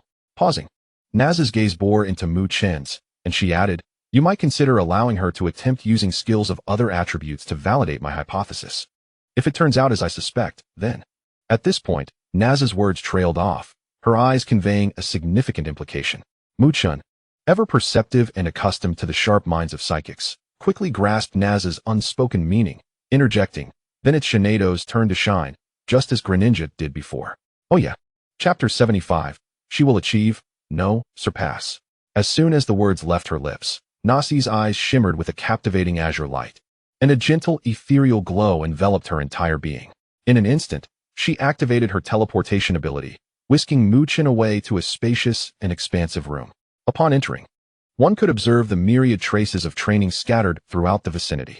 The walls bore various indentations of differing depths, while the floor was crisscrossed with intricate patterns, all indicating that this was Nasi's regular training ground for Pokémon.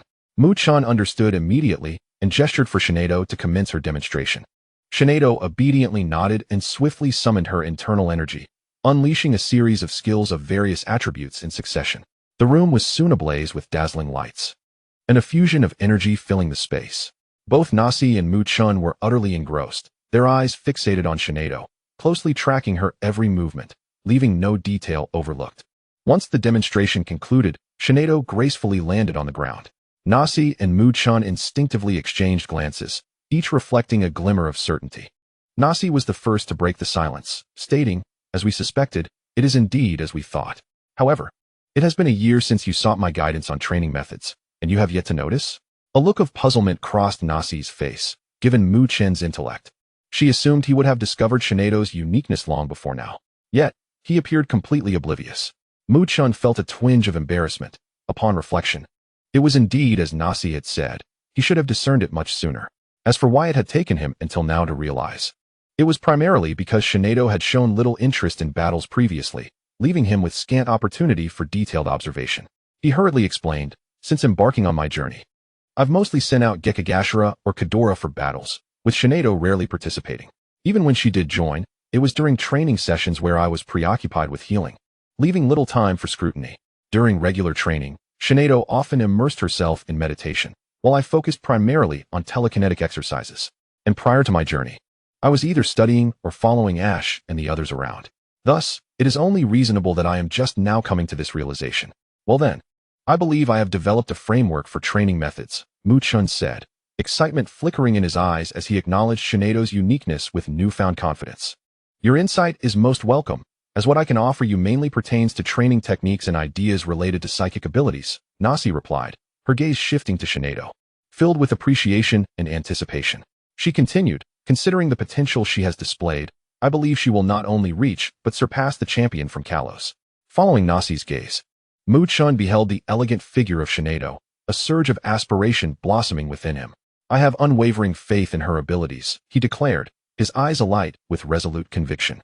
Nasi then patiently elaborated on the nuances and methodologies of training psychic abilities.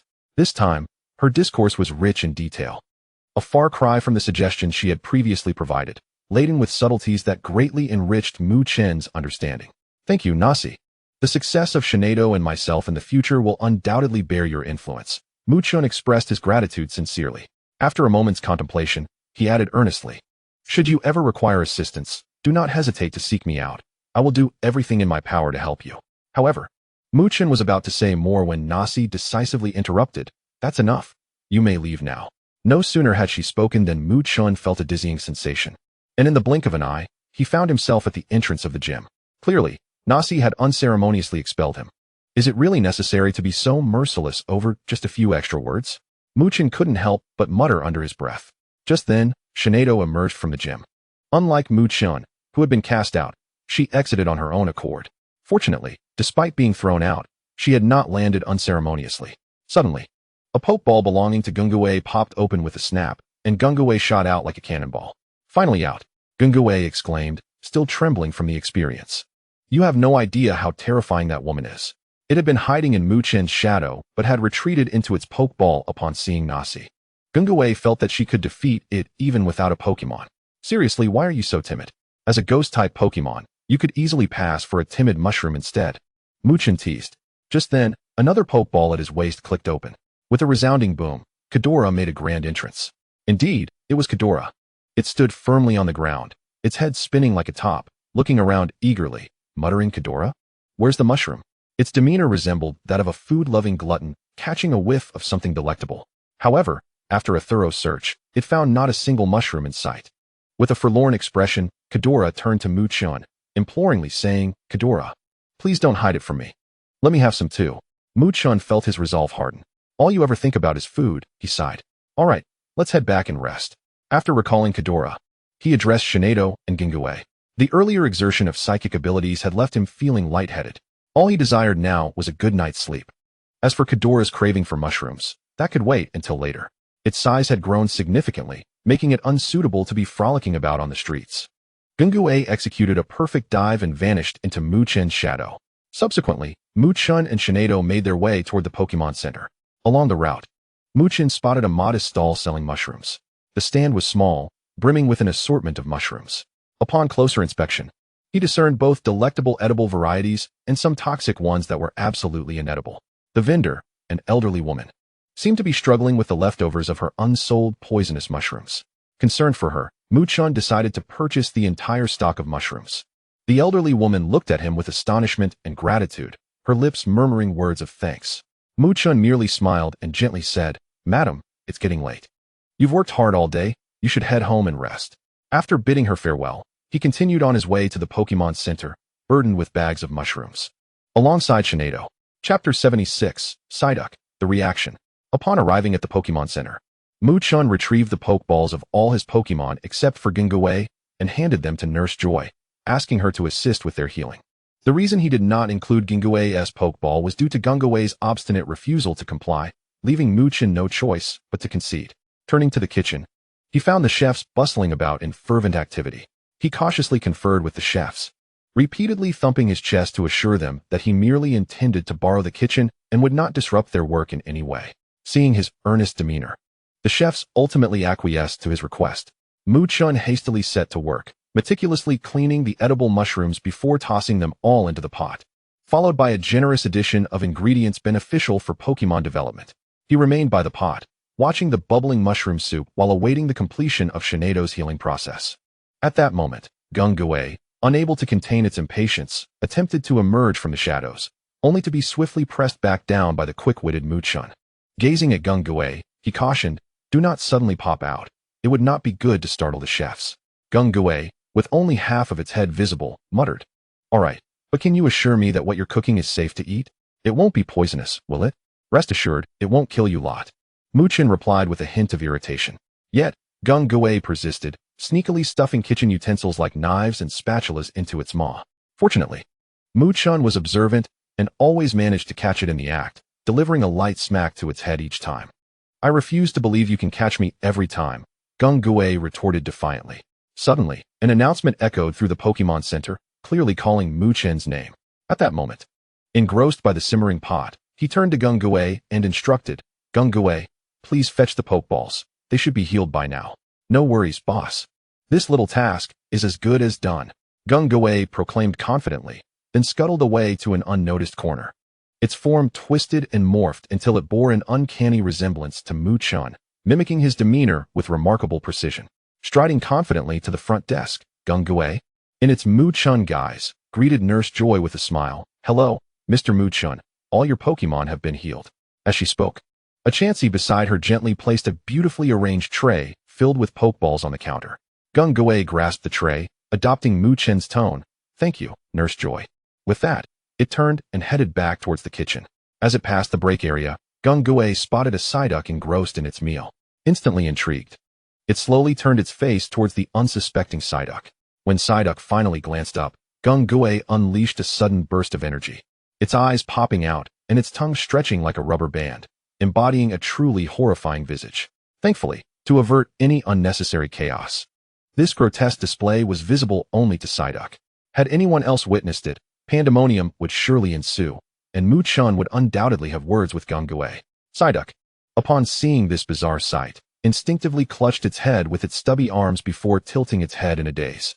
Ginguay, anticipating a panicked reaction, felt its enthusiasm wane upon witnessing Psyduck's bewildered expression, and with a dismissive pout, turned back towards the kitchen. However, as soon as Ginguay departed, Psyduck erupted like a firecracker, squawking loudly and sprinting chaotically around the hall. It turned out that it was not bravery that characterized Psyduck, but rather a momentary lapse in reaction. Truly, a quintessential Psyduck. Psyduck's trainer, startled by the sudden commotion, mistook its antics for madness and hurriedly retrieved it into its Pokeball, rushing off to seek Nurse Joy's assistance.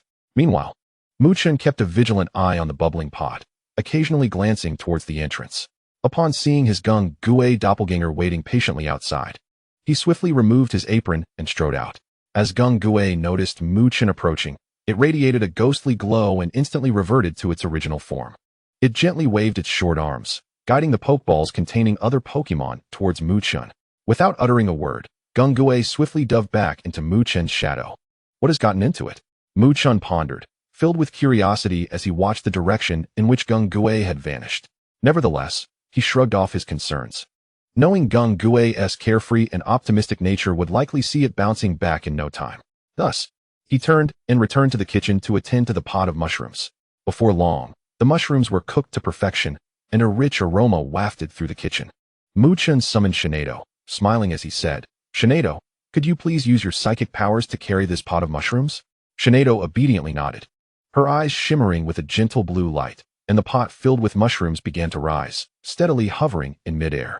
Together, they made their way to the open area outside the Pokémon Center.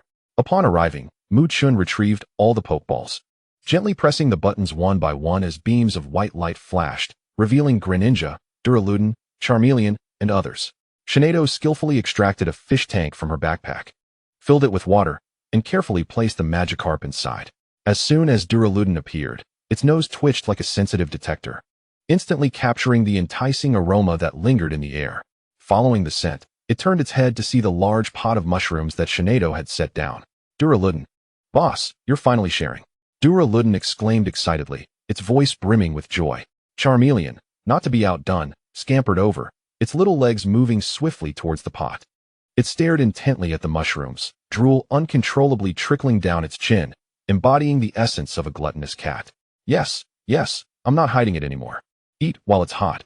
After this, I'm going to take a rest, Chen said with a resigned tone. Subsequently, Chen carefully divided the bountiful pot of mushrooms according to the number of Pokémon.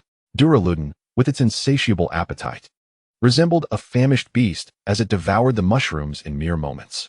After finishing, it looked at Chen with longing eyes, prompting a mixture of amusement and exasperation from him. With no choice left, he handed over the few bites he had taken, muttering, "Go ahead, eat until you burst." Duraludon, long live the boss, it cheered, diving back into the feast. Chen shook his head gently, then turned to Shinado, kindly instructing, "Shinado, remember to bring them back for a rest once they finish eating." Shinado smiled and nodded in agreement. Chen then glanced at Greninja, and before he could speak, Greninja seemed to grasp his intentions and nodded affirmatively, indicating it would watch over them. With everything accounted for, Chen finally felt at ease, turning to head towards his room for a much-needed rest. Chapter 77. Nightmares, Stay Away. In the depths of slumber, Chen found himself ensnared in a bizarre and inscrutable dream. It felt as though he had suddenly lost weightlessness, plummeting straight into an unfathomable abyss. The rush of wind whistled past his ears, and before he could comprehend the situation, he plummeted with a resounding thud to the bottom of the pit. As he regained his composure, he was horrified to discover that the pit was teeming with a multitude of slimes. These slimes, each with their own unique forms, were translucent and emitted an eerie glow, slowly slithering towards him. Chen attempted to struggle to his feet and flee, only to realize with mounting terror that an invisible force had bound his limbs, rendering him immobile. He could do nothing but watch in dread as the slimes drew ever closer, his fears swelling like a tide within him. "Please, don't come any closer." The slimes crawled onto Chen's body, their cold, sticky touch sending shivers down his spine. They began to invade his very being. And though he yearned to scream for help, it felt as though his throat was constricted by some unseen force, silencing him completely. Suddenly, Chen jolted awake from the nightmare, gasping for breath, beads of sweat dotting his forehead. Instinctively, he reached up to wipe his face, only to find it slick with drool rather than the dreaded slimes. The culprit behind his fright was none other than Gengue, who was now hovering beside his bed, chuckling mischievously. "Gengue!" Chen exclaimed, a mixture of irritation and amusement in his voice, as Gengue disappeared into the ground with a playful giggle. After being roused by Gengue, Chen felt a sticky sensation on his face and a general discomfort throughout his body. He hurried to the bathroom, turning on the shower to let the warm water wash over him. Once refreshed, he toweled off his hair and glanced at the time, surprised to find that it was already the following morning. Have I really slept for so long?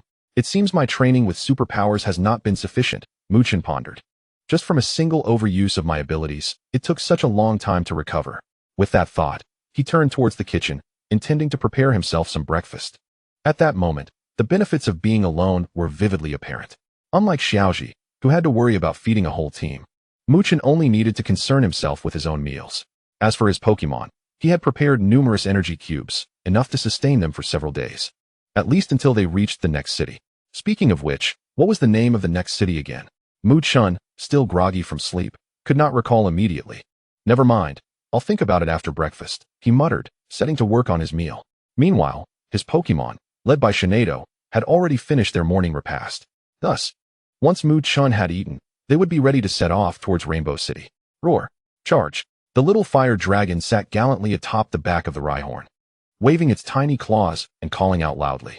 After finishing breakfast, Chen and his team of Pokémon set off towards their destination. As soon as they stepped out of the city, the little fire dragon and Kadora, like wild stallions, exuberantly led the way, racing about joyfully alongside the Rhyhorn.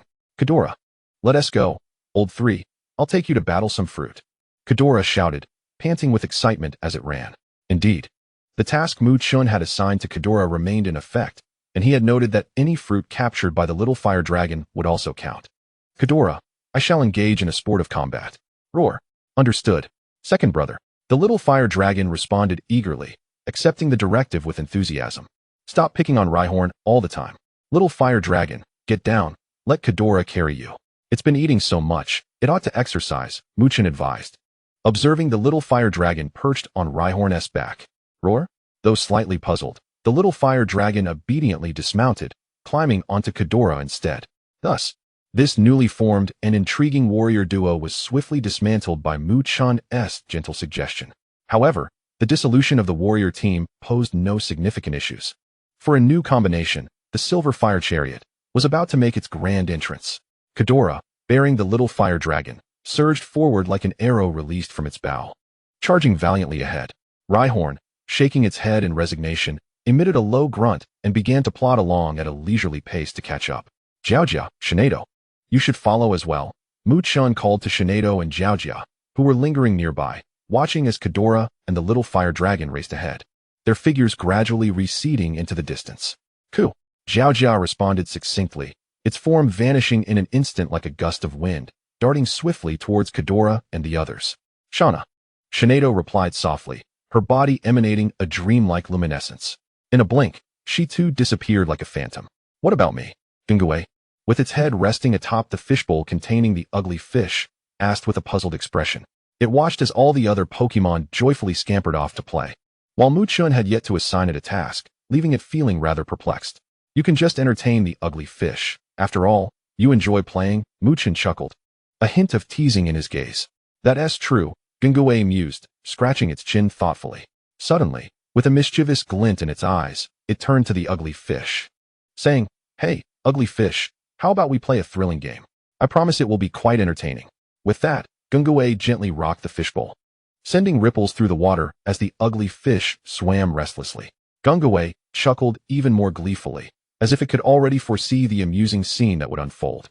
As it swayed the bowl, it chanted, Don't be scared, this is just the beginning. Boss, big sister help. The ugly fish cried out in distress. Unbeknownst to Chen, who quickened his pace ahead, Gungawei was up to some mischief. Perhaps Kadora truly possessed an innate talent for treasure hunting. Before long, it confidently led the little fire dragon and Rhyhorn to the mouth of a cave. Chapter 78, Second Brother, Don't be afraid. If you're scared, I'm scared too. At first glance, the cave exuded an air of mystique. The entrance appeared somewhat narrow, and peering inside revealed a profound darkness, resembling the gaping maw of a colossal beast, unfathomably deep. A damp atmosphere enveloped the cave, and the sound of dripping water echoed distinctly in the silence. Kadora, it's your turn, old three. Kadora turned to the little fire dragon perched on its back, a tone of excitement and anticipation in its voice. Understanding Kadora's words, the little fire dragon immediately took action. It grasped its flaming tail tightly with its tiny claws and raised it high. In an instant, a bright and warm orange flame blossomed in the darkness, illuminating a small area like a magnificent jewel. The flickering flames cast dancing shadows on the cave walls, draping the surroundings in an enchanting and mysterious aura. Roar, let us set off, the little fire dragon exclaimed excitedly, as it and Kadora began to venture deeper into the cave. The unicorn rhinoceros, unwilling to lag behind, advanced with a steady and powerful gait, closely trailing them. Within the cavern, the resolute sound of their footsteps reverberated, as if proclaiming their determination to explore the unknown depths. As they ventured further, the surrounding scenery gradually came into sharper focus. The flames in the tiny fire dragon's grasp illuminated the stone walls on either side of the cave, revealing an array of peculiar ores embedded within. These minerals were of varied forms. Some resembled sharp crystals, glistening with a cool luster, while others appeared as smooth gems, radiating a gentle glow. Under the flickering firelight, they sparkled in harmonious beauty, a sight to behold. Kula, exclaimed Kula in delight, instantly captivated by the dazzling stones, causing its pace to slow as it scrutinized everything around. We can feast on these. Awoo! Cried the tiny fire dragon, excitedly waving its tail. The flames dancing joyously with its movements, making the ores shimmer even more brilliantly. The tiny fire dragon, not being one to consume these minerals, simply appreciated their beauty.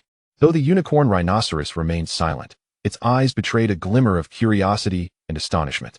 Hot breath escaped its large nostrils, seemingly expressing its fondness for the ores. One wonders if the unicorn rhinoceros also indulges in ores. They continued to tread cautiously forward, the ores multiplying within the cavern, some even protruding from the ground in bizarre formations. Kula could not resist extending a paw to gently touch a stone emanating a silvery glow. Its surface felt cold and solid. Curiously, it observed the mineral, pondering, what a peculiar sensation. It feels as if this stone were meant for me. Kula, it suggested to the tiny fire dragon, let us gather some beautiful specimens to bring back to the boss. Awoo!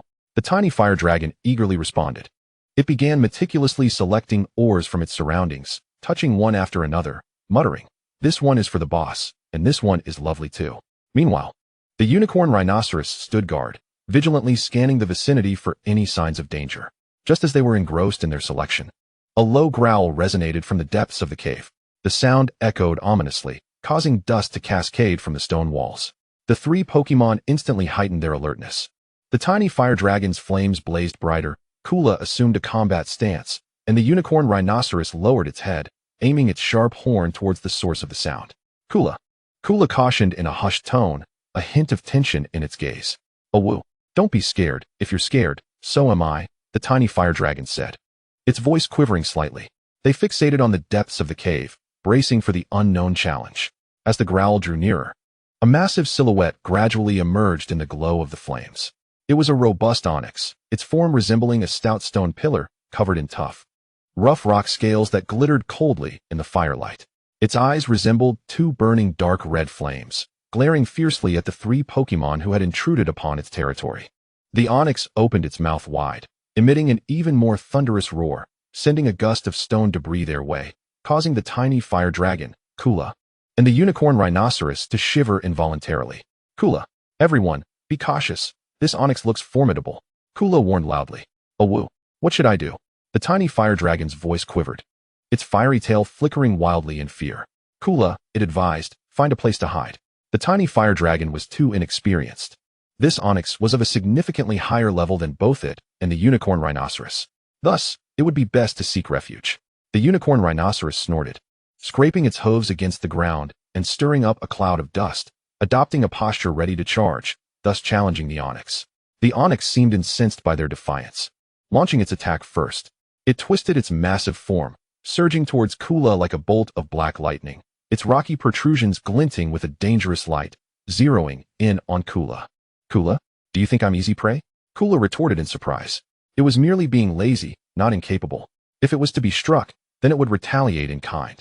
As the boss had said, this is what is known as reciprocity. Kula concentrated steel-type energy atop its head and charged at the Onix. Kula, take this, Iron Head. Kula shouted. Observing Kula in action, the unicorn rhinoceros lowered its head as well, its horn shimmering, and forcefully charged at the Onix. The three collided with ferocity, the impact reverberating through the cavern as if triggering a minor earthquake, loosening surrounding rocks, which rained down in a cacophony. However, it must be acknowledged that the Onix, with its considerable size and superior level, gradually gained the upper hand in this confrontation. Its massive body writhed with tremendous force, its offensive momentum subtly overpowering Kula and the unicorn rhinoceros. Despite their unwavering resistance, the situation grew increasingly dire under the Onix's relentless assault. Just as the three were locked in a stalemate, the tiny fire dragon was not idle. Chapter 79. Run, run, and run faster than the front line. The tiny fire dragon keenly perceived that Kula had previously shown particular interest in a stone radiating a silvery glow, having gazed at it the longest. Seizing the opportunity, the tiny fire dragon scampered towards that stone. Upon reaching it, without hesitation, the tiny fire dragon extended its small paw and began to dig fervently. This stone was firmly embedded in the wall, making excavation quite challenging. I dig, dig, dig, it chanted. After considerable effort, the tiny fire dragon finally succeeded in unearthing the stone. It cradled the stone carefully, its eyes sparkling with excitement and pride. Awoo! Kula, let's hurry and escape. The tiny fire dragon urged, raising the stone high. Without delay, it unleashed a thick plume of smoke directly towards the Onix's eyes. In an instant, the smoke enveloped the Onix's head, obscuring its once menacing gaze. Seizing this opportune moment, Kula and the unicorn rhinoceros launched their combined assault, charging towards the Onix from either side. With a resounding thud, the Onix's massive form staggered back several steps. "Kula, run!" Kula shouted, glancing at the unicorn rhinoceros beside it, and then sprinting towards the cave's exit without hesitation. The unicorn rhinoceros followed suit, its sturdy limbs moving rapidly like pistons, tailing Kula closely as they dashed for the exit. As they passed by the tiny fire dragon, Kula did not break stride, but merely tilted its head slightly, gently nudging the tiny fire dragon onto its back. The tiny fire dragon clung tightly to Kula, and the three of them formed an impeccably coordinated escape party, racing towards the cave's mouth with all their might. At this moment, the Onix found itself ensnared by a disorienting smoke screen, which stung its eyes and caused considerable discomfort. It thrashed its head in a frantic attempt to disperse the obscuring black haze. However, it struggled to free itself from this unforeseen ambush, allowing 3 Pokémon to escape within its territory. After a tumultuous struggle, the Onix managed to clear some of the smoke, regaining a semblance of vision. Its gaze, brimming with fury and resentment, fixated intently on the 3 fleeing Pokémon. With a mighty heave, it raised its colossal body high, then crashed down with tremendous force, causing the cavern to tremble violently once more, dislodging more rocks that fell like rain. Utilizing its intimate knowledge of the cave's layout, the Onix swiftly pursued the exit. Surprisingly agile for its massive form, it surged through the narrow passage like a torrent of stone, crushing debris in its wake. Kadora sensed the commotion behind and glanced back, only to see the menacing silhouette of the Onix drawing perilously close, its eyes glinting with vengeful intent. "Kadora, it's closing in on us," cried Charmeleon in alarm, tightening its grip on the stone in its hand. "Oh well, what do we do?" it exclaimed anxiously. Rhinoceros Beetle, hearing the cries, turned to glance at the relentless Onix, grunting as it suddenly accelerated, its hooves striking sparks against the ground. The slower ones were in the front. Just as the Onix was about to catch up, a narrow bend appeared ahead. "Kadora, get ready," Kadora shouted, leading Charmeleon and Rhinoceros Beetle at breakneck speed towards the turn. At the very moment they were about to enter the curve, Kadora abruptly twisted its body, and Charmeleon, understanding the cue, leapt high, executing a graceful turn in midair. It unleashed a fierce and impactful jet of flame towards the pursuing Onix's rocky head. Caught off guard, the Onix was struck by the falling rocks ignited by the flames, emitting a roar of agony. Seizing the moment of the Onix's brief pause from pain, Kadora, Charmeleon, and Rhinoceros Beetle surged forward, successfully navigating the bend. The narrow confines of the turn hindered the Onix's movements, rendering its immense body clumsy as it struggled to maintain speed. Yet, the Onix refused to relent, twisting its body with sheer determination to continue the chase. The cavern echoed with the Onix's furious roars and the frantic breaths of the 3 Pokémon. At last, a faint glimmer of light from the cave entrance came into view. "Hurry, we're almost out," Kadora shouted, and the 3 Pokémon felt a surge of renewed vigor, their speed escalating once more. Just as they were about to burst through the cave's mouth, the Onix was hot on their heels. In a desperate final assault, it unleashed a stone spike attack towards them. Kadora sensed the overwhelming force approaching from behind and quickly sidestepped, shielding Charmeleon with its body. Simultaneously, Rhinoceros Beetle turned abruptly, bracing its sturdy back to absorb the deadly blow. Just as the formidable stone projectile hurtled towards Kadora, Charmeleon, and Rhinoceros Beetle, a thunderous sound echoed through the air, like a deep splash. In an instant, a powerful column of water erupted like a dragon emerging from the sea, charging directly at the Onix's attack. The forceful water column collided violently with the Onix's stone spike attack, resulting in a dazzling explosion of light.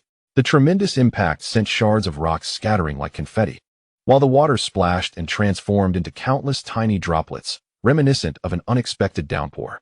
Kadora, Charmeleon, and Rhinoceros Beetle were momentarily stunned by this sudden turn of events. And before they could recover, they witnessed Greninja darting towards the Onix like a bolt of lightning. Having sensed the disturbance, Greninja had come to investigate, only to find the Onix attacking Kadora and the others. With grace and agility, Greninja leapt towards the Onix, conjuring 2 shimmering water shurikens in its hands. With a resounding kuwagata, Greninja descended like a meteor, hurling the water shurikens with piercing precision at the Onix. The Onix, still reeling from the water column's impact, was unable to react in time and was struck by Greninja's shurikens, which tore through its hard rocky scales, sending fragments flying. The Onix, in pain, let out an enraged roar, twisting its massive body as it attempted to retaliate against Greninja. Ghidorah, give it a good thrashing. This brute has been bullying us, Ghidorah exclaimed, invigorated by the sight of Greninja charging in. Its voice was filled with indignation and anger, as though it had found a steadfast ally in its time of need. Exactly. Big brother, take it down.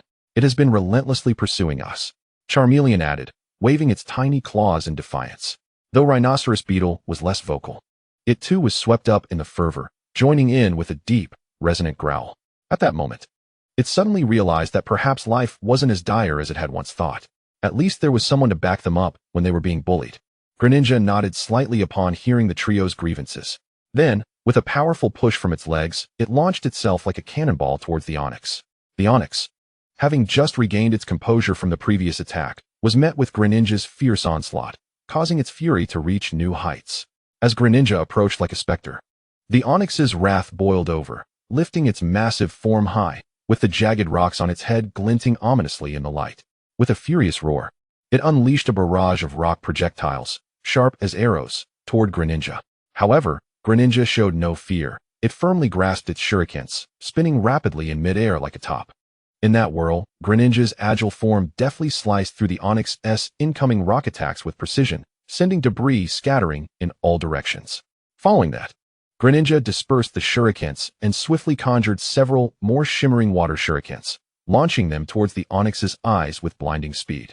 Realizing the imminent threat, the Onix hastily shut its eyes tight, attempting to shield itself with its hardened eyelids against the fierce assault. But it could hardly evade the attack. In the blink of an eye, the water shuriken struck its eyelids, splashing vibrant droplets everywhere. In pain, the Onix let out a muffled groan, followed by a thunderous roar. Roar? Stop, stop, stop! Is there no reason left to discuss? At this moment, the Onix had completely lost the will to continue the fight. Despite being engulfed in fury, it possessed enough clarity to recognize that it was utterly outmatched by this particular Pokémon. Reluctantly, it called for a halt, intending to reason with the Greninja. The Greninja gracefully landed on the ground, its expression serene as it remarked, "Kukui, what? Have you conceded?" Assuming the Onix was yielding and would no longer pursue the confrontation, it too came to a standstill. Roar. Do you have any idea what is going on before you strike? The Onix lamented in frustration. Kukui, I need not know. I am aware that you attacked them. The Greninja shook its head gently, responding with unwavering conviction. Roar. Then you should have understood the situation before taking action. The Onix was on the verge of collapse, feeling utterly aggrieved, unable to articulate its reasoning, and incapable of mounting a defense. What a predicament. Kukui.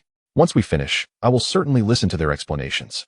Seeing that the Onix was not going to concede, the Greninja wasted no time in launching another assault. It had been instructed by its leader to assist friends, not reason.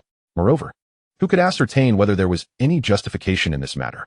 As long as it refrained from questioning, it implicitly accepted that its companions were in the right.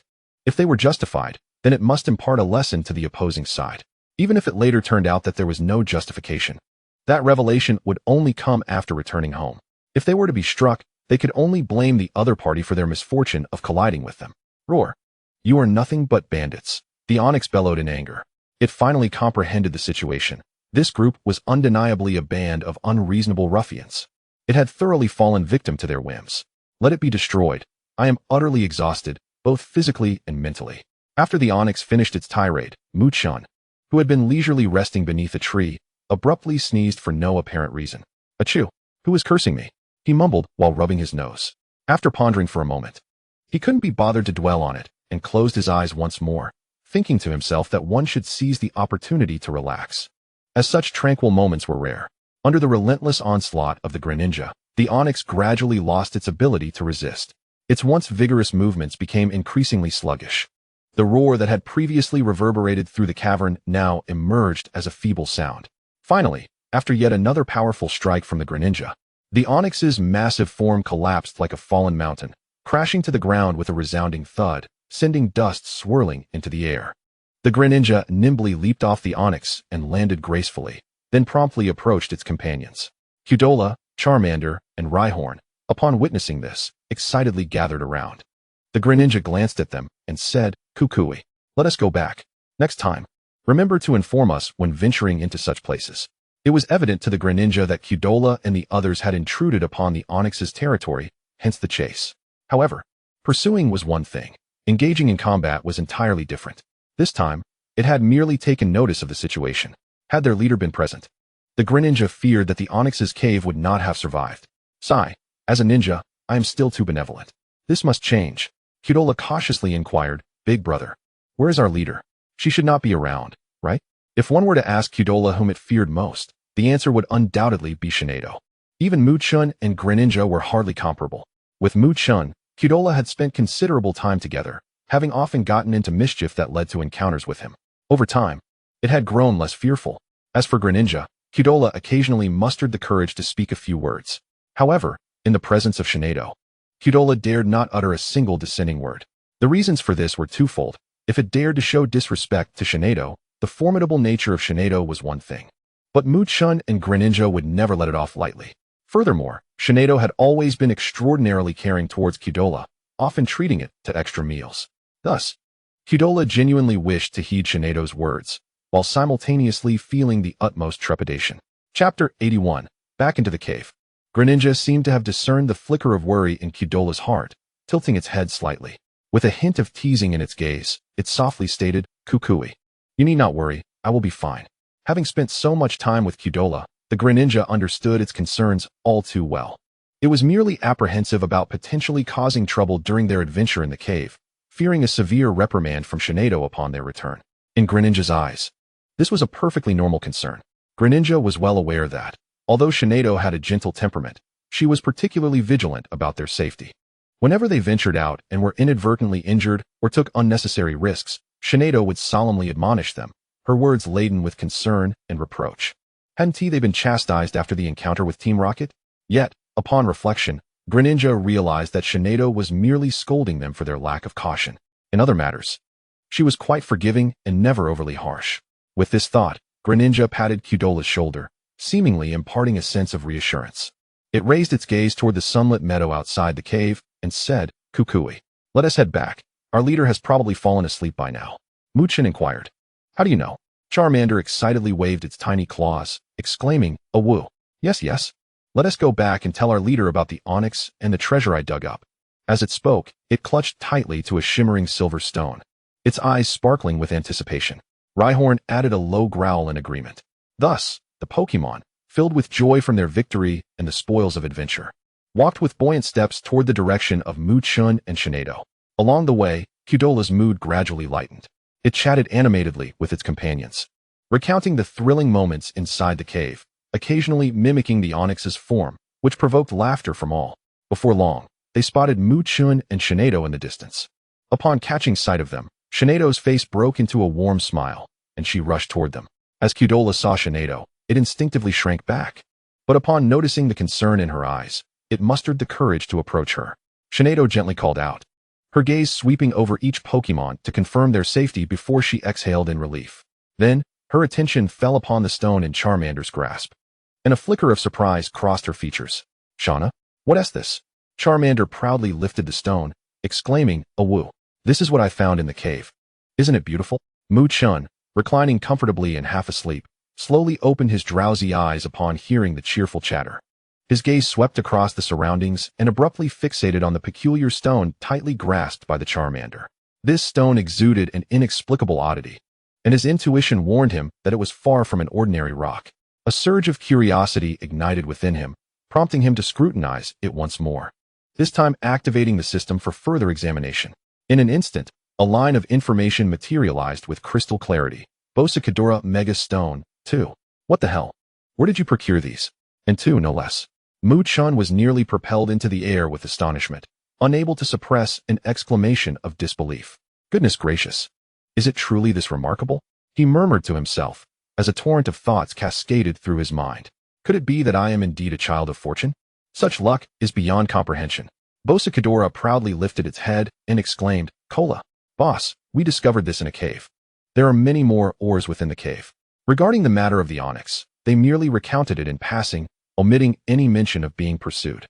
You all must refrain from such reckless behavior in the future. Safety is paramount, Chen advised the Pokémon earnestly. The Pokémon responded with obedient nods, committing his admonitions to memory. Where's that cave? Lead me there. Chen inquired eagerly after issuing a brief directive, his curiosity bubbling over. After all, the sudden emergence of 2 precious Bossicadora megastones was enough to ignite his fervor. He was determined to explore that cave today, with no one capable of deterring him, not even the King of Heaven himself. Upon hearing of Chen's intention to visit the cave, Bossicadora's eyes sparkled with excitement. It was well aware that the cave was a treasure trove, filled with an array of stones and ores piled high, even if they couldn't carry them all away. Taking just a fraction would suffice for a delightful feast. With this thought, Bossicadora could no longer contain its eagerness. Promptly turning around and urging Chen to hurry toward the cave, repeatedly calling out, "Cola, keep up, boss." Its urgency suggested that the treasures within the cave were beckoning to it. Seeing this, Chen quickened his pace to keep up. "What else with your haste?" he chided lightly. At the cave's entrance, Chen stood before the somewhat narrow and disordered opening, his expression tinged with caution as he turned to Bossicadora and asked, "Are you certain this is the correct cave?" The scene before him bore the scars of previous battles, resembling a long-abandoned mine. The cave walls were riddled with pits and cracks, while the ground was a chaotic mixture of rubble and dust. "Cola, absolutely, boss," Bossicadora replied confidently, puffing out its chest as if to assure Chen that there was no mistake. Chen nodded slightly, inhaled deeply, and, wielding a flashlight, ventured into the cave first. A damp, slightly fishy odor enveloped the air, mingling with a faint scent of dust that made him wrinkle his nose. The smell was reminiscent of 1,000 foul socks soaked in a brine jar, left to sunbathe for months, and then unceremoniously kicked over. It struck him with a force that could rival biological weaponry. Holding his breath might suffocate him, yet breathing it in was equally unbearable. A veritable dance between life and death. All right, perhaps that was an exaggeration. Nevertheless, the odor was decidedly unpleasant. The Charmander trailed closely behind Chen, its fiery tail illuminating the darkness, casting flickering shadows upon the cave walls, as if breathing a semblance of life into the silent space. As they delved deeper, the interior of the cave became increasingly discernible. The ores that had once been embedded within the rock walls had loosened and fallen to the ground. Chen bent down to pick up a stone emitting a faint blue glow, examining it closely in his hand. This is quite a fine ore. Perfect for feeding Bossicadora. Boss, there used to be many of these stones here, Bossicadora remarked excitedly from the side, its eyes sparkling with the thrill of recalling the moment they first discovered the ores.